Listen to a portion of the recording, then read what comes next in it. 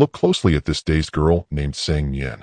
She was writhing on the ground in a dark obsessive spiral because her thesis originality check returned 0%, until she somehow crawled into a cultivation world. Now she faced the greatest crisis of her life. If you don't kill me today, I will tear out your heart, crush your bones, and scatter your ashes to the winds.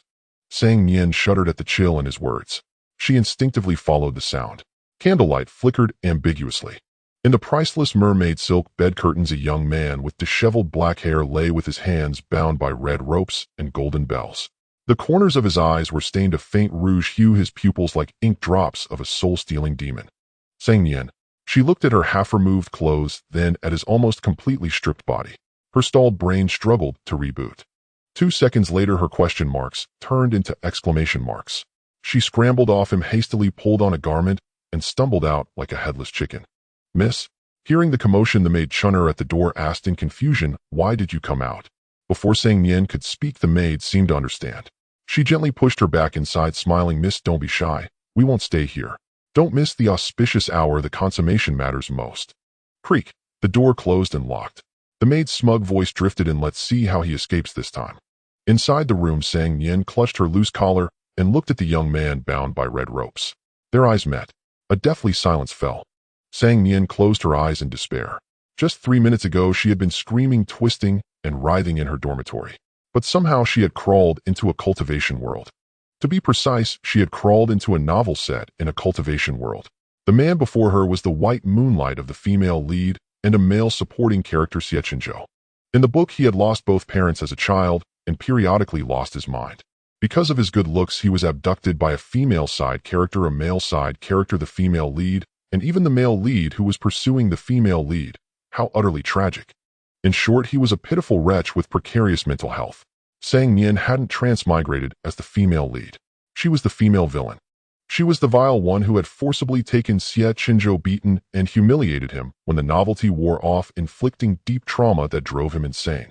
The wicked female villain Yunling. Of course, the consequence was that he would rather die with her than suffer. He stabbed her through with a sword, slicing her into 81 neat pieces. Thinking of this, Nian silently played a requiem for herself in her heart, trying to preempt her own death. Tearing out the heart and crushing the bones, scattering ashes, Xie Chenzhou did exactly that. A childish voice rang in Nian's mind. She tensed. "Who are you?" "Let me introduce myself. I am the greatest 6-6 in the world, the only system of the main god, a killer of millet and melon seeds, an artist, a singer, the pope of the Chick cult, a high-level devotee of the Durian sect, and also..." Nian gasped, "So many people are in my head." 6-6. Ding dong, your system has gone offline. After the prompt sound, the system fell silent. No matter how she called, it didn't respond. She had to give up for now.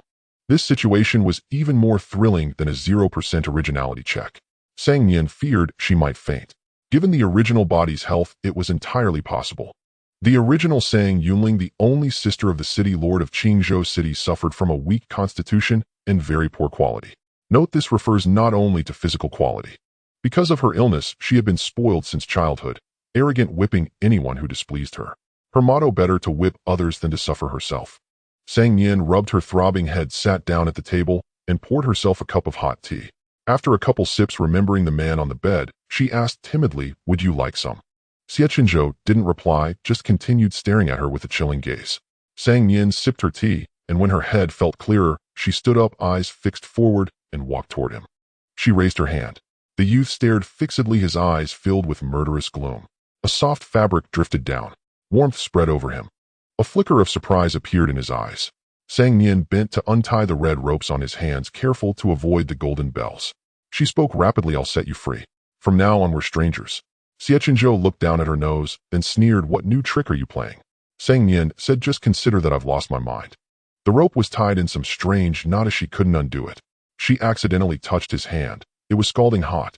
She gave up, searched the room, and found a pair of scissors in a drawer. But even after her hand chafed red, the rope remained unharmed. Nian searched the original owner's memories and recalled that this was a special rope. It was enchanted with a spell, could not be cut or untied without the incantation. The original owner didn't know the incantation either. Nian brushed off non-existent dust and said to Xie Chenzhou, "Wait a bit longer, I'll go get help." Xie Chenzhou didn't reply, his body shaking violently. She gasped, "What's wrong?" He glanced at her, a sarcastic twist to his lips, "You don't know what's wrong." Sang Nian was speechless. Fearing Xie Chenzhou would resist, her brother had forced 3 bottles of love-inducing pills into him before entering the bridal chamber. No wonder he was so hot. She was overwhelmed with exhaustion, not daring to look at his desire-laden eyes, nor at his changed state. Hang on, I'll find someone. Xie Chenzhou, come here. Sang Nian politely declined. Better not. Isn't this what you wanted? He sneered. She stammered. Now, not really. Xie Chenzhou gritted his teeth, saying Yunling. His expression looked like he wanted to devour her. Sang Nian scrambled backward. I admit we were wrong. I'll apologize. I'll hold a press conference to apologize to the entire cultivation world. Wait, I'll get my brother to cure the poison. Host, that's not allowed either.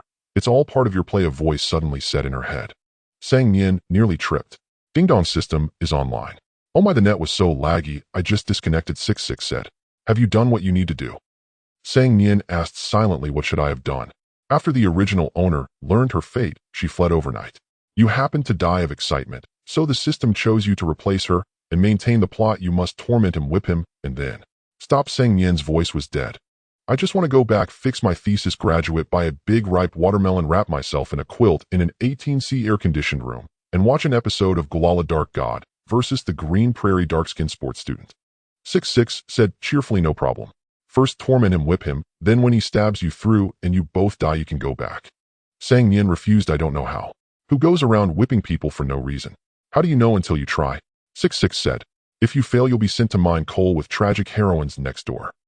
After much hesitation, Sang Nian took a deep breath and picked up the original owner's long whip. Seeing this, Xie Chenzhou's eyes darkened, a shadow of gloom settling between his brows. Then Sang Nian gave herself a solid lash. Crack! The sharp sound rang out. She yelped and collapsed. 66. Xie Chenzhou. Next chapter contains a rocking ride. If it doesn't pass review, please tag me here. 66 gasped. How did you do that? Sang Nian was in so much pain that tears streamed down her face. I let my guard down and didn't dodge. 66 was speechless. Next time, remember to dodge. Sang Nian sniffled and took a deep breath. Xie Chenzhou's eyes grew cold. Crack! The whip swept past, sending gauze curtains flying, splitting tables and chairs in two. Teacups and porcelain vases shattered with a clatter, and peanuts, red dates, longans, and chestnuts from the fruit plate rolled everywhere. In the panic, she accidentally stepped on one of the nuts, slipped with a thud, and fell. The room was in complete disarray. Only Xie Chenzhou, still lying on the bed, remained unharmed. Not even a single strand of his hair was out of place. Sang Nian was dumbstruck. Xie Chenzhou. 66. The air was dead silent. No wonder it's a heavenly-grade artifact, 66 stammered after a long pause. Even without using spiritual energy to drive it, it has such destructive power. If it weren't for the formation in the room, the house would probably have been torn down. I told you I can't do it. Sang Nian couldn't hold it in anymore. I've never even whipped a top since I was a child, let alone whip someone. I can't do it. Even if I whip myself to death, I still can't. 66 was also worried. Why not try a simpler prop? If that doesn't work, you'll think of another way. It coaxed her for a while before Sang Nian reluctantly got up, holding her twisted waist. Omitted to comply with content cleaning rules. Holy shit, Xie Chenzhou, he. Sang Nian stammered in shock. He seems to be something that couldn't pass review after 18 revisions. 66. Its heart, which had been hanging, finally died. After a long silence, it seemed to have made up its mind. Forget it, you've worked hard enough. It transformed into a little yellow parrot, flew out of her sea of consciousness, circled down to land on her shoulder, and flapped its wings to pat her head. I've applied for the simplest task for you. Sang Nian felt as if pardoned. What is it? You'll know when the system notification comes down tomorrow. 66 said mysteriously. I guarantee it won't be any trouble. Just as Sang Nian was about to say something, a sharp stabbing pain suddenly spread through her heart. It felt like a long needle pierced through. She couldn't straighten her back from the pain, her face as pale as paper. You're about to die, 66 reminded her kindly. Sang Nian frantically searching for a quick-acting heart-saving pill. 66 said, according to the original plot, tonight you'll have an attack and be saved in time by the maid guarding the door. A close call, but no danger. But now she's left and no one will save you. You'll die, won't you? Sang Nian wanted to call for help, but even with all her strength, only a few breathy sounds escaped her throat, not even as loud as a mosquito's hum. 66 comforted her again. However, according to the setting, Xie Chenzhou has a special constitution and you suffer from a strange disease. As long as you do something indescribable, your condition can be kept under control. Do it more times, and it might even improve your physique and greatly increase your cultivation. Sang Nian complained weakly in her heart, so Xie Chenzhou is a natural dual cultivation saint, huh? 66 said, your time is running out. Without much hesitation, Nian stumbled towards Xie Chenzhou, signaling desperately with her eyes, and forced out words one by one in a hoarse voice. Quick. Call. Someone. Save me, save me, save me. Before she could finish, the front of her hastily fastened robe fell open. Nian, half of her shoulder, not allowed to be shown by the censors, was exposed. Xie Chenzhou, stunned eyes wide, Nian dizzy leans in to bite his neck, sucking. Xie Chenzhou shivers, jolts. What are you doing? I can't hold on anymore, let me suck a couple of mouthfuls. Nian lifted her face, her full lips still stained with his blood beads, looking as if she had applied rouge. Her originally pale and elegant face gained a touch of vivid color. Xie Chenzhou's Adam's apple moved slightly as he forced himself to speak. Get off. I swear I won't do anything else, just let me have a couple of sucks. Her tone was weak, her voice so soft only the two of them could hear. Please. It sounded more like pleading than begging. Xie Chenzhou's lips slowly pressed into a straight line, and he forcefully averted his gaze. Having gained tacit approval, Nian brought her lips close to his wound and did something the censors did not allow. The night wind blew open the diamond-patterned window, moonlight like crushed silver, and the mermaid's silk curtains fluttered gently. The surroundings were quiet. The scent of gardenia from the young girl's hair mixed with a strange sweetness drifted past Xie Chenzhou's nose. It was very faint, carrying a slight chill. He tightened his palm forcefully, veins bulging one by one on the back of his pale hand. The red string swayed, and the bell jingled. Censors note: this is for atmosphere, no metaphor. After an unknown time, Nian's hand went limp. She managed to roll over, her head pillowed on Xie Chenzhou's arm. What are you doing now? Xie Chenzhou's voice was hoarse. Nian's eyelids felt as heavy as if filled with lead, and she replied weakly, if I don't lie down now, I'll die. Let me sleep, and I'll untie the rope when I wake up. The medicine you took will wear off by dawn. Just bear with it. Her voice grew fainter until it disappeared entirely. Perhaps because she was too cold and tired, she fell into a deep sleep, nestling against him in a trustful posture she had never shown before, clinging tightly to the source of warmth, motionless. Her breathing was so faint it seemed like it might stop at any moment. Xie Chenzhou was dazed for a second. When he came to, his pupils were like a bottomless, sunless, deep pool, startlingly dark. Just another person coveting his flesh and blood. No different. None. The sun was high in the sky when Nian slowly woke up. The space beside her was empty, and the room had been tidied up, showing no trace of what had happened last night. She tried to sit up, but her whole body ached as if it had fallen apart. It was probably thanks to the whip she had lashed herself with last night. Thinking of that, Nian couldn't help but twist her face in a grimace. The next moment, the door was pushed open and maidservants tiptoed in. The one leading was Chun'er, the personal maid who had grown up with the original owner. She lifted the bed curtain and peered at Nian. Miss, shall we wash up now? Nian struggled to manage her expression. Okay. She threw off the covers and got out of bed, unable to help but let out a hiss of pain. Xiao Chun asked, is something uncomfortable? Nian said, do you have any medicine for external injuries? Chun'er took out a ready porcelain bottle and handed it to her. This is a pill sent by the Medicine King Valley. I heard they changed their formula. The effect on external injuries is very good. The Sang family controlled the largest spirit stone mine in Qingzhou, so the major sects nearby often dealt with them. After taking the medicine, Nian indeed felt much better. She put the remaining pills into her storage pouch and instructed, stock up on more of this. It'll come in handy later. Chun'er covered her mouth and snickered. Nian knew she had misunderstood and felt it necessary to explain. The commotion last night was so loud half the Sang family heard it. Chun'er complained the young master really doesn't know his limits. Nian's expression management completely failed. Huh? Chun'er said, but you look better than usual. As they spoke, the two sat down before the vanity mirror, and Nian looked at her own reflection.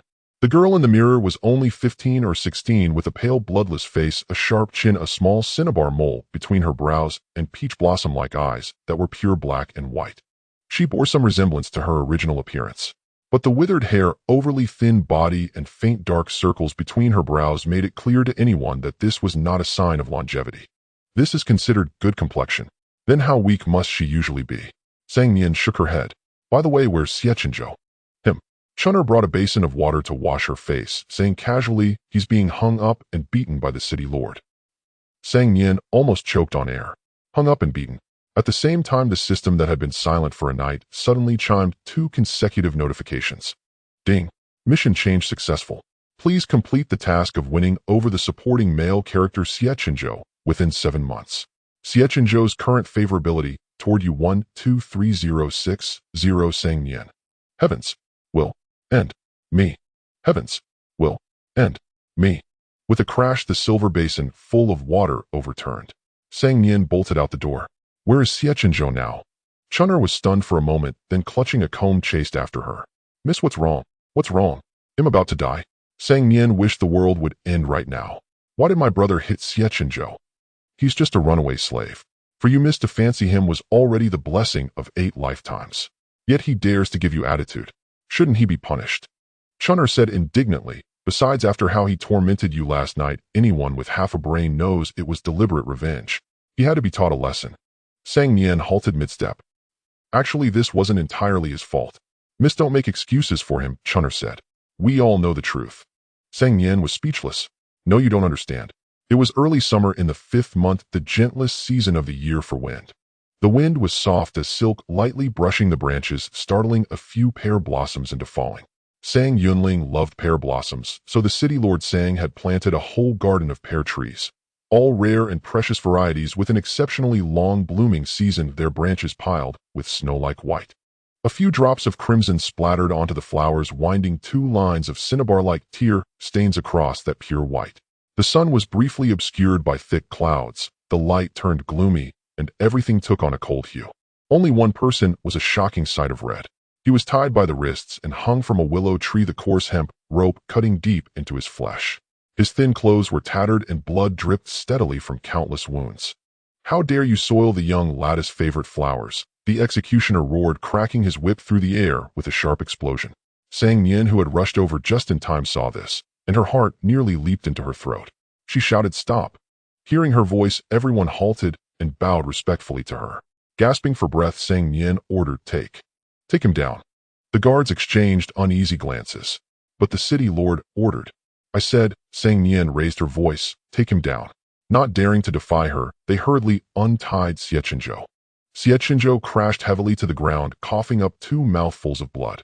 Struggling, he lifted his head to look at Sang Nian.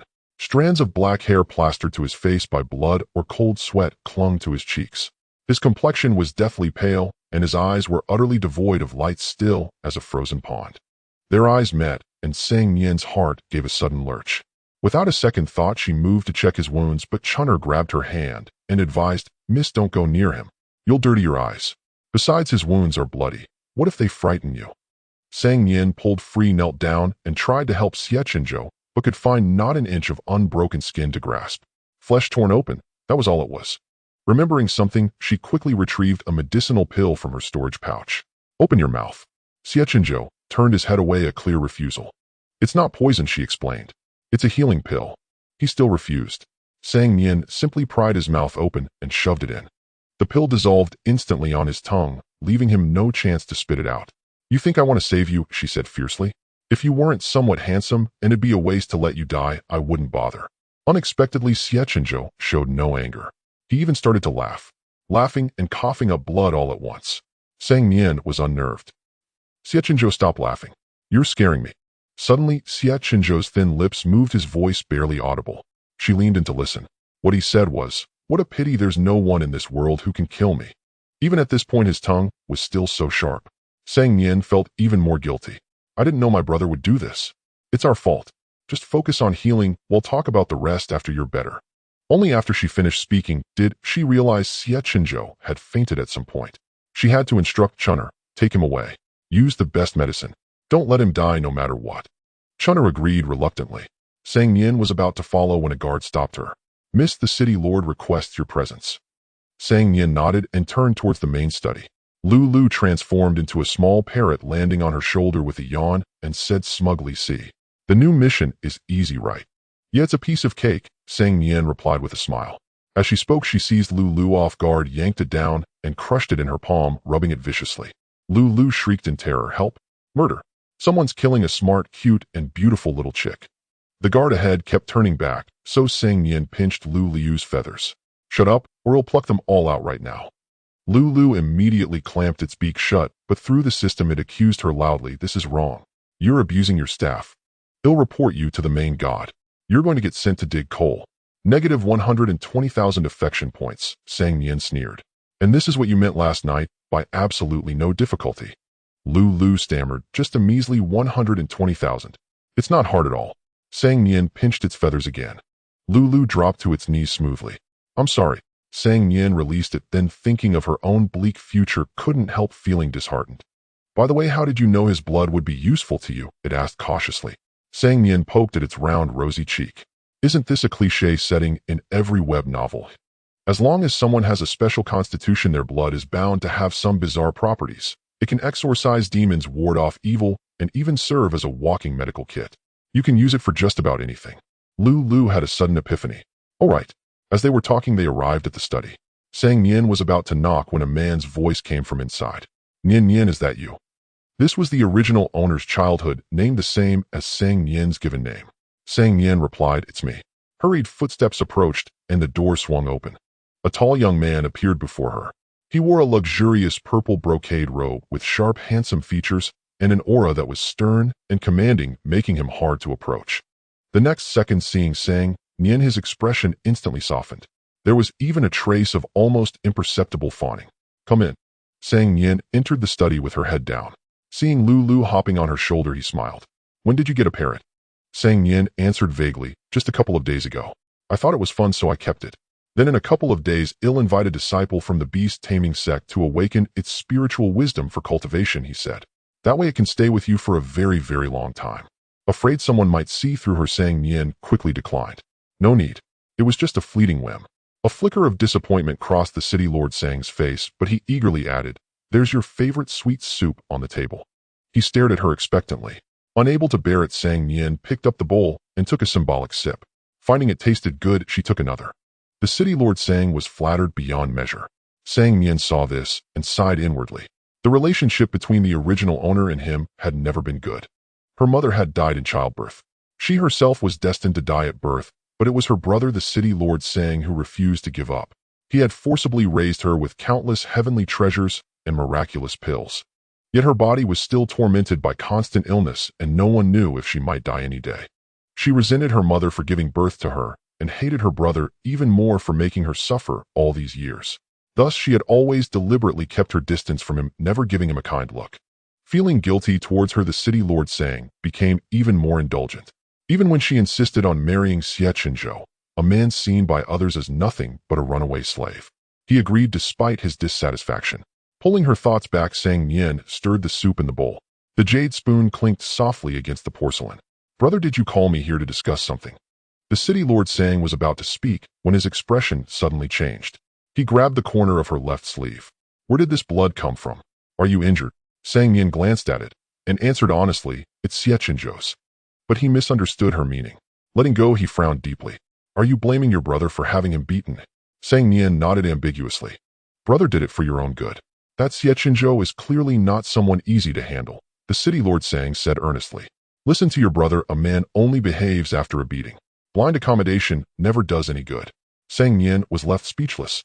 Such a straightforward way of thinking, completely irrefutable. All right, I won't hit him anymore. Lord Sang, anxious to avoid straining his relationship with his sister further, quickly coaxed. As long as he serves you diligently, stops scowling at you, and gives up thoughts of escape, I promise I'll give him anything he wants, even the entire Qingzhou. Sang Nian set down her bowl. I understand. Is there anything else? I called you here today to give you something. He paused, a flicker of awkwardness crossing his face. Clearing his throat, he retrieved a book without a cover from the innermost part of the bookshelf. Practice the contents of this diligently. It will do your body good. Sang Nian reached out to take it, but he pressed a hand over it. Look at it in your room. All right. She tucked it into her sleeve. Anything else?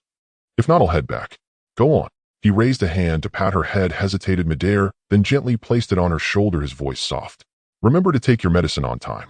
He'll come see you later. Sang Nian left with the maidservant waiting outside. They hadn't gone far when a man in armor strode toward them, his expression grim. Spotting Sang Nian on the path, he nodded at her and walked straight into the study. Has something happened in the city? Why does Commander Lin look so troubled? The maidservant wondered. Sang Nian caught a pear blossom petal drifting in the breeze, lowering her gaze without a word. An evil spirit had appeared in Qingzhou City. According to the plot, the protagonist group would arrive to hunt it in half a month. She and Xie Chenzhou would leave then as well. She released the petal, her gaze drifting into the distance. Xiaoyao sect. What kind of place would that be? Back at her residence, Xianin Pavilion, Sang Nian immediately asked about Xie Chenzhou's injuries. He's taken the medicine and the physician has seen him. He'll be fine after a few days of rest. Chun'er presented a bowl of dark bitter liquid. Miss, it's time for your medicine too. Sang Nian frowned as she took it, held her breath, and downed it in one gulp. Chun'er was surprised. Why did you drink it without coaxing today? I have to drink it either way. Sang Nian grimaced, her features twisting. And I don't want to die too soon. Nonsense, miss, will live a long life. Chun'er brought a plate of candied fruit. Have some plums to take the edge off. Sang Nian popped a sugar-preserved plum into her mouth, her scrunched face gradually relaxing. An idea struck her. She picked up the plate. Where is Xie Chenzhou? Chun'er cautiously studied her expression. In the woodshed he used to stay in. Sang Nian's vision darkened. This is the end. Miss. Chun'er panicked. Are you having another episode? Sang Nian waved her hand to show she was fine, utterly exhausted. He'll go see him. In truth, Xie Chenzhou had been treated well by the original owner at first. After bringing him back to the city lord's mansion gravely wounded and near death, she had lavished him with silks, satins, and delicacies. But he remained indifferent to her kindness, his only thought being escape. Unaccustomed to such defiance, the original owner had him thrown into the woodshed, made him labor alongside the lowest slaves, and instructed the servants to abuse him until he submitted. Xie Chenzhou never bowed, even when he nearly died there. The woodshed was in the most remote corner of the backyard. 3 of its 4 windows were broken, and there were 2 large holes in the roof, making it a complete disaster. The space inside was cramped, cluttered with piles of odds and ends, with barely enough room for a rickety table. There was no bed, just a layer of straw on the ground serving as a sleeping area. Sang Nian stood at the door, nervously eyeing the door panel that seemed ready to fly off with the next gust of wind. It was a feat to find such a decrepit spot in the opulent city lord's mansion. Miss, maybe we should forget it, Chun'er muttered. If you want to see the young master, just summon him. This filthy place isn't fit for you. Why bother coming yourself? Sang Nian pretended not to hear. All of you wait outside. With that, she stepped into the room. The room faced poorly, cold and damp. Moss had grown thick on the walls from years of seepage, and even in daylight the light was dim. Wind seeped in from every corner, rattling the one intact window. King's winters were bitter, freezing water into ice. The book never described how Xie Chenzhou endured the entire winter there, but he later became unusually sensitive to cold, falling severely ill every winter, likely a lingering ailment from that time. Sang Nian withdrew her gaze from the surroundings and looked at the youth curled up in the corner. He was still unconscious, his blood-stained clothes changed for a slightly oversized one, the collar revealing a pair of deeply sunken collarbones. As expected of the cultivation world, in just a short while his severe injuries had nearly healed. She set the plate of candied fruit on the table, crouched beside him, and rested her chin on her hand, studying him. After the medicine, his complexion was no longer deathly pale. 2 slender lashes lay quietly on his eyelids, his nose bridge was high, and his thin lips were tightly pressed. His delicate features gave him a somewhat effeminate air. But he was indeed very handsome, Sang Nian thought. Yet when one has no means to protect themselves, being beautiful is not a blessing. She shook her head and was about to leave when she spotted an ant crawling on Xie Chenzhou's face.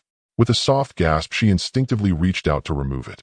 As her fingertip touched down, a pair of dark, deep eyes opened, silently fixed on Sang Nian.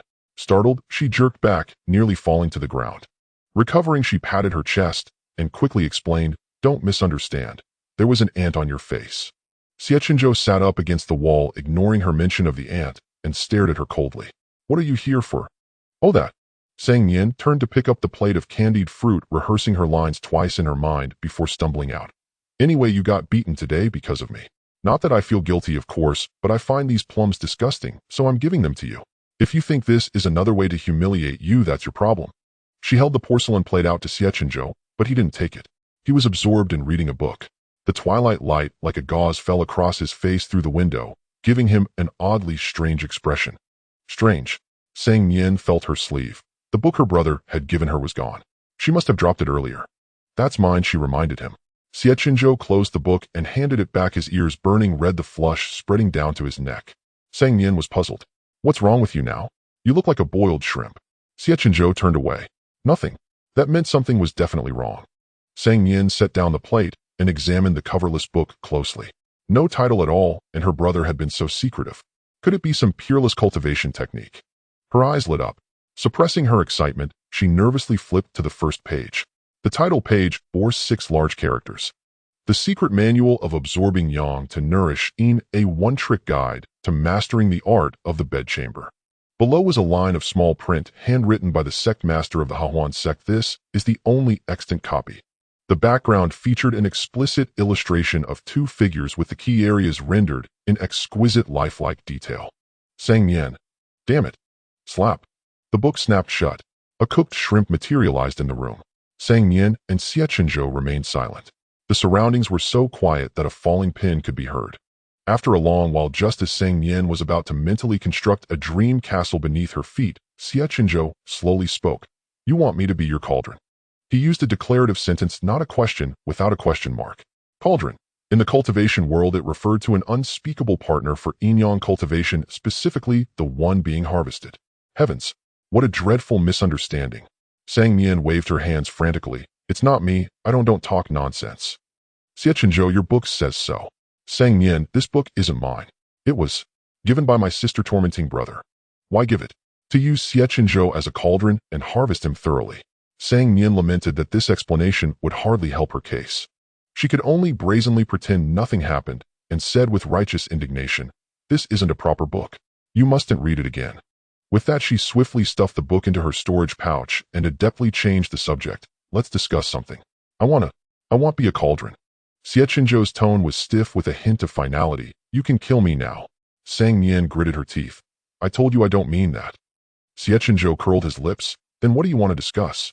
Sang Nian tried to sound normal. Starting today, move into my Xianin pavilion.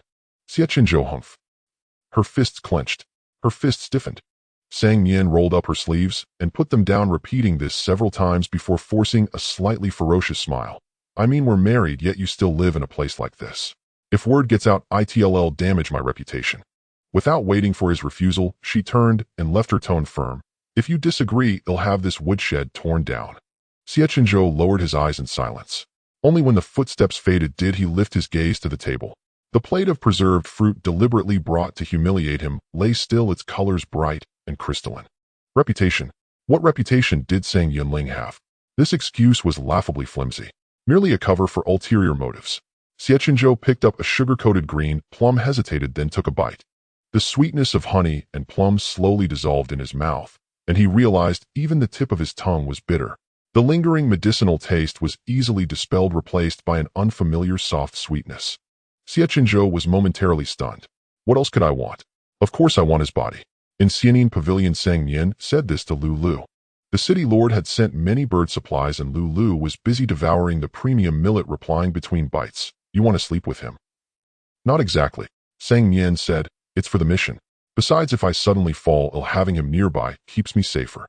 What a hassle, Lu Lu commented. It flapped its wings, plucked a feather, and used it as a toothpick. Sleeping together could solve both problems at once, but you have to go through all this trouble.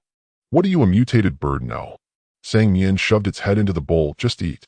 Chun'er lifted the curtain and entered, seeing her expression with a knowing look. Miss, has the young master angered you again? She cheerfully suggested, maybe we should listen to the city lord and give him another beating. Truly, she had grown up with the original mistress. Sang Nian massaged her forehead. Xie Chenzhou wasn't even here. How could he have offended her? She flicked Chun'er on the forehead. Chun'er yelped, covering her head, looking at Sang Nian with teary eyes. Sang Nian said, from now on you mustn't bully Xie Chenzhou. Chun'er, huh? Why? Sang Nian thought for a moment and gave a reasonable excuse. He's my husband now. If you treat him like this, what will others think of your miss? Chun'er pouted, fine.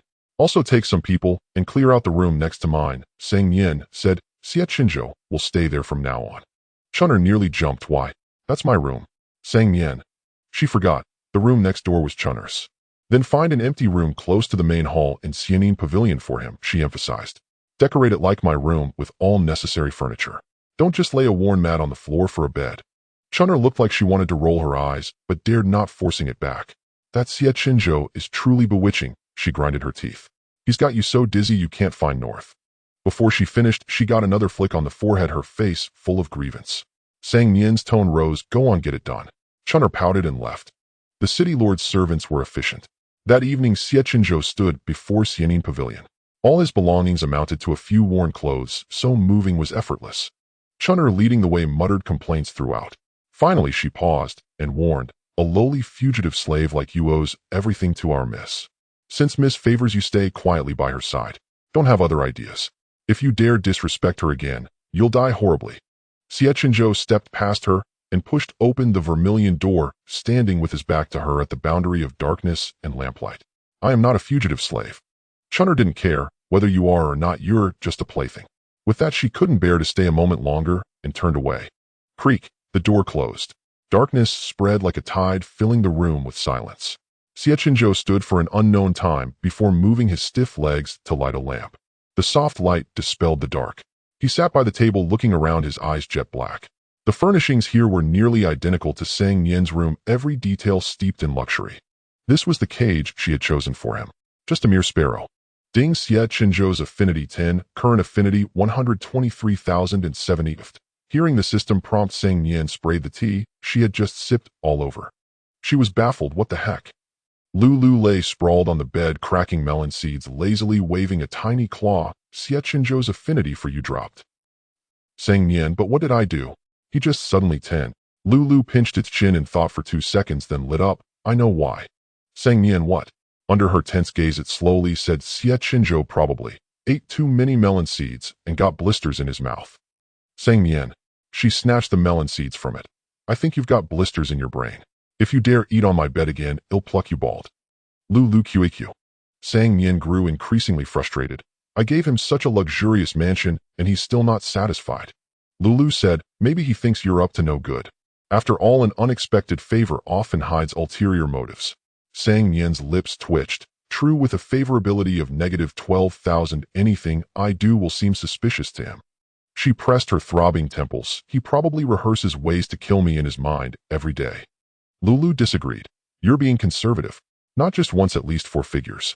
Sang Nian kicked off her shoes, climbed onto the bed, tossed it beside the pillow, and recalled another important matter. By the way, I can't use the original owner's whip. When that demon comes in half a month, what if I accidentally strike too hard and die? According to the original story, a demon broke into Qingzhou City intending to cause havoc, but the city lord was no fool and dispatched cultivators to besiege it before it could harm anyone.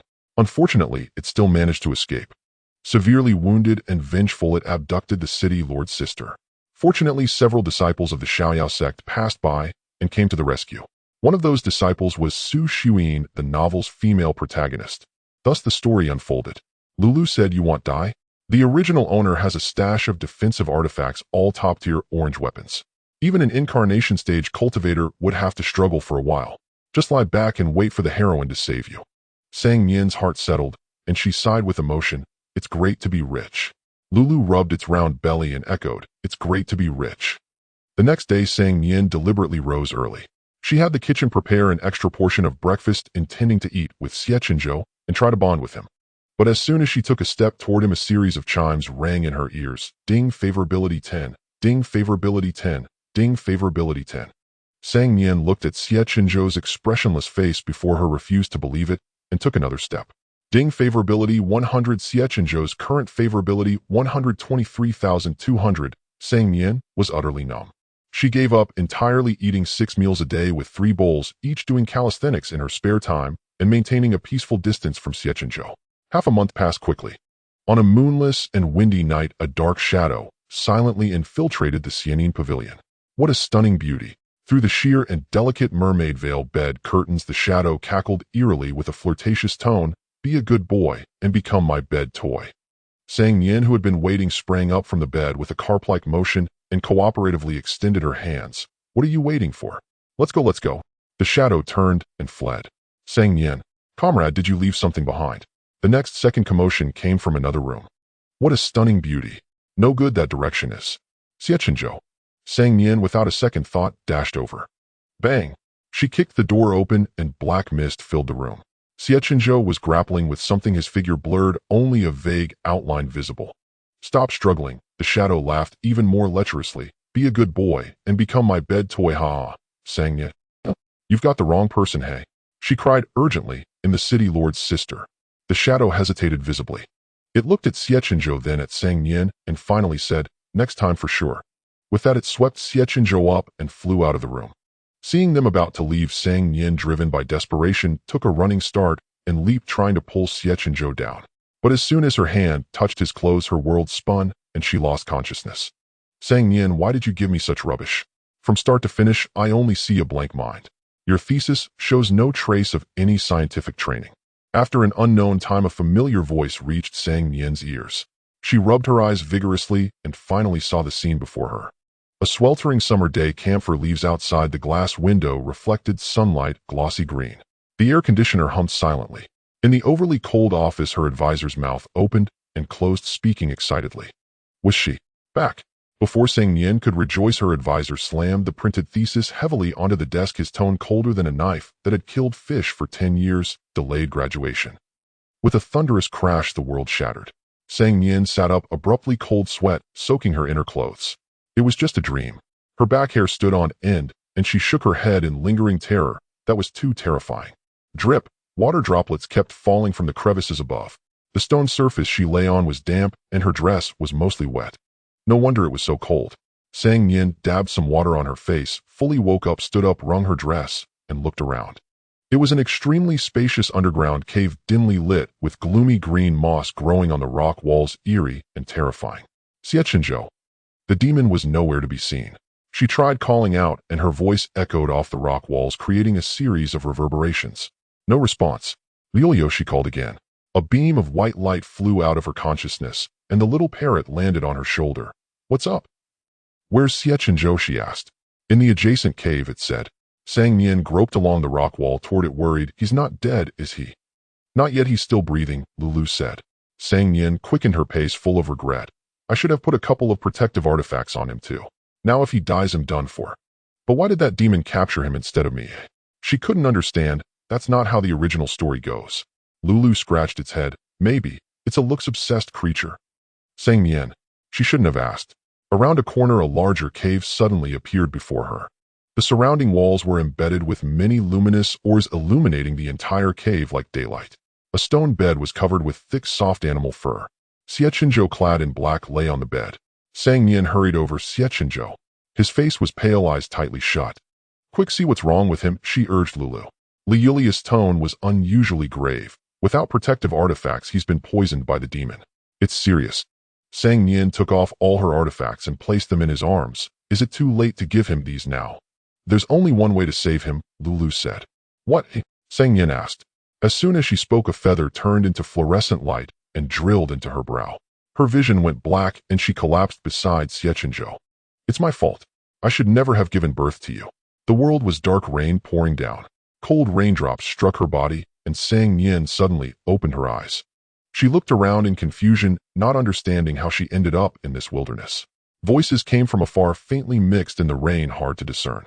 She wiped the water from her face with her sleeve and looked up.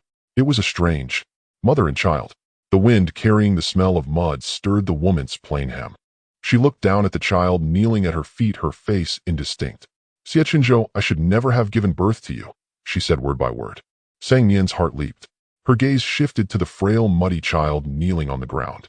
That child was Xie Chenzhou. Sang Nian had no idea what was happening. She tried to approach them, but after a few steps, she was blocked by an invisible barrier. She instinctively called out to the system. This dream is Xie Chenzhou's past, the memory he fears most and wishes to escape from his subconscious. Lulu said, You don't have such memories, so the dream you saw before was the scene you imagined as your own greatest fear. The difference is that every frame here actually happened. Sang Nian understood. How do I get him out? Lulu replied, Wait. So she stood still watching. On the other side of the barrier, 5-year-old Xie Chenzhou looked up, his eyes pitch black, his childish face full of terror. Mother, I was wrong. He wanted to tug at his mother's sleeve, but dared not, pleading pitifully, Don't abandon me. The woman merely gazed at him. After a long while, she drew her long sword and pressed its tip against his throat. A mere inch forward, and this fragile life would cease to exist. 5-year-old Xie Chenzhou wiped the rain from his face and asked in a tiny voice, Mother, are you going to kill me? She said nothing. The sword tip suddenly moved downward and plunged into his chest without hesitation. Blood gushed out instantly, only to be diluted by the rain. Xie Chenzhou let out a short cry. Trembling, he gripped the blade, refusing to let go even as blood dripped from his fingers, shaking his head and repeating over and over, Mother, don't abandon me. I'll be good and listen to you. The woman kicked him away fiercely and strode off without looking back. Ignoring his bleeding wound, he scrambled up and desperately hugged her leg, his voice choked with tears, but still timid, Please don't leave me, okay? The woman kicked him away again, her voice icy. If you dare follow me again, I'll kill you. Xie Chenzhou, as if death, continued chasing her fading figure. He fell countless times and rose from the mud, just as often calling out for his mother repeatedly. Finally, she said, "Wait here. I'll come back for you after I finish my business." Hope filled Xie Chenzhou's eyes. "Really?" She patted his head and turned away. She never looked back. Not once. Until her silhouette vanished completely in the seemingly endless rain, the little child lay on the ground and finally cried out loud. The sound was faint, like a wounded beast's whimper. Nian gritted her teeth and shouted from her side of the barrier, "Xie Chenzhou." But he was oblivious, curled up in a pool of blood, motionless. Lulu said, "He can't hear you. Don't waste your effort." The next moment, ripples spread across the barrier like countless waves, and the entire world shifted. The scene around Nian was no longer the open field. In a bustling market, Xie Chenzhou was cornered by several ragged children in a shadowy alley. Xie Chenzhou didn't die in that rain. When he woke, the wound on his chest had healed on its own, leaving only a faint scar. He waited at the spot for 3 days and nights, but the mother who promised to return never came. On the 4th day, Xie Chenzhou, barely alive, entered the city and became a beggar. But the little beggar Xie Chenzhou wasn't welcomed by children his age. "He's a monster. Yesterday I saw him beaten to death and thrown into a well, but today he's alive again. He's a monster." A child shrieked. The others were terrified. "Throw stones at him. Don't let him come near." "I'm not a monster." 6-year-old Xie Chenzhou tried to defend himself. "I climbed out myself. I didn't die." A sharp stone grazed his forehead, tearing a gruesome gash. Blood surged out. The alley fell silent. In the next instant, the wound on Xie Chenzhou's forehead stopped bleeding and healed at a visible speed. It left only a faint scar. The children erupted in screams, shoved him away, and fled. With a dull thud, Xie Chenzhou's back slammed against the wall, and he slid down to sit on the ground. He didn't cry. Silently, he stood up, bent to brush the dust off his clothes, and looked up at the gentle sunset clouds. After a long moment, he whispered, "I'm not a monster." Xie Chenzhou began to wander, desperately searching for the mother who had abandoned him, for the vague memory of home. While begging, he met someone, a young man in fine clothes with a gentle voice. He patted Xie Chenzhou's head, his palm warm, and said he knew where his mother was, asking Xie Chenzhou to come with him. Xie Chenzhou went with him. The journey was long and winding, and when he came to his senses, he was locked in a cage. There was never any news of his mother. It was just a lie to deceive an innocent child. The man approached with a dagger, grabbed the innocent child's twig-like hand, and dragged him out of the cage like livestock. Xie Chenzhou struggled desperately, the iron chains on his ankles clattering loudly. All in vain. His fingers were cut off. 1, 2, 3. Until Xie Chenzhou passed out. The young man tossed him back into the cage and left, satisfied with the severed fingers. Maybe a month, maybe a year. Xie Chenzhou's lost fingers grew back one by one. The pain of rebuilding bone and flesh was 100 times more excruciating than the moment they were severed. It was a long, agonizing process. The pain was unbearable. Xie Chenzhou couldn't sleep night after night, tossing and turning on the ground, drenched in cold sweat. The day his body fully recovered, the young man returned. He gazed at Xie Chenzhou with burning intensity. "I was right about you. You truly are." He paused, then smiled. "From now on, you shall be called Undying. Every inch of your flesh will become a treasure that everyone covets. In the future, countless people will worship you as a god." Xie Chenzhou bared his teeth like a wild beast. "Get away. My mother will come and kill you." Again the dagger. This time it cut out Xie Chenzhou's tongue, so he couldn't even scream. Still unsatisfied, the young man raised the knife again. Xie Chenzhou, eyes wide, covered his bloody mouth and backed away. The young man frowned and lightly flicked his sleeve. A flash of cold light. Xie Chenzhou fell to the ground, staring blankly at his legs scattered nearby, letting out a strange, belated cry. Soon he couldn't see anymore. The young man had gouged out his eyes. In the pitch-black dungeon, cold seeped into his bones. The little child lay in a pool of blood, trembling, waving his mutilated arms, making incoherent sounds. The young man paced around him, his white robes spotless. He calmly observed the child's reactions, occasionally jotting notes in a small booklet. Nearby, Nian trembled and gasped. Xie Chenzhou had just been dismembered, right before her eyes. Right here. Nian's stomach twisted violently. Pale-faced, she bent over and retched, but nothing came out. After a while, she staggered toward him, desperate to know what he was saying. After much effort, she pieced together 3 words from his broken, strange sounds. He was saying, "Save me." Nian crouched down and buried her face in her arms. Every day after that, she hoped someone would come to rescue Xie Chenzhou. But no one did. He was dismembered again and again, healed again, and prayed in the cold, dark nights for someone to save him. Anyone at all. His self-healing grew faster. Eventually, it took only 3 days to regenerate his legs. This continued for 7 years. Little Xie Chenzhou grew into a youth. A pale, silent, gaunt 14-year-old. He no longer prayed to the walls or cried from pain. His expression was often numb, devoid of any emotion. The distance between the barrier and him was gradually shrinking.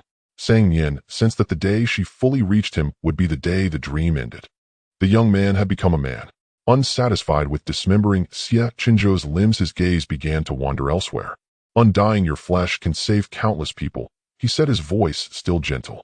So endure a little longer. The blade pressed against Xie Chenzhou's chest, sinking in bit by bit. Xie Chenzhou's eyes were pitch black, his long lashes still not a glimmer of light in them.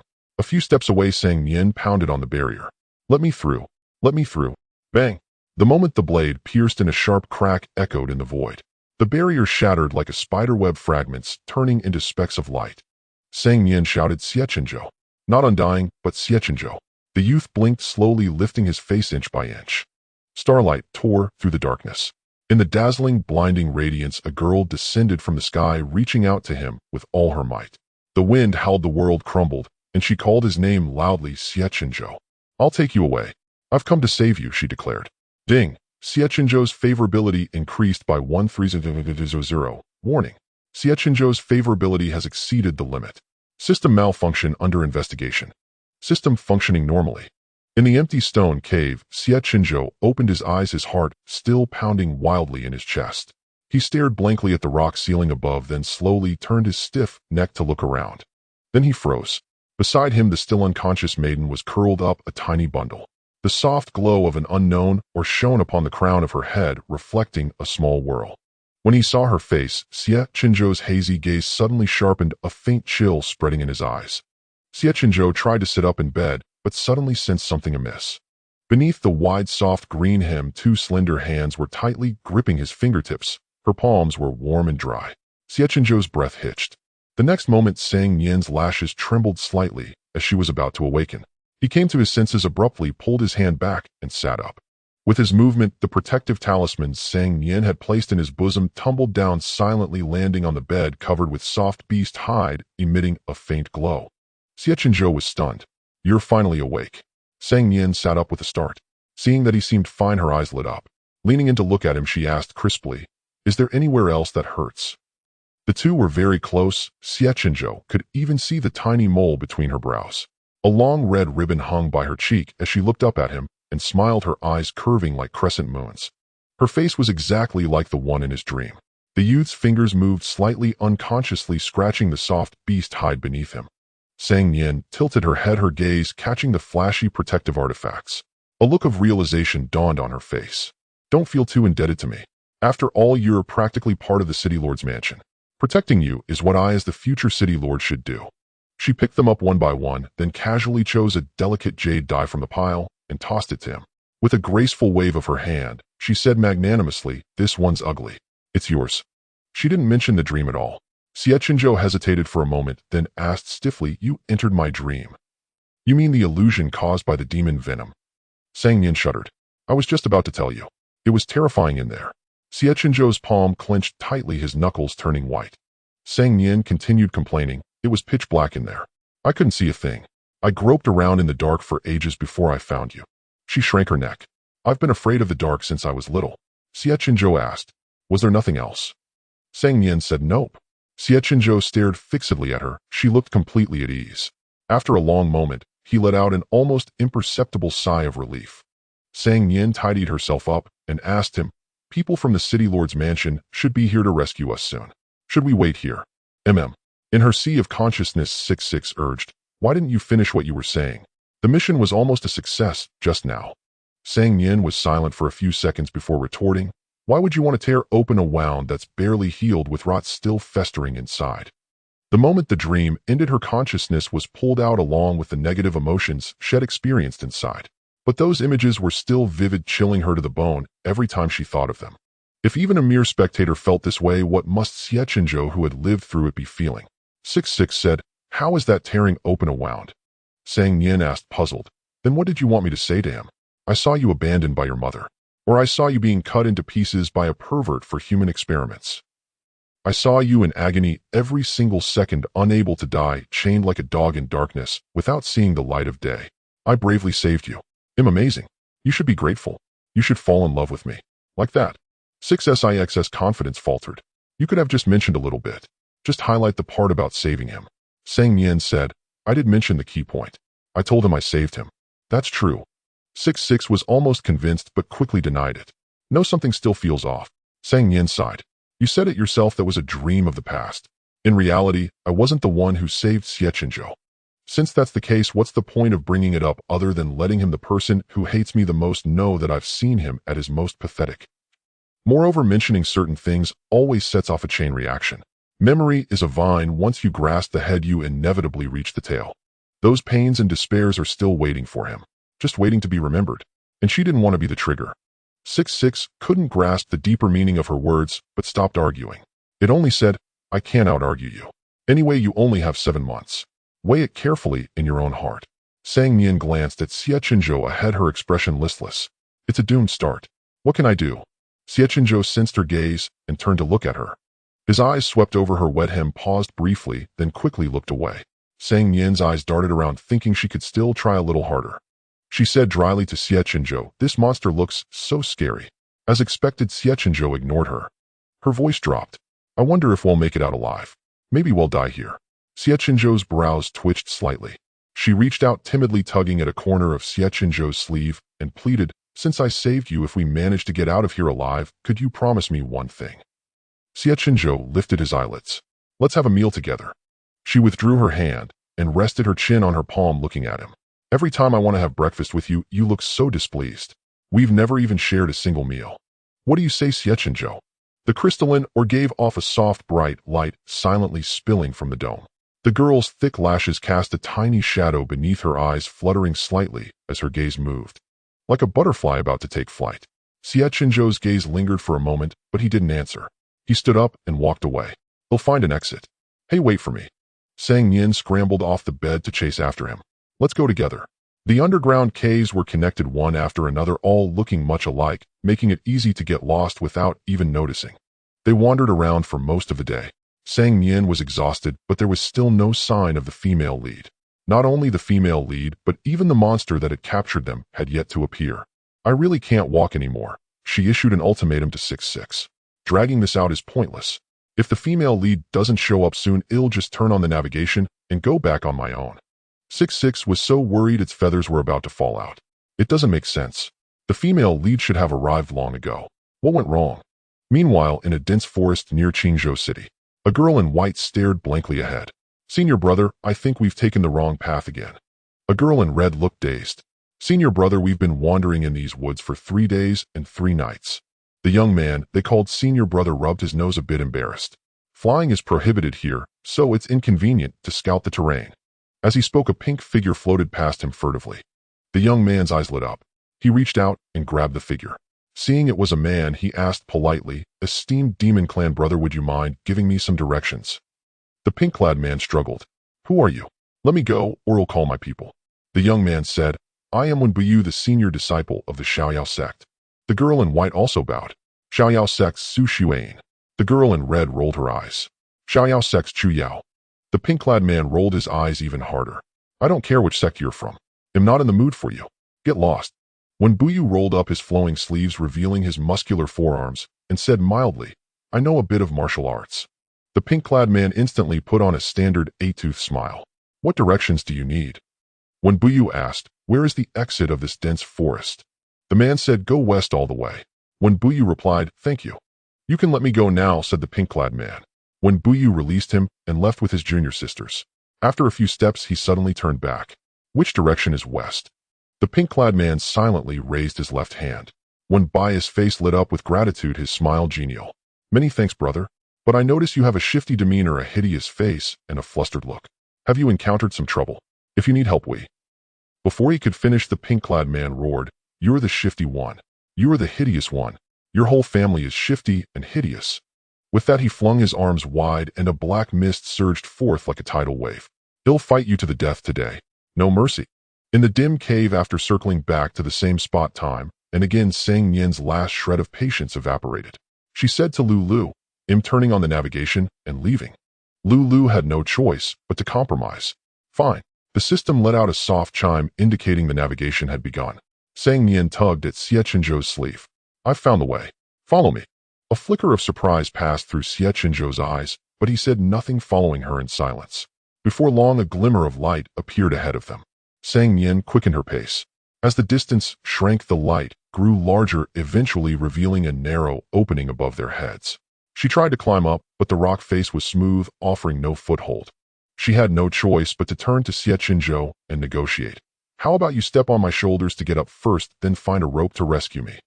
Xie Chenzhou cast a glance at her slender back, twitched the corner of his mouth, and crouched down before her.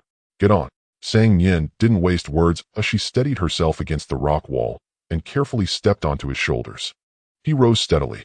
Her height was just enough to reach the opening. She strained to prop herself up on the edge with both arms, mustering all her strength to climb out. Once she succeeded, she emphasized again, "They'll be back soon. You must wait for me." With that, she hurried away. Xie Chenzhou looked up at the narrow patch of sky above for a moment, then walked to a corner, sat down against the wall, and pinched the bridge of his brow with his fingers. He should have killed her, he thought. Or rather, he should have killed her long ago. This was a perfect opportunity. Xie Chenzhou stared at his pale right hand, his eyes dark and brooding. He curled his fingers one by one, his nails digging deep into his palm. Unfortunately, she wouldn't be coming back. Such a perilous place was never meant for a noble young lady. From start to finish, she had only been forced into this danger because of him. And to him, she was merely a plaything easily discarded. Xie Chenzhou. Suddenly, a familiar voice called out from above. He instantly looked up. The mocking curve of his lips slowly faded, his eyes brimming with astonishment. A fuzzy head poked out from that small patch of sky. The girl who had left and returned grinned at him. And back. She had come back. Xie Chenzhou was dazed for a moment. He suddenly recalled that many years ago he had once waited for someone like this. Only back then he had not been waited for. A crudely twisted vine rope was tossed down, dangling before him. Sang Nian, oblivious to his distraction, said cheerfully, "I couldn't find a rope, so I cut some vines in the woods and twisted them together. I tested it. It's really sturdy. Grab it, and it'll pull you up," she urged. Xie Chenzhou snapped back to reality, slowly grasped the vine, and used the rock face for leverage as he climbed out of the narrow opening. The moment he emerged, the world before him blazed with light. Night had passed. In the east, a golden sun was rising, its dawn clouds spreading like ribbons across half the azure sky. Beside him, the girl's dark pupils reflected a luminous gleam, the gorgeous hues of the sunset mirrored in their depths. For the first time, Xie Chenzhou noticed that the annoying Sang Yunling actually had rather beautiful eyes. "I said I'd come back to save you, and I will. I never break my word," Sang Nian said, wiping mud from her face with the back of her hand. She seemed to have taken a fall not long ago. Her cheeks and hair were smeared with fresh mud, and even her skirt hadn't escaped. Yet her expression was exceptionally proud, as if she was completely unaware of how disheveled she looked. From this angle, Xie Chenzhou could clearly see her palms. They were hands used to a life of luxury, with delicate, fragile skin that had never known injury. But now coarse grit had scraped away the tender flesh, the wounds swollen, and terrible mud mingled with specks of blood. Ding! Xie Chenzhou's favorability 100. Hearing the prompt, Sang Nian's eyes lit up. Xie Chenzhou suddenly spoke. "Sang Yunling." Sang Nian let out an ah before realizing he was calling her, and asked happily, "What is it?" Xie Chenzhou said, "I plan to kill you." The smile froze on Sang Nian's lips. Before she could respond, the bushes nearby rustled, and a wolf-like beast with bloodshot eyes burst out, drawn by the scent of blood. It moved with incredible speed, reaching them in an instant. It roared, its mouth open wide, sharp fangs glinting coldly. Sang Nian. "Wah." She barely uttered a single syllable when in the next second Xie Chenzhou, beside her, raised his hand and effortlessly caught it. His expression was calm as he tightened his grip. Bang! Blood and gore splattered everywhere. The wolf beast's head shattered like a smashed watermelon, pieces falling to the ground, red and white scattering like dandelions. Silence fell. After a long moment, Sang Nian touched her face. Her fingertips met a slick, sticky sensation, and her body went rigid. Xie Chenzhou, looking at his blood-soaked hands, suddenly let out a soft laugh. "Are you scared?" He raised an eyebrow at her. "Afraid I'll kill you like this too." His voice was light, the tone rising slightly, carrying an inexplicable chill. Under his gaze, Sang Nian stared blankly and slowly uttered, "I'm not clean anymore." "Xie Chenzhou." Sang Nian blurred. "Xie Chenzhou." She hurriedly waved him off, covered her mouth, turned around, and vomited heavily. When she finally caught her breath, she caught a glimpse of Xie Chenzhou's hand still dripping with blood, and her stomach churned again, nearly bringing up bile. Could you? Sang Nian asked with difficulty. Go wash your hands first. Her tone was tactful. You look really disgusting right now. Xie Chenzhou. His face darkened as he looked at her. She clasped her hands together, her expression hopeful. After a tense standoff, he turned and strode away, his footsteps snapping a dry twig on the ground with a sharp crack. Not far away lay a shallow stream. Xie Chenzhou stopped by the bank, crouched down, and immersed his hands in the clear water. A vivid red quickly spread through the water, only to be carried away by the current over and over. Xie Chenzhou stared blankly at his reflection on the water's surface. Suddenly, another figure appeared beside his reflection. He turned to look. Sang Nian was squatting on an uneven green stone, leaning down to scoop up water and frantically scrub her face. She looked as if she wanted to peel off the skin stained with blood and brains. After a long while, she stopped, turned her face left and right toward him, and asked repeatedly, "How is it? Is it clean?" The girl's fair cheeks were rubbed red, a few strands of wet hair clinging to her face, and her collar and sleeves were mostly soaked. Clean indeed. Xie Chenzhou averted his gaze and grunted in acknowledgement. He lifted his hands from the water, droplets beating and falling in a steady line. Seeing this, Sang Nian took an embroidered handkerchief from her sleeve, roughly wiped her face, then shakily grabbed Xie Chenzhou's hand. He instinctively tried to pull away, but she frowned. Don't move. He stopped, watching her carefully dry the moisture from his hands. The girl lowered her head. From this angle, he could see her dark crown, 2 slender lashes, and a delicate nose tip. At that moment, her lashes trembled, and her nose tip was red. Bright droplets of water fell onto his palm, one by one, warm.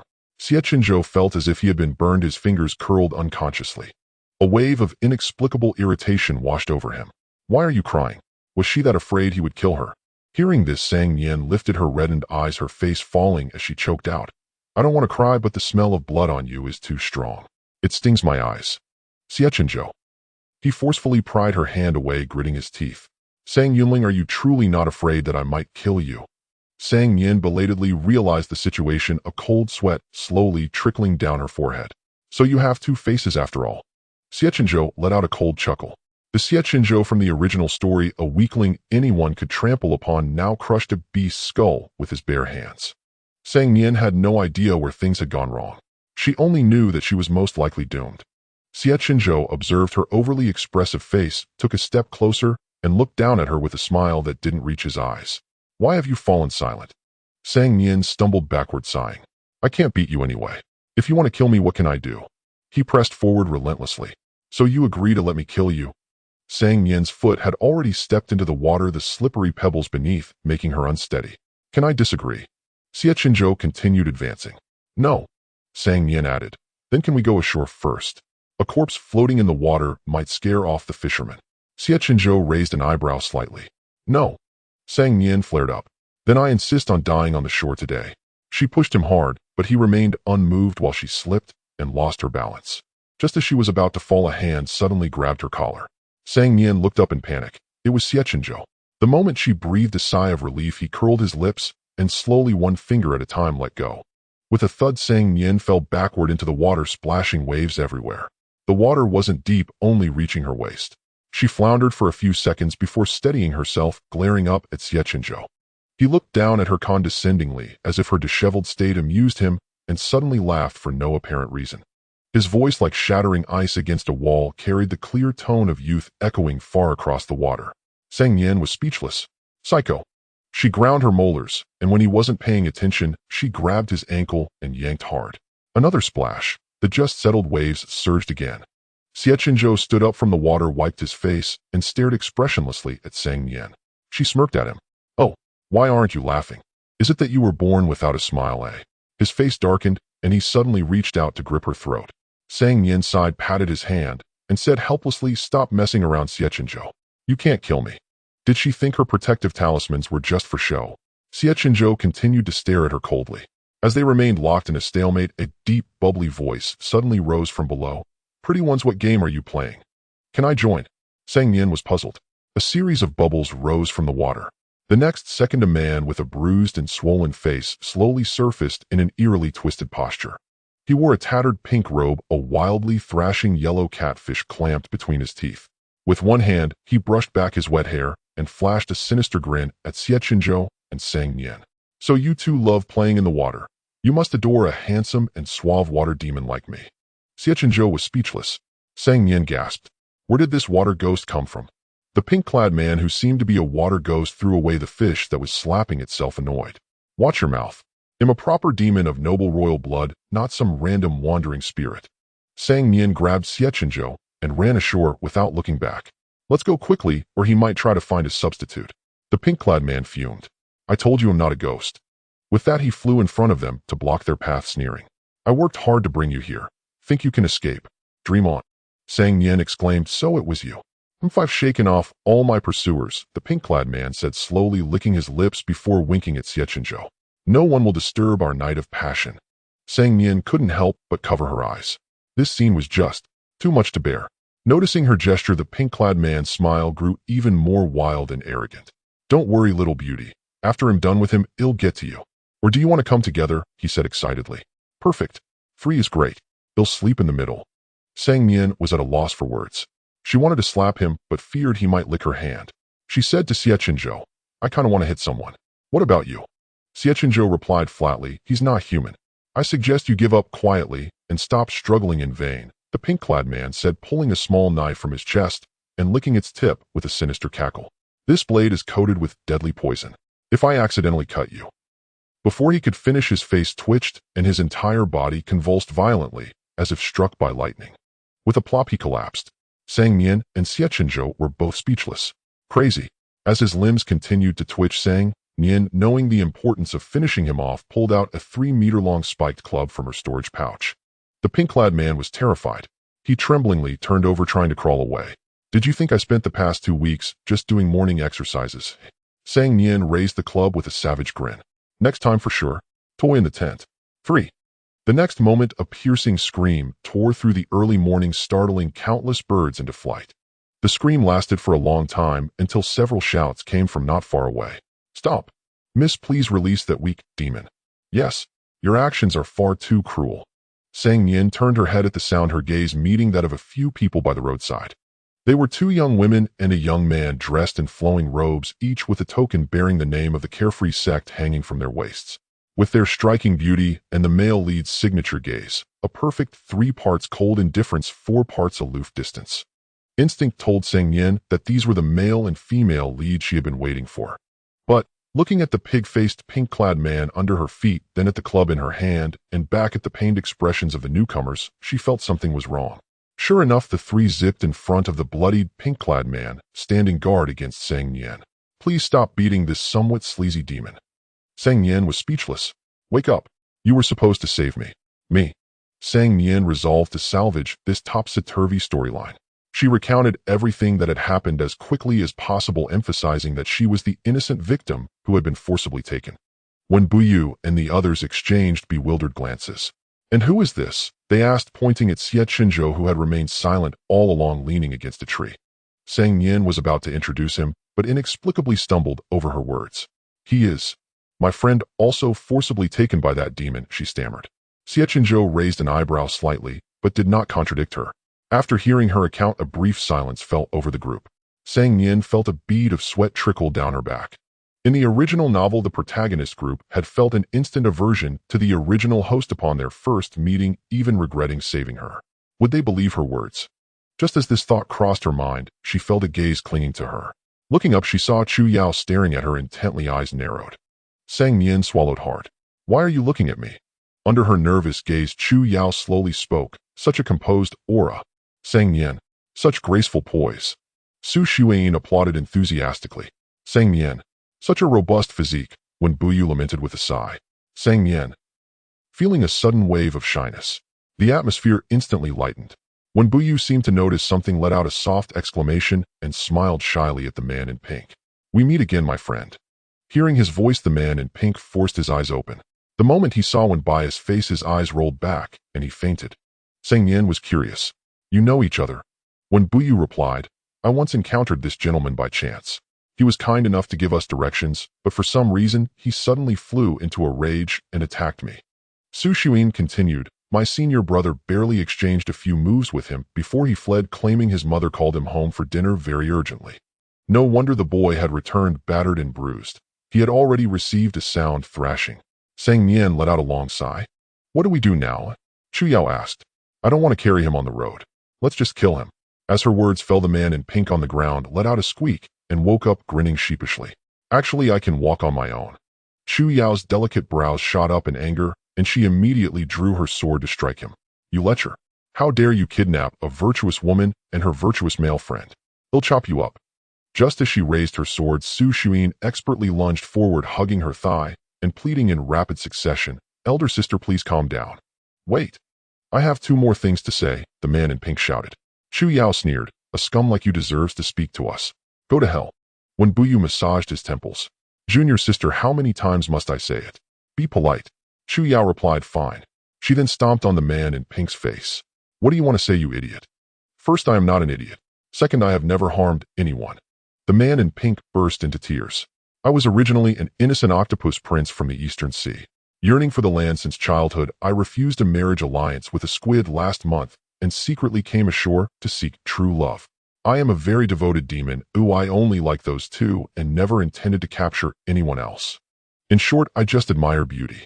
At this point, the octopus prince suddenly became emboldened. I am a fine, upstanding octopus. I don't seek wealth or harm lives. What's wrong with being a little fond of beauty? Aren't you fond of beauty? He asked Chu Yao. Aren't you fond of beauty? He asked Wen Bough. Aren't you fond of beauty? He asked Su Xuan again. You aren't. All right, you don't need to ask us too, Sang Nian interrupted, wiping her brow nervously. His questioning was nothing short of thunderous. A silence fell over the group. Only Wen Bough, after serious contemplation, nodded to himself as if he had made a certain decision. He helped the octopus prince up, amiably plucked a weed from his hair, and then retrieved a gleamingly sharp axe from his sleeve. Under the other's terrified gaze, he raised the axe, offered a gentle smile, and his tone remained as polite and shy as ever. Your reasoning has some merit, but to prevent your lust from leading to future calamities, I shall remove this root of trouble today. Don't worry, it won't hurt much. My axe is very sharp. The octopus prince. Without a moment's hesitation, he turned and fled, 2 long trails of hot tears streaming in the wind, his scream nearly tearing his throat. I won't do it again. I really truly won't. He'll go back to the sea tomorrow. No, today. The land is too terrifying. He'll never come ashore again. Sang Nian watched from behind. The style of this protagonist group seemed quite different from the description in the book. According to the original novel, the heroine Su Xuan was as ethereally cold as an immortal. The male lead, Wen Bough, was frail and refined, and the second female lead, Chu Yao, was gentle and naive. But now, she watched Wen Bough, all rippling muscles, chasing the octopus demon with his axe. Well, frail and refined. She then looked at Chu Yao, whose mouth was full of expletives and who was easily provoked. Well, gentle and naive. Finally, she looked at Su Xuan, skillfully executing the barehanded sword catch while hugging Chu Yao's thigh. Well, ethereally cold as an immortal. Sang Nian's emotions were complicated. How could she describe these characterizations? Everyone was out of character. From another perspective, wasn't this a testament to their team spirit? Nian. Suddenly, a familiar voice reached her ears. The wind and clouds shifted abruptly as a dark cloud rapidly flew in from the horizon. Upon closer inspection, it was a large group of cultivators flying on their swords. Simultaneously, countless armored soldiers surged from the ground, led by none other than City Lord Sang. The commotion was so immense that Wen Bough was momentarily distracted. Seizing the opportunity, the octopus demon twisted his body and leaped into a stream, vanishing with the current. City Lord Sang gave a signal to his attendants, and a squad immediately gave chase. He strode over to Sang Nian, placed his hands on her shoulders, and looked her up and down. Seeing her disheveled state, but no serious injuries, he let out a long sigh of relief, his eyes filled with heartache. You've suffered. Sang Nian hid her scraped hand and shook her head obediently. Brother, I'm fine. City Lord Sang's gaze shifted to Xie Chenzhou, his expression dark as water. Is this how you protect Nian? Xie Chenzhou pressed his lips into a thin line, remaining silent. This attitude further inflamed City Lord Sang's anger, and he raised his hand. You, brother. Sang Nian clung tightly to his arm. Look at these young heroes. She desperately changed the subject, directing the conversation toward Wen Bough and the others. They happened to pass by and drove the demon away for us. We must properly thank them. With outsiders present, City Lord Sang managed to suppress his anger, his expression softening slightly. Thank you, young heroes, for saving my little sister. If you don't mind, please do us the honor of coming to our humble home for a drink. Wen Bough cupped his hands in a salute. Thank you for your kind offer, City Lord, but such a small deed is not worth mentioning. We still have a journey ahead. Before he could finish his last syllable, he found himself being loaded onto a luxurious carriage. When Bough blinked, a trace of confusion flickering across his face. Beside him, Chu Yao was sprawled carelessly on a soft couch. "Senior brother, let's go with them.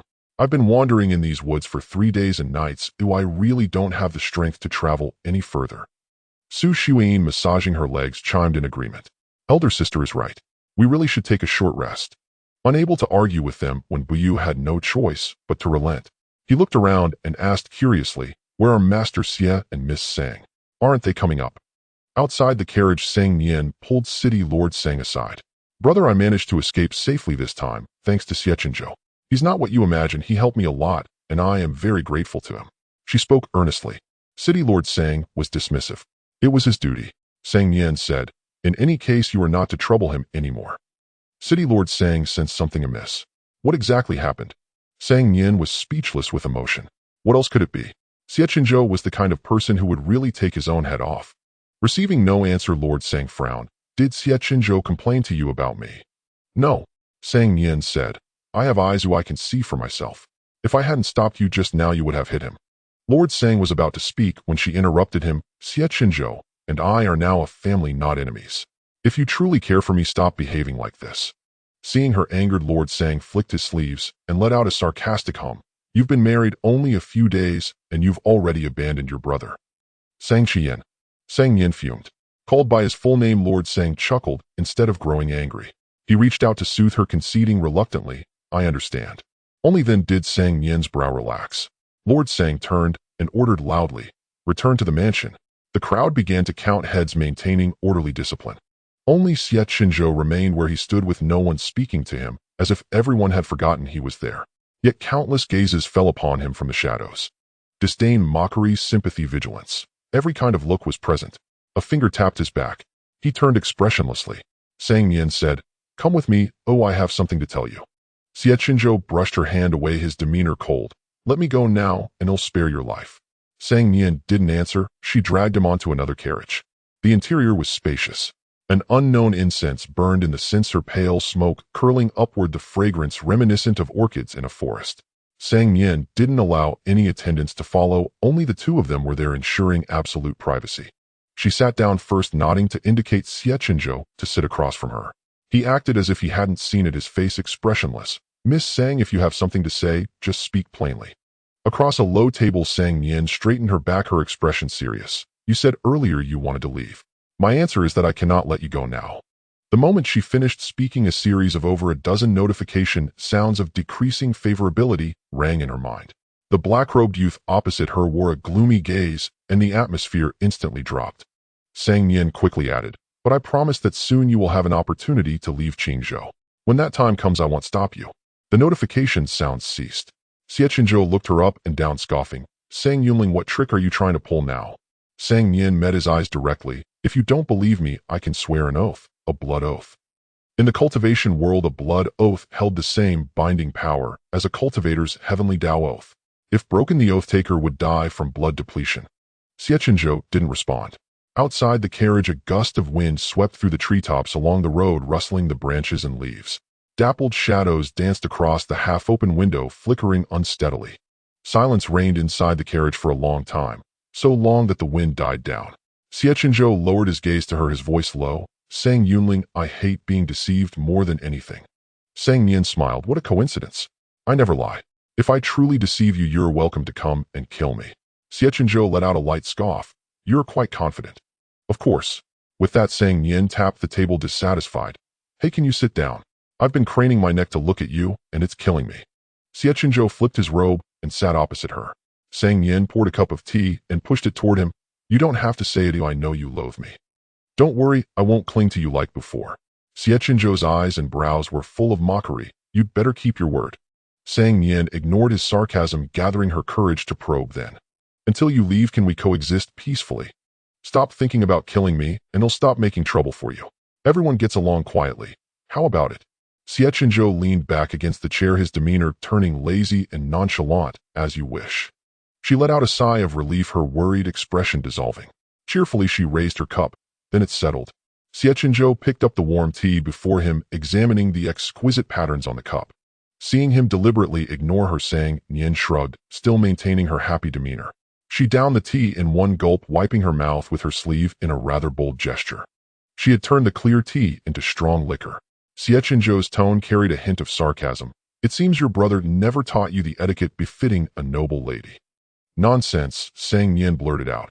Have you ever seen a noble lady carrying a whip to strike people? As soon as she said it, she guiltily glanced at Xie Chenzhou. She had nearly forgotten. This man had not only witnessed it, but experienced it firsthand. Sure enough, though a smile lingered on Xie Chenzhou's lips, his gaze gradually darkened. Sang Nian strategically lowered her head to peel an orange, pretending not to notice, and awkwardly changed the subject. I remember you were an ordinary mortal like me. How did you suddenly become so powerful? Xie Chenzhou said flatly. I was injured before and lost all my cultivation. I only recovered today. If it had been sooner. He sneered, you wouldn't be alive today. Sang Nian hummed in acknowledgement, continuing to peel the orange without speaking for a moment.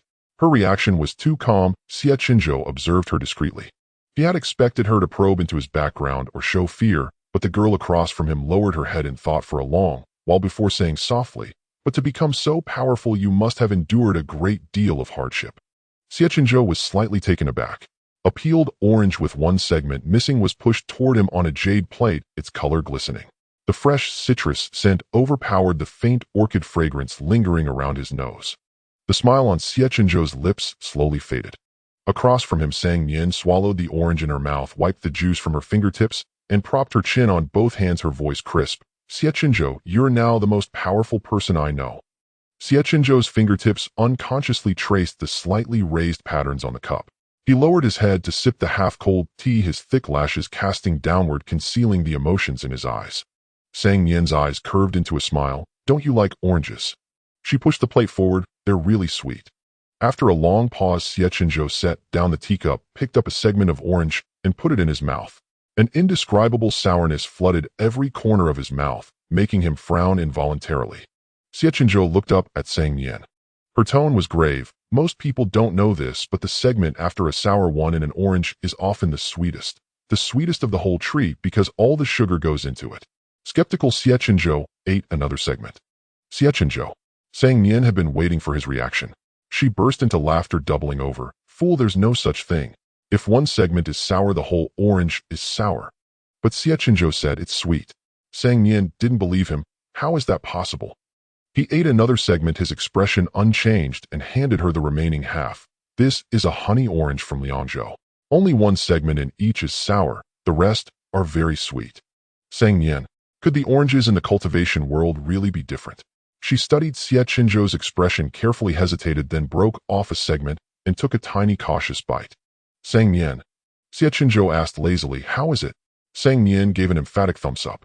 Then, recollecting herself, she composed her twisted features, grabbed the orange, and rushed excitedly toward Suzian's carriage. Soon laughter and screams sounded together. Xie Chenzhou propped his cheek on one hand, listening to the lively commotion, next door a faint curve rising at the corners of his mouth. He touched the corner of his mouth, a flicker of confusion crossing his face. Suddenly his peripheral vision caught sight of the dense forest by the roadside, and his pupils contracted. On the highest treetop stood two crows with pitch-black wings and emerald-green pupils. Meeting Xie Chenzhou's gaze, the two birds nodded at him from afar, then flapped their wings and flew away. By the window, the warmth in Xie Chenzhou's eyes gradually chilled. He lowered his head, staring at his own slender fingers. So they found me after all. By the time they returned to the city lord's residence, night had fallen. Sang Nian had no time to comfort the tearful and snotty Chun'er, so she took a change of clothes and headed to the hot spring for a thorough 3-hour bath. Only when the bloody scent had completely washed away did she contentedly climb into bed, falling asleep as soon as her head hit the pillow. When she woke up again, the sun was already high in the sky. Sang Nian turned over, intending to catch a few more moments of sleep, but suddenly met a pair of swollen peach-like eyes at the edge of her bed, scaring away the remnants of her drowsiness. She sat up abruptly, ready to call for someone. Chun'er, with a face full of grievance, said, Miss, it's me. Sang Nian covered her rapidly beating heart and exclaimed, one day you will scare me to death. Chun'er sniffled, lowering her head in distress. Sang Nian asked, you kept watch over me all night. Chun'er replied, I was afraid you'd be taken away again. Sang Nian had no way to deal with her side and opened her arms to embrace her, saying, all right, I'm fine now. You can rest assured. Chun'er pouted and said, it's all Xie Chenzhou's fault. The city lord said you were taken by that monster because you were trying to save him. He's truly a fox spirit causing you no small trouble. Sang Nian found it somewhat amusing tapping Chun'er's head with her finger. It has nothing to do with Xie Chenzhou. That monster was originally after me. Well, at least it was supposed to be after her. Chun'er wiped her tears, complained softly, and then smiled at her, saying, "Today at noon, the city lord is hosting a banquet for several young heroes of the Xiaoyao sect. It's going to be lively in the residence." Sang Nian slapped her forehead. She almost forgot about Bough and the others. She quickly got out of bed, saying, "There's no time left. Hurry and help me get ready. I need to attend the banquet." After everything was in order, Sang Nian stood up and headed out the door. Xie Chenzhou's room across the hall was quiet, as if no one was inside. Sang Nian gently bit her lip, feeling somewhat annoyed. According to the original plot, Xie Chenzhou was not qualified to attend the banquet and had been staying in his room. At night, he would escape when no one was paying attention. The city lord's residents had searched for him for 3 whole days without finding a trace, and just as they were about to give up, he suddenly returned on his own. Sang Yun believed he was intentionally toying with her. He had nearly lost half his life due to her torment. Su Shuiyin and the others couldn't bear it and grew to despise Sang Yun even more, which led them to deliberately find an excuse to take Xie Chenzhou to the Xiaoyao sect. Now, Sang Nian thought uncertainly, since they had already made an agreement yesterday, Xie Chenzhou should not run away, right? After hesitating for a few seconds, she turned and walked straight to Xie Chenzhou's door, raising her hand to knock 3 times. Soon a cold voice from within the room came through the door. "Is there something?" Sang Nian replied, "Are you free?" Xie Chenzhou asked, "What is it?" Sang Nian said, "I'm taking you to the banquet." After a moment of silence inside, he responded, "I didn't receive an invitation to the thank you banquet." Sang Nian replied, "But I'm inviting you right now." Sang Nian knocked on the door again, her voice bright. Come on, if we're late we'll miss out on all the good food." This time the silence inside lasted even longer. Finally Xie Chenzhou said, "I'm not going." Sang Nian, feeling uneasy, instructed, "Then just wait for me here, don't go anywhere." Xie Chenzhou replied, "Fine." Sang Nian left, looking back 3 times. Once her footsteps completely faded away, he walked slowly to the table and sat down, gazing at the void with a semblance of a smile. Still not coming out. The air rippled like water, and 2 crows suddenly flew out. With a flash of white light, they landed and transformed into 2 young men. They wore identical black clothing with large tattoos on their left cheeks, their expressions cold, instilling fear in those who saw them. Xie Chenzhou maintained his lazy demeanor, saying, "You only found me now. The Azura Hall is becoming increasingly useless." Their expressions changed, and they immediately knelt in respect, saying in a deep voice, "We have failed in our duties. Please punish us, young master." Xie Chenzhou's smile faded, and after a long pause his voice turned icy. "The master knows him here. The master sensed your spiritual energy fluctuations and specifically sent us to find you here." Xie Chenzhou was not surprised. Pinching the bridge of his nose, he said, "Enough." He stood up, his tone calm, returned to the Azura Hall. The 2 men exchanged glances, cautiously saying, "Young master, you cannot leave yet. The master has ordered that you must stay close to Sang Yunling." Xie Chenzhou's eyes turned sharp as blades. "What did you say?" The 2 men trembled, their heads nearly touching the ground. "Sang Yunling has a shard of Kunshan jade within her body. She should have perished, but she is alive now only due to the power of the divine artifact. The master wants you to stay by her side and obtain the artifact shard at any cost." Xie Chenzhou fell silent. After a long while he asked, "Aside from that, does the master have any other instructions?" The master also said that aside from Sang Yunling, all members of the Sang family can die depending on your mood. Xie Chenzhou lightly tapped the table with his fingertips, speaking softly, "Understood. We take our leave." As the ripples began again, their figures gradually faded, leaving only Xie Chenzhou in the room. The bright midday sun streamed through the window, illuminating countless tiny dust particles floating in the golden rays. Xie Chenzhou reached out to touch the beam of light, a beautiful arc forming at the corner of his eye. "Everyone can die. Can they? The thank you banquet was set in the garden's waterside pavilion. The pavilion had no doors or windows, only light and thin gauze curtains as partitions, which were now all tied back to the column, revealing an unobstructed view of the scenery outside. The azure lake rippled gently with a central pavilion where more than 10 musicians sat, their melodies of silk and bamboo instruments drifting across the water. Dressed in colorful clothes, foreign dance maidens danced to the music, their waists flexible and their steps light. Sang Nian was so captivated that she couldn't take her eyes off the scene, holding her chopsticks in midair for a long time without putting them to her mouth. Sang Yin and Wenbu were engaged in lively banter, and seeing her in such a daze they couldn't help but chuckle with Sang Yin getting up with peeled crab meat in hand. As he got closer he could hear her muttering something. He leaned in to listen closely. What she was saying was, "Damn it, grow already." Sang Yin asked, "What are you talking about?" Sang Nian came back to her senses saying, "It's nothing, I was just talking nonsense." He put down the crab meat and said gently, "Let's eat first, the food is getting cold." Sang Nian nodded eagerly. After a few bites of rice, she suddenly raised her teacup, her face full of bravado. "Today the reason we gather here is to express my gratitude to the young heroes of the Xiaoyao sect for saving my life. I would like to toast each of you with tea instead of wine." Xu Yao scoffed. "What's so good about tea? If you want to drink, then drink wine." Sang Nian banged the table saying, "Then let's drink wine." Xu Yao also banged the table saying, "Bring the wine." Sang Yin, hearing their conversation, looked serious and said, "Nian." Sang Nian didn't dare to speak. Xu Yao mercilessly mocked her. "You're already this old, and still being managed by your brother. If others didn't know better they would think you were a 3-year-old child." As soon as she finished speaking, Wenbu gave her a light tap on the back of her head. "You can't either." Xu Yao protested with a face full of dissatisfaction. "Senior brother." He didn't spare her a glance and continued chatting with Sang Yin about their previous topic. Su Shuiyin awkwardly comforted her saying, "Junior sister, senior brother is doing this for your own good. Have you forgotten? Last time after you got drunk you took Uncle Yin Yuan's cat and had it neutered, which made him angry at you and not allow you to play at his Guju Peak. And the time before that you..." Xu Yao covered her mouth, gritting her teeth. "I command you to forget everything I just mentioned right now." "Should I also forget the things that I didn't get a chance to mention?" Xu Yao replied, "Forget everything." As the banquet drew to a close, when Bough straightened his robes and rose, instructing Su Xin, "A weaponsmith has presented a novel trinket to Lord Sang, and it arrived today. He invited me to see it. We'll be back shortly. Keep an eye on your senior sister and make sure she doesn't cause trouble." Su Xin patted her chest. "Rest assured, senior brother, I will take good care of senior sister."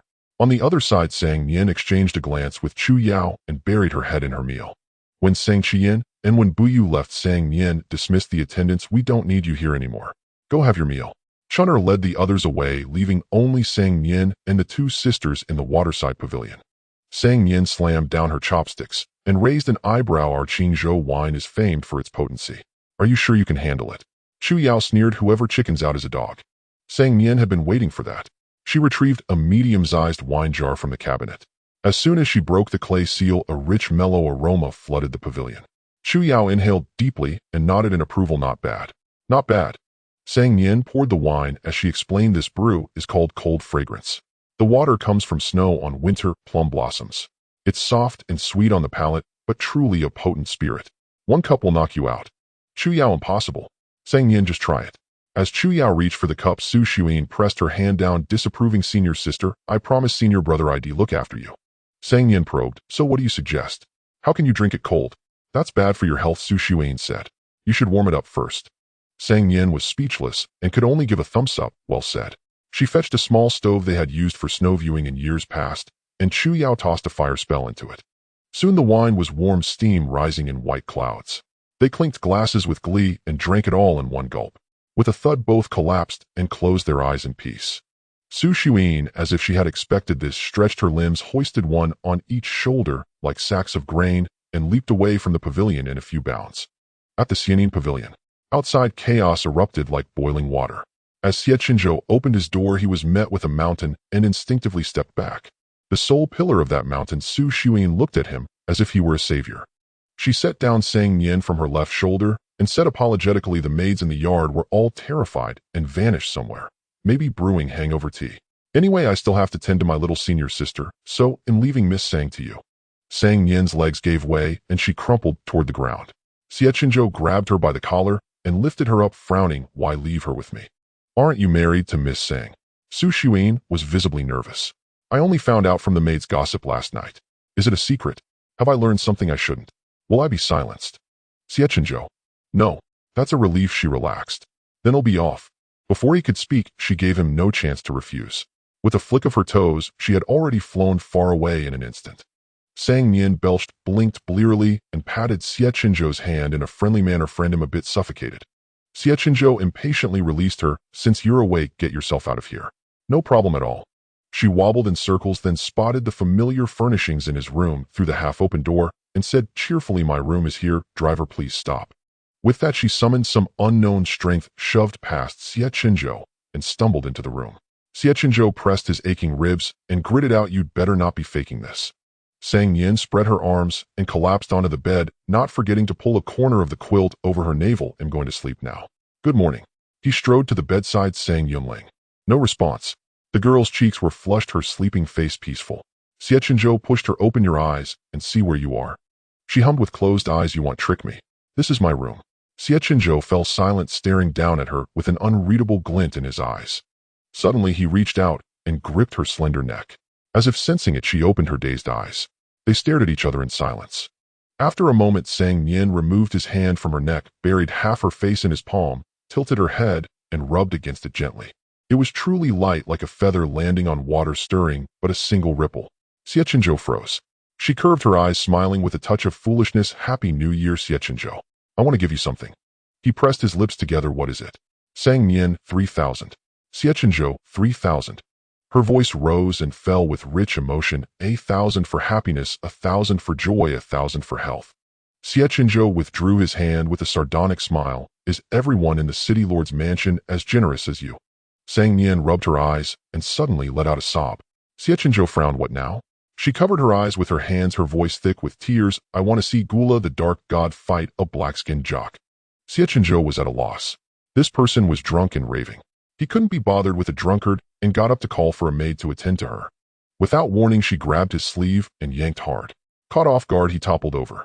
Just as he was about to crush her, he caught himself on his arms, halting just in time.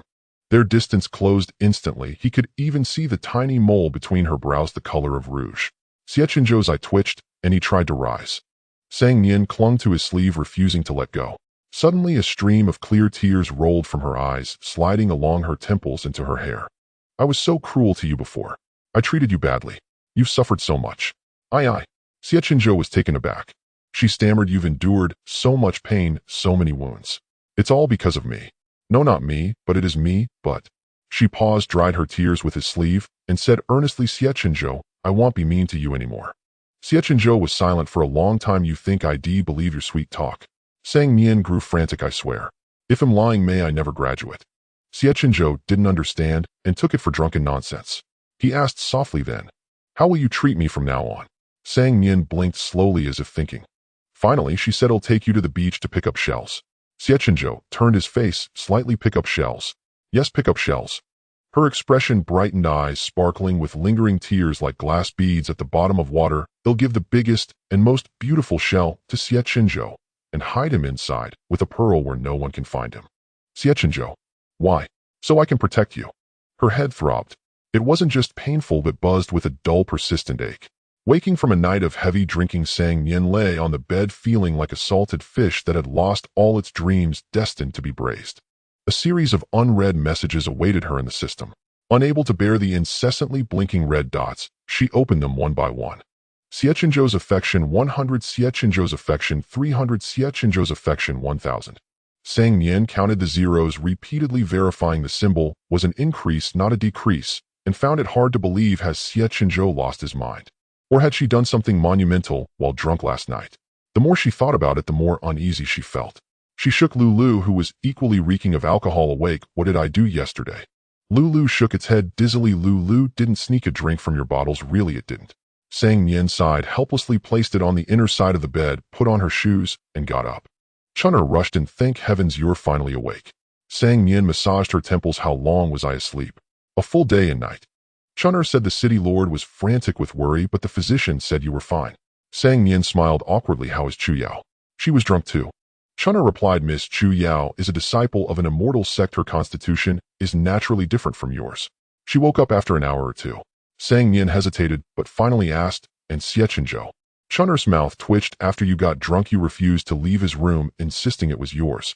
No one could persuade you, and when pressed you would cling to him and cry." Nian, damn it, she had made a huge fool of herself.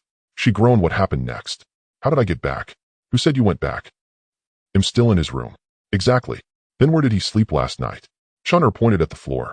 Nian felt the world go dark. The city lord's mansion is this big. Couldn't you find another room for him? Why did you have to make him sleep on the floor? Chun'er said we could, but you wouldn't allow it. Sang Nian. Chun'er, every time he tried to leave you would cry. None of us knew what to do, so we had to make him stay and take care of you. Sang Nian's suspended heart finally died. Terrified that Xie Chenzhou might return at any moment, she grabbed Lulu and made a run for it. The moment she opened the door, Xie Chenzhou stood right outside. Her movements froze for 2 seconds. She silently closed the door, opened it again, closed it again. Xie Chenzhou remained standing there. Finally accepting reality, Sang Nian let out an awkward laugh. What a coincidence. Not really. This is my room, he said. Haha, right, this is your room. Sorry for the intrusion, I'll be going now. As she spoke, she immediately prepared to slip away. Xie Chenzhou asked, where are you going? Sang Nian, I am going to find Chu Yao and the others. Xie Chenzhou nodded and stepped aside to let her pass. After taking 2 steps, Sang Nian couldn't help but turn back. Last night. Did I do anything to you? Xie Chenzhou's expression was strange.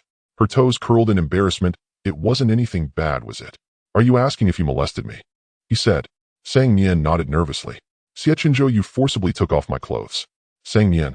Her breath caught in her throat as he continued expressionlessly, and used them to blow your nose. Sang Nian. Sang Nian, farewell. She sprinted out of Xianin Pavilion at a 100-meter dash speed, her face utterly devoid of hope. If possible, she never wanted to see Xie Chenzhou again. Forcibly stripping someone to use their clothes as a handkerchief. Well, what else could she expect from herself?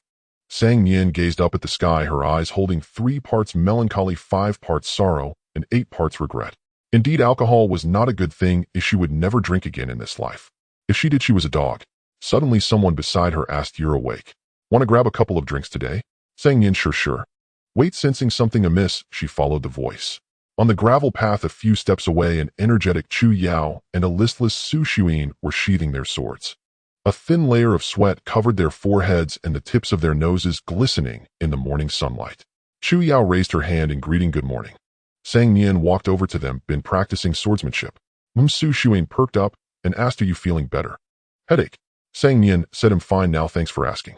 How is Chu Yao? Don't even mention it. Su Xuyin let out a long sigh. She nearly drove me crazy yesterday. If I hadn't stopped her, she would have torn down your city lord's mansion.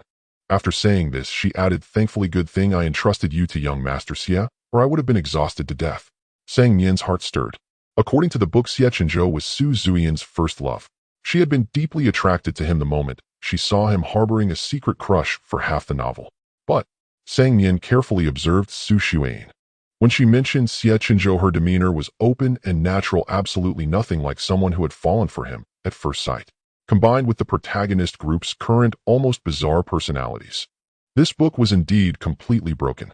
At this point, it seemed she was the only vicious supporting female character left, struggling to maintain the plot. Sang Nian couldn't help but tear up. By the way, we're returning to the sect tomorrow, Chu Yao suddenly said. Do you want to come with us? Me? Sang Nian was surprised. In the original book, Sang Yunling had indeed gone to the Xiaoyao sect. However, they had invited Xie Chenzhou. As for Sang Yunling, she was afraid Xie Chenzhou would run away, so she threw a massive tantrum, crying, making a scene, and threatening suicide, insisting on going along, refusing to let him go otherwise. The protagonist group had no choice but to take her. I think you're a pretty good person, very suitable to be a disciple of our Xiaoyao sect.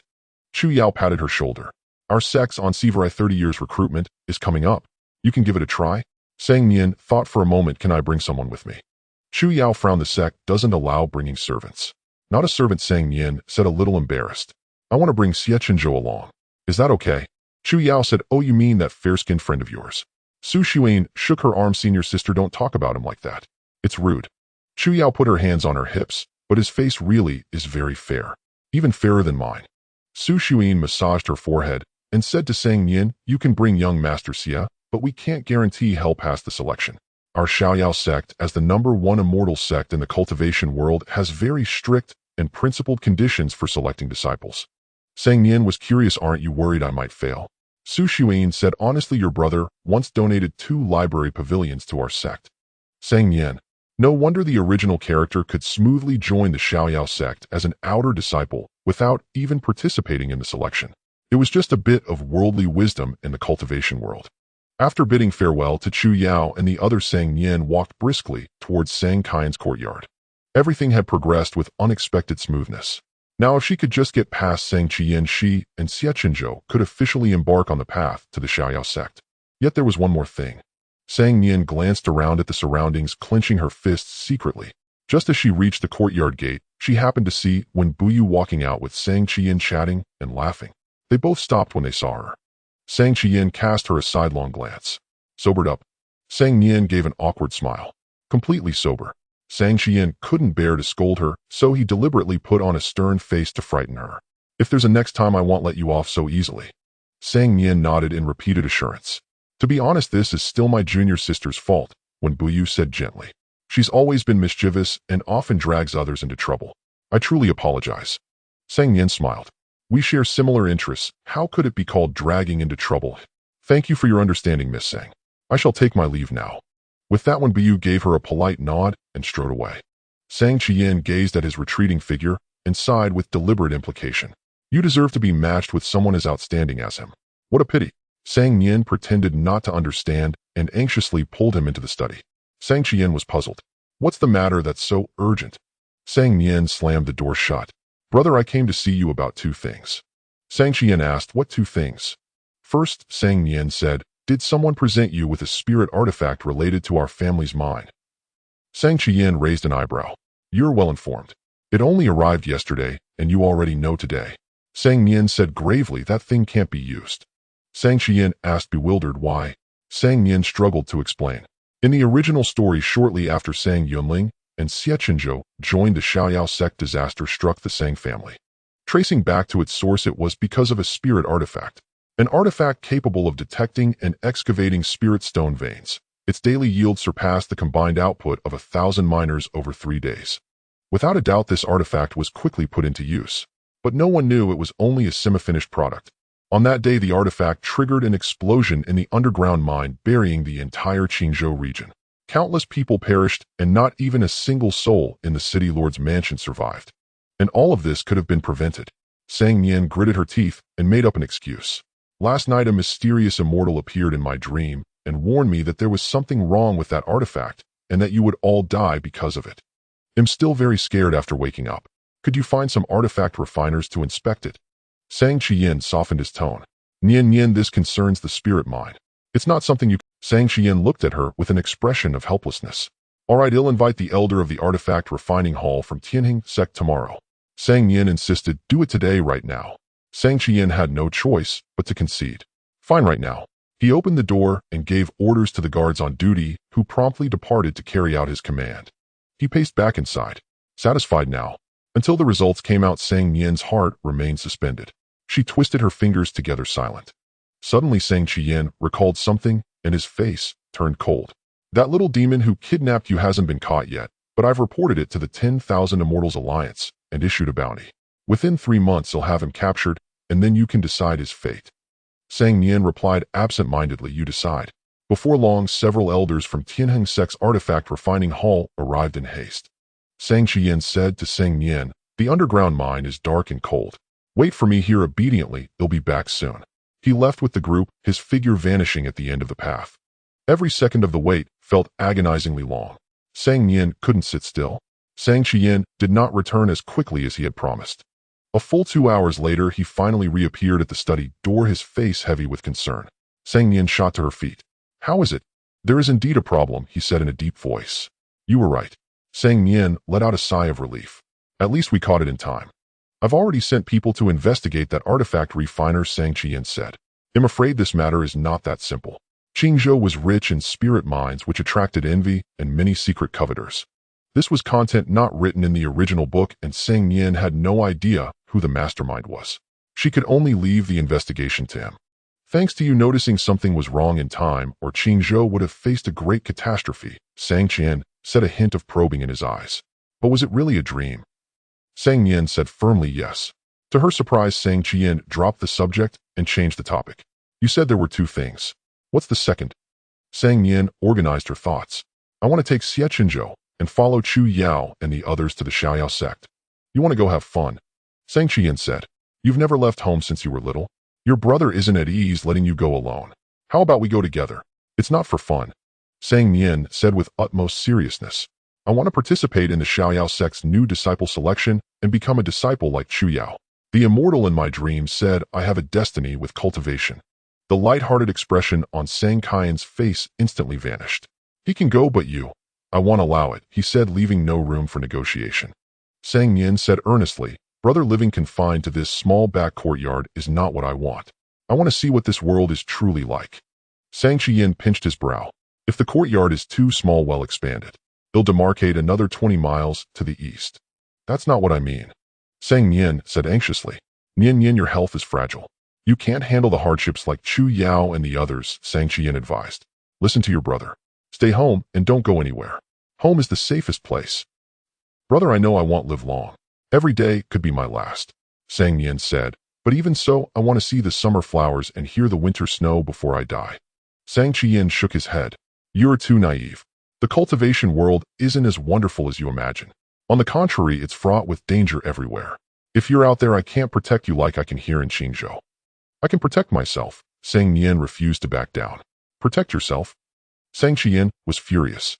Before he could think carefully, the words tumbled out. Your mother was a cultivator too, and she died in an unknown way. How will you protect? His voice trailed off at the end. Sang Nian seized on the sensitive word. My mother. A flicker of regret crossed Sang Qian's eyes. Go back. Don't think about this anymore. I won't agree. Sang Nian pressed on relentlessly. What did you mean by that just now? My mother was a cultivator.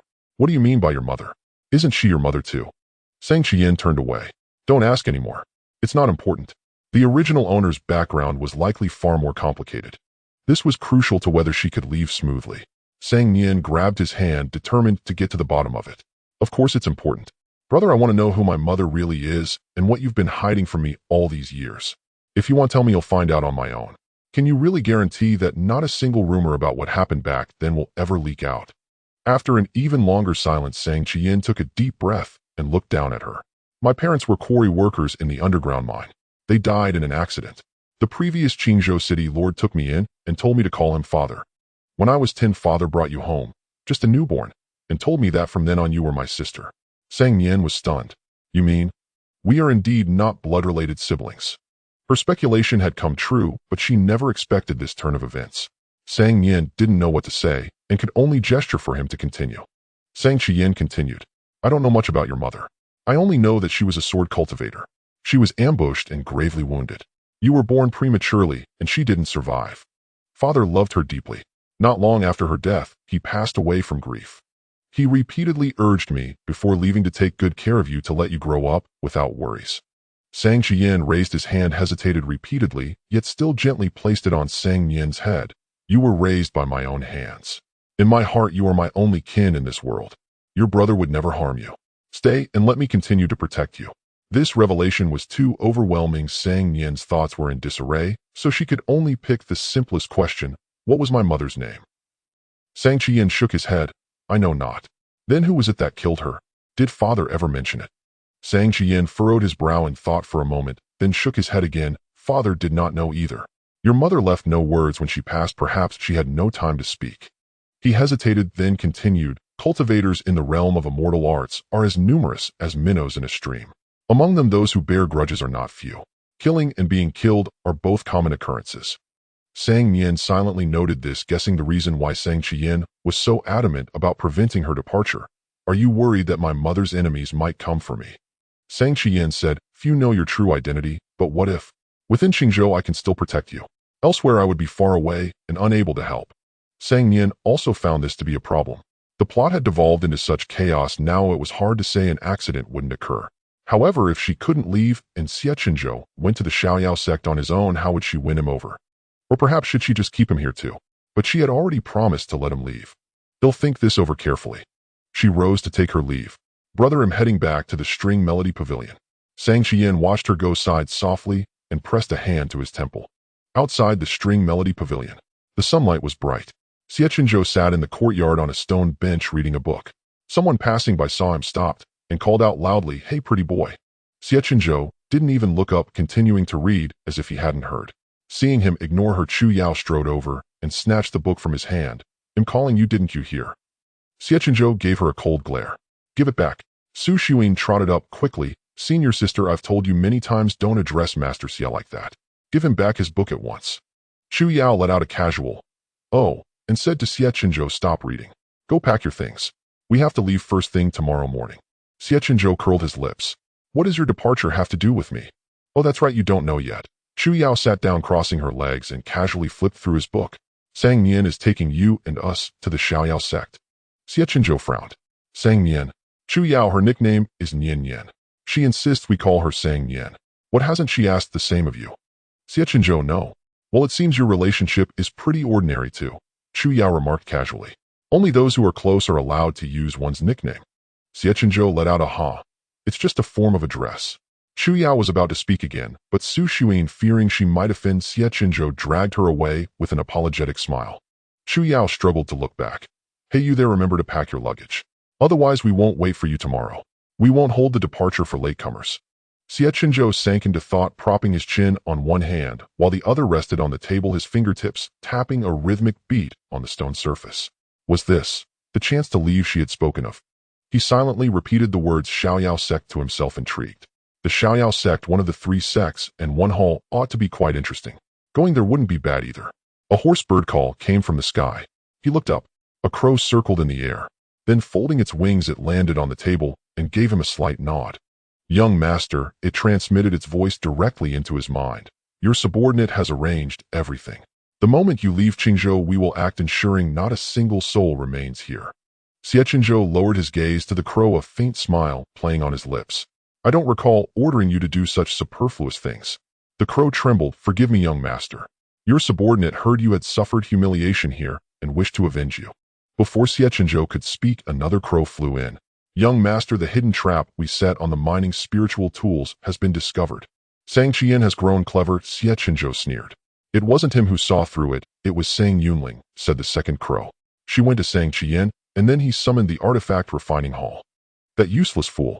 Xie Chenzhou's beautiful eyes narrowed slightly, a corner of his mouth lifting. How intriguing. The 2 crows on the table, upon witnessing this spring-like smile, shuddered simultaneously. Mercy, young master, they quavered.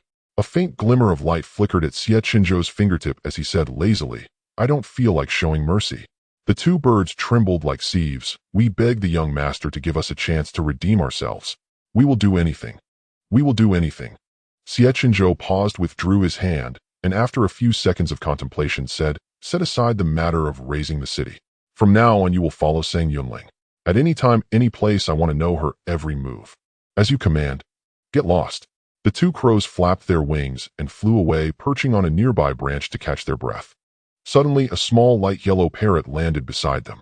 Its round eyes fixed on them, its gaze unusually complex. The 2 crows, terrified of being seen through, dared not move, a muscle, cold sweat beating on their brows. Finally, the other bird shook its head and let out a sigh, truly hideous. It preened its bright feathers before them, turned around with a proud flourish, then flapped its wings and flew away. The 2 members of the Azura Hall transformed into crows. It felt like they had just been insulted. Not sure. Let's take another look. On the way to the string music pavilion, Liolio had flown off somewhere. When it returned, it held a cluster of glistening purple grapes in its beak. It landed with great difficulty in Sang Nian's palm, released the grapes, and began to divide them with an air of importance. 1 for you, 1 for me, 1 for Chunner, 1 for me, 1 for you. Sang Nian found it amusing. Where did you go, taking so long to come back? I went to the kitchen to find food, but I spotted 2 hideous crows and watched them for a while, Liolio said with exaggeration. I've never seen such ugly birds, they even smell foul. Sang Nian tapped its head. Don't speak ill of other birds behind their backs. Liolio flapped its wings forcefully, pushing her fingers away, puffing up angrily. You dare hit the supreme god's direct disciple, the founder of the little chick cult, the world's greatest. Liolio, they'll send you to mine coal. Sang Nian picked it up, shook it, and made as if to toss it into the sky. It squealed in panic. Once it calmed down, Sang Nian asked, can Xie Chenzhou and I not go to the carefree sect? A row of stars appeared over Liulia's head as it lay dizzily on her shoulder. No, you can't. Fine. Sang Nian sighed and walked into the string music pavilion. Under the rose trellis in the courtyard, a young man sat by the stone table, lost in thought, slightly distracted. Sunlight filtered through the gaps between the flowers and leaves, casting a warm golden glow on his profile. His usually gloomy black eyes were now bright and clear, lending him a rare youthful air. She paused to watch for a moment, then strolled over. Hearing her footsteps, Xie Chenzhou immediately snapped back to attention and turned around warily. Seeing it was Sang Nian, his tense body relaxed, and he drawled, Chu Yao told me to pack my things, saying you're taking me to the carefree sect. Sang Nian was speechless. Chiao, that big mouth. No wonder he seemed in good spirits. When she didn't respond, he snorted and stood up, so it was a lie. Sang Nian pressed his shoulder. We leave at dawn. Don't oversleep. With that, she casually placed the troublesome bunch of grapes in his palm. Just as she was about to leave, she thought better of it, turned back, plucked one grape, and stuffed it into the frantically protesting Liulius' mouth. Yawning, she said, I'm going to rest in my room. I have a headache. Behind her, Xie Chenzhou frowned at the grapes that had suddenly appeared in his hand. Why had she given him these? He looked to the two crows on the branch for guidance. Crow 1 trembled all over. Young master, don't eat them. They must be poisoned. Crow 2 resolutely flew off. Let this subordinate test them for poison. Xie Chenzhou swatted it away and picked a grape. Crow 1 and Crow 2 cried out in unison, young master. He calmly ate the grape. Unlike the unbearable sourness of that orange, the moment he bit into the grape, a sweet, clear juice filled his mouth. Crow 1 asked nervously, young master, do you feel unwell? Crow 2 wobbled as it flew. I'll go kill her right now. Xie Chenzhou swatted it away again. There's no poison in them. Crow 1 was puzzled. Then why did she give you the grapes? Crow 2, nothing good comes from such sudden kindness. She must be up to no good. Xie Chenzhou pondered for a moment, a glimmer of understanding crossing his eyes. His lips tightened into a straight line as he nodded. She's in love with me. Crow 1's eyes widened in horror. Huh. Crow 2, I knew she was up to no good. Huh. It was even more terrified. To dare covet the young master of the Azura Hall. This girl was not just audacious. She was completely reckless. A hint of disdain flickered in Xie Chenzhou's eyes. Humph, does she think a mere bunch of grapes can win my favor? Wishful thinking. Ding. Xie Chenzhou's favorability, 20. The system notification chimed, startling, saying, Nian, who was about to drift into a pleasant sleep. How bizarre. The next day, at daybreak, by the flying boat specially prepared by Sang Qian, when Bough and the others were ready to depart. Chu Yao shaded her eyes and looked into the distance. Why isn't Sang Nian here yet? Su Xuan said perhaps something detained her. Chu Yao asked Xie Chenzhou, who was leaning against a tree nearby, didn't you leave with her? Xie Chenzhou glanced at the flying boat and replied coldly with 2 words, no. After waiting a while longer, Chun'er came running over and relayed the message faithfully. Miss Chiao, the young lady, said she isn't coming. She has urgent matters to attend to and can't see you off. She wishes you all a safe journey and a smooth arrival at the Carefree sect. Hearing this, Chu Yao said angrily, how can she just decide not to go? She has no sense of honor. And we were waiting for her. When Bough said gently, Miss Sang has never been far from home. It's understandable to have reservations. And what about this one? Chu Yao jerked her chin toward Xie Chenzhou. Is he coming with us? Chun'er nodded quickly, without hesitation, yes. Chu Yao pouted. I originally asked her. Now she's not coming herself, but this pretty boy is going with us. What's that about? Su Xuan tugged at her sleeve. Senior sister, don't say that. Fine. Chu Yao jumped onto the flying boat, first crossing her arms. Tell your young lady we're leaving. With that, she emphasized, and I won't forgive her for breaking her promise. Chun'er gave a dry laugh. Farewell, young heroes. One by one, they boarded the flying boat, with Xie Chenzhou trailing slowly behind. Chun'er was itching to push him forward, her face full of impatience. Xie Chenzhou gave a silent, cold smile and followed them onto the deck. The sails were hoisted, and the flying boat slowly ascended. The city lord's mansion below shrank to the size of an ant, then was shrouded by clouds until it was no longer visible. The group turned and entered the cabin. In the city lord's mansion, Chun'er was overjoyed. Great, that fox spirit is finally gone. She ran all the way back to the string music pavilion to report, Miss. They've left already, please don't be too SA. The door swung open, but the room was empty with no sign of Sang Nian. A letter lay on the table. She picked it up, skimmed it, and her face turned pale. She rushed out of the courtyard, shouting, oh no, the young lady has run away. Inside the cabin, several people sat facing each other discussing the route ahead. Suddenly, Chu Yao slammed the table. How could Sang Yunling stand me up like that? I was so happy all night. He'll never forgive her. Su Xuan knew she was still angry and tried to comfort her. Miss Sang must have her reasons. When Bough smiled slightly, junior sister seems to like Miss Sang very much to be so concerned about her. Nonsense, I don't like her at all. Chu Yao turned away with a loud huff. Suddenly, Xie Chenzhou picked a grape from the fruit plate and said calmly, aren't you coming out? Everyone looked at him in unison, puzzled by his words. Xie Chenzhou glanced at the cabinet in the corner used for storing odds and in Sang Yunling, how long do you plan to stay in there? A faint rustling came from the cabinet. The loosely closed door pushed open a crack, and a pale hand suddenly emerged. Then came a head covered in disheveled hair. Chu Yao's eyes widened. Sang Nian crawled out of the cabinet, brushed the hair from her face, and gave a shy smile. Haha, surprise. Surprise. Everyone except Xie Chenzhou was speechless. Su Zuian's face was full of shock, Have you been hiding here all along? Sang Nian scratched his head. I was afraid I wouldn't wake up in time, so I came here last night to wait. Chu Yao asked, then who did your maid see this morning? Sang Nian replied, she didn't see me. I had my parrot talk to her through the window. It can mimic my voice and no one can tell the difference. Chu Yao's eyes lit up. She reached out her hand. Let me see your parrot. Sang Nian pulled the feigning death Lioli out from his sleeve. Chu Yao took it carefully and walked aside with Su Shuyin to examine it curiously. When Bough cleared his throat lightly, Miss Sang, is it that Lord Sang forbids you from accompanying us? Sang Nian rubbed his hands together, haha well. My brother isn't too keen on it. When Bough shook his head, if that's the case I must send you back. Sang Nian protested, don't. It took me so much effort to get out. When Bough said, Miss Sang you are still young. Doing this will worry your elder brother. I'm not young, Sang Nian retorted. I'm even older than Chu Yao. When Bough still shook his head, Sang Nian knew he was truly capable of turning back and broke out in a cold sweat from anxiety. Suddenly the flying boat came to a halt. Sang Nian asked, did you do that? When Bough was equally stunned, it wasn't me. Xie Chenzhou standing nearby said tersely, Sang Qian. Sang Nian let out a silent wail regretting not having Lioli pretend a little longer. With Sang Qian ahead, and when Bough behind she knew she couldn't escape, so she steeled herself and walked out. Another flying boat was moored right next to theirs amidst the clouds.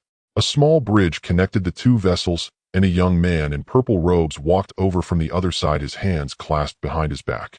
He stood on the deck watching Sang Nian shuffle towards him, his face expressionless. Brother. Sang Nian glanced at his face, her voice weak. I don't want to go back. Sang Qian stared at her for a long time. Suddenly he let out a soft sigh. Very well, then you don't have to.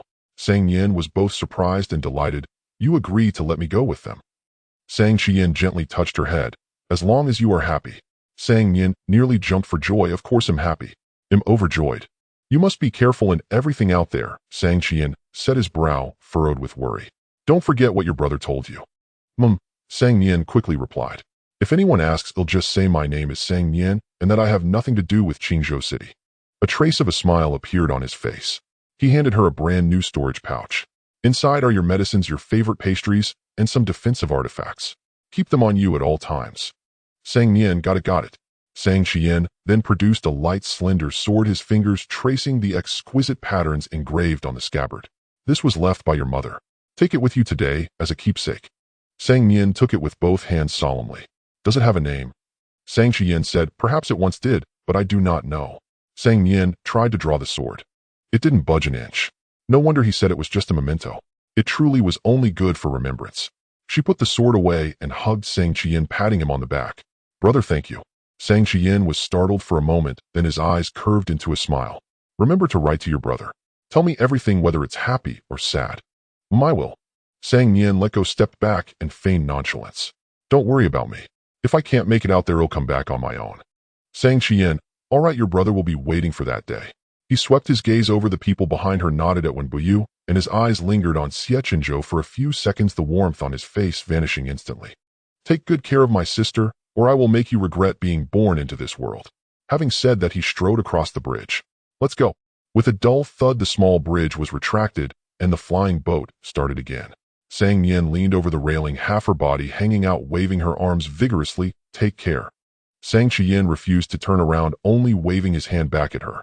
The flying boat drifted further and further away, his figure swallowed by the thick layers of white clouds, vanishing without a trace. Sang Nian withdrew her gaze, examined the storage pouch Sang Qian had given her over and over, carefully tucked it into her bosom, tidied her wind-tousled hair, and sat down on the steps leading from the deck to the cabin, lost in thought. When Bough didn't bring up, sending her back again. The wind is strong outside. Go inside and sit. Sang Nian, I'll go in after a bit more fresh air. When Bough nodded, took the map, and went straight to steer the boat. Chu Yao and Su Shuyin sat beside her, returned Lioli to her, and said with frustration, no matter how we tried to coax it, it wouldn't talk. Sang Nian grabbed a handful of melon seeds from her storage pouch and handed them to them. Use these. Sure enough, the moment it saw the seeds, Lioli immediately stopped playing dead and hopped up to reach for her hand. Give them to me, give them to me. Chu Yao and Su Shuyin perked up, took the seeds, and continued to tease it. Sang Nian clapped her hands and looked around. Where's Xie Chenzhou? Chu Yao replied without looking up, with senior brother. Sang Nian craned her neck to look at the second floor of the cabin. True enough, Xie Chenzhou was standing right next to Wen Bough. When Bough must have said something, because Xie Chenzhou's brows were knitted into a tight knot and a vein on his temple throbbed. Say that again. Where is the south? When Bough cautiously raised his left hand here, seeing Xie Chenzhou's dark expression, he quickly switched to his right hand. Is it here? Xie Chenzhou clenched his fist. What direction is the front of this flying boat heading? When Bough had an epiphany, the front is north and the back is south right. Xie Chenzhou fell silent, staring at the rising sun ahead of them. After a long while he took a deep breath. Where is your compass? When Bai's face lit up with sudden realization. That's right. I can use the compass. His face full of gratitude, he said, Thank you for the advice, brother Xie. Xie Chenzhou forced a smile. You're welcome. When Bough found his compass, cast a spell to activate it, and sure enough the needle began to spin. His body began to rotate slowly along with it, trying to align himself with the needle. Xie Chenzhou. Sang Nian walked over. What's wrong? Xie Chenzhou snatched the compass from him, resisting the urge to throw it in his face, and gritted out, From the moment we set off until now, we've been circling Qingzhou for a full 12 rounds. Sang Nian. No wonder Sang Qian had been able to catch up so quickly. It turns out they had traveled far and wide only to end up right back where they started. When Bough looked utterly bewildered, did I misread the route? Sang Nian held her forehead. No, you simply never found the route at all. At Sang Nian's insistent demand, when Bough was forced to abandon his dream of becoming a helmsman and relinquished his position. Xie Chenzhou brushed aside Chu Yao's outstretched hand, adjusted their course using the compass, and accelerated their speed. Chu Yao rolled her eyes and deliberately said loud enough for Sang Nian to hear, letting him steer. Don't you think his name is particularly unlucky? Sang Nian, what's unlucky about it? Chu Yao, his name is Xie Chenzhou. She emphasized each syllable. Chun. Zhou. Sang Nian stared at the flying vessel beneath her feet, stunned. Suddenly a thunderclap echoed from the horizon, lightning flickered through the clouds, and the flying vessel began to pitch violently into surging air currents. Sang Nian. No way. Chu Yao, I told you.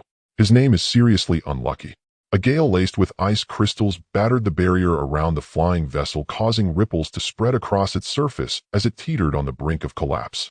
When Bough cast a spell to stabilize the vessel and turned to call back to them, This wind isn't normal. You two get inside the cabin. Chu Yao acknowledged and shouted to Su Xuan, Ain, let's go in. Sang Nian also tugged at Xie Chenzhou. Let's go. Xie Chenzhou stared into the distance with a gloomy gaze. Something's coming. Sang Nian was startled and followed his gaze. The sky had darkened into night, and intermittent lightning flashes harshly illuminated the gloom. Within the churning clouds, something slithered like a serpent, rapidly approaching the flying vessel. With another thunderclap and a flash of lightning, the blinding light finally revealed the full form of the entity. Her pupils contracted. It was 2 chains. The far ends of the chains extended deep into the distant clouds, their length unknown. Each chain was about as thick as a wrist, covered in pale blue ice crystals. The next moment it swung high and struck down fiercely upon the vessel's barrier. With a sharp crack, the barrier let out a mournful wail and shattered abruptly. Everything happened in the blink of an eye. A bone-chilling cold swept over them, and the group was thrown off balance, stumbling in the gale.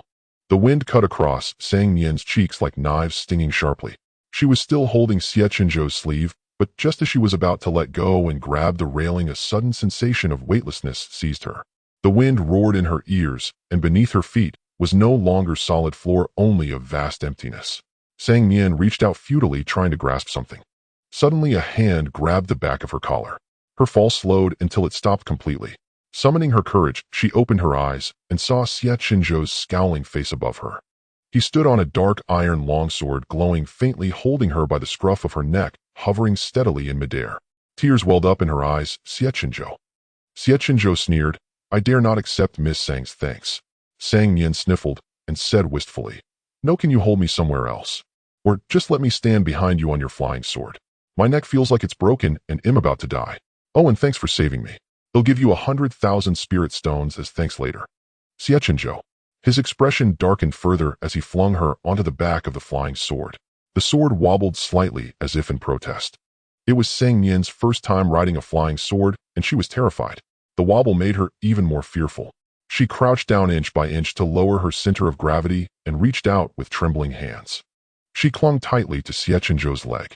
Xie Chenzhou. Let go, he said. No, she replied. Let go, he gritted out. Fine, she conceded. Still high above the ground, Sang Nian mustered her courage and stood up. She wrapped her arms tightly around Xie Chenzhou's lean waist and stammered, Is this okay now? The sudden warmth pressing against his back made Xie Chenzhou freeze. "Let me go." Nian grew anxious. "Can't touch here, can't touch there. What are you, a hedgehog?" Xie Chenzhou's face turned ashen, his chest heaving rapidly. Just as he was about to speak, he fell silent. She was trembling. He paused, then drove the flying sword toward the ground with a cold expression. Below lay a frozen lake vast as an ocean, its size terrifying and seemingly boundless. Cold vapor rose like white mist over the lake's surface, and the surroundings were utterly silent, as if cut off from the world. They landed on the ice, and Nian thanked him before immediately letting go and stepping aside to put distance between them. "Xie Chenzhou, humph." Nian stamped her feet from the cold. "What's with the humph? You didn't want me holding you earlier, and now I'm not holding you. You're being sarcastic." "Xie Chenzhou, are you? Are you okay?" Xie Chenzhou curtly replied, "I'm not sick." Nian didn't want to argue. "Forget it. Let's hurry and find senior brother 1 and the others. I wonder how they're doing and if they're injured." Xie Chenzhou raised an eyebrow with a cold smile. "You care about him that much? You haven't even formally become a disciple at Xiaoyao sect, and you're already calling him senior brother." Nian felt inexplicably irritated. "I'll call him whatever I like. Senior brother, senior brother, senior brother. What business is it of yours? Mind your own business." Xie Chenzhou's face darkened as he sneered. "I wouldn't dare mind Miss Sang's affairs." With that, he turned and walked away. Nian ground her teeth. "Xie Chenzhou, how childish can you be?" The moment she spoke, the ice cracked without warning. With a thunderous crash, the ground beneath her vanished, and she plunged straight down. Freezing lake water surged in from all sides, filling her mouth and nose, and she was instantly submerged. Her ears felt stuffed with cotton, muffling all sound. In the second before losing consciousness, Nian slowly opened her eyes. The lake water was clear as a mirror. She saw the reflection of the black-robed youth on the water's surface, swaying gently with the ripples. He looked down at her from above, utterly still. Nian could even imagine his expression. He was probably pleased. After all, the person he despised was finally about to die. With a splash, the mirror shattered as the youth plunged into the water and swam toward her with a stern face. His long black hair spread through the water like some kind of algae. Nian couldn't help but marvel. What great hair texture! Using the 10,000 Immortals Alliance. In a palace surrounded by immortal clouds, a man meditating with closed eyes suddenly changed his expression. He rose from his cushion, hurried out the palace gate, and summoned 2 acolytes. "Go report to the Alliance leader that someone has entered the Sumeru realm." The acolytes acknowledged the order, mounted cranes, and flew toward an island suspended in the sky above. The man's face was filled with anxiety. Before long, the young acolyte returned and reported with a bow, "Your Excellency, the Alliance leader says it's no matter. Her time has come today. He only asks that senior brother Shao be sent to investigate and see who the intruder is." The man was stunned for a long time. She was about to die. Regaining his composure, he tightened his grip on his whisk and said in a low voice, "In that case, let Zhuochen make the trip." Cough, cough. Nian was jolted awake by the cold. Snowflakes as large as goose feathers drifted down with the wind and came to rest on her lashes, refusing to melt for a long time. She wrapped her arms tightly around herself, shivering uncontrollably, a familiar sweet and metallic taste in her mouth. Xie Chenzhou stood nearby, splitting wood with his sword. "Cough, cough, what are you doing?" She nearly coughed out her lungs. He crouched down to drill into the wood. "Making a fire." Nian said weakly, "Don't you know the fire art? Spiritual energy can't be used here." "Here." Nian raised her head to look into the distance, only then realizing they were no longer on that frozen lake. Before her lay a flat plain with snow piled up to her knees. Further away, there was a modest forest, pitch black within, with only faint reflections of snowlight visible. She asked Lulu in her mind, "Where is this?" Lulu replied rapidly, "Not sure yet, but the data indicates this place has a danger level of S. Nian sat up straight. "Then how do we get out?" "I'm still looking for a way, but it seems some force is interfering with me," said Lulu. "Wait a moment, let me investigate." With that, it went silent and was heard from no more. Unwilling to freeze to death, Nian shivered as she opened her storage pouch and took out a plant seed the size of a walnut. She cleared the snow before her and dropped the seed onto the ground. The seed took root and sprouted, growing into a half-man-tall plant within a few breaths. Its branches were laden with translucent lantern-like fruits, each containing a blazing fire within. The temperature soared abruptly. Xie Chenzhou, still laboring to start a fire by friction, was left speechless. "What is this?" Nian picked a fruit and hugged it for warmth, marveling that she was still alive, and replied, "Fire." Xie Chenzhou said, "I asked what this tree is called." Nian replied, It's called the Don't Underestimate, Small But Scorching Tree, worth 2,000 spirit stones. Xie Chenzhou said, "You named it yourself." Nian said, "Yep." Xie Chenzhou discarded the wooden stick in his hand and came to warm himself by the fire tree. Only then did she notice his pallid complexion slightly white. He must have expended great effort to save her. "Are you feeling unwell?" Nian felt both guilt and gratitude. "Thank you for saving me. Once we leave here, I'll give you 30 million as thanks." Xie Chenzhou turned his face away with a light snort. "May you be healthy, may you be happy, may you be joyful." Nian exclaimed in surprise, "How do you know that? You already gave me those 3 millions the day you were drunk." Nian felt awkward. "That was just drunken nonsense. Don't take it to heart. But rest assured the 30 million I mentioned today is genuine. 30 million spirit stones," she added. "Or if there's anything else you want, I'll give it all to you." Xie Chenzhou, warmed by the fire, strode towards the forest. "Miss Sang is indeed a generous benefactor." Nian hurriedly hoisted the small tree and followed him. "You've risked your life for me several times. You're the good one." "A good person?" He laughed coldly. "No one has ever called me that." "Well, now they have." She stepped in the footprints he left in the snow, following closely behind him, ensuring he stayed within the firelight, her tone light. "To me, you are a good person, a great person, the greatest person ever. Except for my brother." Xie Chenzhou suddenly stopped. Not paying attention, she bumped into his back and groaned, clutching her nose. "Xie Chenzhou, you broke my nose." He turned his head slightly and pulled her to the other side. "Stand back." Nian was puzzled. A faint rustling sound emerged within the wind. Her heart tightened as she turned to look at the forest. All the withered branches stood still in the wind and snow, unmoving. Only the hanging vines seemed to come alive, writhing towards them like countless tentacles. A wave of goosebumps rose on Nian's skin. She hoisted the tree and ran to the side. Xie Chenzhou drew his sword, his figure straight. Suddenly, all the vines lunged at once, attempting to strangle him. He swung his sword casually. The blade's light tore through the thick curtain of snow, descending with the force of a thunderbolt. The vines instantly turned to dust, scattering in the wind. Nian was in awe. To be this powerful even without spiritual energy. If he had it, would cutting her down be as easy as slicing vegetables? She touched her neck, feeling a chill run down her spine. The vines seemed endless. No sooner was one batch destroyed than the next surged forward, each wave tougher than the last. Eventually, the sound of metal striking stone rang out when they met the blade. Nian made a quick decision, dropping the tree she carried. As the fire spread, burning the vines to ash, she rushed to Xie Chenzhou's side. "Let's go. This forest is strange. I'll well be worn down to death here." As her words faded, a chain of ice shot out from an angle, wrapping around both their ankles in a flash. They lost their balance instantly and were dragged into the forest at breakneck speed. The newly grown vines tried to stop them, but they vanished without a trace. By the time everything calmed down, the surroundings had changed. It was an absurdly large tree hollow. A pale blue layer of ice covered the walls, its thickness unknown, with countless golden runes suspended within. Hundreds of ice chains as thick as a wrist extended from the dome, reaching down to a colossal ice pillar below, also covered in golden runes. A bone-piercing cold hit them. In the span of a single breath, frost formed on Nian's hair tips and eyelashes. A sharp pain struck her heart within her chest, and she was frozen in place. A layer of ice crept up her body at a visible rate. Just as she was about to be sealed a hand, she staggered into that person's arms. Looking up, it was Xie Chenzhou. He was not much better off. His skin was almost translucent white, making his jet-black pupils stand out like dots of ink. Like black amber fallen into snow water. Nian clutched her chest, her lips trembling, and forced out a faint breath. "Xie Chenzhou, I think my illness is acting up."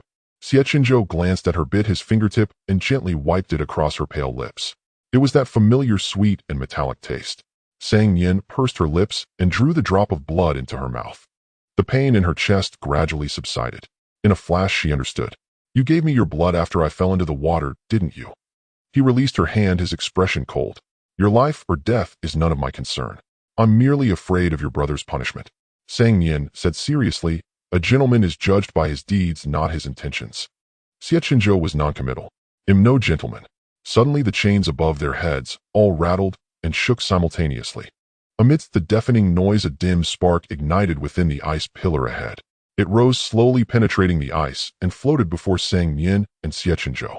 The chill around them dissipated instantly. Nian exchanged a glance with Xie Chenzhou and tentatively asked the spark, "Was it you who brought us here?" The spark remained still, but from within the ice pillar came a few hoarse coughs. Nian followed the sound and gasped. A strange bird had somehow appeared inside the ice pillar. Its species was unknown. It had a red body, a white head, 3 eyes, 6 claws, and a tail as resplendent as clouds. At that moment it lay prostrate on the ground. Countless chains pierced its wings and countless ice spikes burrowed into those wounds along the chains, only to be vaporized by the blazing fire on its feathers.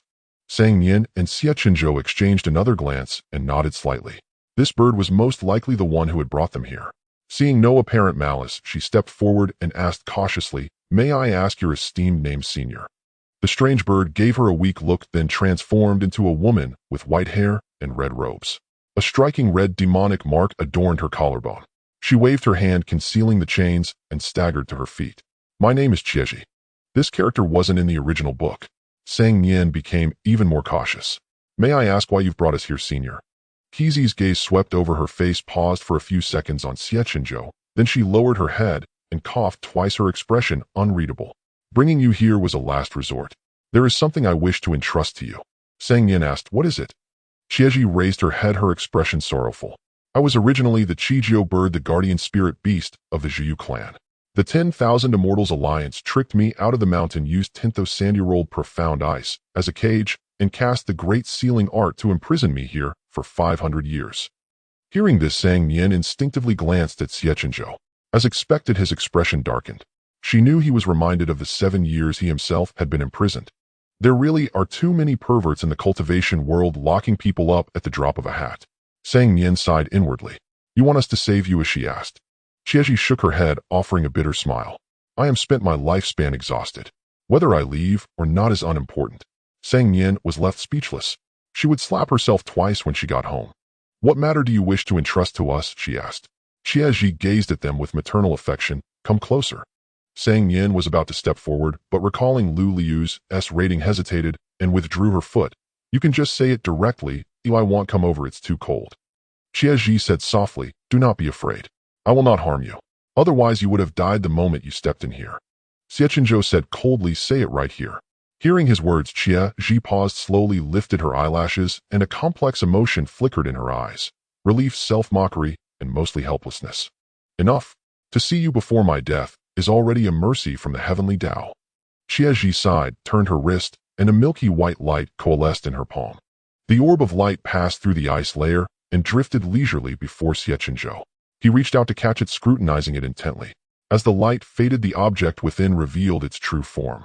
It was a bird's egg the size of a fist. He showed little interest and casually handed it to Nian. Nian examined it with curiosity, turning it over. "What is this?"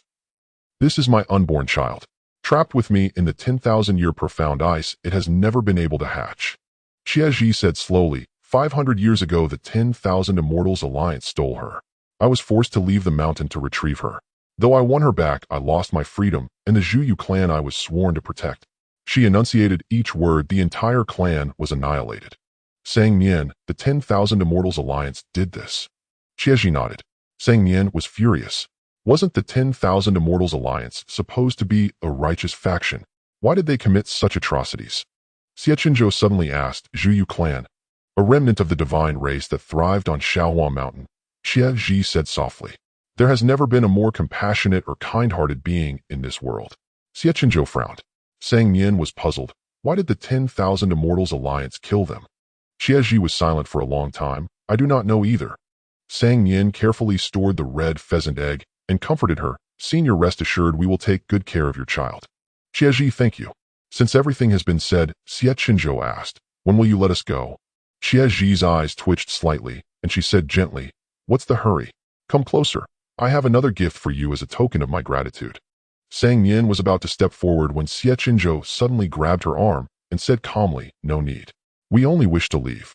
Xie stared fixedly at him, the corners of her mouth slowly dropping until her face was expressionless. The air grew still.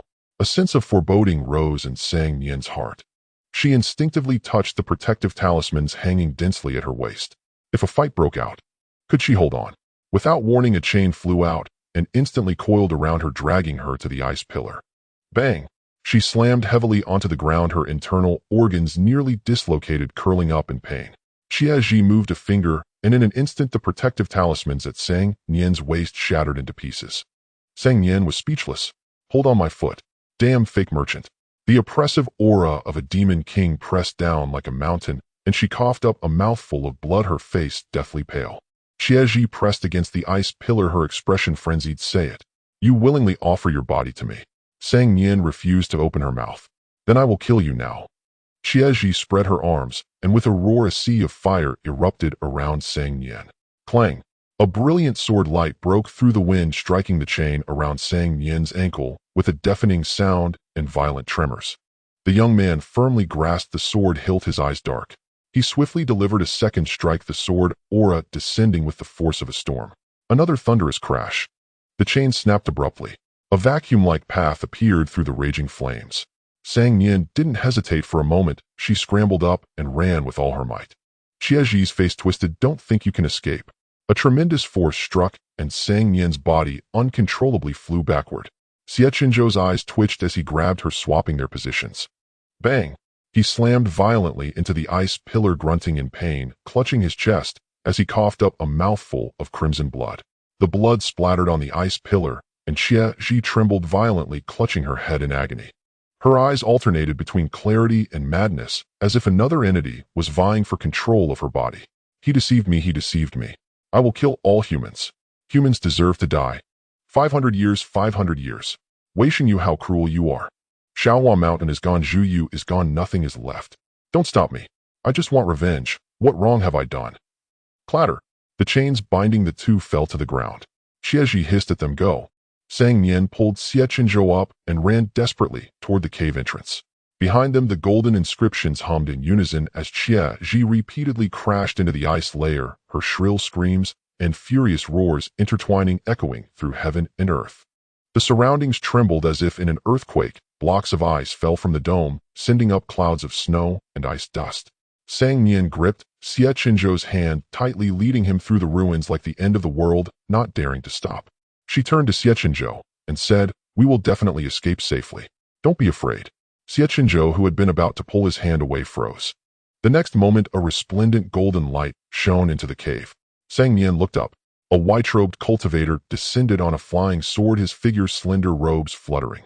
The moment his eyes met Sang Nian's, he formed a hand seal, conjuring a stream of energy. She felt lightness under her feet and was carried by the wind toward the tree hollow. As she left the hollow, she couldn't help but look back. Before the ice pillar, the white-robed cultivator stood with his sword, the blades howl like a dragon's roar. A gale arose, and a golden sword shadow soared into the sky, striking the rampaging beast with unstoppable force. Sang Nian barely dared to breathe. So this is a sword cultivator. So formidable. Boom. After the earth-shattering tremor, everything fell silent. Xie's body slowly dissipated. She tilted her head slightly, her gaze piercing through the void, landing somewhere unknown. Finally, released. Suddenly she reached out as if to grasp something. How I long to see you once more. My daughter, my man. A blinding light flashed, leaving only dust in its wake. The north wind howled, scattering the dust far and wide. Thus love and hate alike turned to nothingness. On the shore of the frozen lake, two figures appeared out of thin air, startling a few cold-cry birds from the trees. Bang! Sang Nian landed spread-eagled in the snow, weakly turning over, wiping the snow from her face, her eyes vacant. Finally, we escaped. Xie Chenzhou landed lightly, staring at the frozen lake with a heavy gaze. Sang Nian caught her breath, sat up, and rummaged through her storage pouch for a pile of pills. Are you hurt? Come over and take some nourishing origin pills to recover. Xie Chenzhou said nonchalantly, just a minor injury. Sang Nian forcefully shoved the porcelain bottle into his hand and said earnestly, Young man, you look like you've been dead for 3 days and haven't been buried yet. Xie Chenzhou expressionlessly raised the bottle, tipped the pills into his mouth, and crunched them forcefully. Strong teeth. Sang Nian, a chronic sufferer of wisdom tooth inflammation, was genuinely envious. She tried to stand up, but felt a sharp pain in her ribs, sucking in a breath of cold air. I think a few of my ribs are broken. Then she comforted herself, at least it's not my legs, or I really wouldn't have escaped. Can you give me a hand, friend? She finally said, extending her hand to Xie Chenzhou. Please. Xie Chenzhou disdainfully pulled her up. You're quite optimistic. I'm just stating facts, Sang Nian said through gritted teeth as she steadied herself. We almost died in there. I wonder who that person was who came to save us, she marveled. So powerful. Xie Chenzhou scoffed. Not that impressive. Fellow cultivators. Suddenly a voice spoke from behind them. It was as melodious as shattered jade. Sang Nian turned her head at the sound. A young cultivator stood by the lake, his face as fair as jade, his brows and eyes strikingly handsome. Several clusters of ice roses bloomed eagerly around him, their petals as clear as crystal. As a gentle breeze passed, they drifted onto his. He lowered his gaze to pick up the flowers, his fingers slender and jade-like. Sang Nian was spellbound. So beautiful. Is this a true immortal? Xie Chenzhou smirked and reminded her drool. Sang Nian hurriedly wiped her mouth with her sleeve, but halfway through she realized he was teasing her and said angrily, "Nonsense, there's no drool at all." Xie Chenzhou gave a cold snort. Sang Nian shook her fist at him in a threatening gesture, then composed herself and softly asked the cultivator, "Was it you, young hero, who saved us just now?" The cultivator nodded. "I am Xiao Zhuchen of the Eternal Life Hall." Sang Nian quickly introduced herself. "I'm Sang Nian, and this is my friend Xie Chenzhou. Thank you for saving our lives, young hero Xiao." As she spoke, she tugged hard at Xie Chenzhou's sleeve, signaling him to express his gratitude. Xie Chenzhou cast a haughty, cold glance at the other and snorted once more. She pressed her forehead and changed the subject. "Did you happen to see our companions on your way here, senior brother Xiao? They are disciples of the Carefree sect and carry tokens at their waists. I was sent by my master to investigate the disturbances in the Sumeru realm and only encountered you two." Xiao Zhuchen said in a calm tone, "Why are you here?" Sang Nian explained, "We were originally traveling on a flying boat to the Carefree sect when an accident occurred above this place. We were thrown off the boat and inexplicably ended up in what you call the Sumeru realm." Xiao Zhuchen pondered briefly. It must have been the Crimson Pheasant's doing. Her lifespan is nearing its end today, and she likely sought to seize a body. No wonder she targeted only me, Sang Nian realized. She kept urging me to offer her my body. Xiao Zhuchen said, "Without a key to the Sumeru realm, you cannot use spiritual power within. It is truly remarkable that you survived unscathed." Sang Nian blurted out, "Actually, I've broken at least 3 ribs and coughed up a bucket of blood. The reason I seem lively now is just a final burst of energy." Xiao Zhuchen paused. "Do you have any last words to convey? I will pass them on to your family and friends." Sang Nian was at a loss. Xie Chenzhou said coolly, "Better speak your final words quickly or you'll miss the chance." Sang Nian shot him a glare and cleared her throat. "By the way, why was that Crimson Pheasant imprisoned here?" Xiao Zhuchen's tone remained steady. "In the past, she wrought havoc in the mortal world, burning 30,000 li and reducing 50 cities to ashes. Not a single resident survived. The 10,000 Immortals Alliance intended to execute her on the spot, but my master deemed that punishment too lenient. After deliberation, the Alliance decided to secretly imprison her in the Sumeru realm to suffer eternal heart-piercing torment." Sang Nian was stunned. So this was the true reason the Crimson Pheasant had been imprisoned for 500 years. She also said the Alliance stole her child. Is that true? Xiao Zhuchen answered, "The Crimson Pheasant is born only to obey the Zhuyu clan. Humans cannot tame them, so we have no use for their hatchlings." Sang Nian asked, "And the Zhuyu clan?" Xiao Zhuchuan's voice turned slightly cold. "Ancient records state that the Zhuyu clan is cruel by nature, fond of devouring humans. Once 100,000 cultivators perished at Mount Xiaohua." Sang Nian fell silent. Well, that was all false. She had been thoroughly deceived. In her heart, she silently repented for 3 seconds over her previous misunderstanding of the 10,000 Immortals Alliance. "I apologize to the 10,000 Immortals Alliance. I was wrong about you." Xiao Zhuchen summoned his spirit sword. "Now that the Crimson Pheasant is slain, I must take my leave. Farewell."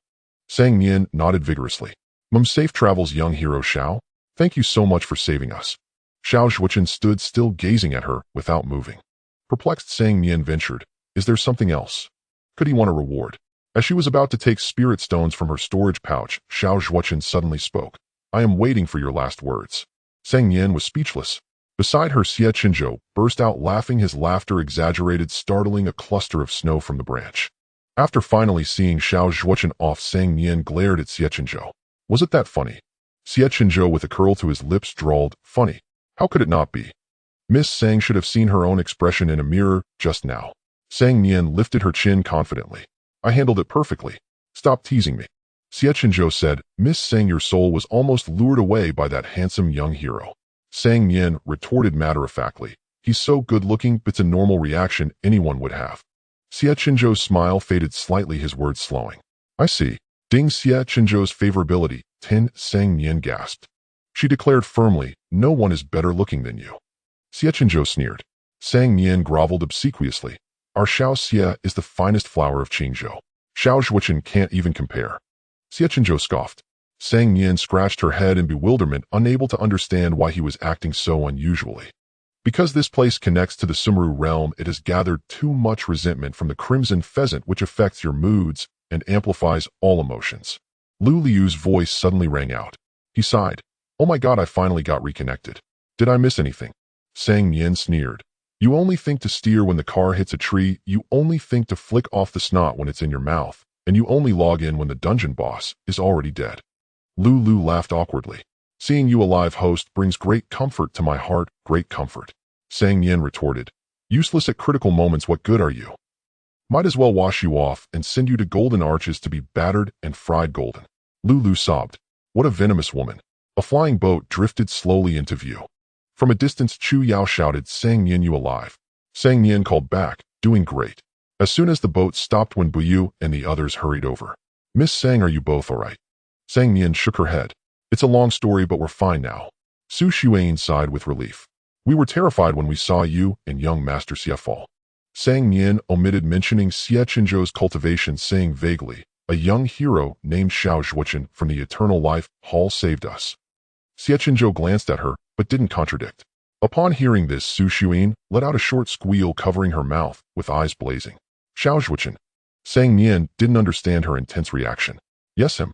What's wrong? Su Xuan said excitedly. His name is known to everyone in the cultivation world. Everyone yearns to meet him. Xiao Zhuochen was the undisputed prodigy of the cultivation realm, flawless like a being not of this world. Born into a prestigious family, handsome, and with an innate sword bone, he was the true number one among the younger generation. Su Xuan added, the cultivation world even compiled a list of outstanding talents, and he tops it. Sang Nian understood. He was the ultimate celebrity of the cultivation realm. Seeing Chu Yao's disdainful expression, Sang Nian felt a bit puzzled. Chu Yao, reading her thoughts, said bluntly, I'm a sworn enemy of Xiao Zuchuan's younger brother. The sight of the Xiao family irks me. I prefer Yu Qingxi, who's at odds with them. He ranks second on the list. Su Xuan murmured reluctantly, what's there to like about a good for nothing like Yu Qingxi? Sang Nian understood. They were rivals. Our senior brother and your brother are also on the list, Chu Yao added. Sang Nian grew interested. What ranks? Senior brother is third and your brother is 10th. So Sang Qian was that famous. Sang Nian began seriously calculating how many spirit stones she could earn by selling Sang Qian's autographs. But in my view, young Master Xie is no less than these people, Su Xuan said with a smile. Given time, he will surely make the list. Xie Chenzhou said nonchalantly, merely empty fame. Nothing worth caring about. Only a shallow and fickle woman like Sang Yunling would care about such things. Humph. 3 days later, Sang Nian arrived smoothly at Luoxian City, nestled at the foot of the carefree sect's mountain. Chu Yao and her companions had to return to the sect first to report their mission, so they gave her a few brief instructions before departing in haste. The new disciple selection was still a day away, and the city was thronged with aspirants drawn by the sect's fame, creating a scene of bustling excitement. Sang Nian, accompanied by Xie Chenzhou, searched several inns in a row only to find every single one fully booked. Could there really be over 100,000 people in the city now? She mused aloud, weaving through the dense, flowing crowds. It's incredibly difficult to get into the carefree sect.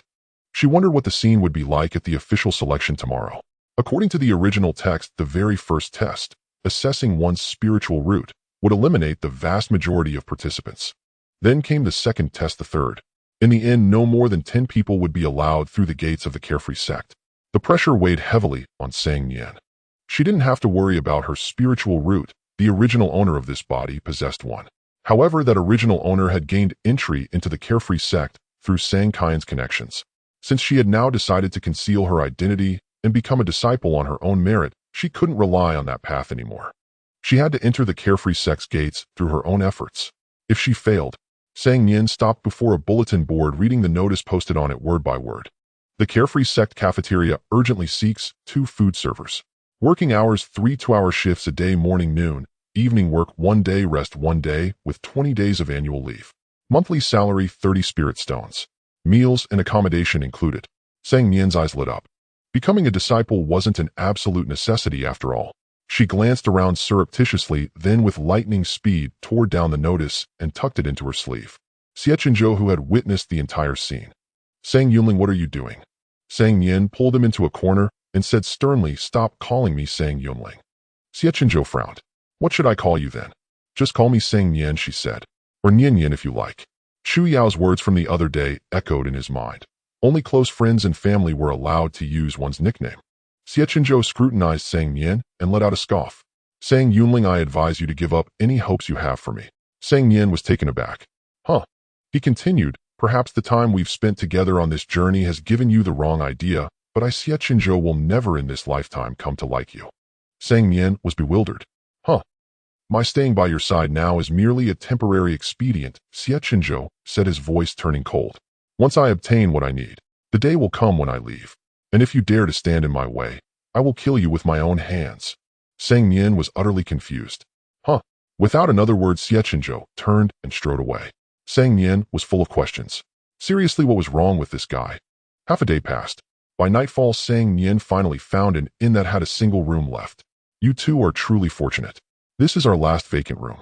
If you had come even a moment later, you wouldn't have gotten it, the innkeeper said.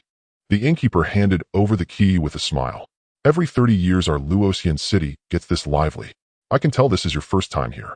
Those who are experienced book their rooms months in advance. Sang Nian took the key. It is our first time. We didn't think that far ahead. The innkeeper stroked his beard, studied her, and Xie Chenzhou for a moment, and then laughed. I can see that you two have extraordinary bone structures. You are certain to be successfully accepted into the carefree sect.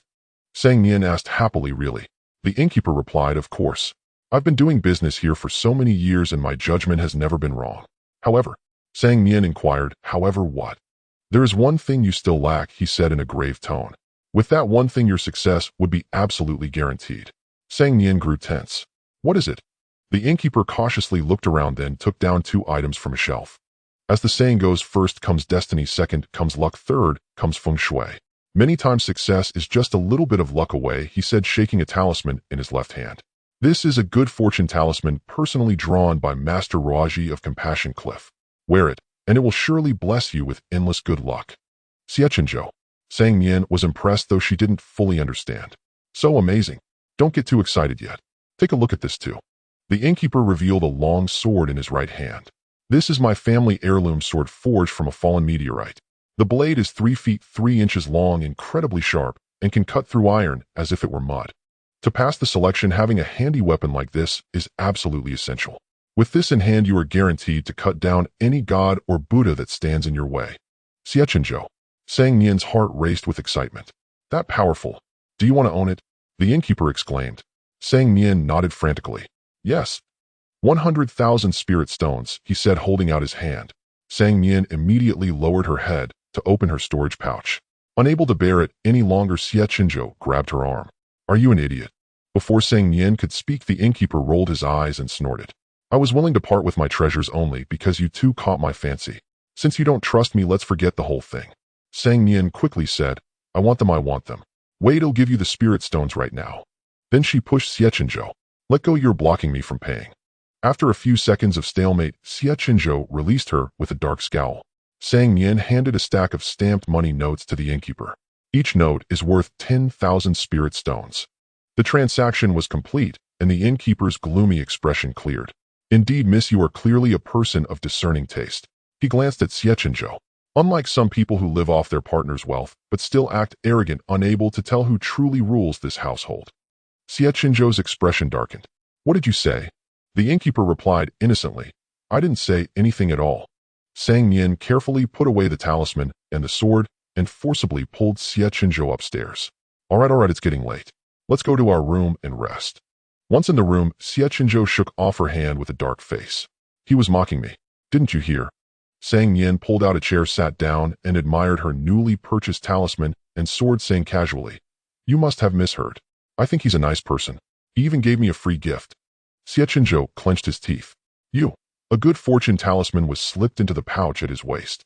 Sang Nian patted the pouch and instructed, Keep it on properly. If you lose it, I'm not buying you a new one.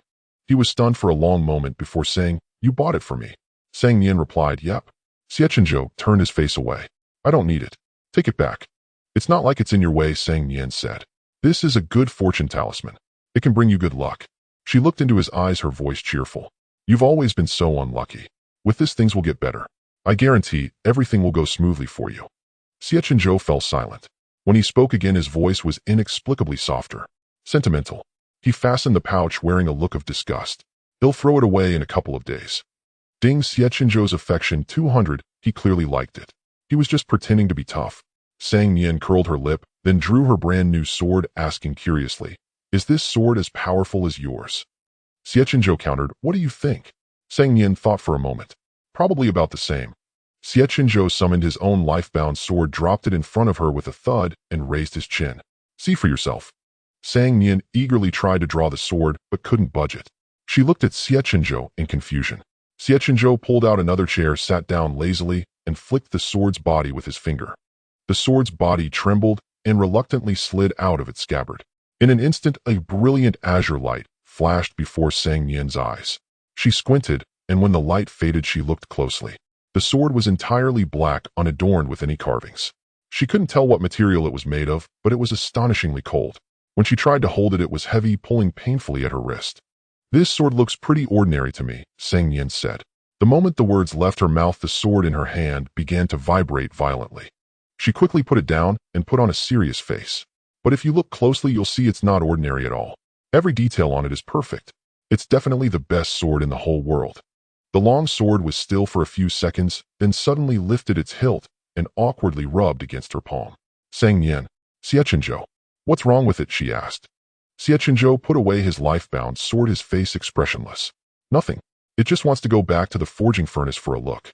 Truly, the sword was like its master. If the person was strange, the sword was strange too. Sang Nian didn't understand, but she respected it. She got up, took a blanket from the wardrobe, and asked, "Do you know how to play rock, paper, scissors?" "Hey." Xie Chenzhou asked, "Why are you asking?" Sang Nian picked a spot and laid down the blanket. "Let's play rock, paper, scissors. One round decides the winner. The loser sleeps on the floor tonight. Fair, just and open. No one is allowed to cheat." He scoffed. "Childish. I'm not playing."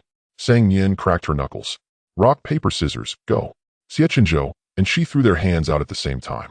She looked at her open palm, then at his clenched fist, and burst into laughter, saying triumphantly, "I win. I'm sleeping in the bed tonight.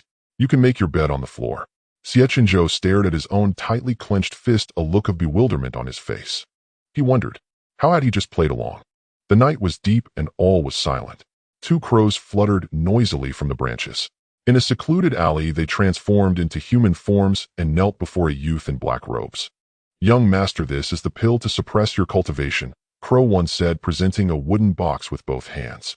"Young master, this is a lotus leaf-wrapped chicken," Crow 2 added, offering a greasy paper package. Xie Chenzhou accepted the paper package and lifted the lid of the wooden box with one hand. Inside lay a brown spiritual pill, its medicinal fragrance bitter. He casually picked it up and swallowed it. As the pill entered his stomach, the spiritual energy within his body rapidly diminished, and his meridians began to sting faintly. Xie Chenzhou paid it no mind. "How long will it last?" Crow 1 replied, "In 3 months you will recover to the golden core stage, and in another 3 to the nascent soul stage." Xie Chenzhou nodded. 6 months is enough." Crow 1 said, "Even if the sect leader of the carefree sect came now, they would not be able to see your true cultivation. They would only see a handsome and extraordinarily talented ordinary person. You will surely succeed in infiltrating the carefree sect." Crow 2 asked, "But isn't our target the Kunshin Jade Fragment?" Crow 1 scolded, "What do you know? The young master followed them all the way here to the carefree sect, so his goal is certainly not just the Kunshin Jade Fragment on Sang Yunling.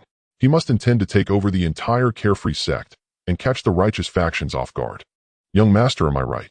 Xie Chenzhou said nothing for a moment. "Yes." Crow 1 said, "The young master's grand vision is beyond our reach." Crow 2 was puzzled. Young master Sang Yunling encountered danger several times on the road. Why did you save her? If she died, wouldn't we have simply obtained the fragment?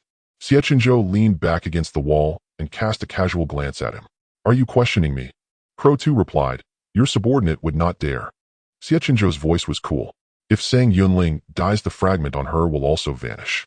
To obtain it, we must find another way." Crow 1 said, "The young master endures humiliation to achieve his goal, beyond our reach." Crow 2 suddenly understood. "So that's it. Your subordinate thought you had taken a liking to her." Xie Chenzhou sneered. "It is absolutely impossible for me to like such a rude and unrefined woman." Crow 1 said, "The young master stays true to his heart, beyond our reach."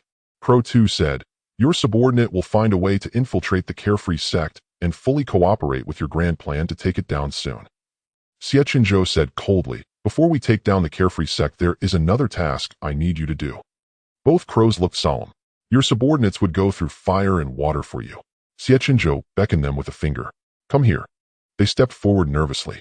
Xie Chenzhou transmitted his voice into their minds. Their expressions changed and they looked at each other. Xie Chenzhou asked, do you understand? Crow 1 and Crow 2 nodded. Understood. Xie Chenzhou said, get lost. They bowed, took their leave, and vanished. Only Xie Chenzhou remained in the alley.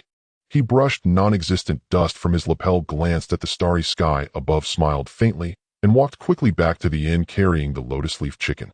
Pushing open the door, Nian was hunched over the table, studying a bird's egg. Seeing him return, her eyes lit up.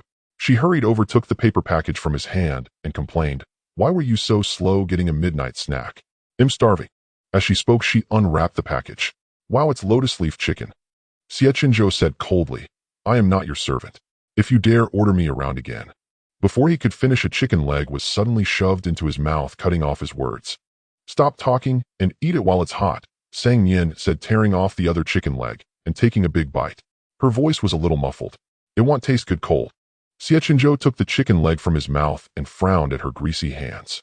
I wash my hands 3 times before eating, Nian said discontentedly. Don't look at me like that. Xie Chenzhou's brow held a hint of mockery. Miss Sang's table manners are truly bold. Nian rolled her eyes and said bluntly, no one in this world has been born who can eat a lotus leaf chicken elegantly. If you want to eat, eat. If you don't, shut up and go to sleep. Don't stand here being sarcastic and ruining my appetite. Xie Chenzhou tightened his grip on the chicken leg. He was wrong. Sang Yunling wasn't just rude, unrefined, and flirtatious. She was also sharp-tongued and greedy. He took a fierce bite of the chicken leg. Anyone who liked a person like her was either a fool or blind. No exceptions. Downstairs, the inn's attendant finished tidying up, bid the innkeeper good night, and left work. After everyone had left, the innkeeper pulled open the counter drawer and delightedly counted banknotes.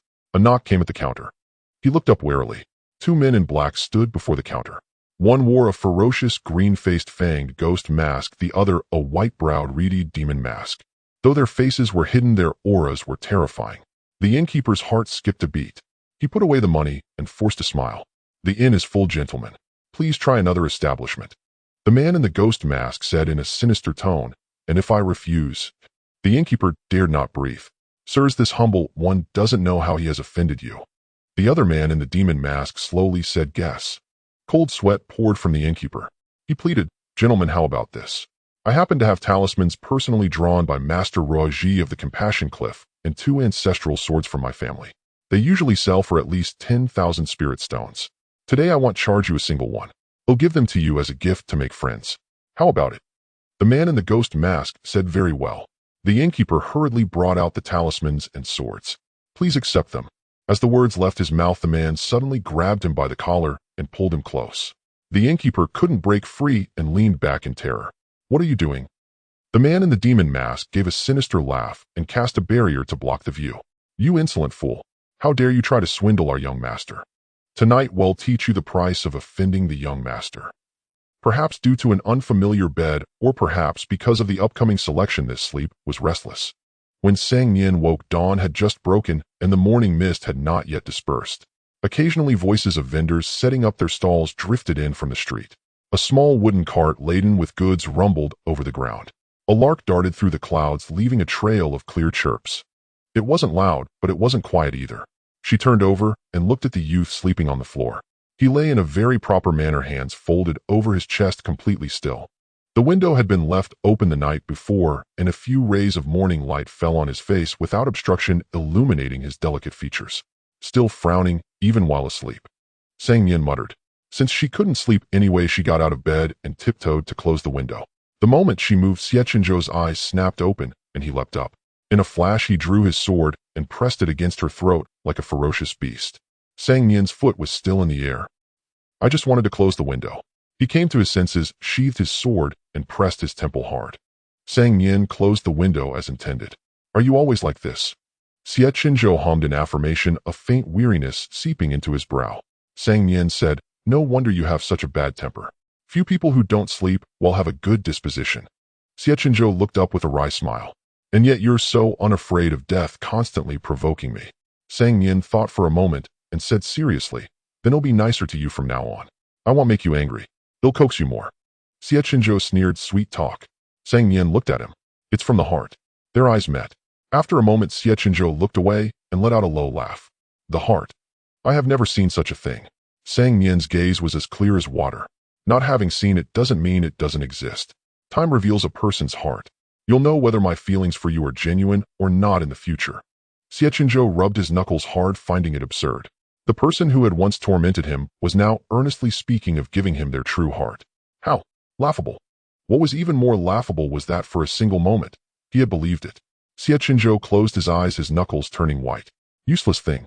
In the Jade Capital at the Hall of Eternal Life, Xiao Zhuochen approached the hall and asked the gatekeeping boy, has the master emerged from seclusion? The boy replied, not yet. Xiao Zhuochen nodded.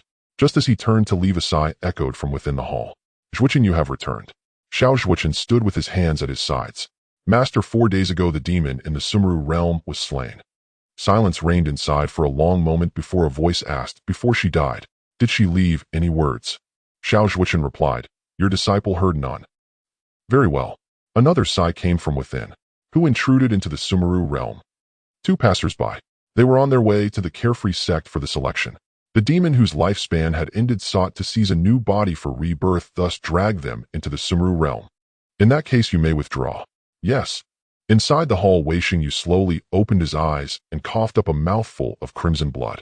Time slipped away like sand through fingers. 500 years were but a fleeting moment in the vast sea of change. He thought to himself, yet there would never be another 500 years. Never again. At high noon, 3 chimes of the bell rang out in the square of fallen immortal city, signaling the imminent start of the selection. Sang Nian hurriedly dragged Xie Chenzhou toward the venue. As they descended the stairs, the innkeeper, his face bruised and swollen, abruptly lunged at them. Startled, she flinched. What happened to you? The innkeeper dared not look at Xie Chenzhou. He merely placed the previous day's earnings into Sang Nian's hand, forcing a trembling smile that was more grotesque than a grimace. Miss, I observed the celestial signs last night. It's an inauspicious time for financial dealings, prone to bloody calamities. Please take back these spirit stones. The talismans and sword are my gift. Sang Nian hesitated. That hardly seems fair. I'd be taking advantage of you, and running a business isn't easy. It's fine, the innkeeper cried, nearly in tears. Don't worry about me. I'm fine, really am fine. Sang Nian was about to decline further when Xie Chenzhou remarked casually, the selection is about to begin. She relented. Then thank you, innkeeper. The innkeeper nodded frantically. Just go, will you? Sang Nian looked puzzled. Huh. The innkeeper corrected himself. I mean, take care, esteemed guests. Take care, ha. Sang Nian expressed her thanks and hurried toward the square with Xie Chenzhou. When they arrived, the square was packed with a surging sea of people stretching endlessly out of sight. Sang Nian, unwilling to jostle through the crowd, signaled Xie Chenzhou to stay at the back. While some preferred to remain in the rear, others naturally wanted to push to the front. Get lost. A young man in brocade attire shoved aside a passerby blocking his path. Dare to stand in young master's way, and I'll make sure you regret it. The man, not one to tolerate such rudeness, was about to retaliate when the young man's guard stepped forward, deliberately releasing an aura of pressure. The man's face turned pale, his body swayed, and he fell to his knees on the spot. Here, a reward for you. The young man carelessly tossed down a pouch of spirit stones, lifted his chin haughtily, and continued on his way. The crowd fell silent for a moment, then erupted in hushed whispers. To have a golden core stage guard by his side. This one must be from a prominent background. No wonder he's so arrogant, and still has all his limbs intact. Without protection, he'd get beaten at least 8 times a day. Ha, such an ill-bred brat dreams of entering the carefree sect. Wishful thinking. Sang Nian also watched the young man. Who's this brainless twit? 6 replied in her mind. Shun Mingzhao, the original owner's archenemy. Sang Nian slapped her forehead. Oh, it's him. Shun Mingzhao, 16 years old, a prince of some kingdom, was as arrogant and domineering as the original owner. He met Sang Yunling at the carefree sect. 2 spoiled brats who thrived on bullying anyone they disliked crossed paths. Their inner thoughts likely went something like, what? Your lack of manners dares to surpass mine. No, a sect can only have one person with the worst manners. From now on, I'll only bully him. Thus they bickered and fought every 2 or 5 days, eventually winning the championship in the carefree sect's newest top-spinning competition. Sang Nian was speechless. What a psycho. She resolved to avoid this author's works in the future. What kind of nonsense was this? Clearly it was dashed off with eyes closed while rushing to meet a deadline. Boom. The bell tolled again. The crowd in the square held their breath, raising their heads in unison to look upward. Nian snapped out of her reverie and followed their gaze. At the center of the square, a pillar of light shot into the sky, unfurling a massive luminous screen above everyone's heads. An old man with snow-white hair and beard appeared on the screen. The Carefree sect's new student selection officially begins. The selection consists of 3 trials. Only those who pass all 3 may become disciples of the Carefree sect. His voice reached every corner of the square. The first trial, testing the spiritual root. With a sweep of his sleeve, a massive black crystal soared into the air above the square. The crystal trembled violently, radiating translucent ripples in all directions. Nian watched it with curiosity. Suddenly, 2 beams of light glowed beneath her feet. One was a pale blue, the other a light green. The blue belonged to the original owner's water spiritual root. And the green? Host, that's your own wood spiritual root, 66 explained. With a wood spiritual root, you'll find it easier to learn healing techniques than others. Nian understood. Her talent lay in supporting and healing. She scanned the square. About half of the people had revealed their spiritual roots, but only a few like her had dual spiritual roots, drawing envious glances from those nearby. Nian averted her gaze and finally looked at Xie Chenzhou's feet. There was nothing. She thought she might have been mistaken, so she rubbed her eyes and looked again. A faint dark purple light flickered beneath Xie Chenzhou's feet, the lightning spiritual root described in the original text. Nian breathed a sigh of relief. She must have seen wrong earlier. Xie Chenzhou cast a subtle glance at her, his face utterly expressionless. The test concluded. Some were elated while others sighed in despair. Those who passed the first trial will be automatically teleported to the second trial's secret realm, the old man announced. First-time users of the teleportation array may experience slight dizziness. This is normal, do not be alarmed. Nian was not particularly nervous. She whispered a reminder to Xie Chenzhou. I heard from Chuyao that the second trial will feature terrifying scenes, but they're all illusions. Don't be scared. Xie Chenzhou replied nonchalantly, there is nothing in this world that frightens me. Nian thought that made sense. In the original story, Xie Chenzhou was the first to pass the trial. Although the specifics of how he passed were not described, he succeeded in the end. She quickly pressed a paper crane into his palm. Take this. We might get separated inside. With it we can find each other. Xie Chenzhou tucked it away casually. As they spoke, the teleportation array carved into the square's floor was activated. Countless intricate patterns floated into the air, gradually merging together. One by one, those who had revealed their spiritual roots vanished from the spot, and the square emptied in the blink of an eye. Nian felt a lightness in her body, as if she were on a roller coaster plunging from a great height. Space folded and shifted rapidly. When everything settled, her head was spinning like a muddled paste. Host, are you alright? 66 transformed into a small parrot and flew out. Nian opened her mouth and nearly vomited. She waved her hand, catching her breath. I'm fine. 66 flew beside her. Then let's go. Nian nodded and surveyed her surroundings. It was a bamboo forest shrouded in thick fog with poor visibility. Not even a bird's chirp could be heard. The silence was so profound she could hear her own breathing. Placed in such a suffocating environment, almost everyone would feel an uncontrollable panic. Something drifted through the fog, shadowy and indistinct, its form unclear, yet it sent a chill across her skin. What's in the fog? That's an illusion randomly conjured from your deepest fears. Just break through it, 66 said. Don't worry, the examinees are mortals. The Carefree sect won't let you die, yet most they'll give you a good scare. So the core of this trial is courage. Nian drew the sword she had bought at a high price, her caution heightened. What could my deepest fear be? 66 replied, that's for you to figure out. I'm a chick, not a mind reader. Nian was both curious and nervous. The fog thickened. A rustling sound gradually grew louder, like a television screen turning to static, a soft crackling noise. Nian held her breath. A woman in white crawled out of the thick fog on all fours, her movements grotesque. Long black hair veiled her face, obscuring her features. The crackling intensified. She let out a strange laugh and slowly crawled towards Nian. The skin on her exposed arms was a sickly pale, her fingertips caked with mud and moss. Nian was speechless. She closed her eyes serenely.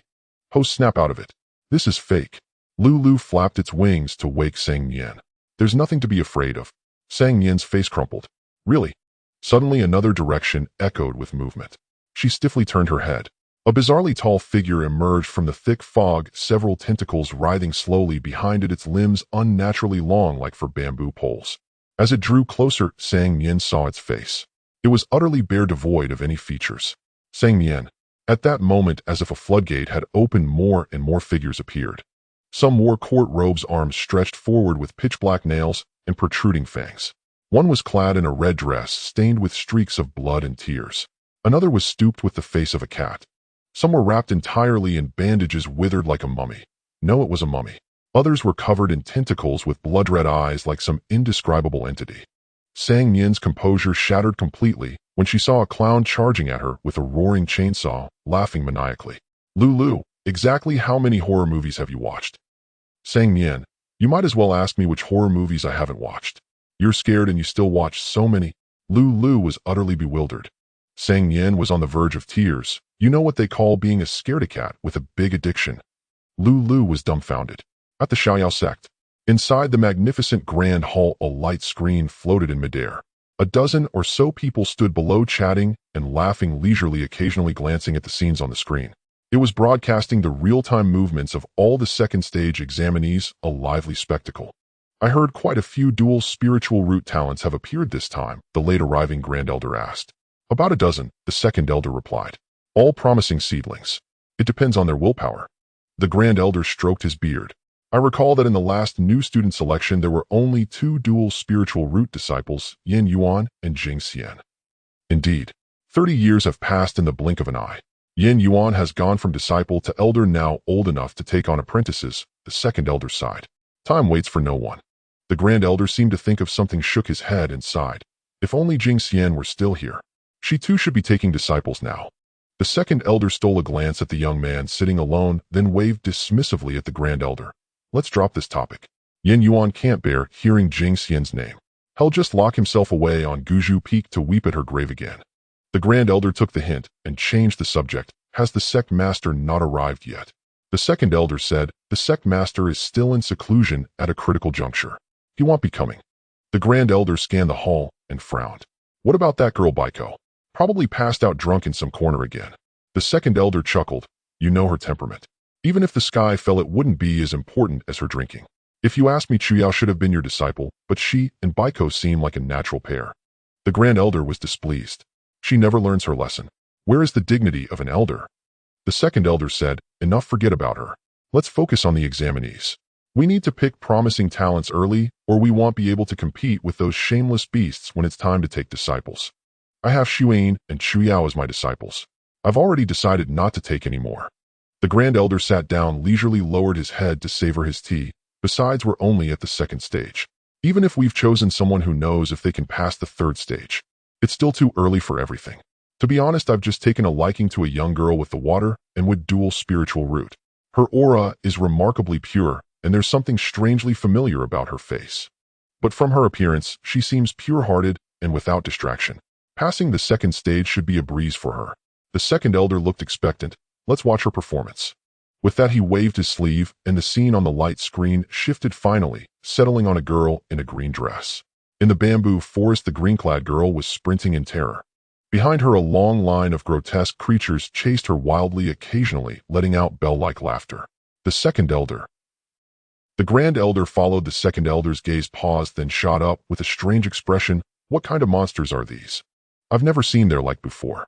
The second elder stared intently at the red-nosed clown holding a chainsaw. I've never seen them either. And what is that artifact in its hand? Its power is formidable. It can split rocks and fell trees in an instant without using any spiritual energy. His excited voice quickly drew everyone's attention. Only Yin Yuan, sitting at the edge, remained unmoved. The elders gathered beneath the light screen, looking up at the scene, equally astonished. Stiff posture with fangs. Could this be a corpse mutation? They speculated about the bizarre creatures chasing the girl. And this red-nosed, painted-faced man. He doesn't even look human. How can you tell he's a man? And this old woman, why does she have a cat's face? And why is she so agile? Has she been corrupted by demonic aura on the verge of assimilation? The crowd buzzed with chatter. Suddenly the scene shifted. Wait, she stopped. Is she going to beg for mercy or surrender? Ah, she's just a delicate young girl. She doesn't know this is an illusion. She must be terrified. In the bamboo forest, Sang Nian, who had been running for a full 2 hours, finally skidded to a halt, panting heavily. Her face was pale, whether from exhaustion or fear. The clown seized the opportunity to lunge at her. Sang Nian snatched the roaring chainsaw from his hands, her pale face twisted with ferocity. So you like playing with chainsaws, huh? In the next moment, she grinned savagely and sliced off his head with a single swing. The clown burst like a popped bubble, vanishing with a bang and landing as a pebble on the ground. She slowly lifted her head, her gaze falling on the other illusions. A strange maniacal laugh escaped her lips. Come on, let's continue. Let's have some real fun. The illusions all took 2 steps back. A look of profound fear appeared on the faces that had features. They exchanged glances, then turned and fled. She yanked the chainsaw to life and chased after them, laughing wildly. The elders outside the light screen. The scene was too brutal. They all turned away, unable to bear watching. After an unknown time, all the illusions dissipated. Sang Nian wiped the sweat from her brow with her sleeve, remembering she was a heart patient, and downed 3 bottles of heart-protecting pills. When she turned, she locked eyes with the black-robed youth. He had been watching for who knew how long, his expression complex. Sang Nian's face stiffened. She patted her disheveled hair and spoke awkwardly. Why didn't you come sooner? I was so scared just now. Xie Chenzhou looked at the pebbles scattered on the ground, the corner of his mouth twitching. They were also very scared just now. Even a rabbit bites when cornered. I had no choice, Sang Nian said with righteous indignation. Xie Chenzhou paced forward. What are these things? Why have I never seen them before? Sang Nian made up an excuse. I love to dream. These are all nightmares I've had. Xie Chenzhou mocked her mercilessly, scared into such a state by a few dreams. Did you really not encounter anything after you came in? Sang Nian didn't believe him. Everyone has something they fear. You must be hiding something. I said no, Xie Chenzhou replied, impatiently striding past her. Hey, let's go together. Sang Nian caught up and walked beside him. The remainder of the journey was unexpectedly smooth. The exit lay just ahead. Sang Nian had just breathed a sigh of relief and was about to quicken her pace when Xie Chenzhou abruptly stopped. She was about to ask why when a faint sound of footsteps echoed behind them, so slight it seemed someone was tiptoeing. Not again, right? Sang Nian assumed it was another horror movie character. Bracing herself, she turned toward the source. It wasn't a grotesque monster, but a strikingly handsome young man with sword-like brows and starry eyes. A human, thank goodness. Sang Nian's heart settled back into place. The other party was friendly and took the initiative to greet her. Hello, my name is Luo Pingon. With the danger gone, Sang Nian relaxed. Seeing he meant no harm, she replied politely. I'm Sang Nian, and this is my friend Xie Chenzhou. Unexpectedly, Luo Pingon smiled at Xie Chenzhou. I know his name. We've known each other for a long time. Sang Nian discreetly elbowed Xie Chenzhou. Your friend. Quite polite, huh? Xie Chenzhou remained still and silent. He stared at Luo Pingon's face as if plunged into a long-lost dream, his expression dazed. Sang Nian called out Xie Chenzhou. Luo Pingon also called Azhou. His voice was clear with a smile in its tail. Xie Chenzhou snapped awake, stepping back abruptly, his face paling. Sang Nian had never seen such an expression on his face. Part joy, part nostalgia, part resistance, part fear. Her eyelid twitched. Xie Chenzhou was afraid. Afraid of the unfamiliar young man before him. Could it be? On the bamboo path, so quiet a pin drop could be heard, Luo Pingon shook the wine jar he carried, beckoning to him, as in the old days, laughing heartily. Rare to have free time today. Come, let's drink. Xie Chenzhou took a step toward him, dazed and absent-minded. Sang Nian grabbed his arm and hissed, Xie Chenzhou, snap out of it. That's not a real person, it's an illusion. Xie Chenzhou turned his head woodenly. Illusion? Sang Nian, yes, he's fake. I know. Xie Chenzhou lowered his eyes, his thin lips moving as he murmured something else. His voice was so soft only he could hear it. Sang Nian, speak up, I didn't catch that. Xie Chenzhou shook off her hand and continued walking toward Luo Pingon. Sang Nian tried to pull him back, but 6-6 advised, host, getting anxious won't help. Illusions can only be destroyed by oneself. No one else can interfere. Hearing this, Sang Nian had to give up. Over there, Xie Chenzhou had already reached Luo Pingon and stopped. Azhou, how did you get so tall? Luo Pingon gestured to compare their heights, surprised. I'm half a head shorter than you now. Xie Chenzhou, Luo Pingon added, is that Miss Sang your friend? Xie Chenzhou hesitated, then nodded, Luo Pingon smiled and gently punched his chest. Not bad, you finally made a friend. I'm really happy for you. A faint light flickered in Xie Chenzhou's dark eyes. Really? Of course you're my best brother. Luo Pingon laughed heartily. Come on, let's go drink. Don't just stand here. Xie Chenzhou didn't move. Luo Pingon urged, let's go. Xie Chenzhou swayed, about to follow his lead. Cold sweat broke out on Sang Nian. Xie Chenzhou. A trace of clarity returned to his dazed expression. He stared fixedly at Luo Pingon for a long time, then shook his head slowly but firmly. Luo Pingon was confused. Zhou. Luo Pingon is dead. Xie Chenzhou said in a low voice. I killed him with my own hands. The wine jar slipped from Luo Pingon's hands and shattered. The cold liquid spread at his feet. Xie Chenzhou squeezed his eyes shut, unsure if he was speaking to him or himself. You're just an illusion. Luo Pingon suddenly smiled. So you're going to kill me again? Well, he murmured, you did it well back then. Your hand was very steady, wasn't it? Xie Chenzhou didn't reply. Calmly, he brought his fingers together and swept them across Luo Pingon's neck. A barely perceptible tremor in his fingertips. I will hate you forever. Finally, Luo Pingon said this. Thud. A small pebble fell to the ground with a faint sound. Xie Chenzhou bent down, picked it up, and stared at it for a long time. When he turned back, his face showed no trace of abnormality. He said calmly, let's go. There were no fierce battles, no horrifying demons. Only 2 jars of fine wine, an old friend, and half a word of hatred. But perhaps for Xie Chenzhou this seemingly harmless scene was more terrifying than anything else in the world, and required more courage to face. Sang Nian followed behind Xie Chenzhou, unable to help staring at his back. The youth was slender, his spine always straight as a lone bamboo or green pine, exuding an air of keep away from head to toe. Who exactly was that Luo Pingon? They seemed close, but why did Xie Chenzhou kill him? The entire journey was silent. As they stepped through the exit and left the bamboo grove, Xie Chenzhou turned his head without warning. Caught off guard, she couldn't look away in time, and their eyes met.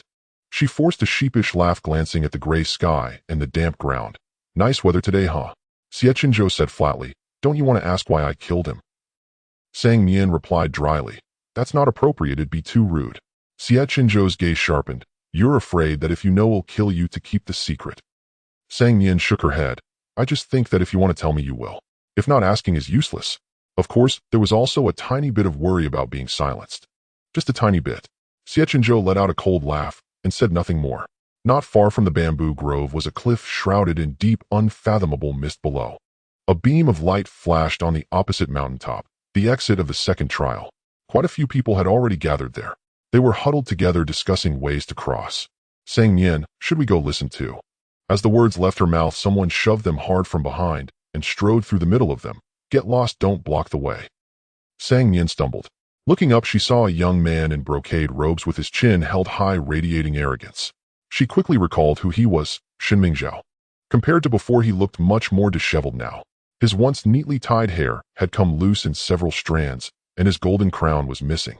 It was clear his experience in the bamboo grove hadn't been pleasant. While his demeanor was still arrogant, still begging for a punch. What are you looking at? Mingzhao said. Is my royal visage something a lowly commoner like you deserves to gaze upon? Xie Chenzhou's face was expressionless, but his eyes churned with murderous intent. Worried he might attack, Mingzhao saying, Nian quickly stepped forward, positioning herself between them to block their line of sight. Seeing this, Mingzhao frowned. Who allowed you, a commoner, to approach this prince? Get lost. Sang Nian. Friendly tip, she said with a forced smile. This isn't the palace. I can not only look at you, I can also punch you. He sneered. I am the legitimate son of the empress. Would you dare hit me? Bang! A solid punch landed square on his face. Mingzhao screamed, crouching down with his nose bleeding profusely, a mix of shock, pain, and fury. You dare hit me?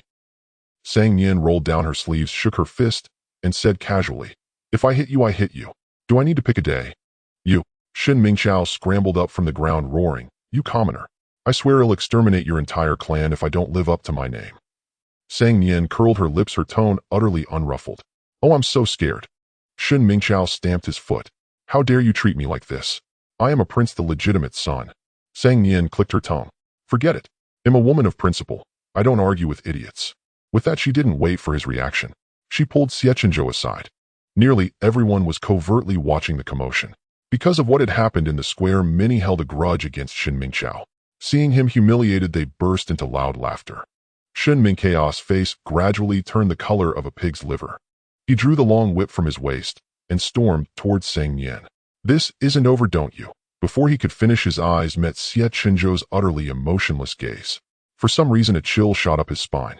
He had seen the same look in his father, the emperor's eyes, before. It was the look one gives the dead. Mingzhao swallowed hard and spat. Just you wait. He turned and left. The laughter grew louder. Shin Mingqiao gritted his teeth, desperate to escape quickly. He produced a flying artifact he had prepared long ago. Huh. You commoners can just rot here, he said, leaping onto the artifact and soaring toward the opposite cliff. This prince is the first to pass this trial. The crowd's smiles were mocking, no one answered. They all wore expressions of waiting for a good show. The next moment, a piercing shriek tore across the sky. Several black-feathered eagles dove down, targeting Shin Mingqiao on his flying artifact. Terror flooded Shin Mingqiao's face. Help! Save me! No one heeded him. Under the relentless assault of the black-feathered eagles, he didn't last long. His face deathly pale, he fell from the artifact, plummeting straight into the mist below the cliff. His screams echoed lingering long. Falling off the cliff would teleport him directly back to the square. It wasn't true death, but the process and sensation of the uncontrolled fall were vividly real. They knew all along that using magical artifacts to fly across would invite attacks from the black-feathered eagles, yet not a single person warned Shin Mingqiao. Outside the light curtain, the second elder frowned slightly. Isn't this too callous? The Grand Elder waved dismissively. They're all competitors. Isn't it good to have one less rival? The second elder stammered, but. Stop with the althos and buts, the Grand Elder cut in gruffly. He reaped what he sowed. If he had shown a little restraint, he wouldn't have ended up like this. Several nearby elders nodded in agreement. Well said. The second elder had no choice but to drop the matter. But seeing these black-feathered eagles today reminds me of some amusing old stories, the fifth elder said with a chuckle. The others grew curious. What stories? Guessing what was coming, the second elder frantically signaled him to stop. Oblivious, the fifth elder laughed heartily. Do you remember the selection 30 years ago? That girl Jingxian. Just because a black-feathered eagle pecked her, she plucked out all their feathers. They held a grudge for years, seizing every chance to get back at her. Everyone roared with laughter. How could we forget? After they went bald, they went to the old sect leader every day demanding he reattach their feathers, or else they'd eat his pet rabbits. They were halfway through their laughter when they finally caught the second elder's warning look. Realizing something, they glanced toward where Yin Yuan sat and fell silent in tacit understanding. Yin Yuan seemed not to have heard them. He sat motionless like a stone statue. The cheerful atmosphere evaporated. The second elder cleared his throat. Let's just keep watching the children's trials. Everyone quickly agreed. At the cliff's edge, without Shin Mingqiao constantly hurling insults, Sang Nian's mood had improved considerably. Following what the original book had described, she walked up to an inconspicuous stone crane statue by the cliff and casually pressed its head. The statue trembled. Suddenly, two beams of light shot from the crane's beak, transforming into floating stone steps of varying heights that extended all the way to the opposite cliff. There's no shortcut to get across. You have to go this way, Sang Nian said to Xie Chenzhou. Others gathered around, examining the steps. Such a small stone slab floating midair. Can it really bear a person's weight, they questioned. It's fine if you go one at a time, Sang Nian said. The black-feathered eagles won't attack you on these. They still hesitated. Xie Chenzhou lightly tapped his foot and leaped onto the first stone step. The crowd drew in a low breath, their eyes fixed on him. With his hands behind his back, he stepped onto another slab, walking steadily toward the opposite shore as if on level ground. The black-feathered eagles circled in the air above him, but true to her word, did not attack. After successfully reaching the opposite cliff, he gave Sang Nian a slight nod. The crowd erupted. It really works. Next was Sang Nian. Below lay an unfathomable abyss. Saying she wasn't afraid would be a lie. Sang Nian took a deep breath. Just as she was about to step onto the stone slab, a young girl pushed her aside and said urgently, "Let me go first. I want to be second."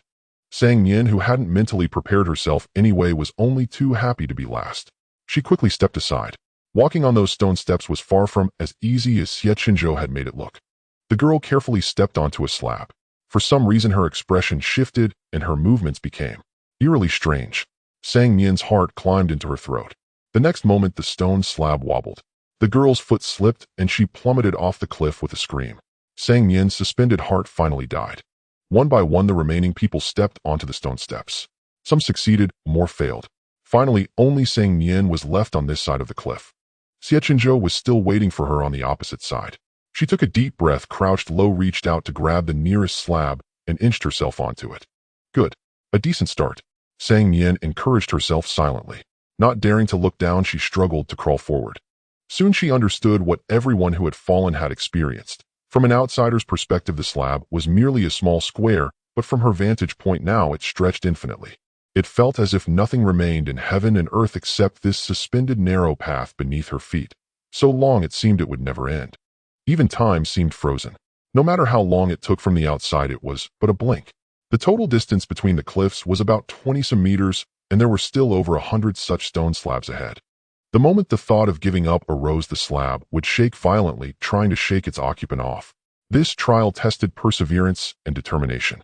Understanding the challenge, Nian buried her head and kept crawling with effort. Before long, her stamina was completely depleted. The rough stone surface had scraped her palms raw, oozing traces of blood. Worried she might slip later, she had to stop and look down to find healing pills. The black-feathered eagles had been circling in the clouds.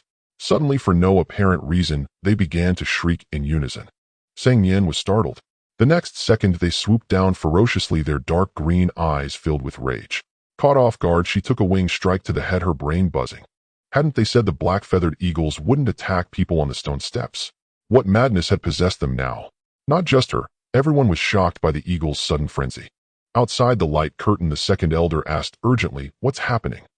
The grand elder was equally baffled. "In all these years, I've never seen them act like this. It's as if they hold a grudge against her." "Could they have eaten something wrong?" the fifth elder speculated. "Regardless, we need to rescue this girl first." The seventh elder's face was full of worry.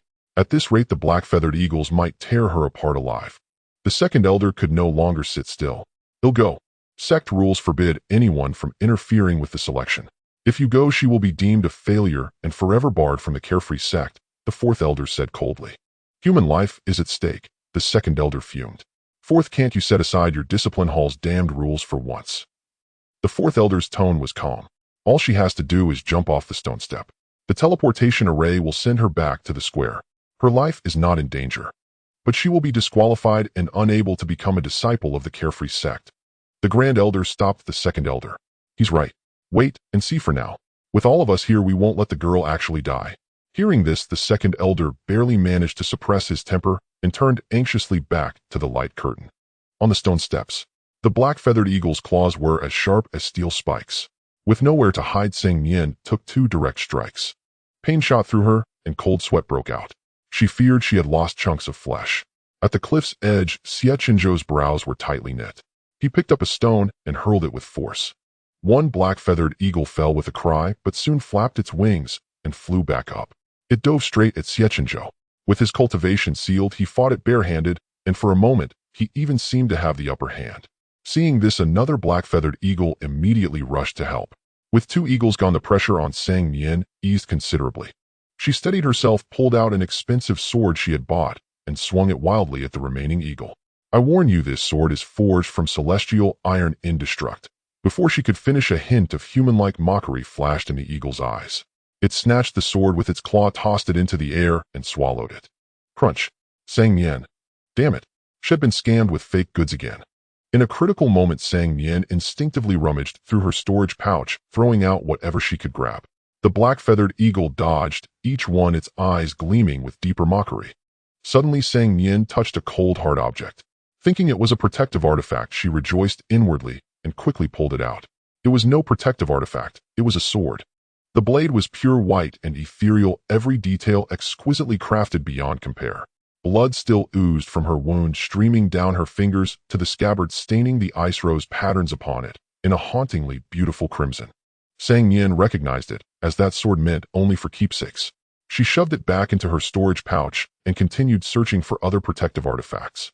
The black-feathered eagle's last shred of patience wore thin, and it swept its wings, summoning a massive gale. Like a marionette with severed strings, she was effortlessly flung into the air. Then she plummeted at breakneck speed. The black-feathered eagle still refused to let her go, screeching as it pecked at her demonic energy gathering at its orangered beak. Suddenly, several blinding beams of white light burst from the storage pouch at Nian's waist. A pure white longsword shot out of the pouch. It hummed once, then landed in Nian's hand, trembling incessantly. Nian miraculously understood its intent.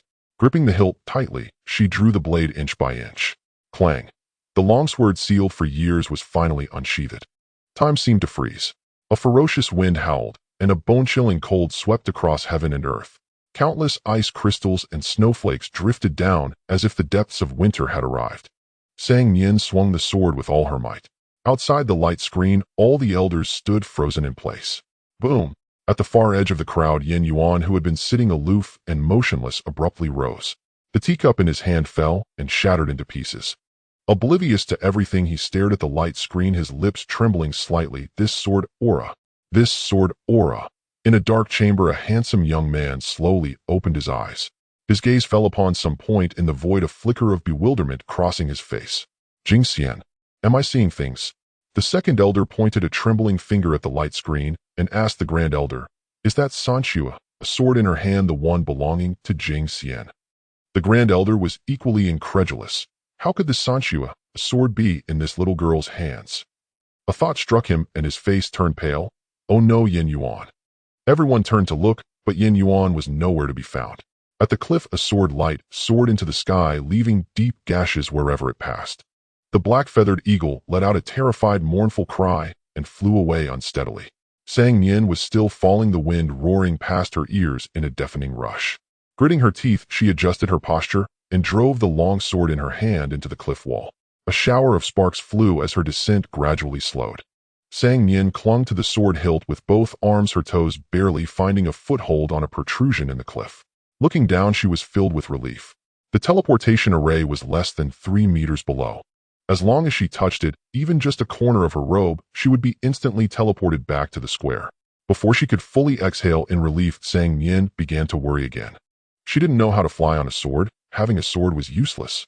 Even if this sword seemed incredibly formidable, she wavered between letting go and climbing up.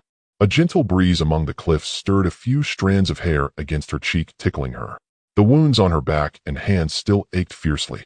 Every inch of Sang Nian's body was in agony. As she winced, a flying sword suddenly stopped right in front of her. She looked up at the sword's owner. He was a young, handsome man dressed in the most ordinary moon-white robe. His hair was meticulously tied atop his head with a jade hairpin, and his eyes were like inky jewels. Sang Nian ventured to ask, "Who are you?" The man gazed deeply at her, his eyes filled with unfamiliar, indescribably complex emotions. "Yin Yuan," he said. Sang Nian remembered Chu Yao mentioning this man, knowing he was an elder of the Xiaoyao sect. Thinking he had come to expel her, she quickly explained, "I haven't touched the teleportation array yet, so I'm not out. See, it's still that far away." Yin Yuan ignored her words and only asked, "What is Jing Xian to you?" Jing Xian. Sang Nian had never heard that name. She shook her head honestly, "I don't know her." Disappointment and expectation warred in his eyes. "Then how did the Sanxue, a sword, come into your hands?" So this sword was called Sanxue. Sang Nian didn't dare reveal its origin to this stranger. Warily she said, "I found it. Is there something wrong with it?" "Liar," Yin Yuan said coldly. "The Sanxue sword chooses its master. In this world, besides Jing Xian, only her blood." His voice trailed off abruptly. "Her what?" Sang Nian hated it when people stopped mid-sentence. "Go on," she urged. Yin Yuan studied her face intently, a dazed look in his brow.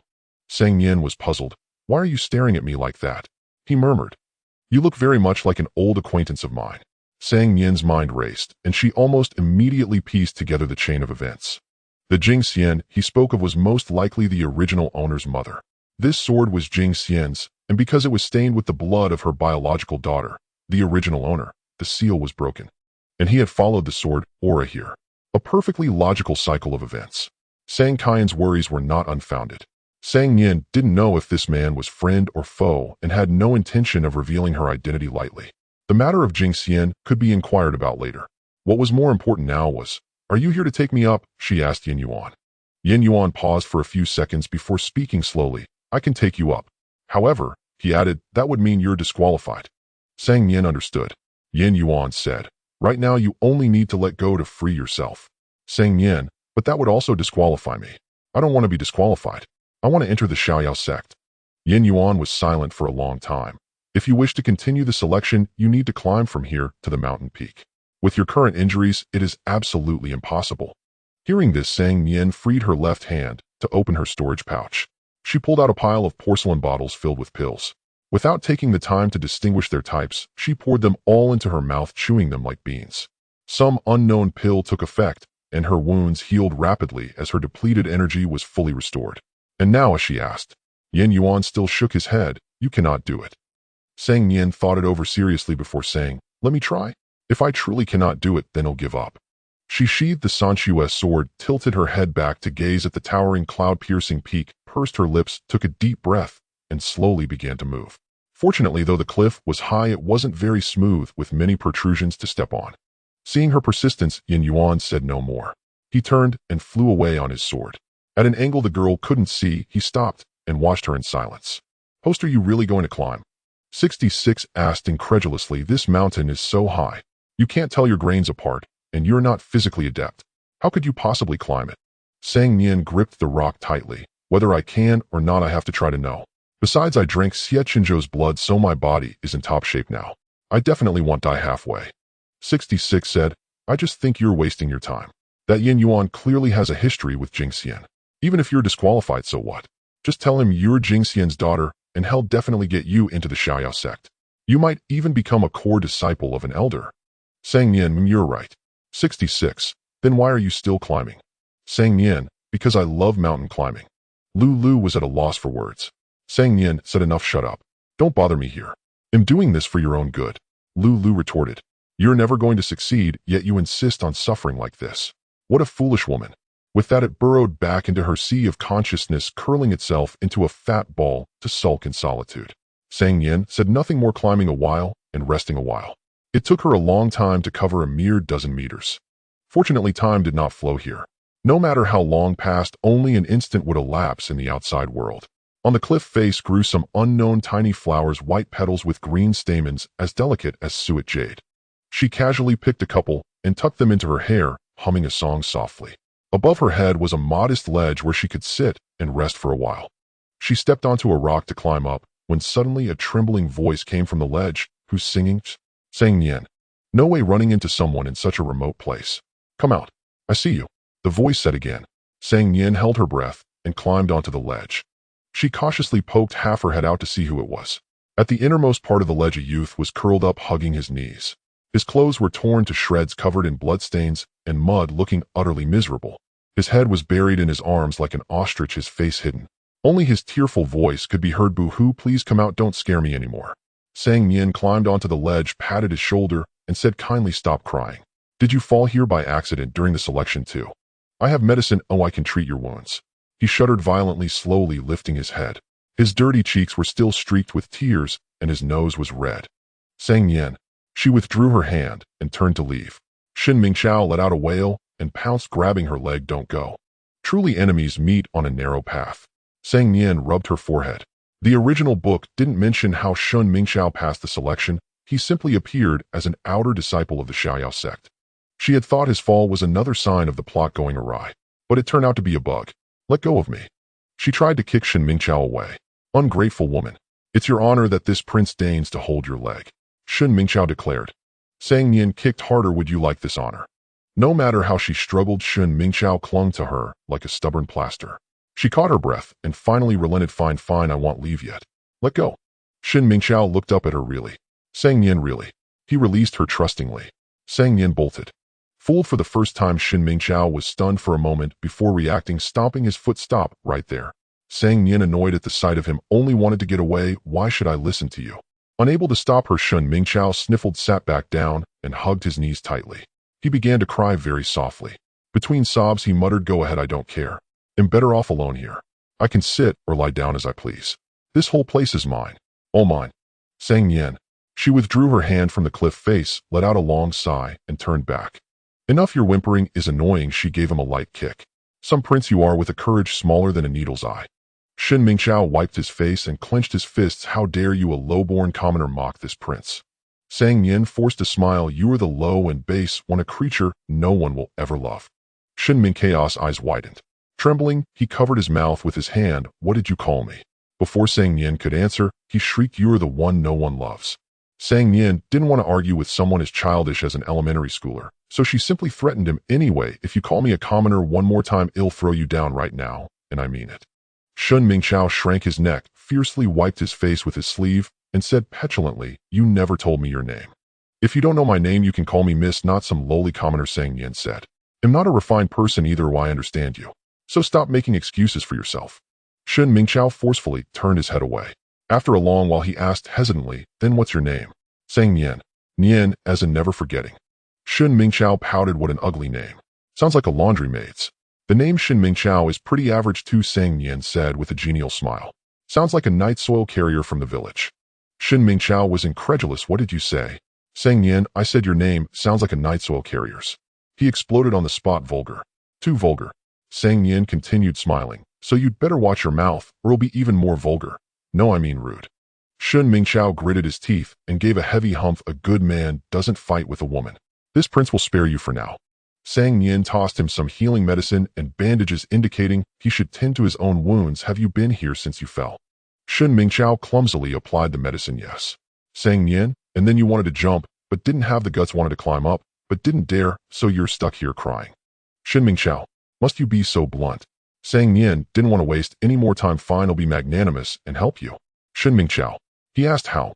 Sang Nian measured the distance. Sit at the edge. They'll kick you down from behind, and you'll return to the square. Shin Mingqiao was a bit tempted. Will it hurt? Sang Nian, probably not. If you don't hit the cliff. Shin Mingqiao, what if I do hit it? Sang Nian, a grand funeral. Shin Mingqiao, QAQ enough, stop dawdling. Let's do it. She stretched her limbs. They'll send you off swiftly. Shin Mingqiao shivered and stepped back 2 paces. Isn't there any other choice? Sang Nian shrugged. There is, but you can't do it. Shin Mingqiao, how do you know I can't if you don't tell me? Sang Nian, climb up with me. Can you do that? Shin Mingqiao, no, I really can't. So stop wasting words, Sang Nian said. Hurry up. I'm in a rush. Shin Mingqiao shakily leaned over to look down at the ledge below, his gaze darting over the protruding rocks as his expression shifted constantly. Sang Nian, made up your mind yet? He shook his head frantically. No, he'll die. He'll definitely die. Sang Nian clicked her tongue. Then I'm done with you. Fend for yourself. With that, without a moment's delay, she stepped out of the ledge and continued climbing upward. Shin Mingqiao looked at her incredulously. Are you really going to climb up? Sang Nian, what else? Do you think I'm imitating a monkey by crawling around? Shin Mingqiao, are you insane? This mountain is so high, how can you possibly climb it? Sang Nian, how do you know it's impossible if you don't try? Shin Mingqiao was about to say more, but she sped up and climbed far away, her normal speaking voice no longer audible. Shin Mingqiao looked at her, then at the bottom of the cliff. Finally, he stomped his foot hard, gritted his teeth, stepped out of the ledge, and shouted, wait for me. He stepped onto the rocks. Sang Nian had used trembling as he climbed, but his competitive spirit surged tenfold. If you can do it, so can I. Just you wait, this prince will never admit defeat. The flow of time within the secret realm differed from the outside world. A day here passed in, but an instant outside. The sky here was perpetually bright, and Sang Nian had no idea how long she had been climbing. The cliff face stretched endlessly toward the heavens as if it would never reach an end. Shin Mingqiao followed behind her. At first he could still trade a few banters with her, but later his eyes glazed over, and he could only gasp for breath. Yet glancing at Sang Nian's composed expression, he gritted his teeth and pressed on. Outside the light curtain, the elders erupted into an uproar. They actually managed to climb up. Such tenacity in these two. In my opinion, this girl named Sang Nian is the more remarkable one, said the second elder. If not for her, Shin Mingqiao would have likely given up long ago. He beamed, my judgment is indeed sharp. I am determined to take her as my disciple. Taking a disciple requires mutual consent. Your enthusiasm alone won't suffice, the seventh elder remarked lightly. What if she takes a liking to my Zongjin Peak instead? The second elder's brows shot up. Are you trying to compete with me? The seventh elder replied with a genial smile. Compete. I'm merely offering her another choice. Just as the second elder was about to flare up, the fifth elder gestured for silence and spoke in a low voice. But don't you find there's a hint of Jingxian in her features? And with the sands now sword in hand, could it be that she is? The elders exchanged glances, their expressions varied. A faint sound came from below the cliff. Xie Chenzhou slowly opened his eyes, his gaze settling on the cliff's edge. There a bloodied hand was groping about, searching for a flat foothold. He rose and walked over. Who's there? A shadow fell over her. Sang Nian looked up, squinting as she ventured. Xie Chenzhou. Xie Chenzhou stood against the light, his expression unreadable. Sang Nian was startled. Have you been waiting for me here all this time? Xie Chenzhou said nothing, looking down at her from his height. The girl's face was flushed, her forehead and nose dotted with sweat, a few stray strands of hair stuck to her cheeks, bedraggled and pitiful. Yet her eyes, clear with distinct black and white, blazed with an astonishing brightness. Within them resided something he had never seen before. Vitality. Like the grass of early spring, the trees of high summer, or the green apricots on the branch. So vivid, it was almost unreal. Xie Chenzhou was momentarily dazed. Seriously bro, you have no situational awareness, Sang Nian complained. If you're not going to help me up, at least don't block the way. Xie Chenzhou's gaze shifted to her hands. From a distance, he had only known they were injured. Now up close he saw that the girl's fingertips were caked with a thick layer of dried blood, her nail beds filled with mud. From gripping for so long her knuckles were stiff and rigid. He looked for a moment, then bent down and took her hand. Nian used his support to pull herself onto the last rock, stumbling forward a few steps. Just as she was about to crash into his arms, she quickly dodged to the right and fell solidly to the ground. Xie Chenzhou was about to go to her when another hand reached up from the cliff, trembling like a leaf in the wind. Kind soul, give me a hand too, please. Shen Mingqiao said weakly, I have no strength left. Xie Chenzhou gave a light snort and ignored him. Shen Mingqiao sniffled, his eyes reddening. Please, big brother. Xie Chenzhou's face twisted with disgust. He grabbed Shen Mingqiao by the hair and yanked him up. Call me that again and I'll kill you. Shen Mingqiao howled in pain, clutching his head as he slumped toward him. Xie Chenzhou kicked him away. Scram. Shen Mingqiao spun around twice before collapsing gracefully beside Sang Nian, his movements tragic and melancholic like a broken-winged butterfly.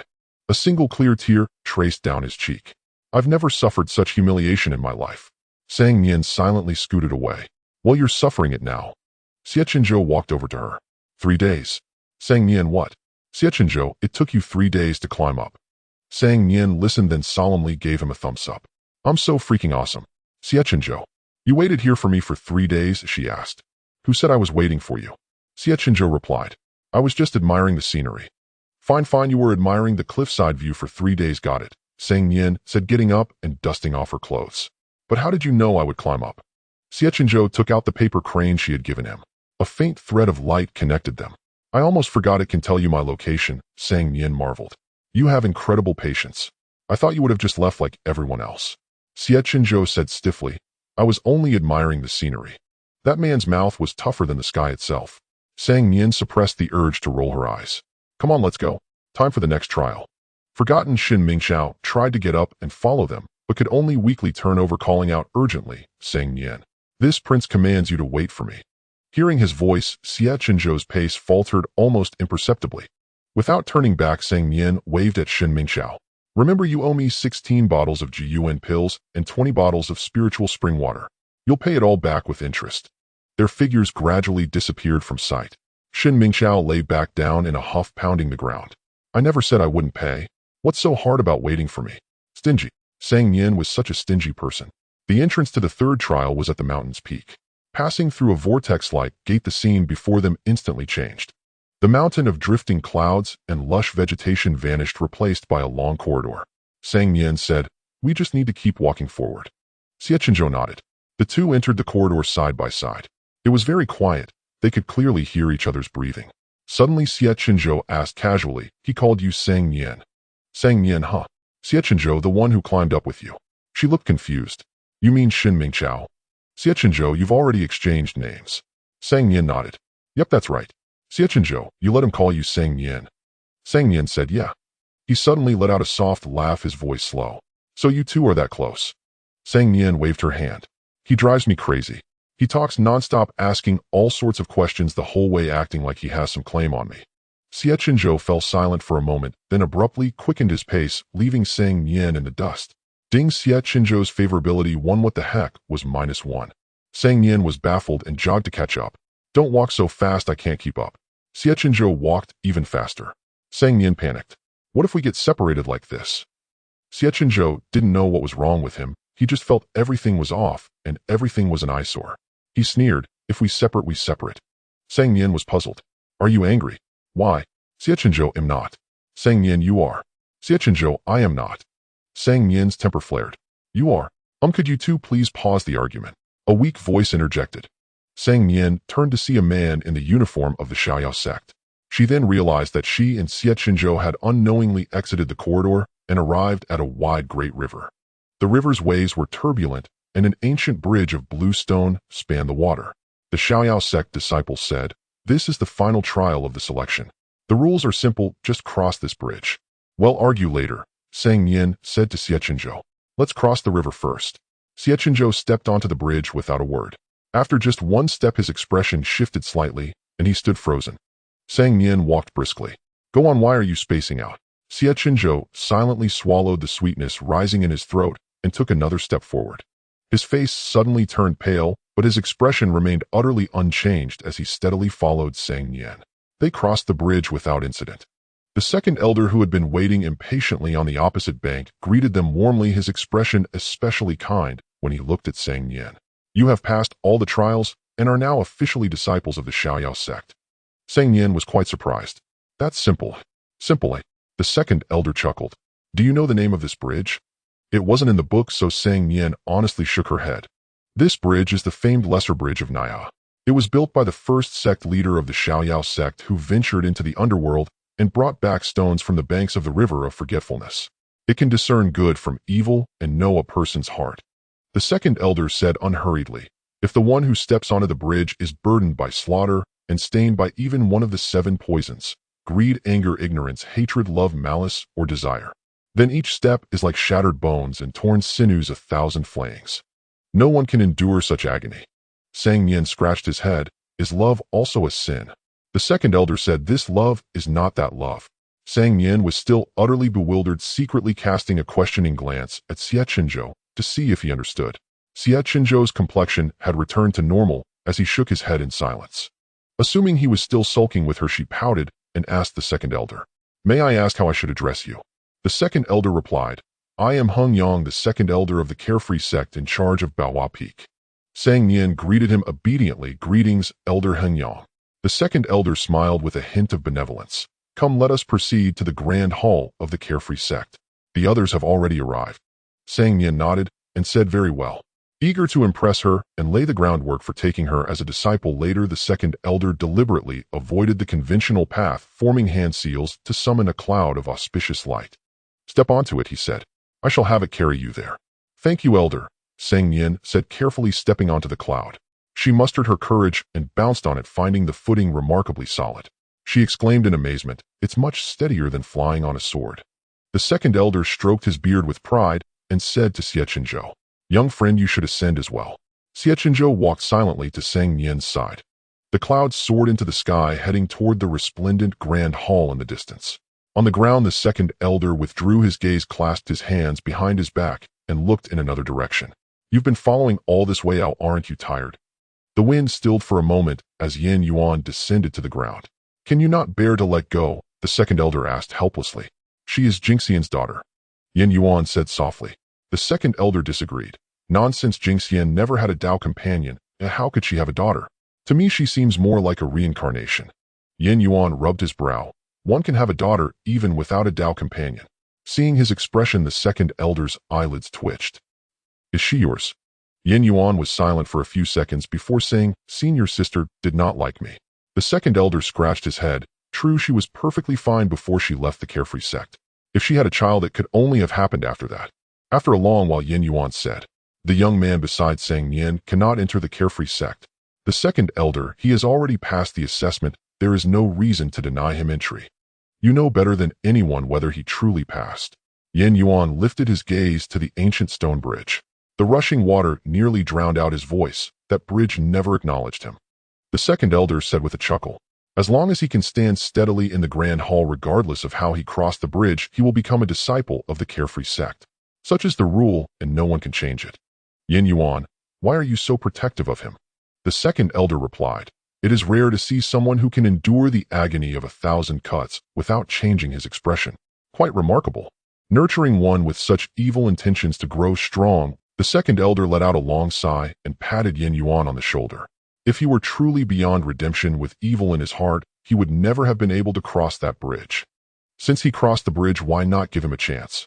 Evil people are not born evil, nor are good people born good. Yin Yuan remained silent. On the cloud, with only the two of them, Sang Nian tugged at Xie Chenzhou's sleeve, wanting to revisit the reason for their earlier quarrel.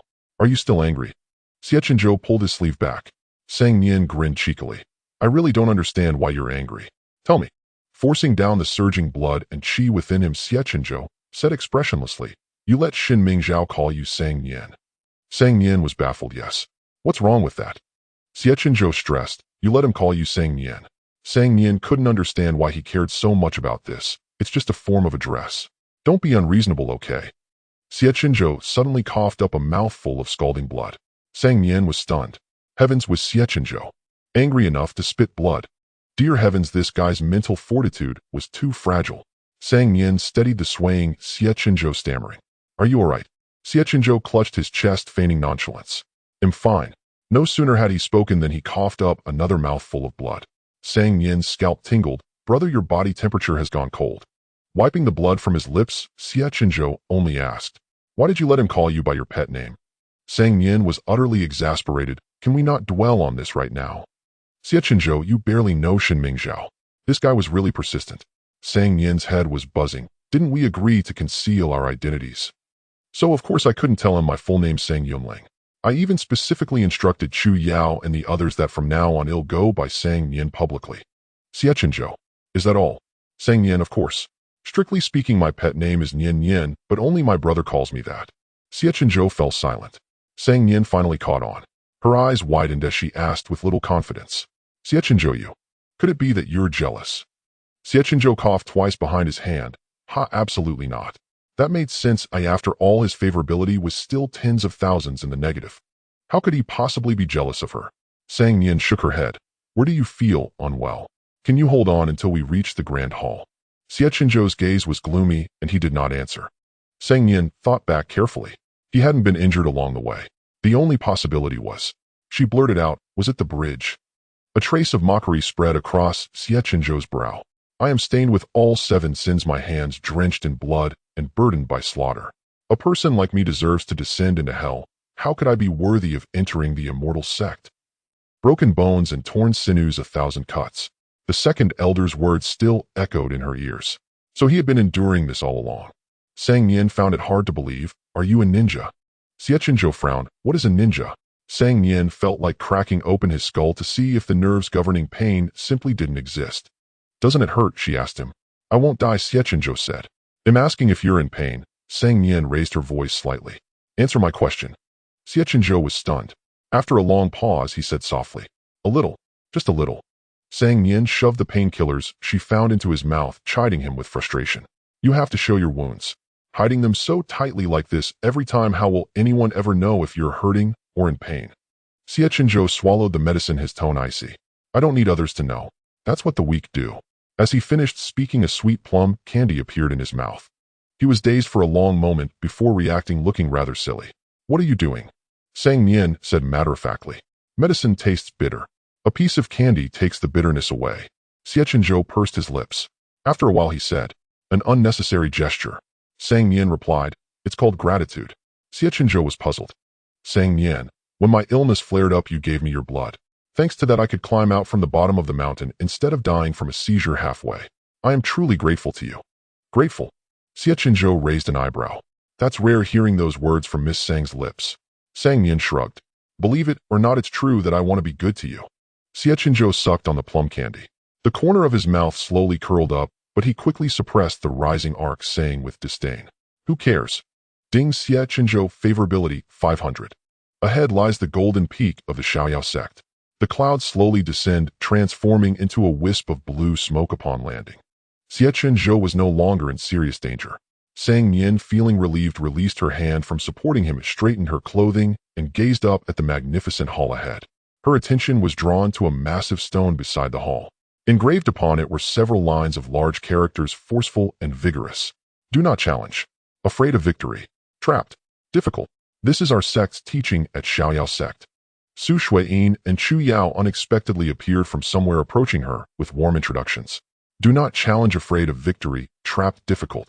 Sang Nian praised, indeed this is the teaching of the Xiaoyao sect, truly unique. Xie Chenzhou raised an eyebrow. Chu Yao seemed to hear a joke, laughing uncontrollably.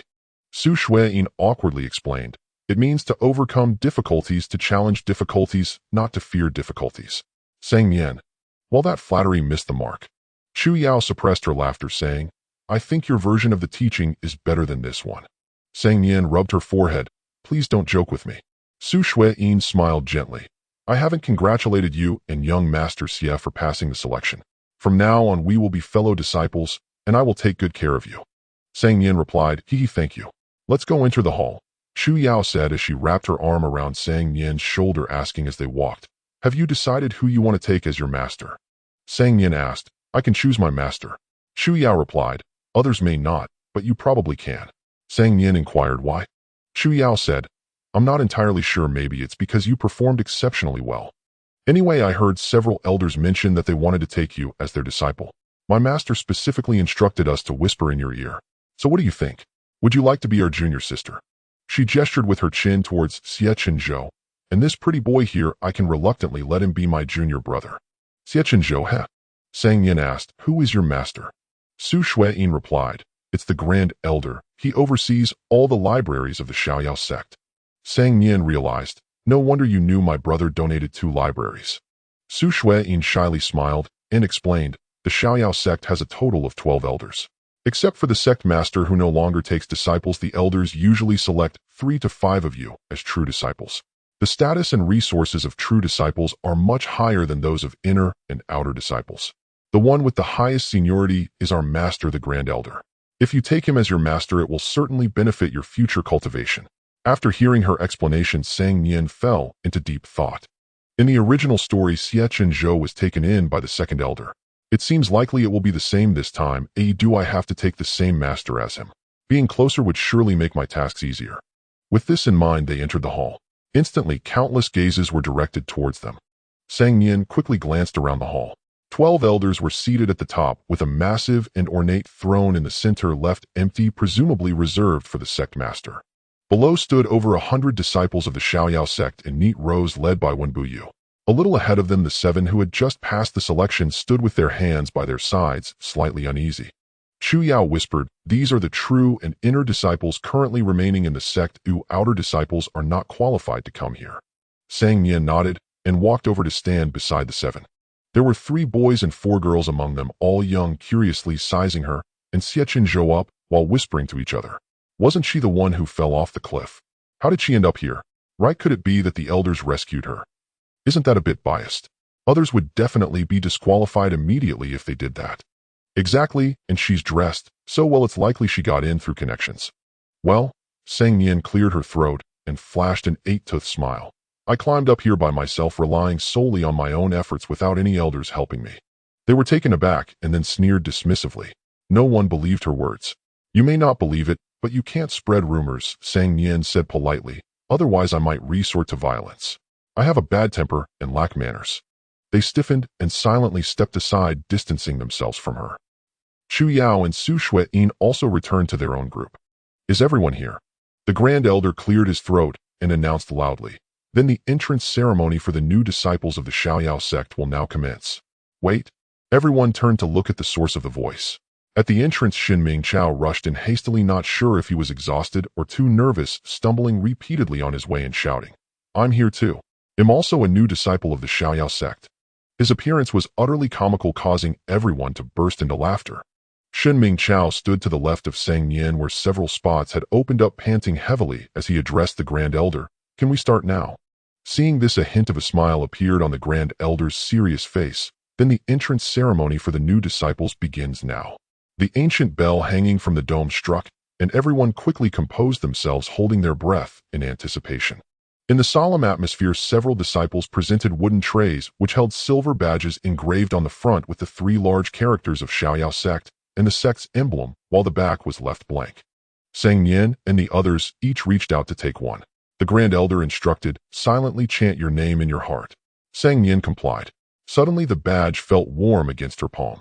She flipped it over and saw that the previously blank back now bore 2 characters. Her name, Sang Nian. The others experienced the same phenomenon. This is your proof of being a disciple of the Xiaoyao sect. Remember to keep it safe and do not lose it, the Grand Elder said. If you encounter fellow disciples during your travels, you must support each other. Apart from Xie Chenzhou, the 9 new disciples were particularly excited, responding in unison, we will strictly adhere to the Elder's teachings. The Grand Elder waved his sleeves and 10 lanterns of glass appeared out of thin air, hovering in front of them. These are life lamps with blood as the wick. When a person dies, the lamp goes out, he explained. If you encounter misfortune, the sect will know immediately and send someone to recover your body. A girl among the new disciples glanced at the others and timidly asked, aren't you going to avenge us? The Grand Elder replied kindly, if you die an unjust death, certainly we will. She timidly closed her mouth. Now drop a drop of blood into it to light the life lamp. Everyone began to prick their fingertips. Sang Nian truly could not bring herself to do it. She handed the dagger to Xie Chenzhou. You do it, just make a small cut, a tiny one. Xie Chenzhou furrowed his brow as the tip of the knife slowly pierced her soft fingertip, a droplet of crimson blood gradually forming. He had often severed others' fingers at the root or directly snapped their veins, the blade swift and steady. This was the first time he picked up a knife without a hint of killing intent. He awkwardly fiddled with his fingertips and stepped back. Sang Nian squeezed a drop of blood into the glass lamp. It did not ignite. Sang Nian. She squeezed another drop. The lamp exploded. Sang Nian. The crisp sound echoed sharply in the solemn hall. The elders were taken aback, and all stood up. The second elder hurried over asking, "Did you hurt yourself?" Sang Nian awkwardly replied, "I'm fine, it was just the lamp that broke." The grand elder said, "It must have been an accident, just replace it with another one." A disciple brought forth a new glass lamp. She cautiously squeezed out a drop of blood. The second elder stared at her without blinking. The lamp flickered, and amid many ambiguous gazes a faint glow timidly illuminated the room. The second elder sighed in relief. It really was a problem with the lamp. The grand elder put away the lamp and turned to the other elders, saying, "Those who wish to take in disciples may come and select from the candidates. Those who did not qualify for true inheritance will be assigned to inner or outer sects based on their aptitude." They could no longer contain their excitement and hurried down, heading straight for Sang Nian. Sang Nian felt as if she were a monkey in a zoo. The second elder enthusiastically declared, "To be honest, I had my eye on you the moment you stepped onto the plaza. I've watched you come this far. We are destined to be master and apprentice." "I beg to differ," the seventh elder said with a smile. "You possess an untainted dual spiritual root of wood and water. I have a unique water-based technique that perfectly matches your roots. I guarantee you'll form a core within 3 years. How about becoming my disciple?" The grand elder lightly coughed. "I have 2 disciples, Chuyu and Shuin, both girls. You could practice and have fun with them in your free time." The second elder, as if stepping on a cat's tail, angrily retorted, "Didn't you say you had enough disciples? So you're trying to deceive me, huh? I suddenly think having 3 disciples isn't too bad either. Shameless." Their bickering grew fierce, as if they were about to fight, entirely losing the demeanor of elders. The other new disciples witnessed this scene for the first time, exchanging puzzled glances. Only the girl who spoke first fidgeted with her fingers, her face filled with disappointment and unwillingness. Shin Mingqiao looked at them with envy, then turned away, muttering, "Only a blind person wouldn't choose me." "What did you say?" The fifth elder stepped in front of him and asked. Shin Mingqiao stubbornly replied, "My aptitude is no worse than Sang Nian's. Not choosing me as a disciple is your loss." The fifth elder chuckled, "You are quite confident." Shin Mingqiao retorted, "I'm speaking the truth. When I ascend in the future, you'll know. I don't need any master at all. If I were to be your master." Before he could finish, Shin Mingqiao immediately knelt down and firmly declared, "Master." The fifth elder was momentarily taken aback and then laughed. "How clever." Xie Chenzhou looked at them with cold eyes, his face expressionless. The second elder noticed his demeanor and suddenly grasped his hand tightly, cheerfully saying, "How about you and that girl Sang Nian become my disciples together?" Xie Chenzhou, who disliked physical contact, immediately tried to pull his hand away but could not escape. His face turned dark. "Let go." The second elder maintained his benevolent expression. "Your qi is in disarray. Although there's no serious harm, your organs have been affected. Let me channel some spiritual power to help you. Do you feel better now?" Xie Chenzhou replied stiffly, "I don't need it." The second elder released his hand, gently patted the back of his hand, and said nothing more, resuming his argument with the grand elder. Yin Yuan strode over, parted the two, and handed Sang Nian a moon-white sword tassel. The crowd fell silent, and the second elder grumbled, "I knew this kid wouldn't just stand by." Sang Nian understood his implication and did not take the sword tassel. Lowering her voice to a whisper only they could hear, she asked, "Are you fighting over me to be a disciple because of Jing Xian?" Yin Yuan's expression was indifferent. "Regardless of whether you are her daughter or not, I will accept you as my disciple." Sang Nian blinked, confused. Yin Yuan continued, "When you chose to refuse me and insisted on climbing that mountain by yourself, I prepared this sword tassel for you." Sang Nian revealed a faint smile. Just as she was about to reach out to take the sword tassel, a beam of sword light suddenly rushed in from outside the hall, showering the area with blossoms. As the light faded, a man stepped out. He appeared to be in his late 20s with handsome features and a tall figure dressed in dark brocade robes adorned with golden threads at the hems and cuffs. At his waist hung an ancient jade pendant symbolizing the position of sect leader, subtly highlighting his high status. Upon seeing him, the disciples below erupted in chatter. "Why has the sect leader come? Didn't Senior Wen say the sect leader was still in seclusion? Look at the direction he's walking. Could it be that he's here for that new disciple?" A few elders were equally surprised. Wasn't it said that the sect leader would not attend the initiation ceremony? Why did he suddenly? Under everyone's gaze, the man walked up to Sang Nian and stood still. Sang Nian had guessed his identity from the discussions around her and awkwardly imitated a bow, saying, "Disciple Sang Nian, greetings to the sect leader." The man spoke with a voice as warm as jade. "Your name is Sang Nian. I am Song Lanfeng, the leader of the Xiaoyao sect. Would you like to become my second disciple?" The hall suddenly fell silent, and soon hushed voices buzzed around. Apart from Senior, when the sect leader hasn't taken in any disciples for years, yet he specifically came to accept her. Yes, even Senior Chuyu.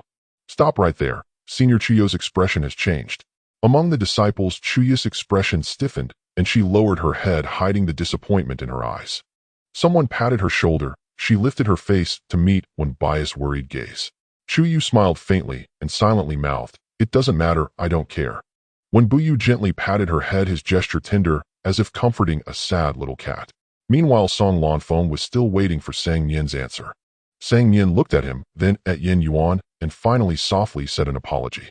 She accepted Yin Yuan's sword tassel. She actually rejected the sect leader. Heavens, has she lost her mind? The disciples below were buzzing with discussion. As the focal point of the event, Song Lanfeng, however, showed little reaction. He spoke gently. Yin Yuan's temperament is steady. Having him as your master is also a good choice. Sang Nian breathed a sigh of relief and continued with polite remarks. "Thank you for your kindness, sect leader." Song Lanfeng smiled slightly and shifted his gaze to Xie Chenzhou. "This young friend must also be a new disciple. Have you taken a master?" Xie Chenzhou expressionlessly pointed at the second elder. "The second elder," exclaimed Me. Xie Chenzhou nodded without expression. The second elder immediately beamed with joy. Seeing this, Song Lanfeng's eyes flickered with some regret, yet he still smiled. The group performed the master-disciple ceremonies in order, settled the remaining new disciples, and the initiation ceremony came to an end. The crowd slowly dispersed. Sang Nian was about to follow Yin Yuan back to Guzhu Peak, when Song Lanfeng softly said, "Sang Nian, please stay, I have something to say to you privately." Sang Nian had no choice but to stop and said to Xie Chenzhou, "You go back with your master first. We'll see each other in the cafeteria during dinner tonight." Xie Chenzhou nodded. On the other side, Chuyu took a deep look at Sang Nian and Song Lanfeng before leaving alongside Wen Biyu and Su Xuan.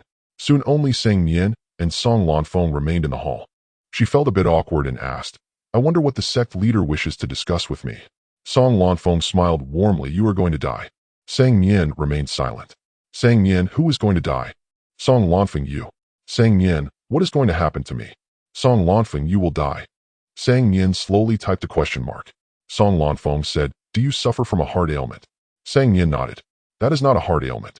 Song Lanfeng said softly, "That is the mayfly dream." Sang Nian was even more bewildered. "What is the mayfly dream?" "A kind of goo," Song Lanfeng said. "When it acts up, it freezes your blood and wrings your heart with pain. Those afflicted live but a day like mayflies, hence the name mayfly dream." "But I have already lived to 17. Sang Nian was puzzled. Song Lanfeng smiled faintly. "I too am wondering why you are still alive." Sang Nian thought for a moment and said, "I have been taking medicine ever since I can remember, consuming countless rare treasures. Perhaps that has something to do with it." Song Lanfeng tapped the armrest of his chair and said gently, "Come here. Let me take your pulse." Sang Nian did not move. His long lashes cast a shadow, half veiling his eyes. Nian, your mother Jingxian and I were from the same sect. I would not harm you." Sang Nian was startled. Remembering what Yin Yuan had said, she quickly inquired, "Jingxian, what kind of person was she?" Song Lanfeng curved his lips, his gaze drifting into the void, as if crossing time back to many years ago. His features softened with tenderness. "Jingxian entered the Xiaoyao sect at 12 and became my junior sister. Along with Yin Yuan, the three of us were inseparable day and night. She was lively, often playing pranks on the elders, yet she possessed extraordinary talent in the way of the sword. She was the disciple most likely to ascend in a century within the Xiaoyao sect. If she had not left the Xiaoyao sect later, the position of sect master would not have fallen to me." Sang Nian asked, "Why did she leave the Xiaoyao sect?" Song Lanfeng said, "She said she had fallen in love with someone, but later her life lamp went out." Sang Nian quickly said, "Do you know who killed her?" Song Lanfeng's voice was strained. There were no clues left behind. No one knows what caused her death. However, he paused, and Sang Nian held her breath as he continued word by word. "Someone once saw her entangled with a certain member of the Raksha Hall. Perhaps her death is related to them." "Raksha Hall?" Sang Nian had never heard the name before and asked curiously, what is that? It is a notorious organization, Song Lanfeng said with a hint of disgust in his eyes. Its members are the most heinous villains in the world. For 500 years, countless tragedies in the cultivation world have been wrought by their hands. Sang Nian silently committed this clue to memory. I have searched for 17 years, but I still cannot find who it was, Song Lanfeng said, clenching his hand until his knuckles turned white. If I ever find him. An intangible killing intent filled the air, making it hard for Sang Nian to breathe. Song Lanfeng snapped out of it, waved his sleeve to dispel the aura, and said apologetically, "Forgive me. I lost my composure." Sang Nian waved her hand. It's fine. I understand. How have you grown up all these years?" He studied her closely, guilt lacing his tone. "Have you suffered?" Sang Nian said, "I have been doing quite well. I have not suffered." Song Lanfeng hesitated. "Do you know that your father is?" Sang Nian scratched her head. "To be honest, I am not entirely sure who my father is right now. Let me confirm it first, and I will tell you." Song Lanfeng was taken aback, then suddenly smiled. "All right, I will wait for you to tell me." "But how did you know Jing Xian was my mother?" Sang Nian asked. "Do I look a lot like her?" "Your eyes and brows do bear some resemblance to hers," Song Lanfeng said. "Most importantly, you drew the scattered snow sword." Sang Nian spoke truthfully. "Actually, I could not draw it at first. But that day, for some reason, I suddenly pulled it out. That was Jing Xian's lifebound sword. No one but those bound to her by blood can wield it." Song Lanfeng explained. "That day your blood dripped onto the scabbard. It confirmed your identity and revealed itself to save you. So that was it." Having clarified matters about Jing Xian, Sang Nian asked cautiously, "Can the mayfly dream inside me be cured?" Song Lanfeng said, "Come here." Sang Nian stepped forward. He took her wrist and slowly infused a stream of spiritual energy into her meridians. Knowing he was examining her, she did not resist, but relaxed, letting the energy course through her body. Time passed, and Song Lanfeng's brow gradually furrowed. Sang Nian's heart leaped into her throat. "Is it very bad?" He released her and patted her hand reassuringly. "Do not be afraid. It is better than I expected." Sang Nian, "So, I saw something inside you," he said. "I am not sure what it is, but it is likely the reason you have survived until now." Sang Nian was utterly bewildered.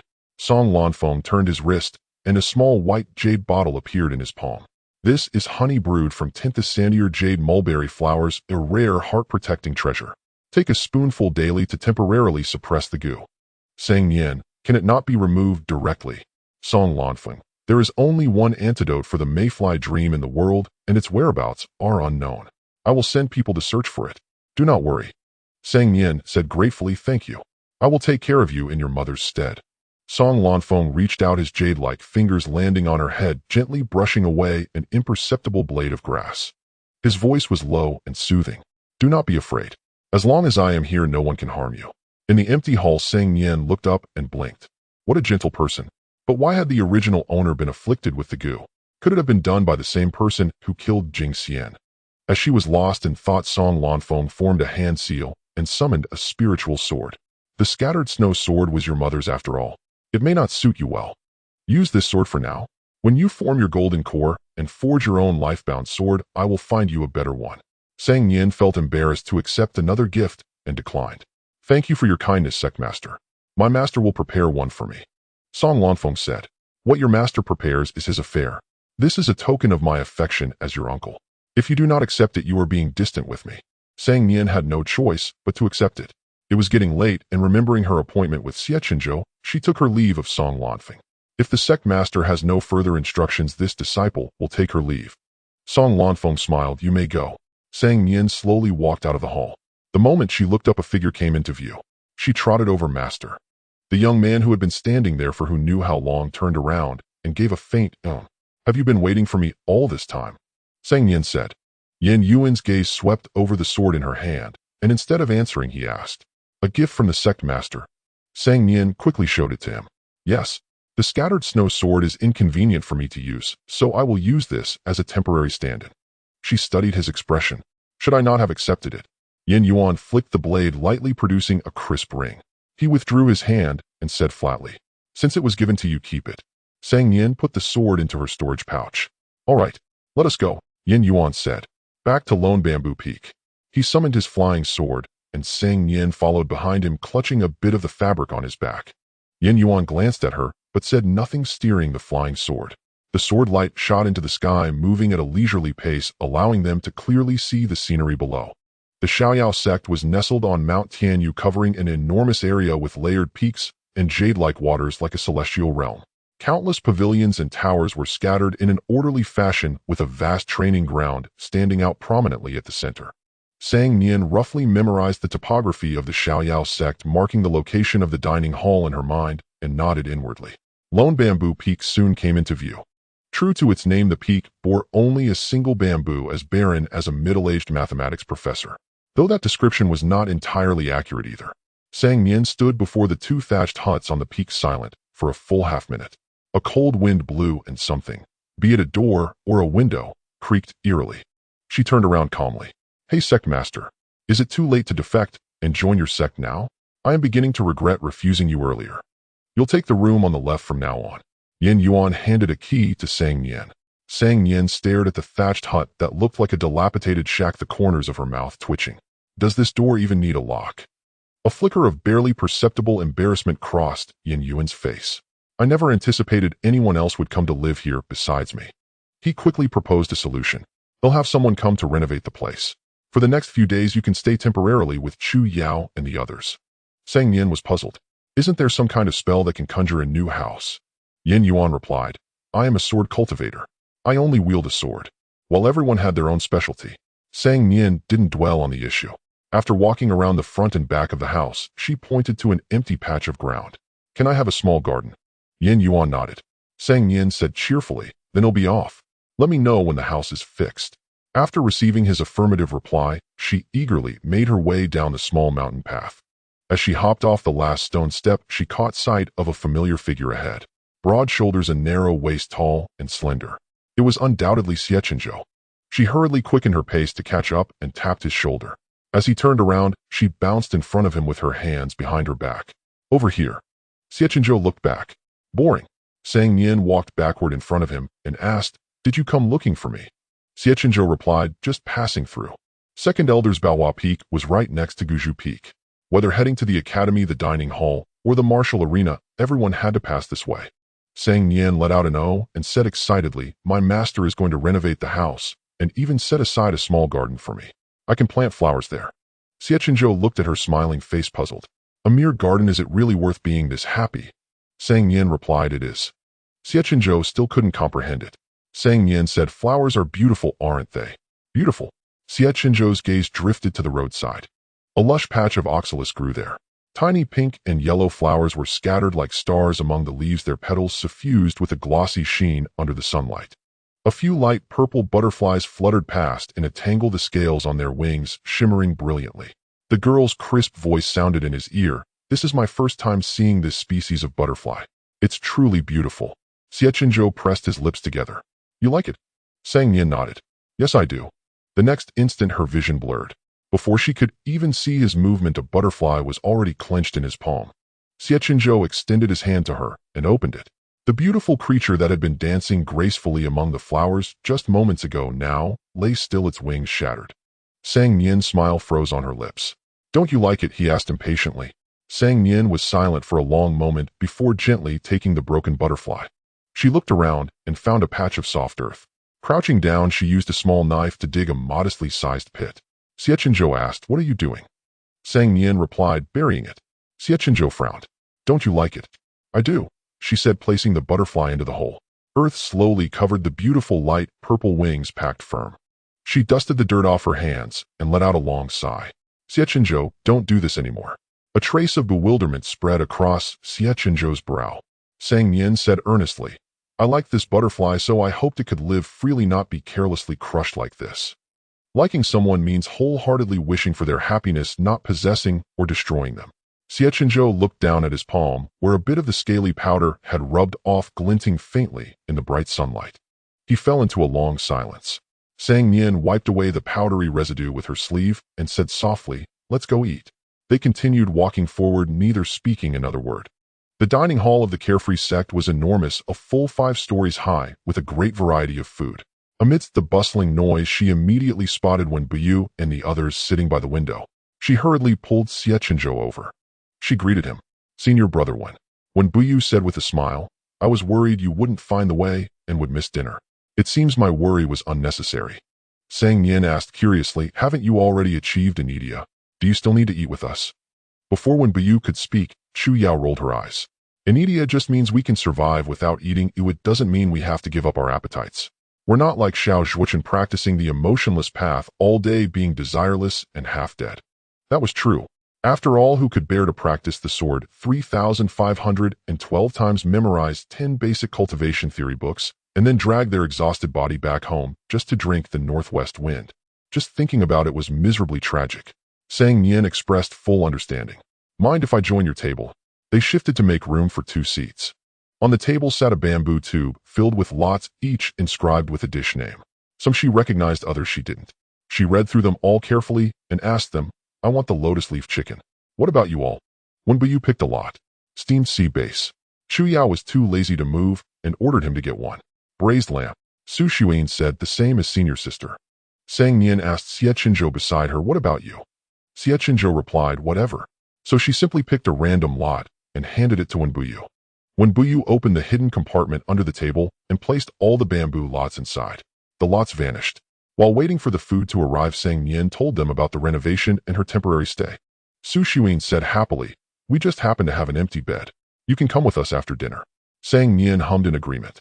Su Xuan asked curiously, by the way, what did the sect leader want with you today? Upon hearing this, Chu Yao, who had been talking with Bough, perked up her ears and turned to look at Sang Nian. Sang Nian omitted the matter of the mirror string and the ephemeral dream and only said, he gave me a sword. A sword, eh? Everyone became interested.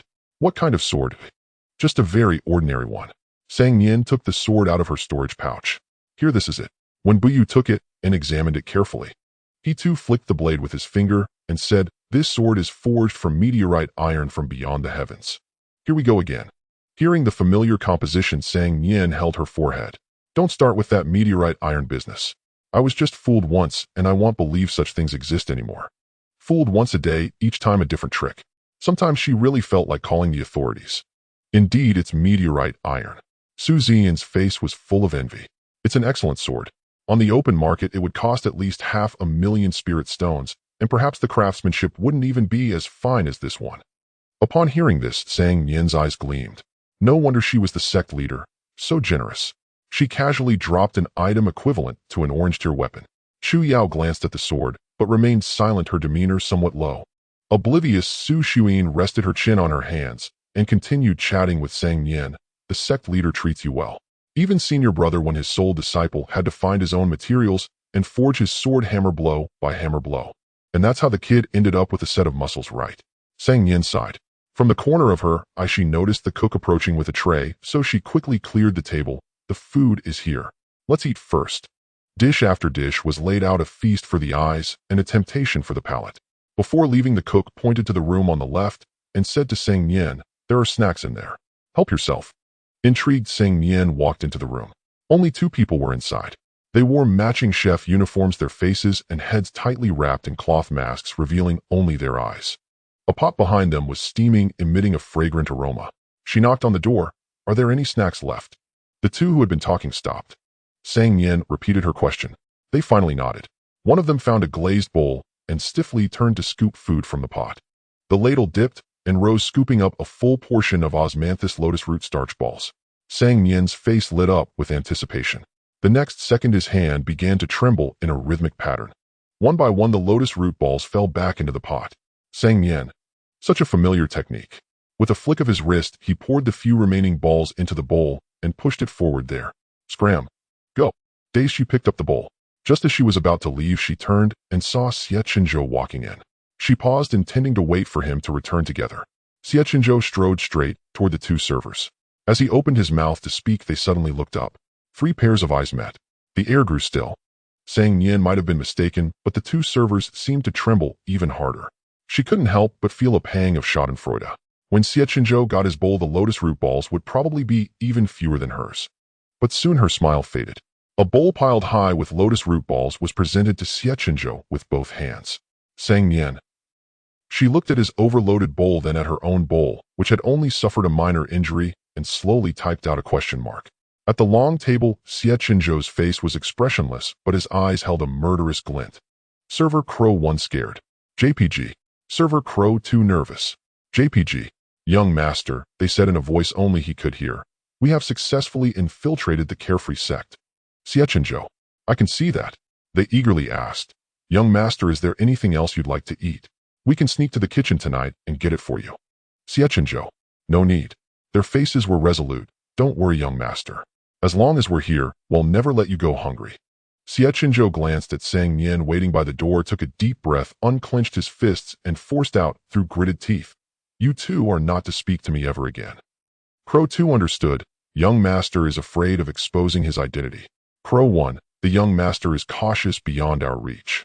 Xie Chenzhou's expression was icy. No. I simply don't want to talk to idiots. Crow 1. Crow 2. Xie Chenzhou grabbed his bowl and pulled Sang Nian away. On the way, Sang Nian whispered, Do you know them? Xie Chenzhou shook his head firmly. No. Sang Nian was puzzled. Then why did they give you so many lotus root balls? Xie Chenzhou's brow twitched. Suddenly, he turned and led her back. Crow 1 and Crow 2, who had been blaming each other. They immediately stood at attention, not daring to move. Xie Chenzhou handed Sang Nian's bowl over and said succinctly, Fill it. Crow 1, huh? Crow 2 moved swiftly, adding 2 large scoops of lotus root balls to the bowl. Enough. A little more. Xie Chenzhou asked Sang Nian. Enough. Sang Nian stammered. Enough. Xie Chenzhou nodded. Let's go. It happened so fast that Sang Nian hadn't even processed it before she found herself holding a bowl brimming with lotus root balls. She blinked as if waking from a dream only when she sat back down. She couldn't help but steal a glance at Xie Chenzhou. The lot he had drawn earlier was plain kanji. The young man lowered his head to drink at his profile clear and sharp, his slender fingers gripping a porcelain spoon, equally pale. Sang Nian thought Xie Chenzhou indeed had some charm. In his hands, even the bland kanji seemed to transform into celestial nectar. Suddenly, as if sensing something, Xie Chenzhou turned his face slightly toward her. Sang Nian didn't flinch. She raised an eyebrow at him and popped a lotus root ball into her mouth. Delicious, hee. As she ate with relish, Xie Chenzhou paused, then hesitantly looked at his own untouched lotus root balls. He scooped one up and tentatively brought it to his lips. It was sweet. After dinner, Sang Nian bid farewell to Bough and Xie Chenzhou, and followed Su Xuan and the others to the Grand Elder's small moon peak. Xie Chenzhou walked back to his quarters alone. As he passed the path he had taken earlier, he slowed down. The clover was still by the roadside, its petals still delicate. He walked past without looking. He hadn't gone far before he stopped and turned back. On the nearby patch of ground, the pit he had filled during the day was being dug up bit by bit. The dead butterfly lay silently at the bottom. Xie Chenzhou stared at it for a long while, then cut his fingertip. A drop of crimson blood fell sliding slowly along the broken wing and seeping into the soil. He watched it unblinkingly. The wings trembled.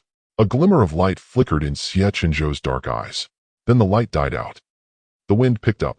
The light purple butterfly fluttered its wings slightly in the breeze, as if alive. When the wind stopped, it too stopped. This butterfly was utterly and completely dead. What is lost will never live again. The wound on his fingertip healed on its own. Xie Chenzhou threw the dirt back into the pit with force, then rose and returned to Bough Peak. On Bough Peak, several vegetable plots had been cultivated. An old man with messy hair and a beard was squatting in the field, pulling weeds and muttering to himself. Xie Chenzhou didn't spare him a glance and walked straight to his own room.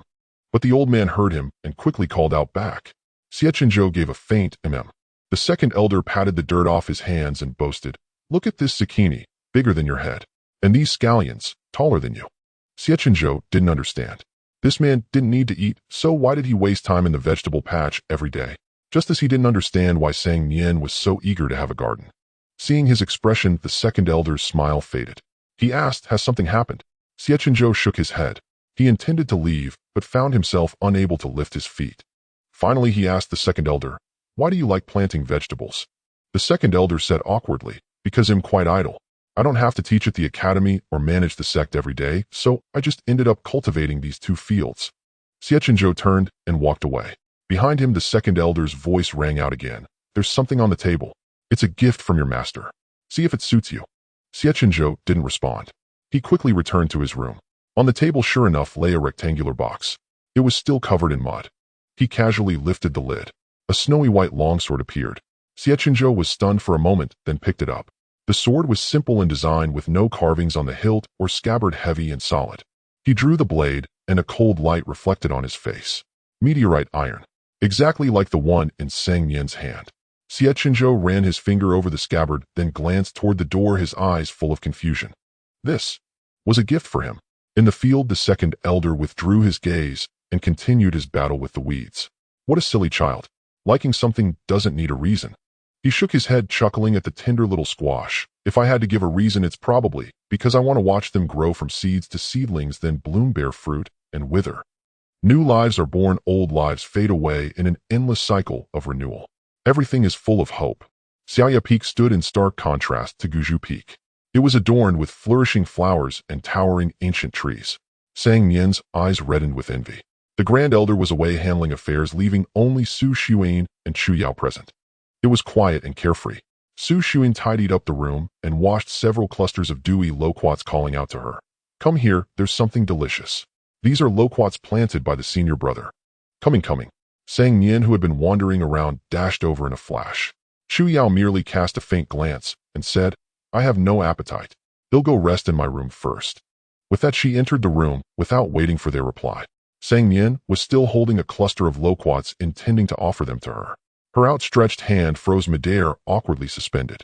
Su Xuan said flatly, give them to me. Sang Nian handed her the loquats. What's wrong with Chu Yao?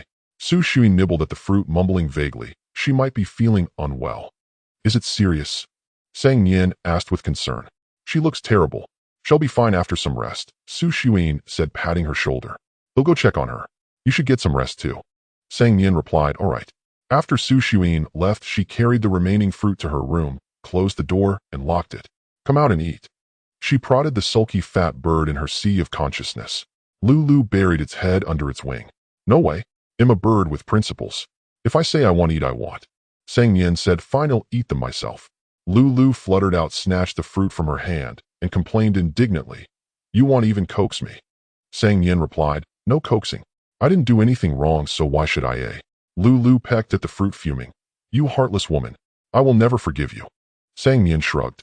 Suit yourself. She ignored Lulu's squawking, took out the bird egg from her storage pouch, and sat under the lamp studying it intently.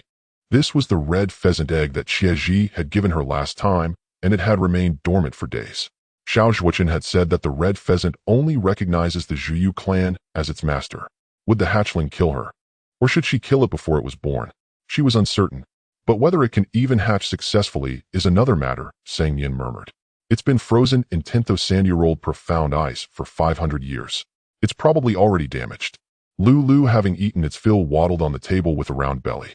Sang Nian's mind was in turmoil, and irritated by its leisurely demeanor, she teased, why don't you try hatching it? Lulu was enraged. I'm male.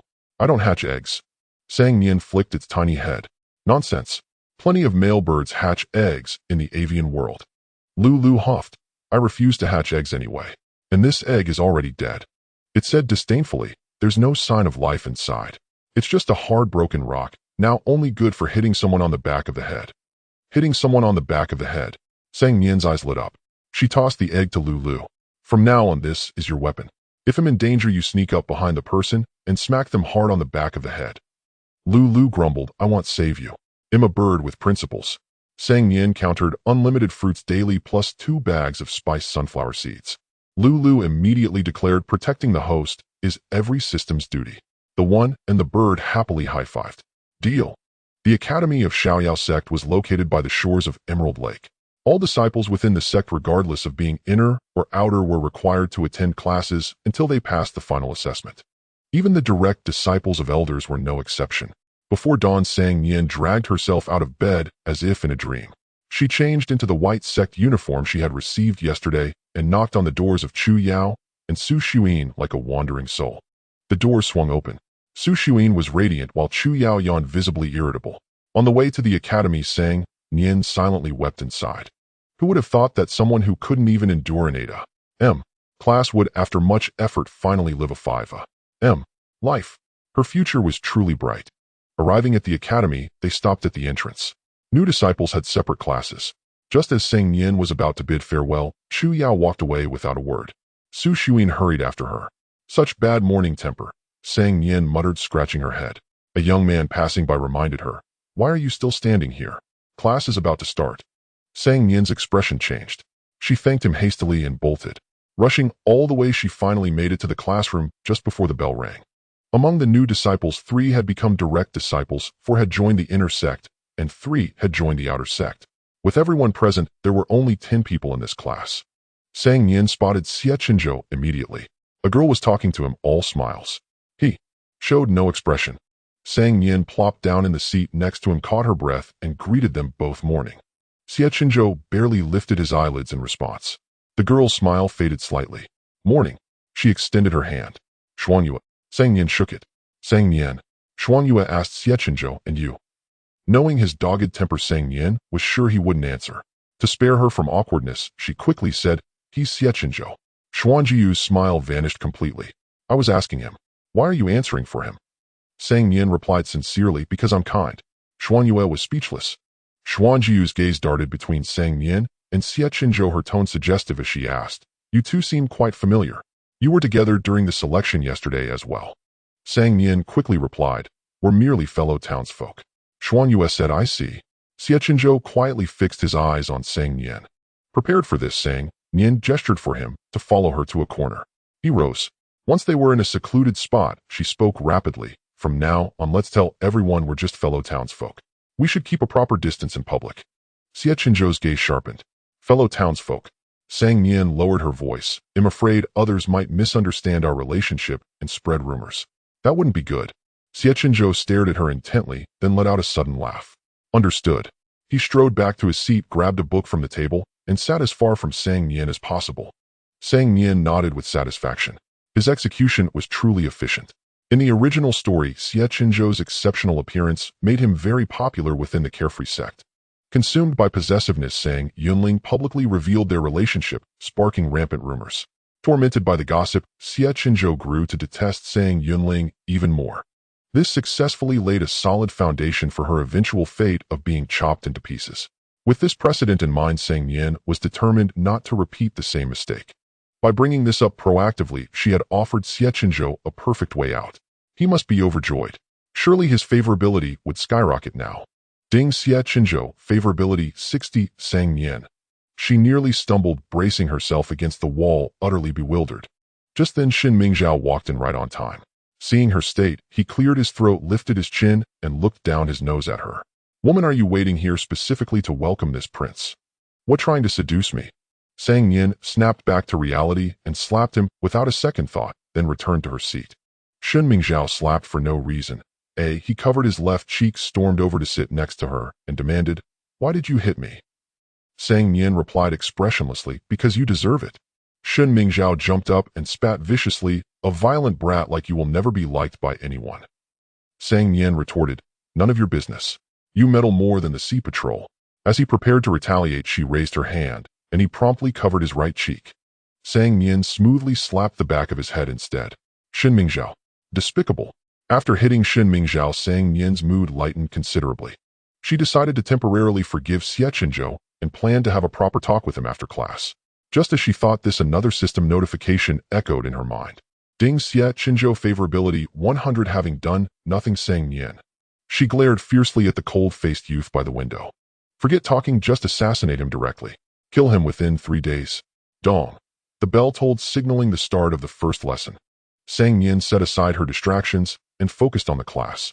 Soon a young man in plain robes entered the room, carrying books. Sang Nian was slightly surprised. He was the person she had met at the entrance. I am Gu, by the senior disciple of the 4th elder of the Discipline Hall. The young man introduced himself with a stern face. The 4th elder has left the sect on business, so I will be teaching for the next few days. His serious demeanor made many disciples uneasy. They nervously bowed to him. He gestured for them to stop. Let's begin the lesson. Sang Nian opened her newly acquired Fundamentals of Immortal Cultivation and skimmed its contents. Realms of Cultivation, Qi Refining, Foundation Establishment, Golden Core, Nascent Soul, Spirit Transformation, Tribulation Transcendence, Ascension. Each stage is further divided into 3 minor levels: Qi Refining, first layer Qi Refining, second layer Qi Refining. Sang Nian immediately fell asleep. Gubai glanced in her direction, his brow deeply furrowed. He flicked his sleeve. A cool, minty fragrance spread through the room, remarkably refreshing. Sang Nian did not wake. He held a book in one hand and paced as he spoke. 10 million years ago, heaven and earth first split, dividing into 6 realms: the divine, immortal, human, demon, nether, and devil realms, each ruling its own domain. Among them, the human realm contains 3,000 lesser worlds. At the uppermost layer closest to the immortal realm lies our own Hongming continent, also known as the immortal cultivation world. Gubai walked to Sang Nian's desk and tapped it with his knuckles. Once, twice, thrice. Sang Nian jolted awake as if from the brink of death. Stifled laughter arose around her, Shun Mingzhao's voice the most prominent. Meeting Gu Bei's disapproving gaze, she knew she was in the wrong and sheepishly apologized. "I'm sorry, I won't fall asleep again." Gu Bei withdrew his hand and continued the lecture, his voice like a flowing stream. The Hongming continent is rich in spiritual energy with numerous immortal sects. The most supreme among them are the 3 sects and 1 hall. 3 sects and 1 hall, someone queried. Gu Bei explained: the carefree sect of Tianyu Mountain, the mystic sword sect of Qixi Valley, and the lofty cloud sect of Penglai Island. These are the 3 sects. And what is the 1 hall? Before Gu Bei could answer, Xuanyue eagerly chimed in. I know. It's the Azura Hall." Sang Nian looked surprised. Gu Bei's expression darkened immediately. "How dare you compare us to those petty scoundrels of the devil realm?" Xuanyue's face flushed red, utterly flustered. Shin Mingzhao crossed his arms and swayed his head. "The 1 hall is the hall of longevity. The foremost young cultivator of our generation, Xiao Zhuochen, is a disciple of the Hall Master of Longevity Hall. And the Hall Master of Longevity Hall is the disciple of the Alliance leader of the 10,000 Immortals Alliance. The relationships are complex and cannot be explained in a few words." Someone looked confused. 10,000 Immortals Alliance. Shin Mingzhao glanced at Gu Bei, who showed no anger, but rather a hint of approval.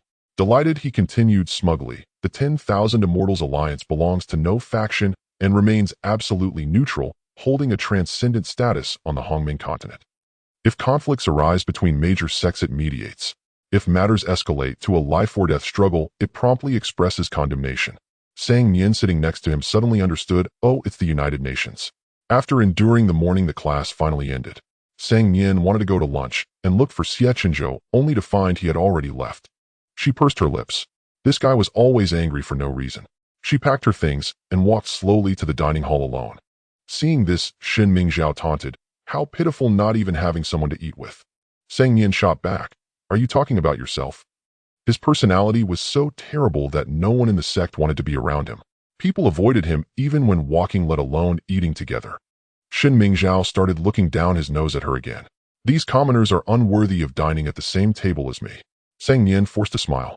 1. Retract your nostrils. 2. If you mention commoners again, I'll hit you every time I see you. Shin Mingzhao protested. "I wasn't talking about you. Why do you get to hit me?" Sang Nian said mutual combat is allowed. Shin Mingzhao hesitated, then forcefully turned his head away. "This prince is magnanimous. I won't stoop to your level, you brat." "How cowardly." Sang Nian curled her lip in disdain, flipped him off, and quickly strode into the dining hall. Shin Mingzhao stood there watching her figure disappear, casually fuming. "We walked here together, and she didn't even bother with a polite invitation. She just went to eat alone. You terrible person." Xie Chenzhou was not in the cafeteria, likely having returned directly to Bough Peak. There were no classes in the afternoon, only self-directed cultivation. She would have to wait until tomorrow to see him. Not only Xie Chenzhou, but even Chu Yao and the others were absent. Sang Nian hastily ate a few bites, intending to return to Xiaoya Peak to cultivate, when suddenly Chu Yao and Su Xuan walked towards her, chatting and laughing. Just as she was about to greet them, Chu Yao immediately wiped the smile off her face and silently moved to another table to sit down. Su Xuan gave her an awkward nod before sitting beside Chu Yao. Even for someone as slow as Sang Nian, she could sense that something was wrong. It seemed Chu Yao was also angry with her. She could understand Xie Chenzhou being difficult. He was always like that. But what was Chu Yao's problem? Sang Nian was utterly perplexed. She sat down opposite Chu Yao, trying to clear the air. Before she could even speak, Chu Yao said, "First, this seat is taken. Senior brother Wen will be here soon." Sang Nian moved to her right side, but Chu Yao said again, "This seat is also taken." Sang Nian had no choice but to stand up. Su Xuan tried desperately to mediate. "Sang Junior sister, you're here early. Why isn't Xie Junior brother with you today?" Sang Nian ignored the olive branch she offered and asked Chu Yao bluntly, "Have I offended you in some way? If it's my fault, I apologize." Chu Yao remained tight-lipped, her face stony. Sang Nian looked to Su Xuan for answers. Su Xuan hesitated for a long time before timidly shaking her head. Sang Nian turned and left without another word. She returned to Xie Peak, quickly gathered the belongings she had left there, and without lingering a moment longer went back to Gizu Peak. The renovations Yin Yuan spoke of were not merely repairs or patches. The two thatched cottages had been completely demolished. The original site was now empty, awaiting the construction of a new building. A large expanse of land nearby was enclosed by a bamboo fence. The soil inside was soft and moist as if it had just been turned over. Several packets of flower seeds lay nearby yet to be sown. Yin Yuan was not there. Sang Nian guessed he was busy with the construction. She stood for a while, then turned and descended the mountain carrying her small bundle and wandering aimlessly. As dusk fell, she grew too tired to walk and crouched by the roadside, staring blankly into space. After an unknown amount of time, a shadow fell over her. She looked up to see a youth with ink-black brows and eyes, his white hair ribbon fluttering in the wind. The gentle light of dusk fell upon his face, softening his usually cold and hard features. Sang Nian pouted. Xie Chenzhou. Xie Chenzhou's expression was impassive. Sang Yunling, what are you doing here? I told you to call me Sang Nian, she grumbled discontentedly. Xie Chenzhou paused, then asked again, Sang Nian, what are you doing here?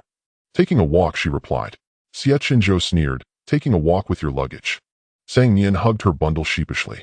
What are you doing here? Xie Chenzhou gave a light snort. Taking a walk.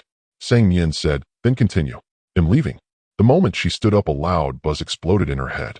She couldn't hear anything. Her vision went black and the world spun around her. Damn, she stood up too fast. Just before losing consciousness, Sang Nian blindly reached out and grabbed onto something, her body going limp as she collapsed to the ground. With a thud, her head struck a stone by the roadside, and she lay still. Xie Chenzhou, whose robe she was clinging to, said. He pushed her. Stop pretending. The girl remained peacefully unconscious, not moving a muscle. Xie Chenzhou gritted his teeth. If I find out you're faking, it'll kill you on the spot. He cut off the corner of his robe she held, then roughly hoisted her over his shoulder like a sack, carrying her all the way up Bough Peak. The second elder, who was watering the fields, looked up and nearly dropped his watering can, his expression horrified. Did you kill her? He quickly glanced around and lowered his voice. Did anyone else see this? You didn't leave any evidence at the scene, did you? Xie Chenzhou. He dumped Sang Nian onto the rocking chair by the door, his face blank. She suddenly fainted. Seeing it was Sang Nian, the second elder scurried over. Let your master take a look. He reached out to take her pulse. After a moment, his expression shifted almost imperceptibly. The second elder withdrew his hand. Just weak constitution. Nothing serious. Xie Chenzhou asked, when will she wake up? The second elder replied, move her into the house. She won't be waking up for a while. Xie Chenzhou complied. The second elder patted his shoulder. Stay here and watch over her. They'll go ask Baiko for a couple of spirit pills to strengthen her foundation. Xie Chenzhou hummed in acknowledgement, and the second elder hurried away. The room was left with only Xie Chenzhou and Sang Nian. The dusk had completely faded, and the sky outside the window had turned a deep, rich blue. Night had just begun to fall. Xie Chenzhou lit a lamp and stood by the bed, his expression shifting and uncertain. In the faint lamplight, the girl's face was pale, her breath as thin as a thread, so light it was almost imperceptible. After a long moment, he formed a hand seal, a wisp of spiritual energy gathering at his fingertip. Strands of energy seeped into her chest. Her face grew even paler, and a flicker of pain emerged on her features. Xie Chenzhou withdrew his hand just in time. She quieted down as if in a deep sleep. On the window lattice, two pitch-black birds stared at him with wide eyes, their pupils as green as emerald beads. Xie Chenzhou shooed them away and slammed the window shut. Still not working, he murmured, pressing his temple. I need something to assist. A childish voice piped up, what's something? Xie Chenzhou struck towards the source of the sound with lightning speed. A few feathers drifted slowly down. In midair, a small yellow parrot was perched on a fist-sized white egg, its feathers ruffled in alarm. Well, what are you doing? It was Sang Nian's chattering bird. Xie Chenzhou slowly retracted his killing intent. The bird urged the egg to float in front of him and continued to interrogate. What were you doing to my master just now? Xie Chenzhou replied nonchalantly. I wanted to heal her, but my spiritual energy isn't enough. I need a pill's help. Li Yulius' bluster immediately deflated. It complained, if you're going to heal her, why do you have to look so sinister? Xie Chenzhou's gaze fell on the egg beneath it, and he raised an eyebrow. Is this a red pheasant's egg? Lulu said, that's right, but it's already dead. Saying this, it drifted over to Xie Chenzhou's head and puffed out its chest proudly. I gave it a little makeover. Now it won't rot, and it's my mount. I don't even need to flap my wings to fly. A bird whose mount is an egg. It sounded somewhat absurd. But if this bird belonged to Sang Nian, then it was hardly surprising. After all, its master didn't seem all that normal either. Lulu was still chattering on, dramatically describing how brilliant its invention was. Xie Chenzhou suddenly grabbed Lulu and threw both the bird and its egg out of the house. Lulu clung desperately to the door. "What are you doing?" Xie Chenzhou pushed it away impatiently. "You're too noisy." Lulu pecked at him in a rage. "You're the noisy one. I'm just lively and talkative." Caught off guard, Xie Chenzhou's fingertip was pecked, leaving a small cut. Blood droplets eagerly welled up, dripping onto Lulu. It shook its feathers in disgust, cursing, "You dirted my mount. It's all covered in your blood. Now how am I supposed to sit on it?" Xie Chenzhou's expression remained utterly calm as he pushed the bird's head out the door. Back by the bedside, he casually let the remaining blood droplets from his hand fall into Sang Nian's mouth. Soon Sang Nian's eyes struggled open a crack. Just as she was about to say something, she winced, her face contorting. "Ouch, my head." Before she could finish, she touched the large bump on the back of her skull and sucked in a sharp breath. Sang Nian stared at Xie Chenzhou in disbelief. "Did you hit me, eh?" "Xie Chenzhou." "I did not," Xie Chenzhou stated. Sang Nian squinted, her face full of suspicion. "Really? Xie Chenzhou, believe it or not." He rose and opened the door. "Since you're awake, you can get lost now." Sang Nian rolled over twice on the spot and hugged the blanket tightly. I have nowhere to go. I'm sleeping here tonight." Xie Chenzhou frowned. "Get up." Sang Nian, "No." He walked to the bedside, knelt one knee on the edge, and leaned over to pull her down. Sang Nian dodged his hand, precisely rolled deeper into the bed, and gloated. "Hey, can't catch me. I'm the most agile little dog in the mountains. No one runs faster than me." Xie Chenzhou suddenly changed direction and grabbed her foot. Sang Nian. Before she could react, he seized her ankle and yanked her toward him. Sang Nian. She tried to grab onto something, her fingertips dragging across the bedsheet, leaving a few messy creases. In a blink, Xie Chenzhou's face was right above her. He released her ankle, braced his arms on either side of her head, looked down at her eyes, and scoffed. "Still running?" Sang Nian stared at him blankly, her fair cheeks slowly tinged with a light blush. A flicker of confusion crossed Xie Chenzhou's eyes. "Why is your face red?" "I didn't hit you just now." She snapped back to reality, hurriedly covering her face with both hands, leaving only a pair of bright, clear eyes exposed. Her eyes were limpid, as if holding a pool of water. Xie Chenzhou's breath caught. Suishing Peak. A flash of sword light swept by, and the second elder rushed into the wooden hut at the peak. The air was thick with the aroma of wine. A woman in green robes lay sleeping on the couch, still clutching a small wine jar in her hand, sound asleep. He kicked the jar aside and shook the woman vigorously. "Bike, wake up."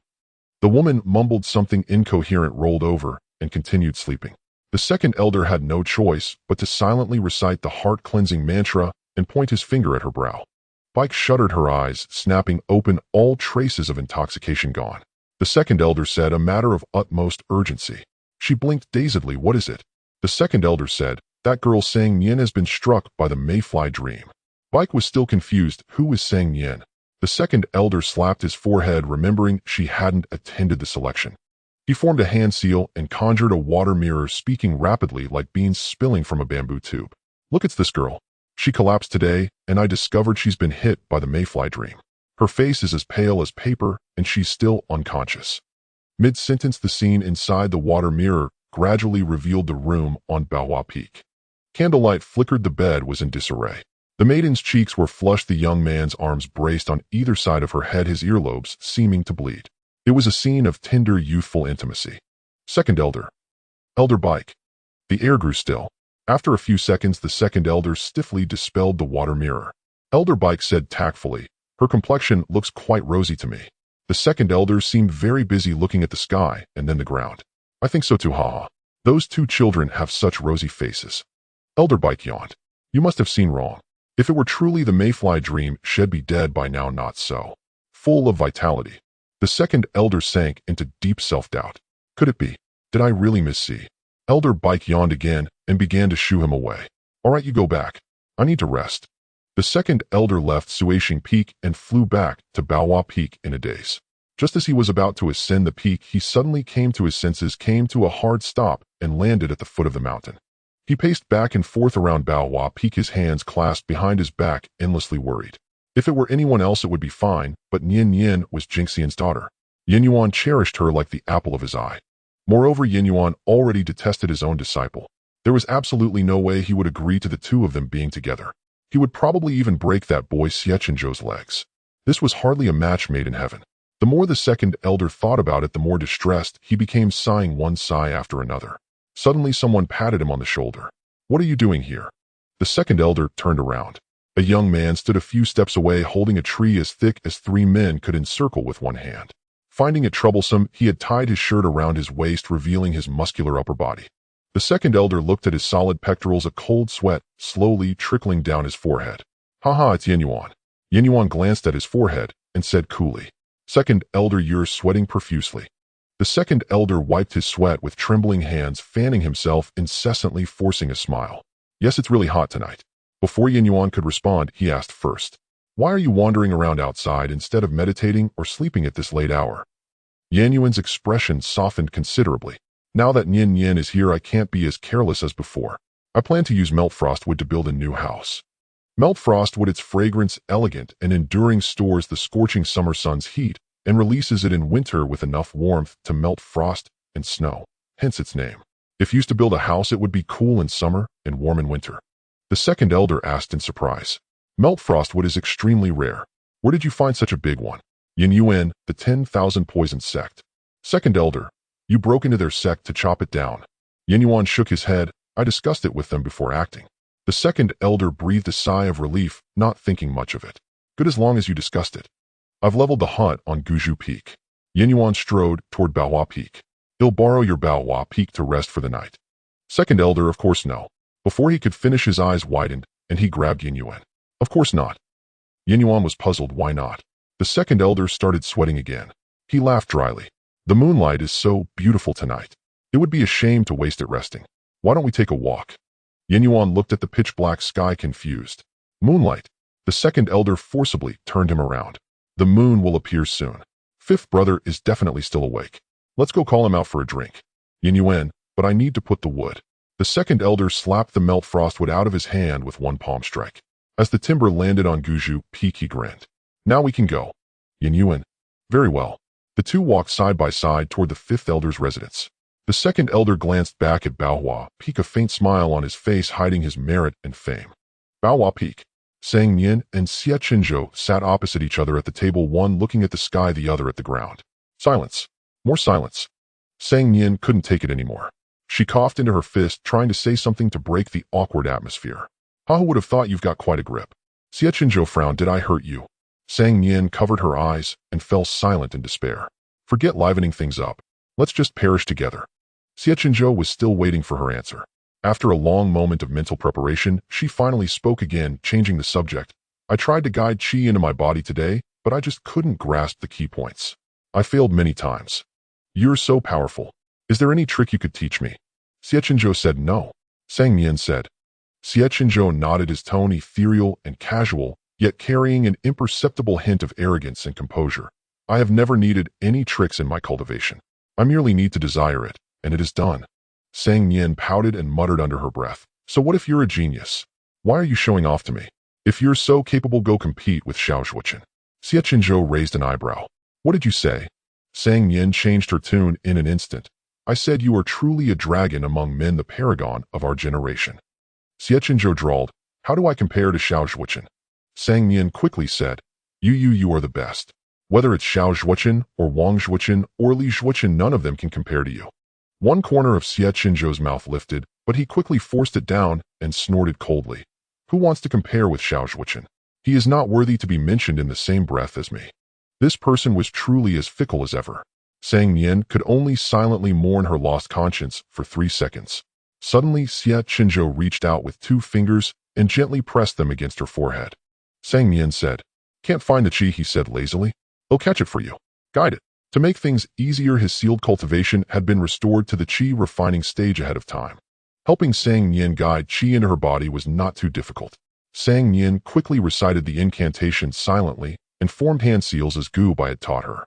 The spiritual energy that had been running wild before indeed became much more docile. She struggled to guide it, pulling it little by little into her own body. After an unknown amount of time, her breath sank slightly. That surge of spiritual energy successfully entered her body, slowly traveling along her meridians, causing sharp pain. By the time it completed 1 full great cycle, Nian's cold sweat had already soaked her undergarments. After a full 32 cycles, the aura around her suddenly changed. She let out a long breath and turned her wrist. Slowly, a faint light green wisp of spiritual power condensed at her fingertip. Qi refining first layer. I did it. Sang Nian's eyes were incredibly bright. Xie Chenzhou glanced at her beaming face, making a fuss over nothing. It took you a whole night just to reach the Qi refining stage. This is merely the beginning. Do you think everyone is like you? One night is already incredibly fast, you know. Some people take several years. Sang Nian's confidence was now soaring, and she ignored his mockery. She excitedly shook his shoulder. Anyway, I'm amazing too. Extremely amazing. Xie Chenzhou pushed her away with one finger, speaking succinctly, you smell terrible. Sang Nian lowered her head to sniff, wrinkled her nose, and was even more disgusted than him. Where is there water? I need to go wash. Xie Chenzhou led her to the back mountain. There was a wild spring there, the water crystal clear. He and the second elder usually washed up here. Dawn was still a little while away. The birds in the distant forest were chirping very loudly, almost drowning out the tinkling sound of the water. Sang Nian and Xie Chenzhou walked one behind the other. The air carried a hint of damp coldness, faintly mixed with a subtle floral fragrance. They stopped by the spring. Wash up, Xie Chenzhou said. Not far away was a large patch of grass. Sang Nian couldn't help but worry. Are there snakes here? Xie Chenzhou not sure. Sang Nian had been afraid of snakes since she was a child. She hesitated for a moment, but worried about being late for class, she gritted her teeth and decided to go into the water. Xie Chenzhou glanced at her, then turned and walked into the grass, leaving her with only the view of his slender, tall back.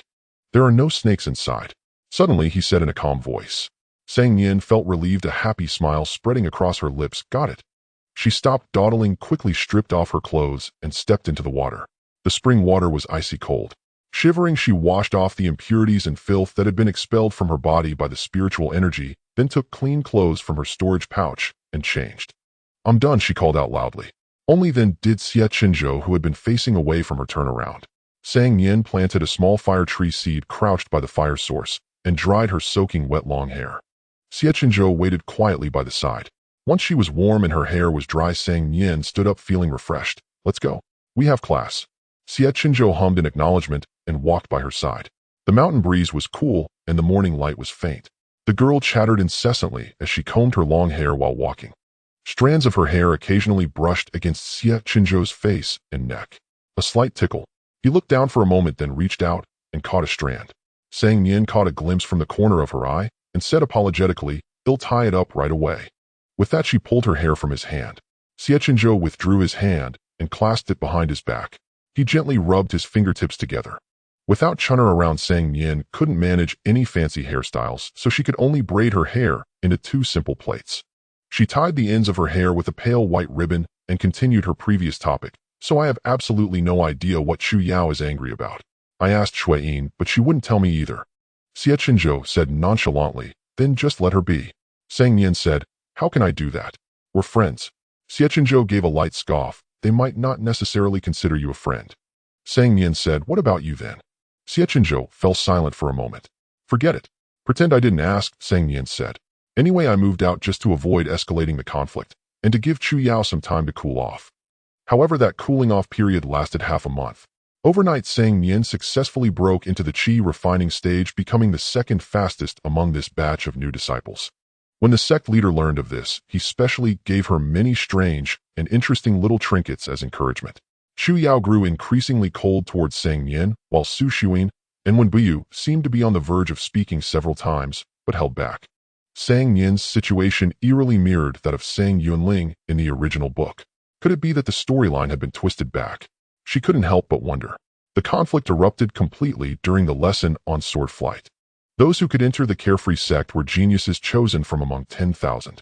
Within half a month, all the new disciples had successfully guided Qi into their bodies and entered the Qi refining stage. They began learning sword flight. As the primary mode of transportation in the cultivation world, the technique for flying on a sword was not particularly difficult. The real challenge was overcoming one's inner fear. The martial arts arena was vast and equipped with defensive formations. It was where the sword disciples of the Carefree sect practiced swordsmanship daily. The sword flight lessons were also held here. After a few rounds, almost everyone could manage to fly a couple of circuits with some semblance of skill. Xie Chenzhou had even found a tree to take a nap in. Only Sang Nian was still for the 122nd time, crouching down to grip the hilt of her sword, trying to lower her center of gravity. Gubai on the ground scolded her sternly, Sang Nian let go. Stand up straight. Sang Nian said with a mournful expression. I think flying like this is just fine. Aside from the posture not being very elegant, there's no problem at all. Hearing this, the disciples in the arena burst into laughter. At the edge of the arena, Su Xuyin couldn't help but laugh twice, but suddenly remembered Chu Yao beside her and quickly stifled her laughter. Chu Yao continued practicing her swordsmanship without saying a word. Over here, Xinming Zhao was laughing so hard, he was doubled over loudly taunting. Sang Nian, if you ever go out, please don't say you're a disciple of the carefree sect. We really can't afford to lose face like this. Sang Nian immediately drove her flying sword down, drew it, and went to chop at Xinming Zhao. Xinming Zhao's face changed color, and he swiftly dodged behind Gu Bai. She chased him, and he dodged around again. Gu Bai, standing in the middle, had a look of speechless exasperation. Enough, Gu Bai said, pressing a hand on each of their heads, his expression impassive. If you keep chasing and playing, I will have to punish you. Chasing and playing. Sang Nian nearly choked on her breath. She was clearly trying to take his life. Xinming Zhao also started shouting, Senior brother, this wretched girl clearly wants to kill me. You must punish her. What's the matter? A man in embroidered robes walked over slowly, the jade at his waist reflecting a hint of crystalline skylight. It was Song Lanfeng, who happened to be passing by. Behind him followed several elders, including the fourth elder, who had just returned from handling affairs outside. Gu Bai stepped forward and bowed, explaining, reporting to the sect leader, it's Sang Nian. She can't learn sword flight. Song Lanfeng clasped his hands behind his back and raised an eyebrow. Oh, the fourth elder scolded, can't even learn such a simple technique as sword flight. How did she get into the Xiaoyao sect? Being publicly shamed in front of the principal and the dean of discipline, Sang Nian's face burned. She couldn't help but mutter in defense. I actually have learned the techniques, it's just that it doesn't look very graceful. The fourth elder said sternly, still talking back. Sang Nian dared not make a sound. Gu Bai cupped his hands and said, this disciple will teach junior sister diligently, so she can master sword flight soon. The fourth elder snorted heavily. If you can't teach her, you don't need to punish her. Just let her own legitimate master teach her so as not to give others cause for gossip. The hostility was too thick. Sang Nian couldn't help but suspect that Yin Yuan had once offended the fourth elder. Suddenly Song Lanfeng gave a light laugh. Nian, come forward. The crowd parted to make a path, and Sang Nian walked up to him. Song Lanfeng summoned his personal sword Qingyun and said with a smile, get on, I will teach you sword flight myself. Hearing this, everyone was startled. The sect leader personally teaching sword flight using his own personal sword. Such treatment had never been granted to anyone before. Even when the sect leader's official disciple, when Bough was cultivating, he only received a few pointers. Moreover, the crowd's gaze collectively shifted to Chu Yao, who was standing outside the group. Thud. The heavy sword hit the ground with a dull sound. Chu Yao was oblivious to it. She only stared fixedly at Sang Nian, her face ashen. Su Xuyin grabbed her arm and stammered, Yao, don't be angry. Without any warning, Chu Yao violently shook off her hand, pushed through the crowd, and ran right up to Sang Nian. Sang Nian, Chu. Chu Yao shoved her fiercely, then turned to look at Song Lanfeng, tears in her eyes. Why? Sang Nian stumbled back a few steps, but Gu Bai steadied her just in time. She looked at Chu Yao, then at Song Lanfeng, whose face had darkened, her expression full of bewilderment. Wait, what kind of plot twist was this? Gu Bai whispered in her ear. Chu Yao is the sect leader's daughter. The sect leader's wife died in childbirth, which is why their father-daughter relationship is not close. Sang Nian, facing Chu Yao, Song Lanfeng had completely lost his usual gentleness. He said sternly, come with me. Chu Yao followed, her eyes red. The two walked to a secluded spot. The cicadas on the tree chirped ceaselessly, heart-wrenchingly loud. Chu Yao kept her head down, staring only at her own toes. Song Lanfeng said coldly, why do you bully your junior sister like this? Junior sister? Chu Yao jerked her head up, her voice shrill. The biggest regret of my life is bringing her to the Xiaoyao sect and making her my junior sister in the first place. You. Song Lanfeng raised his hand to strike her. Chu Yao showed no fear. Go ahead, hit me. It's still better than you turning a blind eye. Song Lanfeng's movement paused, his hand hovering in the air. Tears fell from Chu Yao's eyes one by one. All my life you have never treated me the way you treat her. You never gave me a sword, nor bought me sugar-coated hawthorns, or a woven grass grasshopper to cheer me up. She choked back a sob, speaking each word deliberately. And you have never ever taught me sword flight hand in hand with the Qingyun sword like you did today. Never, not once. If you treated everyone else the same way, I could still convince myself. But the moment she arrived, everything changed. I am just jealous of Sang Nian, insanely jealous. Because no matter how hard I try, you never see me. After saying this, Chu Yao crouched down, burying her face in her arms, sobbing. Song Lanfeng was silent. After a long time, he said nothing, withdrew his hand, and turned to leave. Chu Yao grabbed a bit of his robe, looking up with a tear-streaked face, as helpless as a child. Father, don't go. I was wrong, I shouldn't have. Song Lanfeng sighed. Chu Yao, you have disappointed me. Chu Yao was frozen stiff. He pulled his robe away and strode off. Chu Yao was lost in thought for a long time. A handkerchief was offered to her. She moved her eyes numbly, and upon seeing who it was, she cried even harder. What are you here for? To laugh at me? Sang Nian quickly shook her head. Chu Yao pushed her hand away and wiped her face roughly with her sleeve. Sang Nian crouched beside her. So all this time you've hated me because of your father? Chu Yao glared at her with reddened eyes, trying to look fierce. It's not hate, it's jealousy. I'm so jealous of you I could die. Sang Nian smiled. See, saying it out loud is so much better. Keeping it all bottled up before must have been exhausting. Chu Yao kept glaring. If I said that, wouldn't I seem petty? You are petty, Sang Nian said, patting her head. Chu Yao turned her head away from her hand, about to flare up, when Sang Nian continued, but we aren't saints. Jealousy and pettiness are only human. You're no exception, and neither am I. But you were wrong to deliberately target and exclude me because of it. Chu Yao was silent for a moment, then said, I'm sorry. Sang Nian patted her head gently and explained, the sect leader takes care of me because my mother was his junior sister. Chu Yao was shocked. What? No one knows about this except the sect leader and the elders. Sang Nian briefly explained the whole story and finally added, I never met my mother. My brother told me she was severely injured and died giving birth to me. Chu Yao murmured, my mother also died in childbirth. They all say I killed her. Even father says so. So that's why the sect leader was so cold to her. Sang Nian paused for a moment, then gently put her arm around Chu Yao's shoulders, pulling her into a hug. It's not your fault. Chu Yao lowered her head. It is my fault. Sang Nian said, fine, it's your fault. Chu Yao pushed her, furious. What kind of person are you? Sang Nian looked completely innocent. If you insist on thinking that way, what can I do? Chu Yao gritted her teeth. Would it kill you to comfort me a little more? Sang Nian's eyes crinkled. Still hate me that much? Chu Yao emphasized, I told you it's jealousy, not hate. Sang Nian changed the question, still jealous of me? Chu Yao thought seriously for a moment. Jealous, but a little less than before.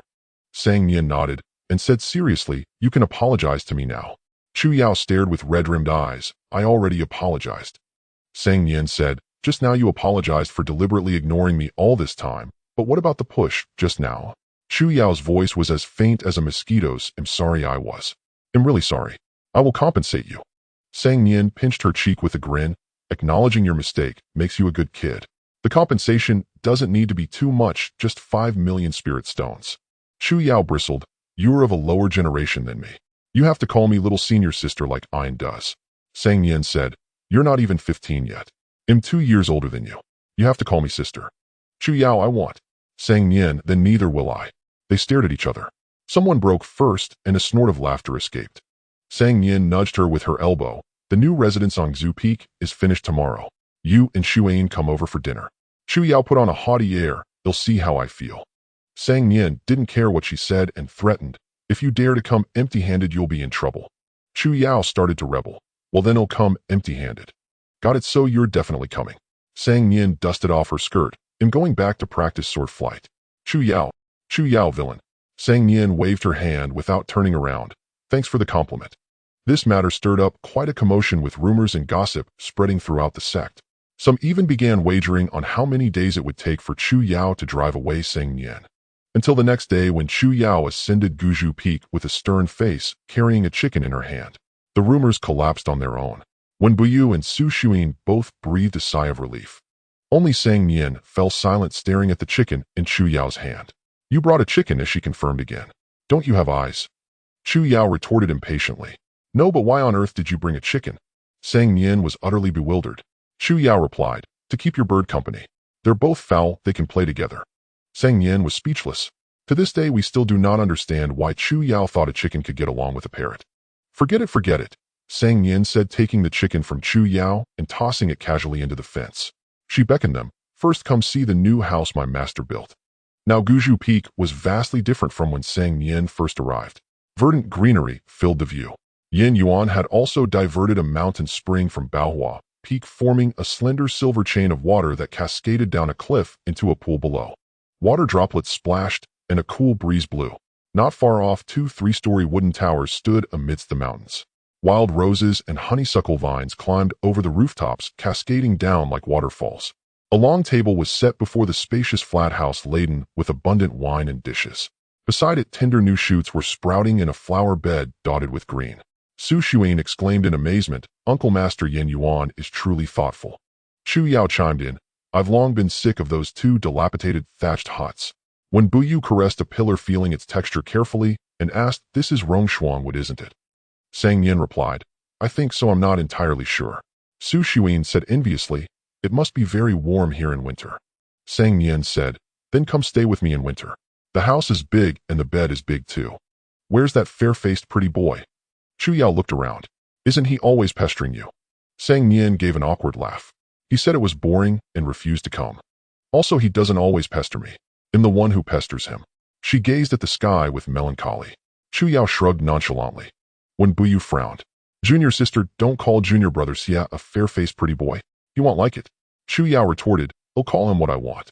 Fair-faced pretty boy, fair-faced pretty boy, fair-faced pretty boy." When Bai's tone grew stern, Chu Yao, Sang Nian massaged her forehead, then spotted a pouch embroidered with white plum blossoms and silver thread on the ground.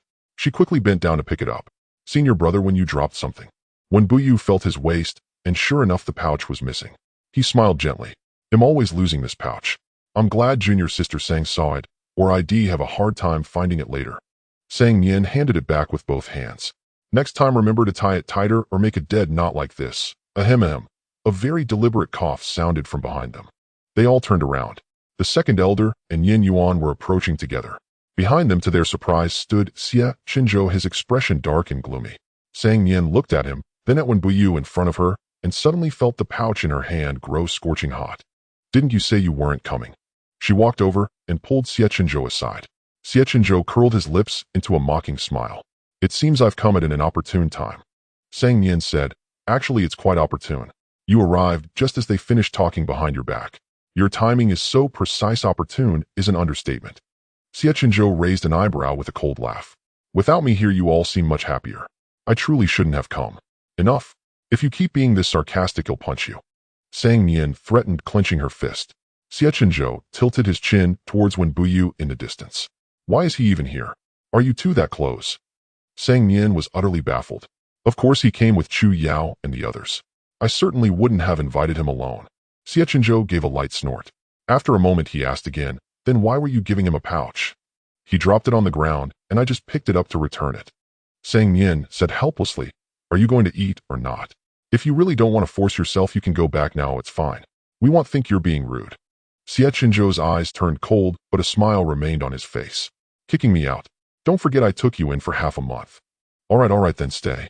Sang Nian grabbed his arm and forcibly dragged him into the yard, pushing him down onto a seat at the long table. "Sit still. Don't move, and don't be sarcastic to anyone." Xie Chenzhou found himself sitting opposite Wen Bough. He leaned back, crossing his arms as he stared at the other man. Wen Bough nodded politely. "Junior brother Xie, please don't mind what my junior sister said earlier. Her temperament is poor. I ask for your understanding." Xie Chenzhou sneered. "Why should I be understanding towards her? I'm not her father." Wen Bough looked a bit embarrassed. "I misspoke. My apologies." Sang Nian stomped hard on Xie Chenzhou's foot under the table. His brow twitched, but he gritted his teeth and said to Wen Bough, "It's nothing." Wen Bough smiled. "Junior brother Xie is very magnanimous." Xie Chenzhou looked at Sang Nian, still clenching his teeth. "Actually, I'm not all that magnanimous." Sang Nian lowered her head and calmly shoveled rice into her mouth, pretending not to see his murderous glare. Yin Yuan watched their interactions, his brow slightly furrowed.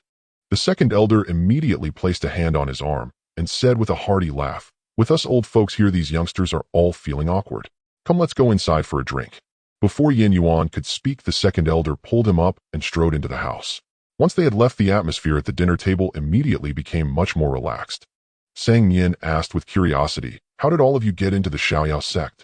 When Bough said, "When I was born, a celestial phenomenon occurred.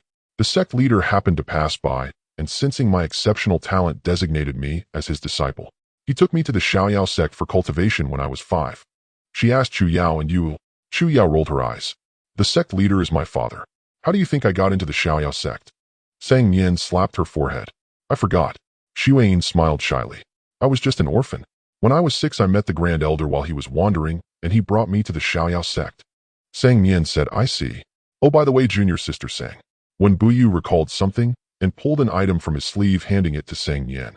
This is for you. Xie Chenzhou's chopsticks paused midair. When Bough laughed. You said one shouldn't come empty-handed. Sang Nian felt awkward. I just said it casually. You didn't have to take it seriously. Su Xuan said, I chipped in with senior brother to buy this. It counts as my gift too. See, I didn't come empty-handed. Sang Nian took the box and opened it. Inside was a jade slip. What's this? Su Xuan explained, it's a communication stone. It allows for voice transmission over great distances and can even be used to chat with disciples from other sects. It's very convenient. Sang Nian tentatively channeled her spiritual energy into it. The communication stone gradually lit up, projecting a light screen into her consciousness. On the left was a list of names, including Su Xuan and the others. On the right was a public exchange area, shared by various major sects. At that moment, messages were scrolling by one. An anonymous 10,000 poison sect disciple. Seriously, it's been half a month. Isn't anyone going to deal with this? An anonymous 10,000 poison sect disciple. Damn Xiaoyao sect. They came in the dead of night to chop down our Rongshuang trees and even planted our sect leader headfirst in a tree pit. Where is the justice? Where is the law? An anonymous 10,000 poison sect disciple. Immortal Alliance, say something. Immortal Alliance, we have issued a strong condemnation. An unnamed disciple of the 10,000 poison sect. An unnamed disciple of the 10,000 poison sect. Fine, so we demonic cultivators have no rights at all, do we? Your father in the carefree sect. Nonsense. The territory of the 10,000 poison sect has belonged to the carefree sect since ancient times. That's not robbery. It's taking back what's rightfully ours. Your father in the carefree sect. Besides, our elder acted only after discussing it with you. We are a sect of civility and ritual. An unnamed disciple of the 10,000 poison sect. Right after the discussion, you buried our sect master in a pit. Your father in the carefree sect. Did we discuss it or not? An unnamed disciple of the 10,000 poison sect. I don't care. Our sect master still can't get out of bed. Do you know how many secret realms we've missed robbing in the past half-month because of this? You must compensate for the losses. Your father in the carefree sect. Compensate your grandpa. Upon seeing this, Sang Nian was left speechless. What a fine sect of civility and ritual. She put away the communication stone, her face brimming with excitement. Why hadn't she taken out such a wonderful thing sooner? How much gossip had she missed out on all this time? How infuriating. How is it? Do you like it? When Bough asked Sang Nian. Sang Nian nodded frantically. I love it so much. Thank you both. Su Xuan murmured softly. About what happened before. I'm truly sorry. It's nothing, Sang Nian waved a hand. I wouldn't hold a grudge against a few kids like you. Su Xuan smiled gratefully. Noticing Xie Chenzhou beside her, she asked curiously, what gift did junior brother Xie bring? Knowing his personality, Sang Nian was sure he hadn't brought anything. Worried the atmosphere might turn awkward, she quickly changed the subject. It's a fine day today. I brought some fine wine from Qingzhou. Shall we pour around? Xie Chenzhou's motion of raising his hand paused. Chu Yao wine. Count me in. When Bough no. Chu Yao pretended not to hear, eagerly carrying her bowl over to Sang Nian's side. She unceremoniously shoved Xie Chenzhou aside. I'm sitting here. You go sit over there. Xie Chenzhou, and why should I? Chu Yao was displeased. You're not drinking anyway. Why waste a seat? Xie Chenzhou picked up a clean, empty bowl from the table, lifted the wine jar, filled it to the brim, and downed it in one gulp. His expression unchanged, he said, I'm drinking now. Chu Yao had nothing to say, so she filled her bowl with wine and returned to Wenbai's side. When Bough muttered to himself, Junior sister, you can't. Drinking is bad for us. Chu Yao raised an eyebrow, and with a twist of her hand, she shoved the bowl of wine straight into his mouth. Caught off guard, he downed a big gulp, spilling the rest everywhere. Is it good, senior brother? Chu Yao asked, holding back a laugh. Wenbai's gaze gradually grew dazed. His face flushed red, and he rested his head on the table, shaking it forcefully. I don't like this taste. Chu Yao lightly patted his cheek, then pinched his nose, saying with a smile, Sleep now, senior brother. Have sweet dreams. Wenbai's pupils trembled, and slowly he closed his eyes. Chu Yao put one foot on the chair, raised the wine jar, and declared with heroic spirit, All right, now we can drink freely. Su Xuan stood up, a bit dizzy. Let me say this first. He'll only have a little. If I have more, senior brother will scold me. He can't even take care of himself. Why bother with him? Chu Yao pushed her back down. Sang Nian nodded in full agreement. Exactly. A few more jars of wine appeared on the table. The seals were broken, releasing a rich, mellow aroma. Consider this a belated celebration, Sang Nian said beaming. A celebration for Xie Chenzhou and me successfully entering the carefree sect. She poured a bowl for Xie Chenzhou. The clear liquid sloshed over the rim, dampening his fingertips. It was cold. Xie Chenzhou lifted his gaze and glanced at her. Her eyes sparkled as she urged, "Drink up." He picked up the bowl, looked into her bright, clear eyes, and drank the wine sip by sip. Her eyes grew even brighter. "You have such a high tolerance." Xie Chenzhou curled the corner of his mouth slightly, but quickly suppressed the upward arc. "Naturally, I am 100 times better than you. Can you not put others down for once?" Sang Nian said, exasperated. She turned around and joined Chu Yao in coaxing Su Xuan to drink. Xie Chenzhou relaxed against the back of his chair, quietly watching the chaos they created. By now dusk was deepening. The twilight faded and the grasshoppers sang loudly. A cool breeze, a bright moon, fine wine. And, friends, a slight dizziness washed over Xie Chenzhou, as if a belated intoxication had finally set in. Friends. He savored the word repeatedly, his heart filled with bewilderment. Everything happening now felt so foreign. In his past soaked in blood, he wouldn't even dare to dream of this. Suddenly, an inexplicable fear gripped Xie Chenzhou. Then a faint thread-like glimmer of hope, and 2 crows streaked across the sky, leaving behind a few hoarse cries. As if waking from a long, beautiful dream, a bubble on the ocean's surface popped with a soft sound shattering. Xie Chenzhou slowly let his smile fade. He stared at his own reflection in the bowl, mockery etched into every corner of his eyes and brows. A fool's pipe dream. A ghost remains a ghost, it can never become human. Things that dwell in the shadows can never stand in the light. He tilted his head back and drained the bowl. Sang Nian. Suddenly a loud shout rang out from not far away. Everyone turned to look. Shen Mingxiao, a stack of thick gold chains hanging around his neck, stood outside the courtyard with his hands on his hips, looking like an angry golden pufferfish. He shouted, enunciating each word. "Why didn't you invite me to the feast?" Sang Nian was speechless. How embarrassing. She really didn't want to admit she knew him. Isn't that fifth elder's disciple? Su Xuan hiccuped. He looks really angry. Shen Mingxiao stormed over. "I waited the entire day and you never called me." Sang Nian clicked her tongue and said bluntly, "What kind of relationship do we even have for me to invite you to a feast? Do you think you're—" Shen Mingxiao slammed the stack of gold chains from his neck onto the table with a loud crack, making the dishes and wine tremble. "And this prince even prepared a congratulatory gift for you." The golden light stung Sang Nian's eyes. She pulled out a chair with a fierce look and bared 8 white teeth at him in a grin. "A guest is a guest. Make yourself at home." Before Shen Mingxiao could react, she had already pushed him into the seat. In the blink of an eye, a bowl heaped with rice appeared in his hands. The whole process was as smooth as flowing water. He subconsciously took a bite of rice, feeling something was off. Unable to figure it out, he decided not to bother. "Humph, you're sensible enough.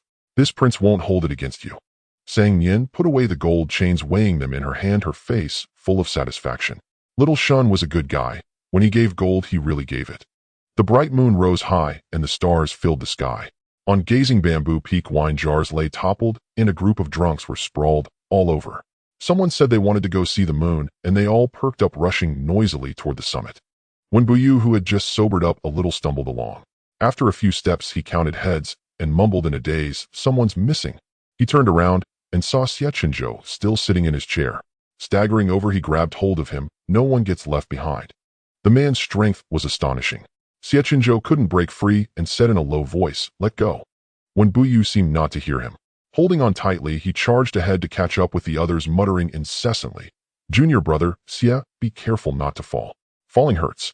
Hurting makes you bleed. Bleeding makes you cry. Crying makes you what?" He asked Xie Chenzhou in a daze. Xie Chenzhou was speechless. Not wanting to deal with when Bough, he grabbed Shen Mingxiao. "Tell him why." Shen Mingxiao scratched his hair in irritation. "Why so many questions? So annoying." When Bough said patiently, "Junior brother, don't be so irritable. Come, let senior brother teach you the heart-cleansing mantra." Xie Chenzhou took the chance to break free and move to one side. The summit was covered in lush, soft grass. Looking up, a moon like a jade plate hung in the sky, so enormous it seemed within reach. This truly was a perfect place to admire the moon. Sang Nian lay on the grass, staring blankly at the heavens, murmuring softly, "I raised my head to gaze at the bright moon." Xie Chenzhou didn't catch it and asked what. Sang Nian shook her head, rolled over a couple of times, and patted the empty spot beside her. Smiling goofily, she said, "Xie Chenzhou, come watch the moon with me." Xie Chenzhou pursed his lips. "No." He had barely uttered a word when a force from behind pushed him over. Turning around, he saw Chu Yao looking impatient. Everyone else is lying down, and you are the only one standing. Trying to show off, are you? Xie Chenzhou then noticed a neat row of people lying on the grass. Even the rambunctious Shun Mingqiao and the talkative one Bough had lain down. He paused in his movement to rise and slowly lay back down. A cool mountain breeze rustled through the grass, making a soft swishing sound. A few flickering fireflies rose up some high some low, their lights blinking on and off. The insects continued their song, not piercingly loud, but melodious and soothing. It felt like the beginning of another beautiful dream. Xie Chenzhou was dazed. Suddenly a warm hand inadvertently touched his, then quickly withdrew as if shocked by the cold. After a few breaths, that hand covered the back of his hand again. He turned his head and met the girl's clear eyes. She murmured a soft complaint, turned sideways, cupped his hand in hers, rubbed it, and blew a gentle breath into her palm. When she looked up, her pupils were like black amber settled at the bottom of water. Xie Chenzhou looked into her eyes, and his usually steady heartbeat skipped a beat. Perhaps he was truly drunk. He moved his fingertips as if bewitched, held his breath, and carefully, slowly, tentatively, tried to hook her little finger. Just before he succeeded, she suddenly pulled her hand away and turned over to talk to someone else. Xie Chenzhou looked at his own hand, a flicker of imperceptible disappointment passing through his eyes. Nian, oblivious, pointed at a moving light on the horizon and said excitedly to Chu Yao, "Is that a shooting star?" Chu Yao corrected her, "That's not a shooting star." Su Shuin added, "Or it could be a flying boat traveling at night with very bright lanterns." Nian insisted, "I don't care, it's a shooting star." Emboldened by the alcohol, she said almost willfully, "I want to make a wish." Chu Yao asked, "A wish?" Su Shuin echoed, "A wish." Shun Mingqiao asked, "A wish?" Nian said, "Back in my hometown, people say that if you make a wish..." Nian replied, "It should be true, right? I've never made one before." Nian thought for a moment, then sat up. "How about we each talk about our wishes? What if they really do come true?" The others sat up. Nian said, "I'll go first." She clasped her hands together, her face full of hope.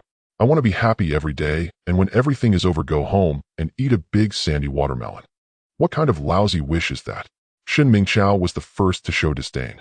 "Listen to this prince's wish." He stood up unsteadily, thumped his chest hard, and shouted with full vigor at the shooting star on the horizon, "I, Shun Mingqiao, will become the #1 sword immortal in the cultivation world. Xiao Zhuochen Wen Bough, and even that Xie Chenzhou will be no match for me." After hearing this, Nian was equally disdainful. Shun Mingqiao glared at her, ready to fight. When Bough held him back and said gently, "Junior brother, don't be so irritable. Let your senior brother teach you the heart-cleansing mantra. Repeat after me, observing emptiness is also emptiness. Emptiness leads to nothing." He didn't expect Wen Bough to answer, but surprisingly he nodded. "I do." Shun Mingqiao got excited. "What is it?" Wen Bough said, "I want to protect all living beings and uphold the righteous path of the world." Wen Bough smiled without answering, then turned and asked, "What about you two junior sisters?" Su Shuin twirled a strand of long hair around her finger and said a little shyly, "I don't have any grand ambitions. I just want to be good friends with you all forever and stay together always." Chu Yao clenched her fist and stood up to shout as well. "I, Song Chu Yao, will earn my father's recognition and make everyone who looks down on me see me in a new light." Su Shuin immediately applauded lightly. "Little senior sister is the best. I know you can do it." Xie Chenzhou turned over and said in a muffled voice, "I don't have any wishes." Nian pressed, "Really?" He paused, his voice very low. "In the distant past, in a pitch-black dungeon inside a cold iron cage." "Then think of a wish now," Nian said confidently. "You don't need a shooting star." Xie Chenzhou asked, "What if I want a star from the sky?" Nian let out a deep sigh at his back. "Fine, you win." She stood up in one swift motion. Xie Chenzhou's expression darkened slightly, his eyelashes drooped, veiling the emotions in his eyes. After what felt like a long time, so long that Chu Yao and the others had fallen asleep, someone pushed his shoulder. He got up to look. Her hands were cupped loosely together. She jerked her chin at him and whispered, "Come here." Xie Chenzhou crouched down in front of her. "What?" Nian leaned in close to him and gently opened her cupped hands. "Here, the star you wanted. I caught it for you." In the not-so-dark summer night, 2 faint green lights flickered, flying out of her palm, bit by bit illuminating the young man's dark eyes. His breath caught. They were 2 fireflies. She complained softly, "The fireflies on this gazing bamboo." Seeing that Xie Chenzhou remained silent, she rubbed her nose. "Fine, I admit I cheated a bit. Strictly speaking, these aren't stars in the sky. But..." She suddenly grabbed his sleeve and fell back onto the grass with him, her tone turning serious. "Look from this angle, aren't they just like stars? They have light, they're beautiful, and they can even fly around like shooting stars. They were the stars that the child once locked in a dark dungeon had longed for, begged for, and hoped for night and day. She had caught them for him. She really had caught them for him. Help, she must be hallucinating from drinking too much. She knocked hard on her head, trying to read the words on the panel. 0. It really was an illusion. Sang Nian stammered back, that hat's good. Xie Chenzhou said nothing. The wind picked up again. The faint scent of grass brushed past their noses, and dark clouds briefly obscured the moon. In the profound silence, for just a moment, only a moment, Xie Chenzhou thought perhaps he could try to be friends with Sang Nian. Just ordinary friends. After 3 days and nights of rigorous training under Yin Yuan, Sang Nian finally managed to wield her flying sword with a semblance of grace. At dawn, clad in a crumpled white robe she had yet to change with deep dark circles under her eyes, she drifted down from the sky on her sword like a sleepwalker. Shen Mingqiao at the academy entrance leaped back in fright and shouted, "Where did this female ghost come from? How dare you trespass into the immortal sect?" Sang Nian brushed aside the hair blown across her face and replied, "I'm your father." Shen Mingqiao put his hands on his hips and said, "Can't you just cast a wind-repelling charm? Is it fun to scare people deliberately in the early morning?" Sang Nian strode into the academy and said, "I forgot." Shen Mingqiao sneered, "Forgot my foot? I think you just haven't learned it." Sang Nian said gloomily, "Don't make me smack you this early in the morning." Shen Mingqiao stiffened his neck and retorted, "Go ahead and try. If I so much as blink, him no man." Sang Nian let out a grim smile, drew her sword, and struck. Shen Mingqiao turned and fled. The disciples of Xiaoyao sect coming and going hurriedly dodged the two, but Gubai saw them and said sternly, "No chasing or roughhousing inside the academy. If you want to fight, go to the training ground." The two stood obediently and said, "Understood, senior brother." Gubai said, "Class is about to start. Let's go." Shen Mingqiao wiggled his shoulders at Sang Nian in smugness. Sang Nian clenched her fist in warning. In a neglected corner, Xie Chenzhou, who had been silently watching them all along, stepped out of the shadows and followed them without a word. It was not until they entered the academy and each took their seats that Sang Nian suddenly noticed Xie Chenzhou, who had entered a step behind. She said happily, "Xie Chenzhou, I've learned to fly a sword." Xie Chenzhou said flatly, "I saw." Sang Nian walked toward him and asked, "What's wrong with you? Why that face?" Xie Chenzhou said coldly, "I don't feel like talking right now." With that, he pulled out a chair and sat down, looking like he wanted no further interaction with anyone. Sang Nian said considerately, "All right, I won't talk to you then." She turned and sat back in her own seat. Xie Chenzhou said nothing. Ding. Xie Chenzhou's affection won. Sang Nian was bewildered. At noon, Gubai dismissed class on time. Mindful of the lost affection point, Sang Nian knocked on Xie Chenzhou's desk and invited him proactively, "Let's go eat together. I'll fly the sword and show off my skills." Xie Chenzhou pointed at Shen Mingqiao, who was shamelessly trailing behind her, and said darkly, "Did you invite only me or him too?" Shen Mingqiao whistled at the sky, pretending not to hear the accusation. Sang Nian said firmly, "Of course not. I only invited you, and I'll only take you flying." Ding. Xie Chenzhou's affection won. Sang Nian was puzzled. "It's back just like that. How strange." Across from her, Xie Chenzhou nodded with lofty aloofness and said, "Let's go." Sang Nian scratched her head and quickly followed him. Outside the academy, she summoned her flying sword and instructed, "If you feel unsteady, you can grab my sleeve." Xie Chenzhou paused in his movement. The two stepped onto the blade. Sang Nian formed hand seals, and the spiritual sword shot into the sky, advancing in a standard-shaped trajectory. Sang Nian said sheepishly, "Sorry, I'm not great at flying straight sometimes. I guess I'm too nervous this time." Behind her, Xie Chenzhou clasped his hands behind his back and said in an unnatural tone, "Actually, it's not bad." Sang Nian perked up. "Really?" Xie Chenzhou added, "But it is a bit bumpy." Hearing this, Sang Nian quickly said, "Grab my sleeve. We'll be there soon." Xie Chenzhou carefully took hold of a corner of her sleeve, a secret joy spreading in his heart. The corners of his mouth curled up. Ahead, Sang Nian turned her head slightly and asked him, "Are you scared? If you are ill, fly slower." He stared at her fair, full cheek, hesitated for 2 seconds, and said softly, "A little." "Scared?"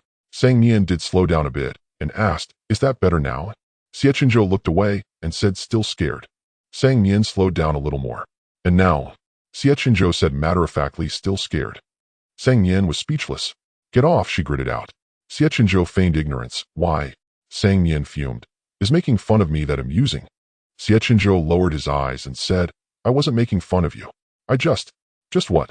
He pressed his lips together and fell silent.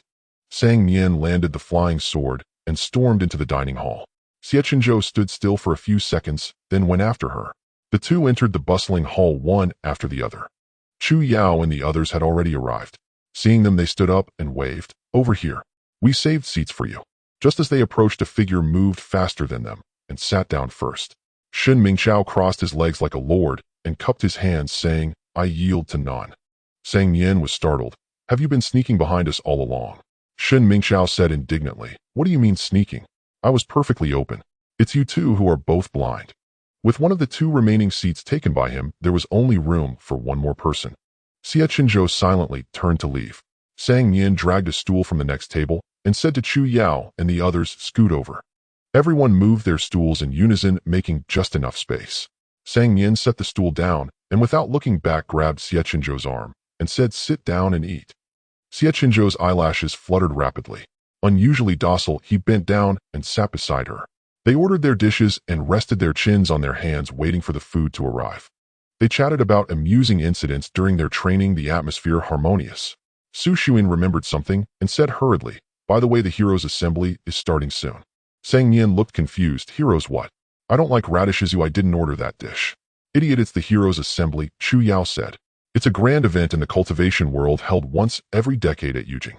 All sect disciples participate. Sang Nian had a faint memory of it. The Heroes' Assembly. She drew in a sharp breath. This was a pivotal plot point in the book. In plain terms, it was a decennial gathering of outstanding disciples from all cultivation sects. At that time, the 10,000 Immortals Alliance would open an extremely rare high-level secret realm accessible to all disciples at the Foundation establishment stage and above. Any item obtained within the realm belonged to the finder, and there were additional competitions. The victor would receive generous rewards. In the original story, Xie Chenzhou won first place, making his name known across the cultivation world. Su Xuan grew even fonder of him, and our male lead, when Bough finally couldn't hold back and made a bold confession. A bold confession. Sang Nian glanced at when Bough, who was picking cilantro leaves off his food, with a slow, gentle air. She pressed her forehead. She couldn't picture it at all. When Bough caught her gaze, paused his chopsticks, and turned to say gloomily, Junior sister, your expression is very strange. Xie Chenzhou's brow twitched as he looked at Sang Nian. Sang Nian gave a dry laugh. Haha, I've been staying up late reading lately. My eyes are a bit off. When Bough looked at her with admiration, I didn't expect you to be so diligent. Truly a model for us all. As soon as he finished speaking, Chu Yao tapped on Sang Nian's bowl and said, by the way, have you finished that book I lent you? Another senior sister of mine is clamoring to read it, so I need to lend it to her. When Bough perked up, oh, what book? Chu Yao, oblivious to Sang Nian's frantic blinking, replied calmly, it's the overbearing sword Venerable's fierce love the aloof Buddha's son cannot escape. Do you want to read it too, senior brother? They'll lend it to you first. Sang Nian was speechless. When Bough was speechless, Xie Chenzhou was speechless. Chu Yao said, why is everyone quiet? Su Xuan covered Chu Yao's mouth and said gravely, senior sister, stop talking. Can't you see junior sister saying looks like she wants to hang herself right here? Chu Yao was baffled. Shen Mingqiao burst into loud laughter. Ha, diligent. Ha, model for us all. Sang Nian was speechless. She gazed at the sky in melancholy. Some people are alive, but they're already dead. Some people are dead, but they're still dead. Shen Mingqiao, in the midst of his laughter, was bewildered. He sensed a murderous intent. Having finally endured until the meal was finished, Sang Nian immediately prepared to slip away. As she rose, she caught sight of an object lying at one by his feet and casually reminded him, senior brother, your pouch has fallen again. When Bough looked down, picked it up with some chagrin and said, thank you for the reminder. Sang Nian sighed in exasperation. Didn't I tell you to tie a more secure knot? Dropping it all the way like this. What if one day you can't retrieve it? When Bough rubbed the tip of his nose. I did tie it, but it still ends up like this. This person was not only directionally challenged, but also utterly inept at daily life.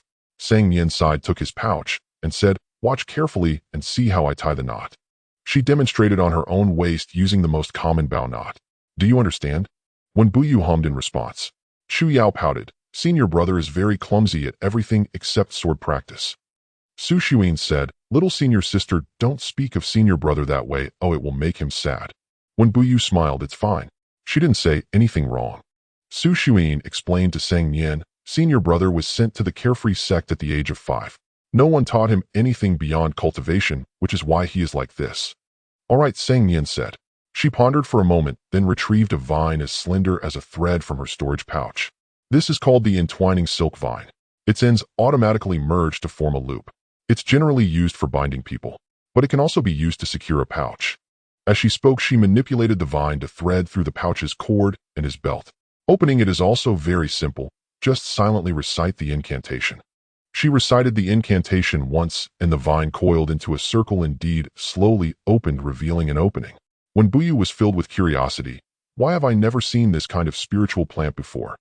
Seeing his interest, Sang Nian said, "My brother gathered this for me to play with. He'll write to him and ask where he bought it, then let you know." When Bough asked, "Wouldn't that be too much trouble for you, junior sister?" Sang Nian grinned. "It's a trivial matter. There's no need to be so polite." Xie Chenzhou gazed at the two, engrossed in conversation, his eyes dimming slightly. He rose and walked into the room bearing the signed snacks. Yi and Yair, who were thoroughly wrapped up, were diligently working and momentarily failed to notice him. The snack on offer that day was yam panna cotta. Yi placed the peeled yam into a container and cast a spell to drive it. With a whoosh, the yam was pulverized into a paste. Yair, who had been on standby, immediately scooped it out and brought it to the pot to simmer. The two worked in perfect sync with a faint hint of enjoyment. "This is far more comfortable than our days back in the hall," Yi remarked. "No endless killing and no constant worry about having our heads chopped off." Yair said, "Indeed. If only we could stay here forever." Yi wondered, "Do you think we aren't the only ones thinking this? Has the young master considered it too?" At the doorway, Xie Chenzhou slowly clenched his hands, his fingertips pressing into his palms. The shadows in his eyes deepened. Over there, Yi and Yair inadvertently looked up, saw Xie Chenzhou at the door, and their faces instantly turned ashen. Trembling, they knelt, their faces full of despair. "Young master," this subordinate spoke out of turn just now. Xie Chenzhou closed the door behind him and said in a flat tone, "Get up." "Young master." "Get up," Xie Chenzhou commanded. "Don't make me say it a third time." Yi and Yair exchanged a glance, helped each other stand, and held their breath, awaiting their final judgment. Xie Chenzhou waved his hand to set up a soundproof barrier. When he spoke again, his question was, "Does the sovereign have any message for me?" This meant he was not going to pursue the matter. Yi breathed a sigh of relief as if granted a reprieve and hurriedly said, "Yes, yes, yes." He took out a slip of paper and handed it over with both hands. Xie Chenzhou took it. There were only 6 characters on the paper: Elite Gathering Wei Yuyan. Xie Chenzhou's gaze sharpened. The paper burned silently and vanished. Yi said in a low voice, "The sovereign said that the prize for this elite gathering the Wei Yuyan can extract the Kunshin jade fragment from Sang Yunling's body." After a moment, Xie Chenzhou said, "Understood. Once we obtain the Kunshin jade, we must return," Yair said. "Young master, it would be wise to make preparations early." Xie Chenzhou felt an inexplicable irritation. "Since when do my affairs warrant your meddling?" Yair fell to his knees with a thud. "Young master, forgive me." Xie Chenzhou pinched the bridge of his nose. After a long while, he said, "Get up. There's something I need to ask you both." The two perked up. "Young master, please speak." Xie Chenzhou hesitated, then said, "I have a friend, just a friend, who has been experiencing occasional heart palpitations lately." Yet he stated confidently he has a heart ailment. Yair had a different opinion. He must have been infected with a heart-eating goo. Xie Chenzhou shook his head. My friend has neither a goo nor a heart ailment." "That's strange," Yi said. "Are there any other symptoms?" Xie Chenzhou thought for a moment. "He can't control his temper. Sometimes he gets inexplicably happy, and other times he inexplicably wants to kill someone, especially those surnamed Shun." Yi drew in a sharp breath. "He has a brain ailment." Yair disagreed. "No, in my opinion, he's been cursed. He needs to break it immediately." "Really?" Xie Chenzhou asked. "Trust me," Yair insisted. "Then how do I break it?" Xie Chenzhou inquired. "Of course you." Yair began, but after uttering 3 words, he suddenly realized something, his eyes widening as the words died in his throat. Silence filled the air. Yi and Yair kept their heads down, their eyes frantically communicating. Xie Chenzhou took a deep breath and decided to lay it bare. "Lately, whenever I'm around Sang Nian, I can't stop myself from wanting to look at her." "Why is that?" Yi ventured cautiously. "Because she has a piece of vegetable leaf stuck in her teeth." Xie Chenzhou was speechless. Yair's thoughts took several turns, and a realization struck him, making his heart lurch. "Young master, forgive my bluntness, but I find your recent interactions with Miss Sang a little ambiguous." Xie Chenzhou's face was expressionless. "We are just friends. Do not use your sordid mind to make baseless assumptions about us." "Friends?" Yi interjected. "Yair and I are friends too, but we certainly don't hold hands." "Nor do we lock lips," Yair added. Xie Chenzhou, like a cat whose tail had been stepped on, raised his voice slightly. "We have not." At the rate things are going, Ye said, it's bound to happen sooner or later. Xie Chenzhou's chest heaved rapidly, his face turning livid. Yet, he advised earnestly, young master, wake up. She was tormenting you all along. Xie Chenzhou clenched his fists and turned his face away. It was a long while before he spoke. That's because she loved me too much and accidentally used the wrong method. Yet, and Ye were left utterly speechless. But now it seems she doesn't love me as much anymore, Xie Chenzhou said in a low voice. She won't even acknowledge that we were married. Yet, no. Xie Chenzhou, she used to say it was love at first sight, but now she's closer to other men than to me. Yet, wait. Xie Chenzhou, why does she care so much about others knowing we were married? Am I that embarrassing? Ye finally found a chance to interrupt him, clutching his chest. Young master, please stop talking. His voice was weak. I'm afraid I might faint. Xie Chenzhou turned to look at Ye. Ye broke out in a cold sweat and ventured. Because she thinks you aren't presentable. Xie Chenzhou, not presentable. Ye stammered. Exactly, young master. In her eyes you have nothing a bad temper and are stubborn as a mule. Except for your face, you're all flaws. Compared to when Bough and the others, you're not presentable. Gurgle gurgle. Ye shoved his head into a water vat and said with trembling lips to Xie Chenzhou, young master, he's gone mad. We'll deal with him now. Xie Chenzhou's expression darkened. So this is where you are. Someone knocked on the door, their voice crisp. Xie Chenzhou. He calmly dissolved the barrier and turned to leave. Saying Nian, hey, wait for me. I wanted to grab a serving of yam cheese pastry too. Xie Chenzhou quickened his pace. Ye silently handed Sang Nian a bowl of cheese pastry. No need to return the bowl. Sang Nian hurriedly thanked him and chased after Xie Chenzhou. They walked out of the dining hall together, neither using their swords, quietly strolling along the mountain path. Sang Nian ate as she walked, occasionally kicking a pebble on the path. Ahead, Xie Chenzhou slowed his steps and suddenly spoke. Is my temper really that bad? Sang Nian, huh? Xie Chenzhou lowered his head and repeated. Is my temper really that bad? Sang Nian swallowed the pastry and said tactfully. That depends on who you're comparing yourself to. Xie Chenzhou compared to when Bough. Sang Nian was even more diplomatic. Do you really want to humiliate yourself? Xie Chenzhou. He fell silent. Sang Nian remembered something and pulled a small box from her sleeve. Opening it, she revealed a new communication stone. This was a gift from the sect leader that I only found while organizing my things yesterday. But I already have the one Ayin gave me, so I don't need this one. You refused my 30 million back then, so I'm giving you this as a thank you gift. Now we can communicate across great distances. She handed the box to Xie Chenzhou. Xie Chenzhou said stiffly, I can afford one myself. He emphasized I'm not poor. Sang Nian, oh then I won't give it. Xie Chenzhou grabbed her retreating hand. Sang Nian said helplessly, I just happened to have this spare, remembered you didn't have one, and thought to give it to you. That's all. Do you have to be so stubborn?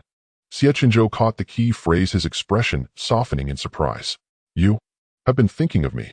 Sang Nian, no. Ding. Xie Chenzhou's affection 5.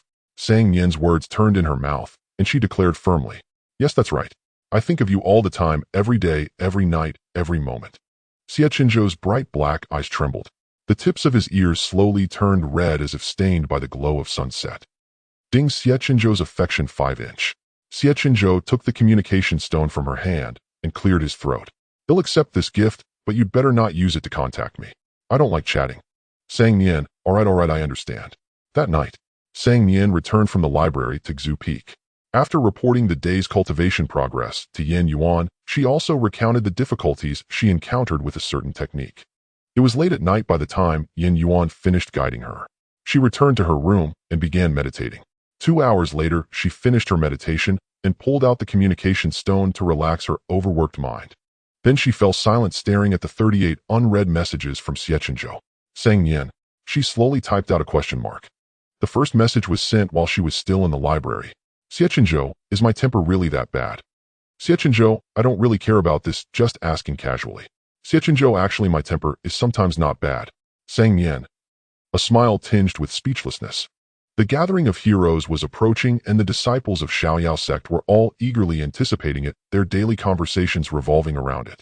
Sang Nian trained even more diligently, shuttling between the training grounds and the library every day. Shen Mingxiao caught her attention and asked nervously, the gathering of heroes requires the Golden Core stage to participate.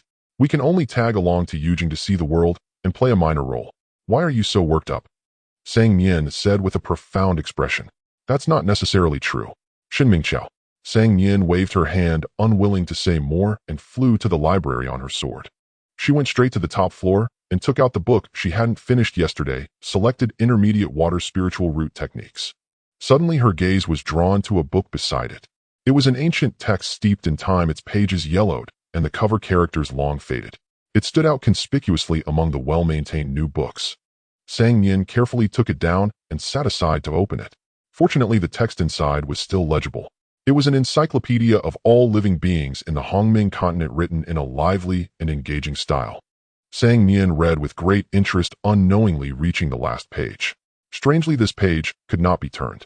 It seemed someone had deliberately placed a seal preventing anyone from seeing its contents. Her curiosity piqued. Sang Nian searched every book on seals in the library, determined to unlock it. The pile of books on the table grew higher and higher, gradually obscuring her figure. Finally, as the sun rose, she formed the 1200th hand seal. A flash of white light, and the ancient text began to vibrate slightly. I did it. Her heart filled with joy. The last page slowly turned. Sang Nian hurriedly looked down. It read, Little Huashan Zhuyu clan.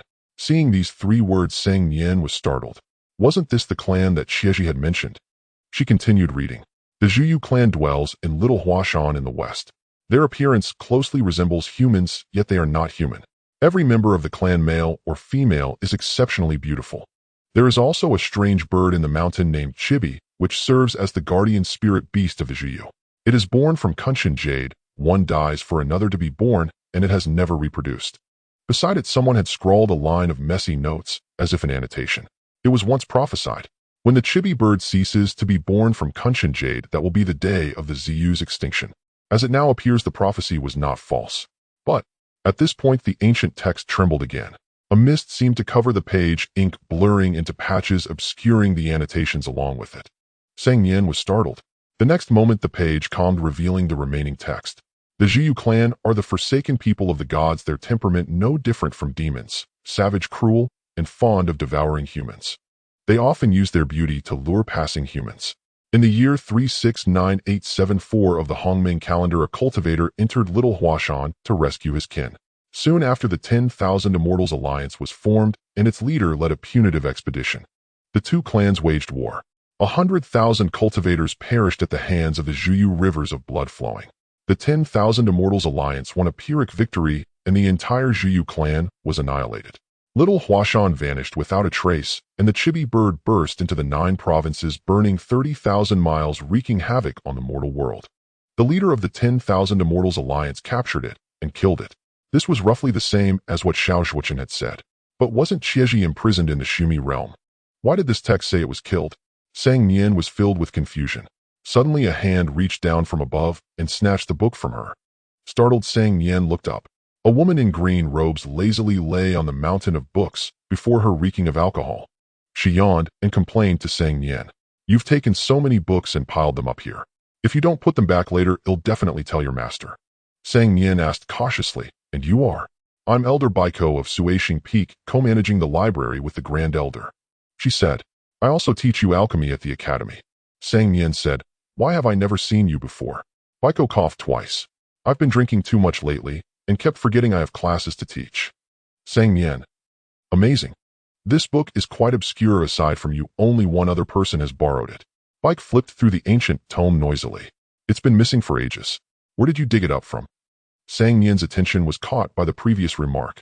Who else has read it besides me? Baik pondered for a moment. I think it was. She recalled for quite a while before speaking uncertainly. Jing something. Sang Nian's heart skipped a beat. Jing Xian. Baik snapped her fingers. Yes, Jing Xian. That annotation had been left by Jing Xian. She had also read this book back then. A tumult of emotions surged within Sang Nian. Strange, the last page won't open. Baik remarked. Sang Nian said, There's a seal placed on it. Didn't you know? Baik tossed the book aside, carelessly, looking exasperated. My duty is to manage the library. I'm not fond of reading myself. How would I know someone would be idle enough to place a seal on a single sheet of paper? Sang Nian hastily picked up the book, worried it might be damaged. Baik said nonchalantly, Every book here has been specially treated. They can't be damaged no matter what. You can rest 100% assured. Still feeling a pang of distress, Sang Nian wiped the non-existent dust off with her sleeve. Even so, you can't just throw it on the ground like that. What does it say? Baik asked casually. Sang Nian replied. Nothing much, just some introduction about the Zhuyu tribe. Bike, the Zhuyu tribe. She asked, what's that? Sang Nian explained. It's an alien race that went extinct 500 years ago. They lived on the now-vanished Mount Xiaohua and were said to look very much like humans. Bike stroked her chin. Like humans? How similar? If mixed in a crowd, could they be distinguished? I'm not sure, Sang Nian shook her head. But since they could lure passing humans, I suppose they couldn't be told apart. Bike somehow produced a small flask, took a big gulp, and let out a burp. That sounds no different from the skin-changed demons of the Yao clan. Nothing original at all. Sang Nian hesitated. Now that you mention it, that's true, but I always felt the content was a bit strange.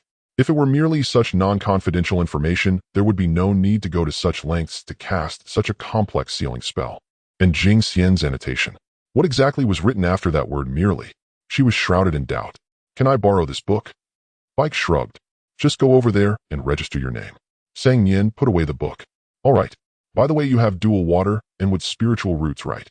Bike asked. Sang Nian. Bike instructed, remember to come to my class. Wood spiritual root is most suitable for learning the Tao of alchemy.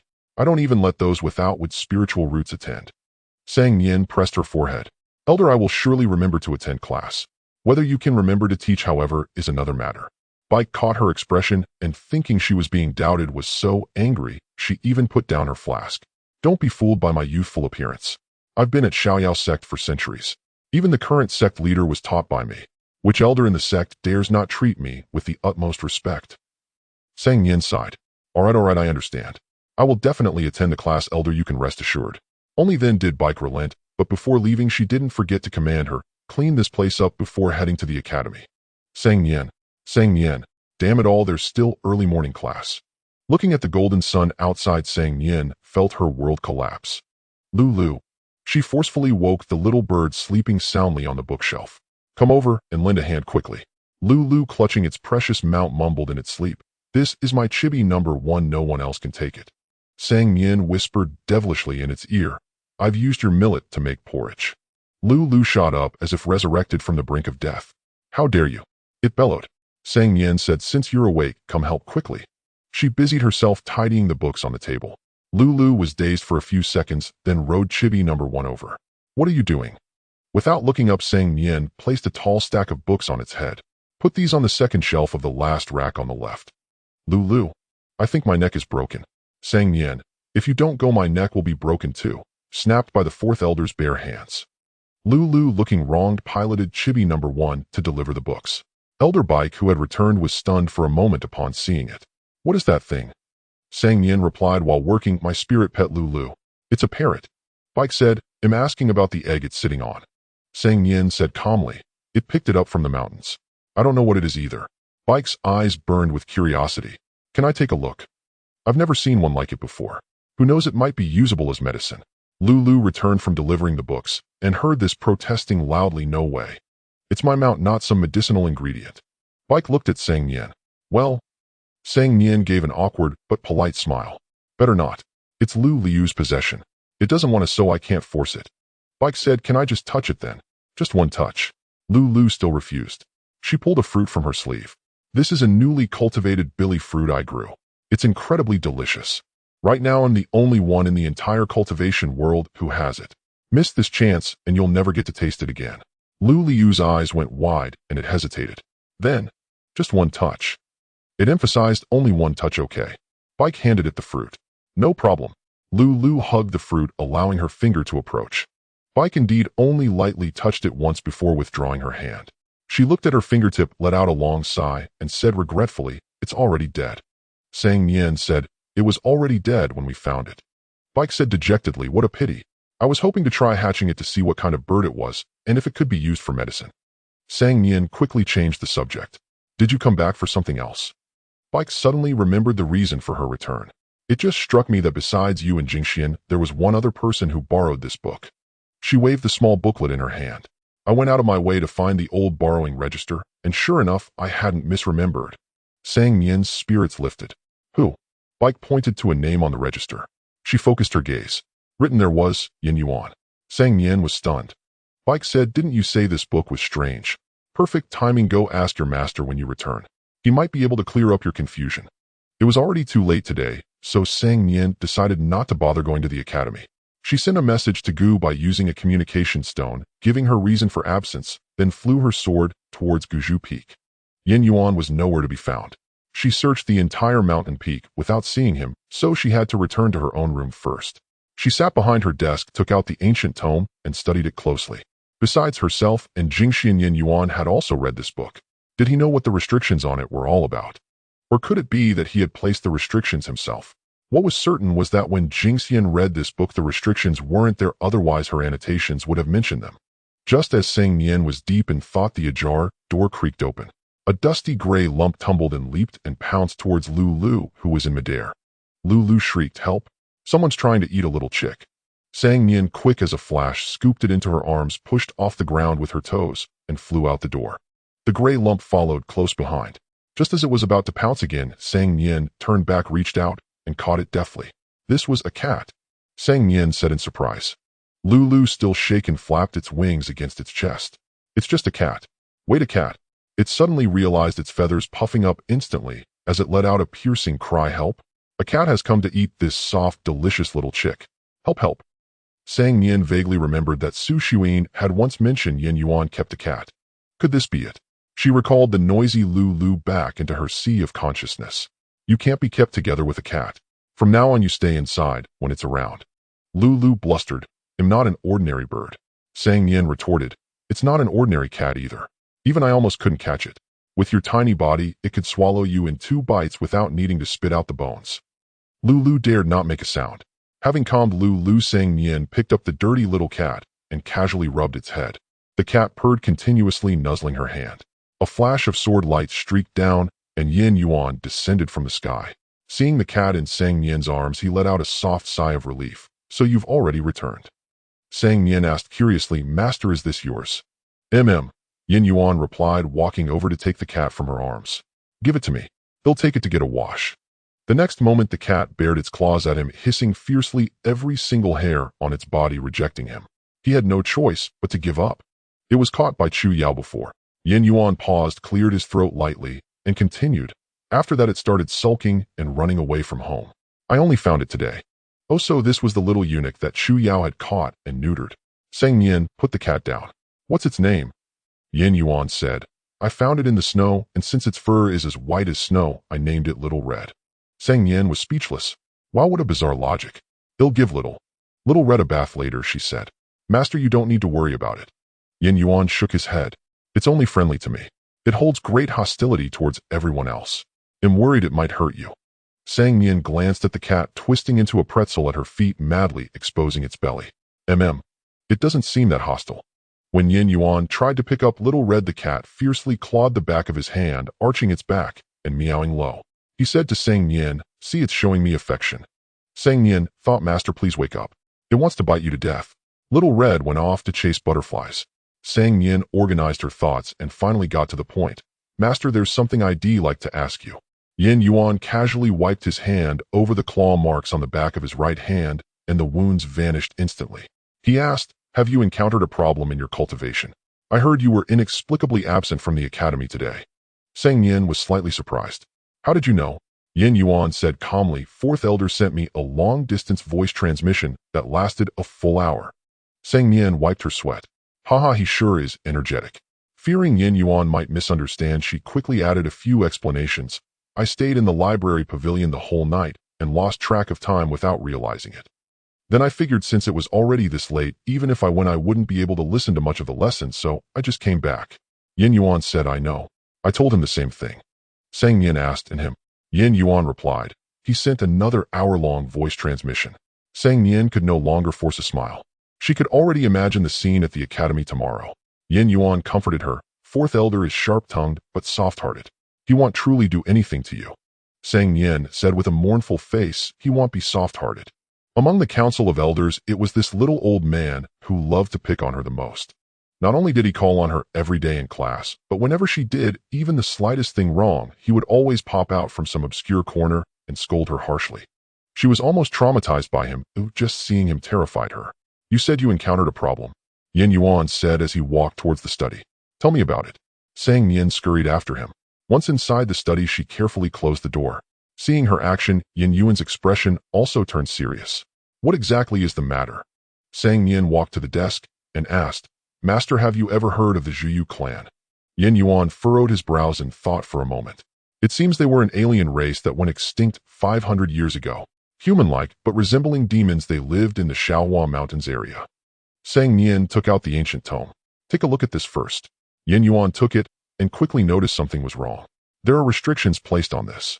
He pressed his palm over it, carefully sensing the aura on the book, and said slowly, There are 2 layers of restrictions, one obvious, one hidden.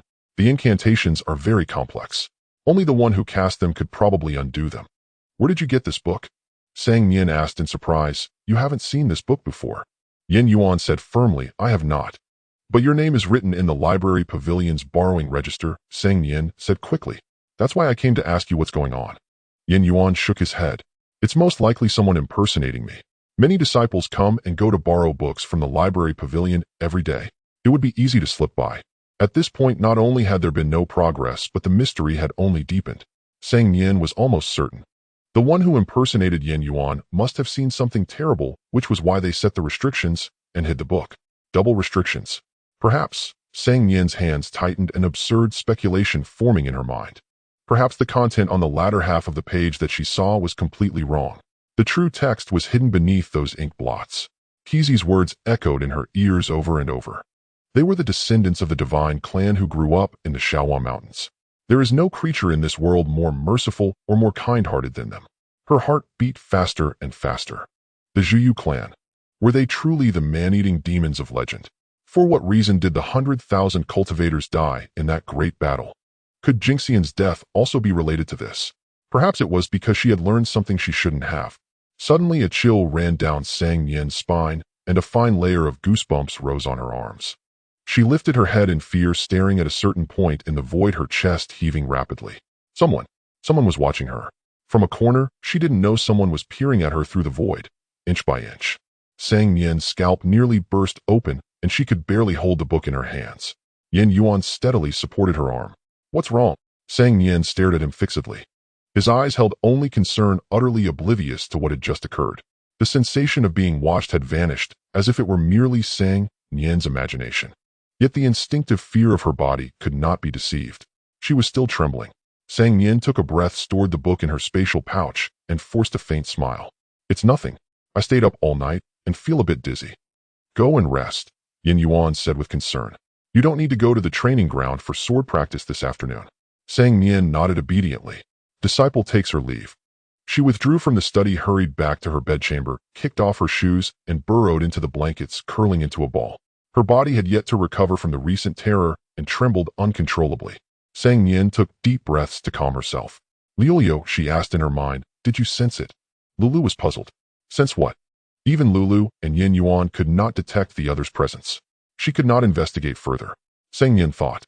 If she continued probing, she would die. This matter was beyond her reach.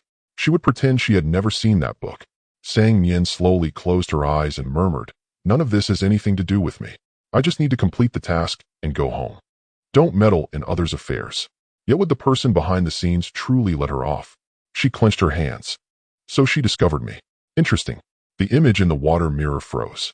A woman gazed at the girl's restless, sleeping face, propped her chin on her hand, and sneered. How naive. Since you've entered the game, life or death is no longer up to you, Nian. Venerable Master. A swirl of black mist drifted in, transforming into a man with a tattooed face. He knelt and saluted the woman on the couch. Reporting to the Venerable Master, everything is arranged. The water mirror before the woman turned into an ordinary mirror. She picked up a box of rouge, lightly dabbed her slender fingertips, and unhurriedly applied it to her lips. How is Chenzhou doing? The crow reported yesterday that the young master is as usual. The man hesitated. However, he has yet to obtain the Kunshan jade fragment, and he evaded us for so long in Qingzhou. Could his heart no longer be with the Shura Hall? The woman smiled faintly, her lips a vivid red. What does it matter if his heart is elsewhere? I want him body and soul. This subordinate worries. His matters are not for you to worry about, Qinggui. The woman's smile was enigmatic. Qinggui's face paled. This subordinate deserves death.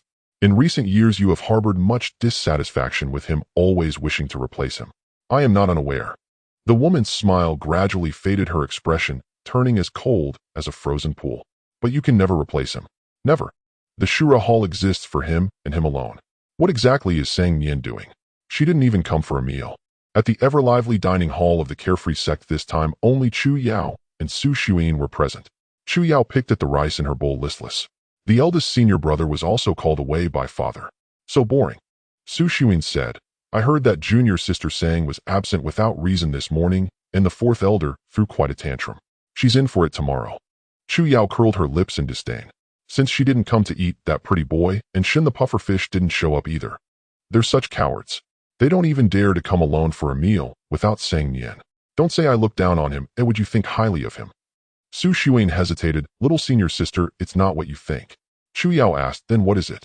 Su Xuyin was at a loss for words, so she stuffed a large mouthful of food into her mouth and mumbled, it's just not what you think. Since junior sister Sang had not publicly revealed her relationship with junior brother Xie, they must have their own plans. She couldn't let slip and cause trouble. Su Xuyin was confident she could keep this secret, physically that is. She stuffed another mouthful of food to firmly seal her lips. Chu Yao said triumphantly, see, you wanted to defend the pretty boy, but you're at a loss for words. Su Xuyin was still struggling to chew. After finally swallowing the food, she bent down to pick up the chopsticks Chu Yao had accidentally dropped and handed her a new pair. Little senior sister, eat quickly. We still have a lot to do. Chu Yao was puzzled. What do we have to do? Su Xuyin replied, prepare for the hero's gathering. She counted on her fingers.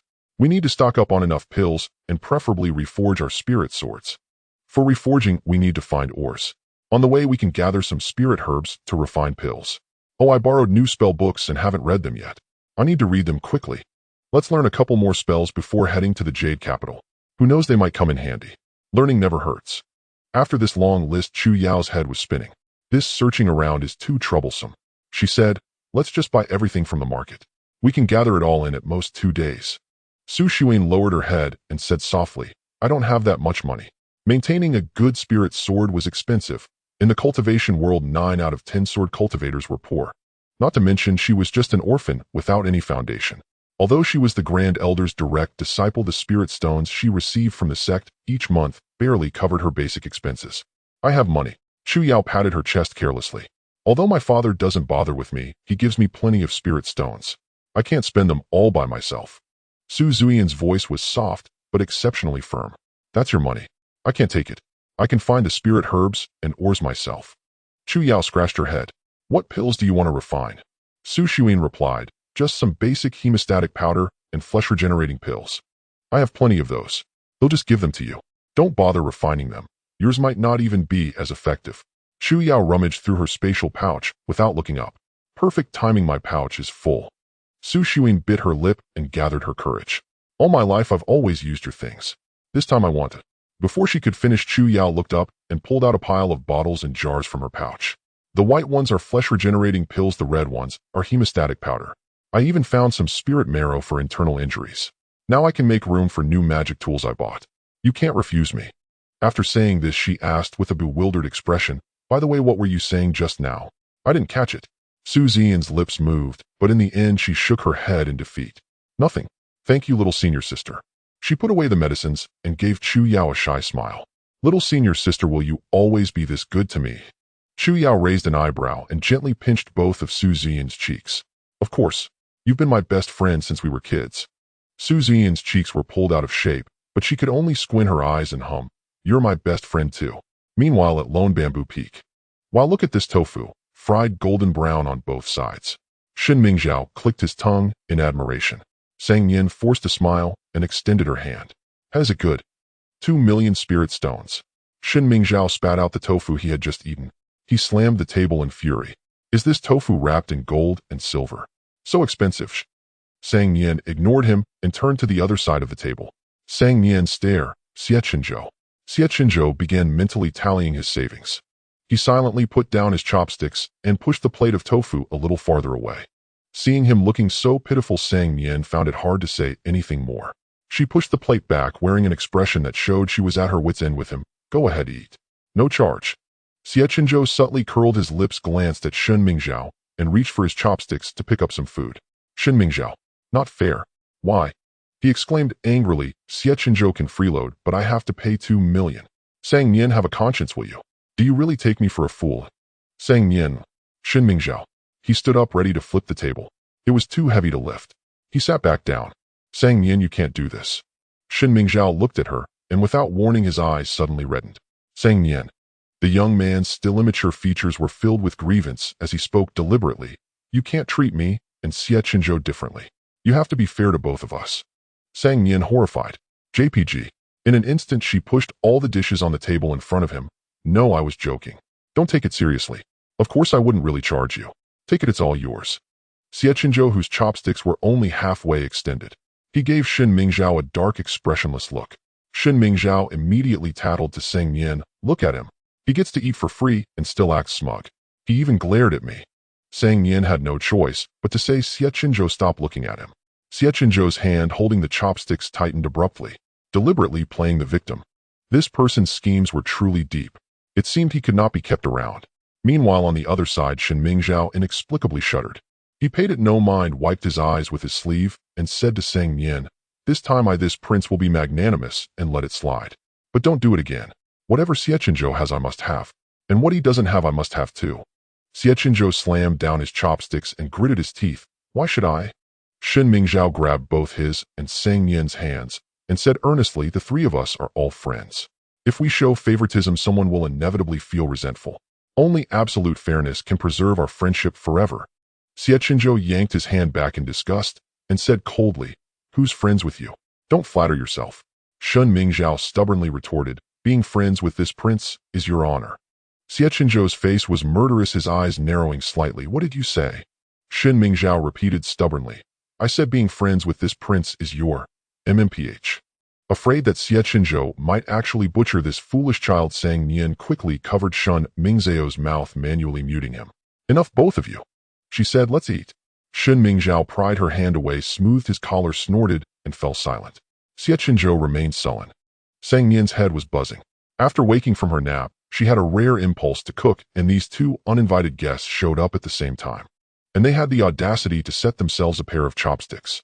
When she came back after serving the rice, she was dumbfounded. What exactly do you two want from me? Sang Nian asked, rubbing her temples. Xin Mingzhao said, oh, I caught a whiff of the food as I was passing by. I hadn't eaten, so I decided to condescend to have a bite. And you? Sang Nian looked at Xie Chenzhou. Here for a bite too? Xie Chenzhou nodded. No. Sang Nian's heart tightened, and she asked seriously, has something major happened? Xie Chenzhou said, the communication stone. Sang Nian said nervously, oh, what about it? Xie Chenzhou, you didn't reply to me. Sang Nian, who had been on high alert. Bang! The door slammed shut. Xin Mingzhao, still holding a bowl of rice, stood at the door, utterly bewildered.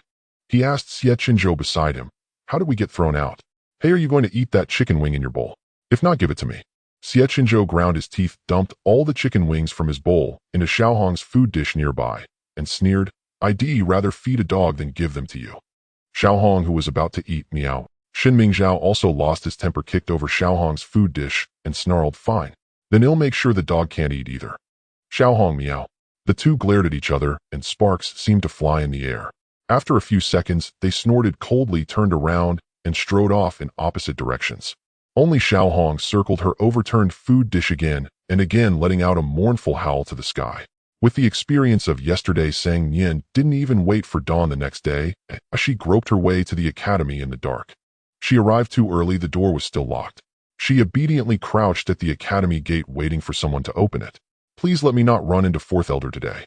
She prayed devoutly to the wall. If I can avoid Fourth Elder, I'd even be willing to live in a mansion and drive a luxury car. No sooner had she spoken than two figures approached, one after the other. One of them, not seeing her, stumbled over her and nearly went flying several meters away. Who goes there? He barked. Sang Nian's heart sank at the familiar voice. Silently lighting a candle for herself in her mind, she braced herself and stood up, mumbling, greetings, Fourth Elder. Fourth Elder raised his lantern for a look. Sang Nian. He raised his eyebrows. What in the world are you doing crouching here? Sang Nian said softly, I was afraid of being late again, so I thought I'd come early today. I didn't expect the academy wasn't open yet. Fourth Elder was taken aback. That's enough. You dragged me out this early just to watch you scold someone. The other figure stepped forward, revealing by reeking of wine. She yawned and advised Fourth Elder, besides, our Nian is so diligent. Stop scolding her. Hurry up and open the door, or I might forget I have a class and go off drinking again. Fourth elder gave a heavy snort and asked Sang Nian, "Your master said you were in the library all day yesterday." Sang Nian quickly nodded. "Yes, Elder Bai Ku can vouch for me." Bai Ku lazily raised her hand. "Yes, I can vouch for Nian Nian." Fourth elder took the opportunity to thrust the lantern into Bai Ke's hand and continued to question Sang Nian with a stern face. "Then tell me, what did you read and learn in the library yesterday?" Sang Nian omitted the matter of that book and replied, reporting to Elder, "This disciple learned 1,200 incantations for unlocking various types of restrictions." Fourth elder sneered, "You certainly talk big." Sang Nian shrugged, "If you don't believe me, there's nothing I can do." Fourth elder began to bristle with anger again. He waved his sleeve at the academy's door lock, setting a restriction. "Unlock this, and he'll believe you."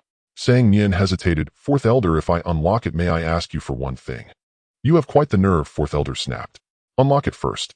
If you can, I'll punish you today for sure." Sang Nian pouted, walked to the door, and examined the restriction. After pondering for a moment, she raised her finger and formed a complex hand seal. A soft light green light flowed like water, gently enveloping the lock. Fourth elder stood by with his hands behind his back, nodding slightly, a hint of amusement flashing in his eyes. Click! The restriction and the lock opened together. Sang Nian dusted off her hands, lifted her chin, and said with a hint of pride, "Elder, I did it." Fourth elder dropped the smile, put on a stern face again, and scolded, "An unnecessary move. Who told you to unlock the lock as well? You only know how to show off petty cleverness. What great things will you ever accomplish?" Sang Nian shrank her shoulders. "Oh no." Fourth elder was probably going to settle old and new scores together now. She closed her eyes, ready for a scolding. "Fourth elder, what request?" Sang Nian opened her eyes. "Huh?" Fourth elder glared at her. Sang Nian caught on, and her eyes lit up. "You agree?" The fourth elder said, "If you don't speak, you'll leave." Sang Nian hurriedly replied, I'll talk right now."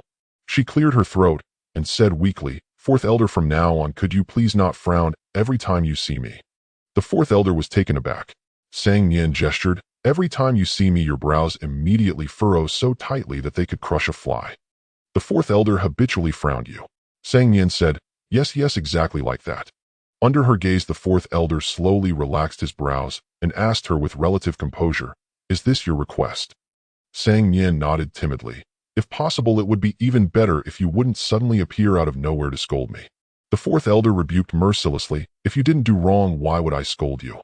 Sang Nian retorted, "Then others also make mistakes. Why don't you scold them, only me?" The fourth elder paced 2 circles in anger, hands behind his back. "Nonsense. I treat all disciples equally." Just as Sang Nian was about to argue, Bai Ku chuckled and interjected, "Love runs deep, scolding is harsh.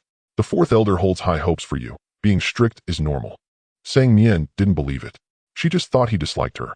"All right, go inside." Bai Ku patted her shoulder. "We'll be leaving for Yujing in a few days. Although with your current cultivation, you can't enter the secret realm, it's good to broaden your horizons. Hurry and prepare." Sang Nian agreed, turned, and walked into the academy, deliberately not taking leave of the fourth elder. The fourth elder pointed at her, retreating back, trembling with rage. "Why should I hold high hopes for a disciple who thinks so highly of herself just because of some talent?" Bai Ku dug at her ear impatiently. "That's enough." The fourth elder snorted, picked up the lock that had fallen on the ground. "All her cleverness is wasted on these trivial tricks." The more he thought about it, the angrier he became. As a sword cultivator, she refuses to study the sword properly and spends all her time on useless things. She's exactly like the sect leader back then, stubborn and unyielding. Bai Ku said, "Tisk, but the sect leader is now the sect leader while you're still just an elder." The fourth elder's expression darkened. Back then, everyone opposed his succession. Among the 3 senior siblings besides Jing Xian, even Yin Yuan, that block of wood, was more suitable than him. If not for the old sect leader's daughter's staunch support. Bai Ku quickly coughed loudly to interrupt him, glanced around, the remnants of her drunkenness scared awake. "Say this to me if you must, but don't let others hear. I won't protect you then." Besides, back then they had a fair duel, and whoever won became the sect leader. He defeated Yin Yuan in 3 moves. She said, "You all witnessed with your own eyes that he was stronger than Yin Yuan." The fourth elder thought of something, his face turning ugly.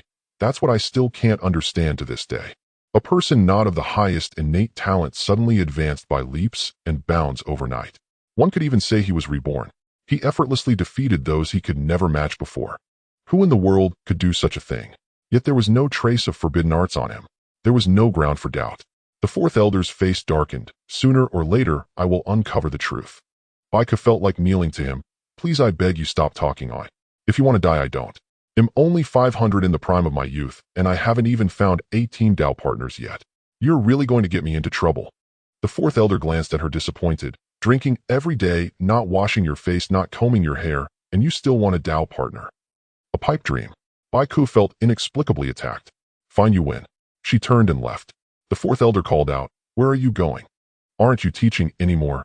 She didn't look back, each step heavy. People who don't wash their face or comb their hair aren't fit to teach. The fourth elder chuckled and shook his head. So grown up, yet still like a child. After laughing, a trace of melancholy appeared between his brows. "Jing Xian, you shouldn't have left." He gazed at the dim morning star on the horizon, recalling the determined expression on the woman's face when she left, and sighed, deeply foolish. The day to depart for Yujing arrived. Clouds steamed and mists glowed with a gentle breeze and bright sun. 5 or 6 flying boats were moored in front of the Shaoyao sect's mountain gate. Apart from the core formation disciples, true disciples whose cultivation didn't meet the requirements could also accompany them to Yujing. Everyone lined up, orderly waiting to board the flying boats. The crowd was noisy and lively. In the line saying, Nian inventoried her luggage over and over, afraid of missing something. Chu Yao pulled her and Xie Chenzhou aside, then gave Shun Mingqiao a look. He quickly followed. She led the 3 of them to her personal small flying boat. The flying boat slowly ascended, merging into the clouds. "Stop counting," Chu Yao said. "Do you think Yujing is like our remote, godforsaken mountains? It's the most prosperous place in the entire Hongming continent. You can buy whatever you lack." Sang Nian let out a wow and began counting her money pouch. Shin Mingqiao was very loyal. "This prince has plenty of spirit stones. If you need more, I'll give them to you." Sang Nian's eyes sparkled. "Do I have to pay it back?" Shin Mingqiao smiled and raised 3 fingers, 30% interest. Sang Nian smiled back and raised her middle finger. "Go to hell." Su Xuan whispered, "Junior sister, that's impolite." Senior brother said, "Raising the middle finger is an insult." Sang Nian readily switched to her pinky. "There, now it's not an insult." Su Xuan asked, "Then what does it mean?" Sang Nian replied, "It means friendliness." Su Xuan, in awe of her wisdom, also raised her pinky and smiled amiably at Shin Mingqiao. Shin Mingqiao. Just as they were about to enter the cabin, Sang Nian suddenly looked around. "Wait, where's Xie Chenzhou? Did we leave him behind?" Shin Mingqiao said, "No, I just saw him upstairs steering with senior brother." Sang Nian said, "Oh, Xie Chenzhou is piloting the flying boat." "Huh, Xie Chenzhou, piloting a flying boat." She exchanged a look with Chu Yao and clearly saw terror in each other's eyes. Second floor. Having deviated from the course again, when Bough shuffled his feet, nervously, hands clasped in front of him, not daring to make a sound. He stole a glance at Xie Chenzhou beside him. The map in Xie Chenzhou's hand was already crumpled into a ball. He took a few deep breaths, trying to control his tone. "Forget it'll steer. You go down." When Bough zoned, "Okay. Wait." Sang Nian stumbled up to the second floor, shouting at the top of her lungs, "Xie Chenzhou, don't touch." Xie Chenzhou's hand landed on the ship's wheel. The next second, the flying boat wobbled and let out a loud bang. Then, under Sang Nian's despairing gaze, it let out a squeak and spewed billowing black smoke. Plummeting straight down. Xie Chenzhou. In the Jade capital at the Alliance of 10,000 Immortals. A dozen or so people were scattered around a long table, the atmosphere so oppressive that the drop of a needle could be heard. Footsteps sounded from the doorway. Everyone immediately turned to look. It was Xiao Zhuochen pushing a wheelchair. In the wheelchair sat an elder with snow-white hair and beard, his eyes slightly closed. The people rose to their feet, Alliance leader. The elder slowly opened his eyes, a sharp glint shimmering within them. He raised a hand in a gesture. "Everyone sit down." After they were seated, he swept his gaze over them. "Why is the sovereign of the carefree sect not present?" This assembly gathered the topmost sects of the cultivation world, and the absence of the carefree sect, one of the 3 great sects, was indeed conspicuous. The sovereign of the Mystic Sword sect said Brother Song had urgent business and changed course midway. The Alliance leader of the 10,000 Immortals nodded slightly. "In that case, let us begin. Recently, cultivators have been disappearing frequently. What are your thoughts?" The sovereign of the Limitless sect, a hot-tempered man, slammed the table on the spot. "It must be the Azura Hall causing trouble." The palace lord of the Ethereal Palace said, "I think so too. The disappearance of cultivators is not something that just started." The sovereign of the Mystic Sword sect said, "I had Zhuochen look into past records. It has been happening for over a decade, but it was never this frequent before, so it went unnoticed." He tapped the table, signaling Xiao Zhuochen to distribute the compiled records. At first, it was rogue cultivators, then unknown small sects. The missing cultivators grew stronger in cultivation, and some were even disciples of the sects present here. Although the Azura Hall is evil, they have always acted with arrogance and abandoned not with such stealth. The sovereign of the limitless sect sneered. Sect leader Xiao, are you speaking up for those fiends? According to you, then a demon has arisen from among our own ranks. The sovereign of the mystic sword sect replied calmly, I am merely stating the facts. The sovereign of the limitless sect was about to say more when someone beside him tugged at his sleeve and shook his head. He brushed off that person's hand, glanced at Xiao Zhuochen, and muttered in a voice deliberately loud enough for all to hear, he only got his sect into the top 3 thanks to having a good son. What's so great about that? The sovereign of the mystic sword sect lowered his head to sip his tea, not responding. Xiao Zichuan's expression remained unchanged, as if he hadn't heard. The atmosphere grew awkward. This was not the first time such a thing had happened. Usually Song Lanfeng would step in to smooth things over, but with him absent this time, everyone was at a loss. They turned their gazes to the sovereign of the Lofty Cloud sect, one of the 3 great sects. The sovereign of the Lofty Cloud sect had no choice but to clear his throat. Let us get back to the main matter. Everyone sighed with relief and quickly chimed in. Exactly. The heroes' gathering is about to begin, and all disciples of the immortal sects will soon head to the Jade Capital. There must be no mishap. The alliance leader of the 10,000 immortals, who had been watching coldly from the sidelines, finally spoke again. Zhuochen. Xiao Zhuochen bowed respectfully. What orders does Grandmaster have? Where did the latest disappearance occur? Xiao Zhuochen replied, reporting to Grandmaster, it was in Liangzhou. Go to Liangzhou. If you fail to capture the true culprit, there is no need to return to see me. Disciple obeys. Boom. The flying vessel crashed heavily to the ground, splitting into pieces. After a moment, Sang Nian and the others descended from various directions on their swords, staring at the wreckage in silence for 3 seconds. Shu Yao glared angrily at Xie Chenzhou. It's all your fault. Xie Chenzhou turned his face away with a light scoff. Sang Nian said, forget it. What's done is done. Blaming him is useless. As long as everyone is safe, we should hurry on our way. As they were about to leave on their swords, Su Xuan suddenly exclaimed, something's wrong. Huh, where is senior brother? Everyone then realized when Bough was missing. They looked at each other in confusion. The situation earlier had been too chaotic. Everyone was barely able to take care of themselves, let alone keep track of when Bough. Sang Nian tried to contact when Bough using a communication spirit stone, but there was no reply. She said helplessly, he doesn't know the way. He probably flew off in the wrong direction and got himself lost. Shu Yao stamped her foot. I'll go find him. Sang Nian formed a hand seal to cast the tracking shadow art. How long would it take you to find him alone? Let's search together. A thin strand of white light circled in the air a few times before slowly drifting into the nearby dense forest. She spoke rapidly this way. The others quickly followed. But after searching through the forest for most of the day, they still found no trace of Wenbuyu. The tracking shadow art ended at the edge of the forest. Ahead lay a city of considerable size. Could senior brother be in the city? Su Xuan asked. Shin Mingzhao said, let's go see. At least we can find out what this place is. When they reached the city gate, everyone looked up. On the green stone plaque were 3 characters carved with iron-like strokes and silver-like hooks. Breeze City. Sang Nian searched for a while on the map and said, this is the main city of Liangzhou. We've landed in the territory of Liangzhou. If it's the main city, why is it so desolate? Chu Yao craned her neck to look at the streets inside. There's not a single soul on the main road. Sang Nian said, let's go in and take a look. Everyone be careful. Breeze City was eerily silent. A cold wind swirled in, lifting dead leaves from the ground. The doors and windows of the houses on both sides of the street were tightly shut, as if no one lived there. But when Sang Nian casually turned her head, she clearly saw several figures hurriedly flitting past a window. Suspicion grew in her heart. Su Xuan rubbed her arms and said timidly, senior brother probably isn't here. Let's leave. Chu Yao wrapped an arm firmly around her shoulders and said, don't be afraid. They'll protect you. After turning a corner, they finally saw someone ahead. It was a tea stall. The owner was squatting by the stove, fanning the flames, while a young man in white sat nearby drinking tea. Chu Yao stepped into the stall and called out, boss, tea please. Coming. Sang Nian sat down across from Chu Yao and cast an extra glance at the young man in white. His features were ordinary, his aura calm and restrained, seemingly just an ordinary passerby. Yet Sang Nian felt his figure was strangely familiar. Where had she seen him before? She racked her brains.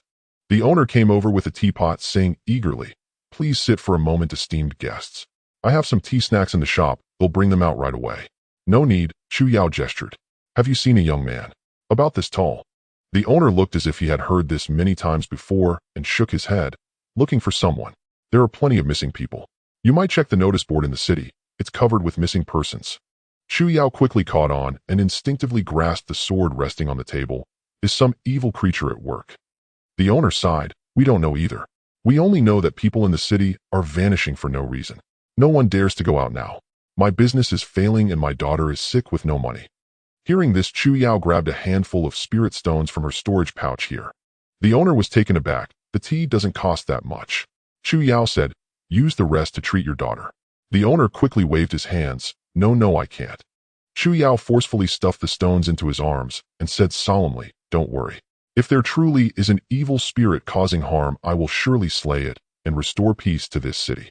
The owner said gratefully, may I ask which immortal sect you belong to? Chu Yao nodded. We are disciples of the Carefree sect on Mount Tianyu. I am Chu Yao, and the one we seek is my senior brother Bough.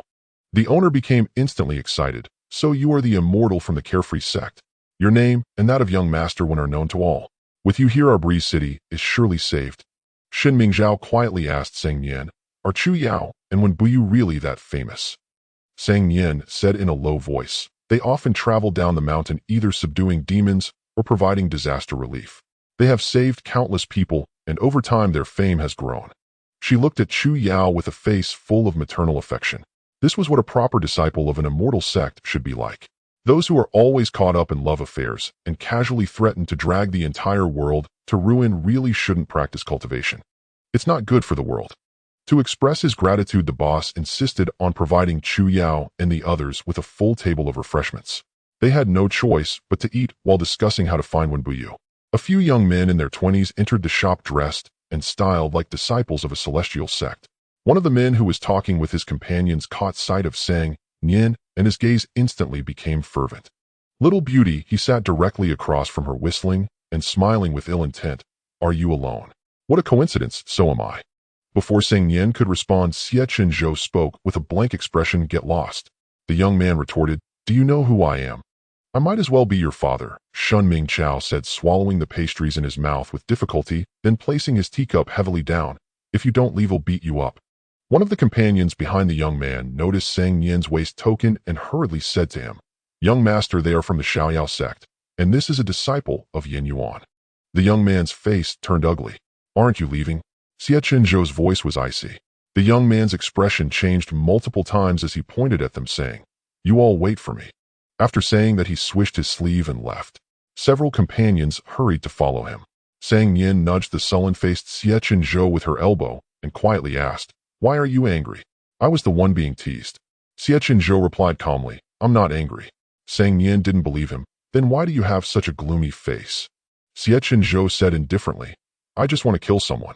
Sang Nian was startled. You can't be serious. Xie Chenzhou's palm tightened. The way that person looked at Sang Nian, that disgusting gaze. He only glanced once and murderous intent surged. Xie Chenzhou's grip tightened further, his knuckles turning white. The others didn't take this little episode seriously and continued their discussion. Chu Yao asked the boss, are there any sects nearby? The boss hurriedly replied, yes, just 10 miles east is the Medicine King Valley. Chu Yao sighed in disappointment. No wonder things have escalated so seriously in the city. A bunch of fools who only know how to refine pills and treat illnesses wouldn't understand how to catch monsters. Sang Nian thought for a moment. Regardless, it's still good to pay them a visit. If they can send someone to help us search, that would be great. Then I and Ain will go to the Medicine King Valley, Chu Yao decided. You all stay in the city to continue investigating, see if there are any traces left by monsters. Sang Nian asked, okay, where should we meet later? The boss said, if you gentlemen don't mind, you can stay at my place tonight. The second floor of the tea house is fine. Then we'll meet at the boss place before dark. After dividing the tasks, everyone left. Just before leaving, Sang Nian inexplicably turned back to take a look. The young man in white was still there. What's wrong? Shen Ming Chao asked.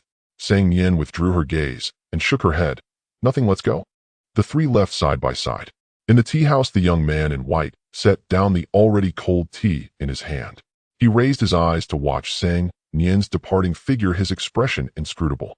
He then picked up the hat on the table, put it on, and left with his head down. Take care, guest. The boss cheerfully called out as he took the cloth to clean the table. On the table, a pile of high-grade spirit stones was neatly arranged. The boss was taken aback and hurriedly chased after the spirit stones, but the young man in white had already vanished from the street. After staring for a moment, he turned back to the tea house, his eyes brimming with tears. There are still many good people in this world. Sang Nian wandered through the streets and alleys of the city, but she never sensed a hint of demonic energy. She stood in front of the notice board looking up at the dense announcements above. Almost all of them were about missing persons. The missing individuals were both men and women, old and young, and even included cultivators. There was no pattern to it at all. She asked Xie Chenzhou, "Do you see anything unusual?" Xie Chenzhou replied, "It's not monsters, it's people." Sang Nian was taken aback. Xie Chenzhou continued, "If it were monsters, no matter how cautious they were, they would leave traces. It wouldn't be this clean in the city right now." Shenming Chao suddenly clapped his hands. "I know." Sang Nian's eyes brightened. "Know what?" Shenming Chao shouted. "It must be the demons from the Shura Hall behind this. Who else would be so wicked?" "The number one demon of the Shura Hall, Xie Chenzhou." Sang Nian pondered Shenming Chaos' words. "It doesn't seem impossible." She asked Xie Chenzhou, "What do you think?" Xie Chenzhou fell into an eerie silence. Sang Nian said, "Forget it, it's getting dark. Oh, let's return to the tea house to meet up with Chu Yao and the others." The group headed back. The tea house boss had already prepared rooms for them. "Sorry, there are only 2 empty rooms. You all have to squeeze in." Sang Nian said, "It's fine. Oh, I will share a room with Chu Yao and Shui Yin, and Xie Chenzhou and senior brother Shenming Chao can stay in one room. That should be enough." Xie Chenzhou crossed his arms and replied coldly, "I won't share a room with him." Shenming Chao jumped up. "Hey, what do you mean? I haven't complained about you yet." Sang Nian calmly said, "You all can discuss it. I'm heading back to my room." She tossed the key to Xie Chenzhou and returned to her room. On the spot, Xie Chenzhou and Shenming Chao exchanged glances before turning away. After walking a few steps, Shenming Chao turned back, grabbed Xie Chenzhou, and went upstairs conceding, "Fine, can I at least sleep on the floor?" Xie Chenzhou replied, "No, that's not allowed. Don't push your luck." Shenming Chao rolled his eyes and said, "If you don't want to sleep with me, who do you want to sleep with? This isn't your home. Where do you get all these demands?"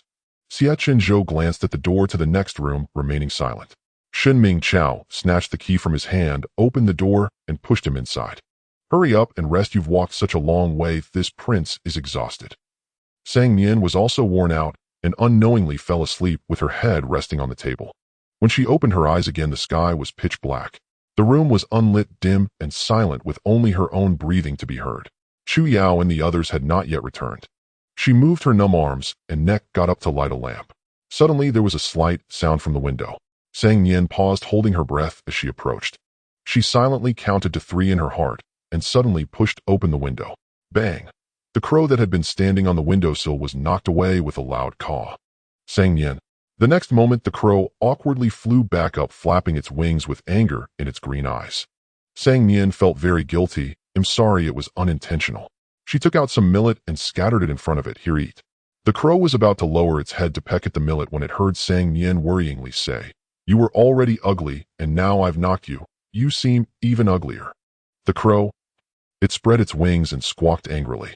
Sang Nian said gently, "No need to thank me, it's just a little millet." The crow caw caw caw caw caw caw caw caw. Sang Nian sighed. "Although the child is ugly, it's quite polite, and even knows how to sing to thank me, just a bit off key." The crow took 2 deep breaths and suddenly spoke clearly. "You say I am ugly, try it." Sang Nian. Sang Nian exclaimed, "You can talk." Yet he belatedly realized his mistake, covering his beak with a wing, his expression filled with alarm. Sang Nian grew even more curious. "Are you a spirit beast that has awakened intelligence? Did you come to me for something?" Yet he dared not speak to her again and turned to fly away. Without warning, a silver needle tore through the night, hurtling straight towards Sang Nian. It missed her. Instead, it struck Ye's wing as he flapped it upward. Ye glanced down at the needle embedded in his wing, then slowly formed a question mark with his feathers. "I only fed you a mouthful of millet," Sang Nian said, both shocked and moved. "And you shielded me from a hidden weapon with your own body." Yet he tremblingly raised a single wing feather. "Block here." Before he could finish, he let out a caw and collapsed stiffly backward. A storm of silver needles infused with spiritual energy shot forth like a torrential downpour. Sang Nian hurriedly cast a spell to deflect them. Seeing that Ye was about to roll off the windowsill, she had no time to think and leaned over, scooping him into her hands. A sudden sharp pain stung the back of her hand. Turning it over, she saw a silver needle deeply embedded in her flesh, its tail still quivering slightly. A faint bruise spread from the wound. Sang Nian's vision went black, and she tumbled out of the window, plummeting straight down. Below, a man who had been waiting caught her steadily. He sneered, "Little beauty, you've finally fallen into my hands." Call. The crow, which had been feigning unconsciousness in Sang Nian's arms, suddenly erupted. Seizing the moment, it fiercely pecked his left eye. In an instant, his entire eyeball fell from its socket, bounced on the ground, and rolled away. "Oh, you little beast. He'll kill you." The man screamed, covering his bleeding eye, and wildly launched hidden weapons in every direction. Bang! The crow was struck and fell to the ground, its body convulsing uncontrollably. It turned its head to look at the unconscious girl, let out a hoarse caw, picked up the eyeball in its beak, struggled to its feet, and flew away unsteadily. By the riverbank, young master were innocent. This incident in Qingfeng City truly wasn't the work of our palace. Yair knelt on the ground, indignant. If it were us, we'd want the whole world to know, to spread the fame of our Azura Hall. This is clearly the work of those cultivators themselves. They're slinging all the mud onto us. It's utterly outrageous. Xie Chenzhou's smile was sardonic. This is what they call a righteous sect. Yair was about to say more when a scream suddenly tore through the night. Xie Chenzhou's expression instantly darkened. A crow flew over unsteadily and landed in Yair's palm. It spat out the eyeball, its vitality waning. Yair exclaimed, "How did you get so badly injured?" Yet he forced himself to speak. "Young master, this subordinate has failed. Miss Sang. She has been taken." Suddenly a thunderclap exploded across the sky. Yair whipped his head around to look at Xie Chenzhou. Xie Chenzhou was unexpectedly calm. The wind billowed his robes. He lifted his gaze into the depths of the night and uttered a single word: "Pursue." His boot stamped down hard, crushing the blood-stained eyeball. On the shoe's surface, the embroidered Tao-Tai pattern woven with golden thread was ferocious and terrifying, as if it were about to devour anyone in its path. The wind and clouds surged. A heavy rain was imminent. Another clap of thunder. Sang Nian jolted awake. She was in a dilapidated temple with cobwebs hanging from the beams and dust covering the floor. She had been carelessly thrown onto a pile of straw. The poison had spread through her entire body, sealing her meridians and rendering her immobile. Firelight flickered on the wall, casting the hunched silhouette of a person. Suddenly the shadows stirred, and the figure turned its face toward her. She quickly closed her eyes. Still pretending, the man strode over and roughly seized her chin. Sang Nian's eyes snapped open in pain, and she was startled by the sight before her. The man was unmistakably the one who had harassed her at the tea stall. But now his left eye socket was an empty void, the eyeball within it gone without a trace. It was utterly grotesque. Sang Nian's scalp tingled, and a cold sweat broke out on her back. He noticed her expression and smiled. Scared? Sang Nian remained silent. His smile vanished abruptly, and he snarled, "This is all you're doing. It's all because of that damned crow of yours." Sang Nian's heart lurched. "What did you do to it? Little beauty, you can't even save yourself, and you're still worried about a bird." His gaze swept over her body, his tone icy. "I've lost one eye so naturally you'll take it back from you 1,000, 10,000 times over. Once I've had my fill of fun your eyes." He touched her left eye, his fingertip pressing down with force, causing her pain. "Will belong to me." Sang Nian forced herself to stay calm and asked, "Who exactly are you?" "Me." He grinned wickedly. "It won't hurt to tell you. I am Wan Lu, the young master of the 10,000 Poisons sect." He enunciated each word. "The one your master Yin Yuan beat up not long ago was my father, the sect master of the 10,000 Poisons sect." Wan Lu reached out to tear at the ties of her clothes, a look of intense malice flashing across his face. "Today we'll settle all old and new scores together." Sang Nian cried out, "Lulu." A small yellow parrot materialized out of thin air, swinging its wing with full force as it charged forward. "Bastard! Let my master go." Bang! The man's head took a heavy blow. His body swayed, and he staggered back 2 steps. Reaching up to touch the spot, his fingertips came away stained with red. Before he could react, Lulu swung its wing again. Bang! With another strike, he lost his balance completely and collapsed to the ground. Only then did he manage to see what had injured him. A bird's egg. A bird swinging a bird's egg had knocked him down. Wan Lu's expression gradually froze. Lulu hopped onto his face, planting a claw on his right eye, and threatened in a fierce tone, "Give her the antidote. Otherwise I'll peck out your other eye too." Wan Lu took a deep breath and relented. "Fine, I'll give her the antidote." He slowly got up and pulled a porcelain bottle from his bosom. "This is the antidote. You eat one first," Lulu said. Wan Lu complied. Seeing that he was fine, Lulu felt reassured and stuffed the antidote into Sang Nian's mouth. The stiffness in Sang Nian's limbs suddenly eased. Almost at the same moment, Wan Lu, seizing the opportunity while Lu Liu's back was turned, summoned a poisoned short blade and swung it down. Sang Nian's pupils constricted. Thud! The next second the blade pierced flesh. Blood gushed forth, a few drops splattering onto her face. It was warm. She stared blankly downward. A dark long sword had pierced through his body, stopping perilously just 3 inches in front of her. A single thick drop of blood slowly dripped from the sword's tip. Suddenly the blade was withdrawn. Wan Lu's eyes were wide open, his lips trembling, a gurgling sound escaping his throat as he collapsed to one side. Behind him stood the collapsed wall, the lingering dust, and the youth holding the sword. Boom! With the final clap of thunder, a flash of lightning tore through the night, illuminating the youth's jet-black eyes. The long-suppressed wind swept in, stirring the stagnant, deathly still night. The rain poured down in torrents. The unique, earthy smell of summer mixed with the scent of blood. He sheathed his sword, his figure lean and upright. Nian came to her senses and called his name softly. Xie Chenzhou. Xie Chenzhou lifted his eyelids, walked toward her, and raised his hand.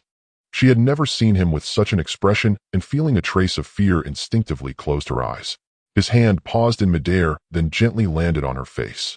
She opened one eye, peeking at him furtively. The youth's eyes were lowered, his slightly rough fingertips wiping away the bloodstains on her cheek, bit by bit. Because he held a sword year-round, his fingertips were covered in a thin layer of calluses, which pricked slightly as they slid over her skin. It didn't hurt. Instead, it was inexplicably reassuring. Only then did Nian truly and completely relax. Xie Chenzhou, how did the wall collapse? She asked. I don't know, he said. Then how did you know I was captured? I heard about it. From whom? A useless, good for nothing crow. Is it yours, Is it okay? Is it injured anywhere? Nian, Xie Chenzhou applied a bit more pressure, pinching her cheek and shaking it. Do you realize you almost died just now? Nian was forced to look up at him. She pushed randomly at his chest, her voice a little muffled. Let go, you let go. He refused. Xie Chenzhou. She decided to imitate him and pinched him back, saying fiercely, let go right now, or I'll strangle you to death. Xie Chenzhou let out a very, very low laugh. He took her hand from his face and moved it inch by inch to his own neck. To kill someone, you pinch here. As he spoke, his vocal cords vibrated faintly against her palm. A tingling itch like a dragonfly skimming the water's surface with ethereal grace. Cough. On the ground, Wan Lu, with his last breath of life, struggled to prop himself up and crawl toward the temple's exit. Xie Chenzhou's brows furrowed. He seized Wan Lu by the collar and drove a fist down. Wan Lu's head snapped to the side, half his face drenched in blood. Something tumbled from his sleeve. Nian's gaze sharpened. Wait. Xie Chenzhou's next punch halted mere inches from his nose. Nian bent down to pick up the object. Was this a pouch? Both its design and the vine pattern on the strings were strikingly familiar. Where did you get this? Nian fed Wan Lu a pill to temporarily preserve his life, pressing him with a flurry of questions. Wan Lu regained his senses and spat out a mouthful of bloody froth. Why should I tell you? Without a blink, Xie Chenzhou snapped one of his arms. Amid Wan Lu's screams, he spoke calmly. I have many more ways to make you answer her. Care to try? Fear instantly flickered across Wan Lu's face. He'll talk. I found this pouch at a fork in the road, 10 li east.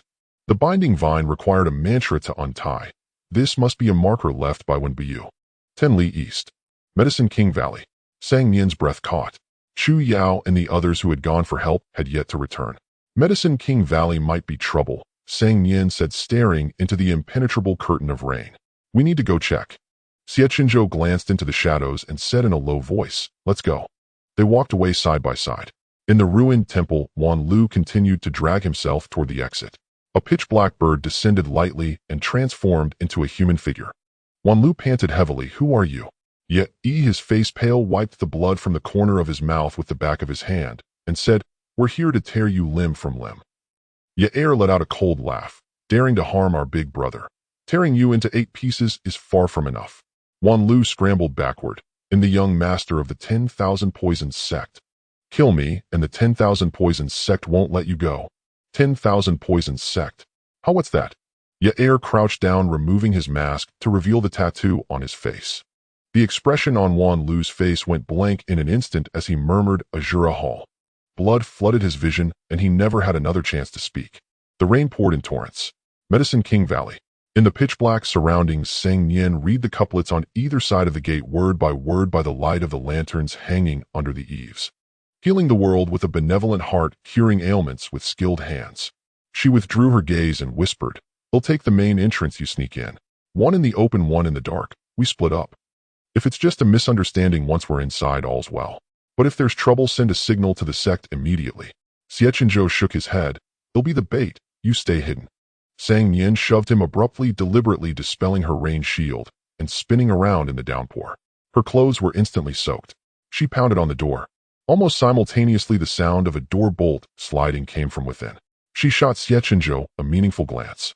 He had no choice but to form a hand seal and vanish from sight. The next moment, the door creaked open and a boy of 13 or 14 peeked out. Seeing the drenched Nian, his wary expression eased as he asked, "Miss, why are you visiting so late?" Nian flashed her identity token. "Hello, I'm a disciple of the Carefree sect. 2 of my senior sisters came here earlier, but haven't returned. I've come to find them." Upon learning she was from the Carefree sect, the boy relaxed completely and opened the door. "So you're a fellow cultivator from the Carefree sect. Oh, you're drenched. Please come in and have some ginger tea." Nian stepped over the threshold with him. "Are my senior sisters here?"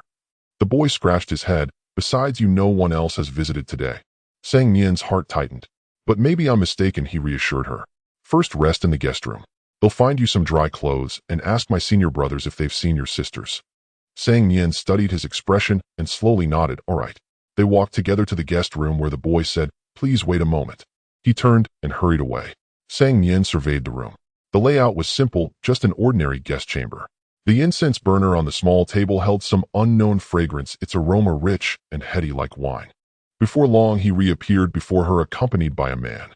The man handed her dry clothes and ginger tea with a friendly smile. "My junior brother has told me everything. Don't worry, little friend. He was mistaken. Your senior brothers and sisters are resting in the valley now." Nian's hands clutching the clothes tightened abruptly. He continued, "Sleep in peace. You'll see them tomorrow." Nian feigned great relief and thanked him. The 2 Medicine King Valley disciples then left together. Nian closed the door and carefully examined the clothes they had brought.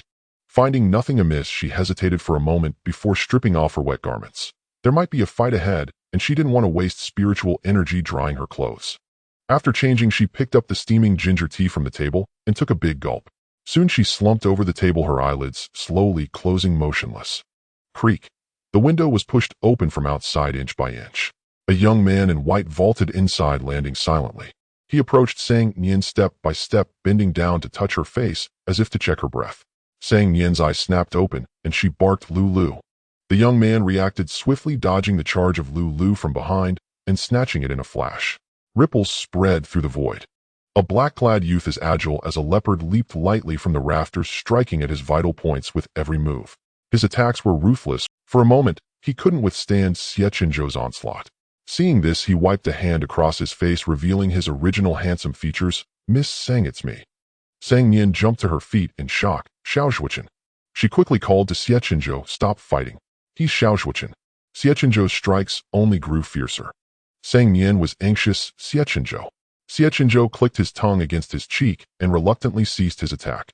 Xiaozhuchen stepped back 2 paces, clutching his chest. Nian hurried forward. "Are you all right?" Xiaozhuchen shook his head, casting a slightly surprised glance at Xie Chenzhou. "It has only been a few months, yet young Master Xie has grown considerably stronger." Xie Chenzhou replied with an air of nonchalance. "Perhaps my hands were simply in good form tonight." Xiaozhuchen was left speechless. "Why did young Master Xiao resort to disguise?" Nian inquired. "I was ordered by my Grandmaster to come to Liangzhou to investigate the case of missing cultivators.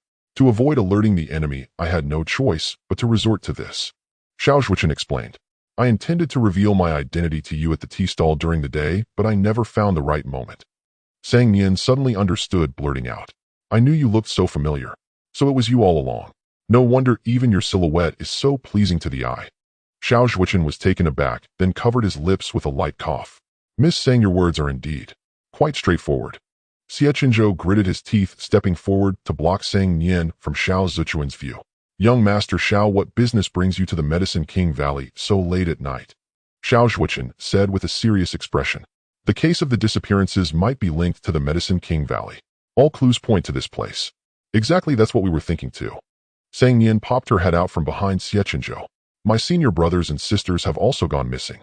Moreover, when I arrived, I only mentioned that I was looking for my senior sister, but that disciple of the Medicine King Valley brought up my senior brother on his own.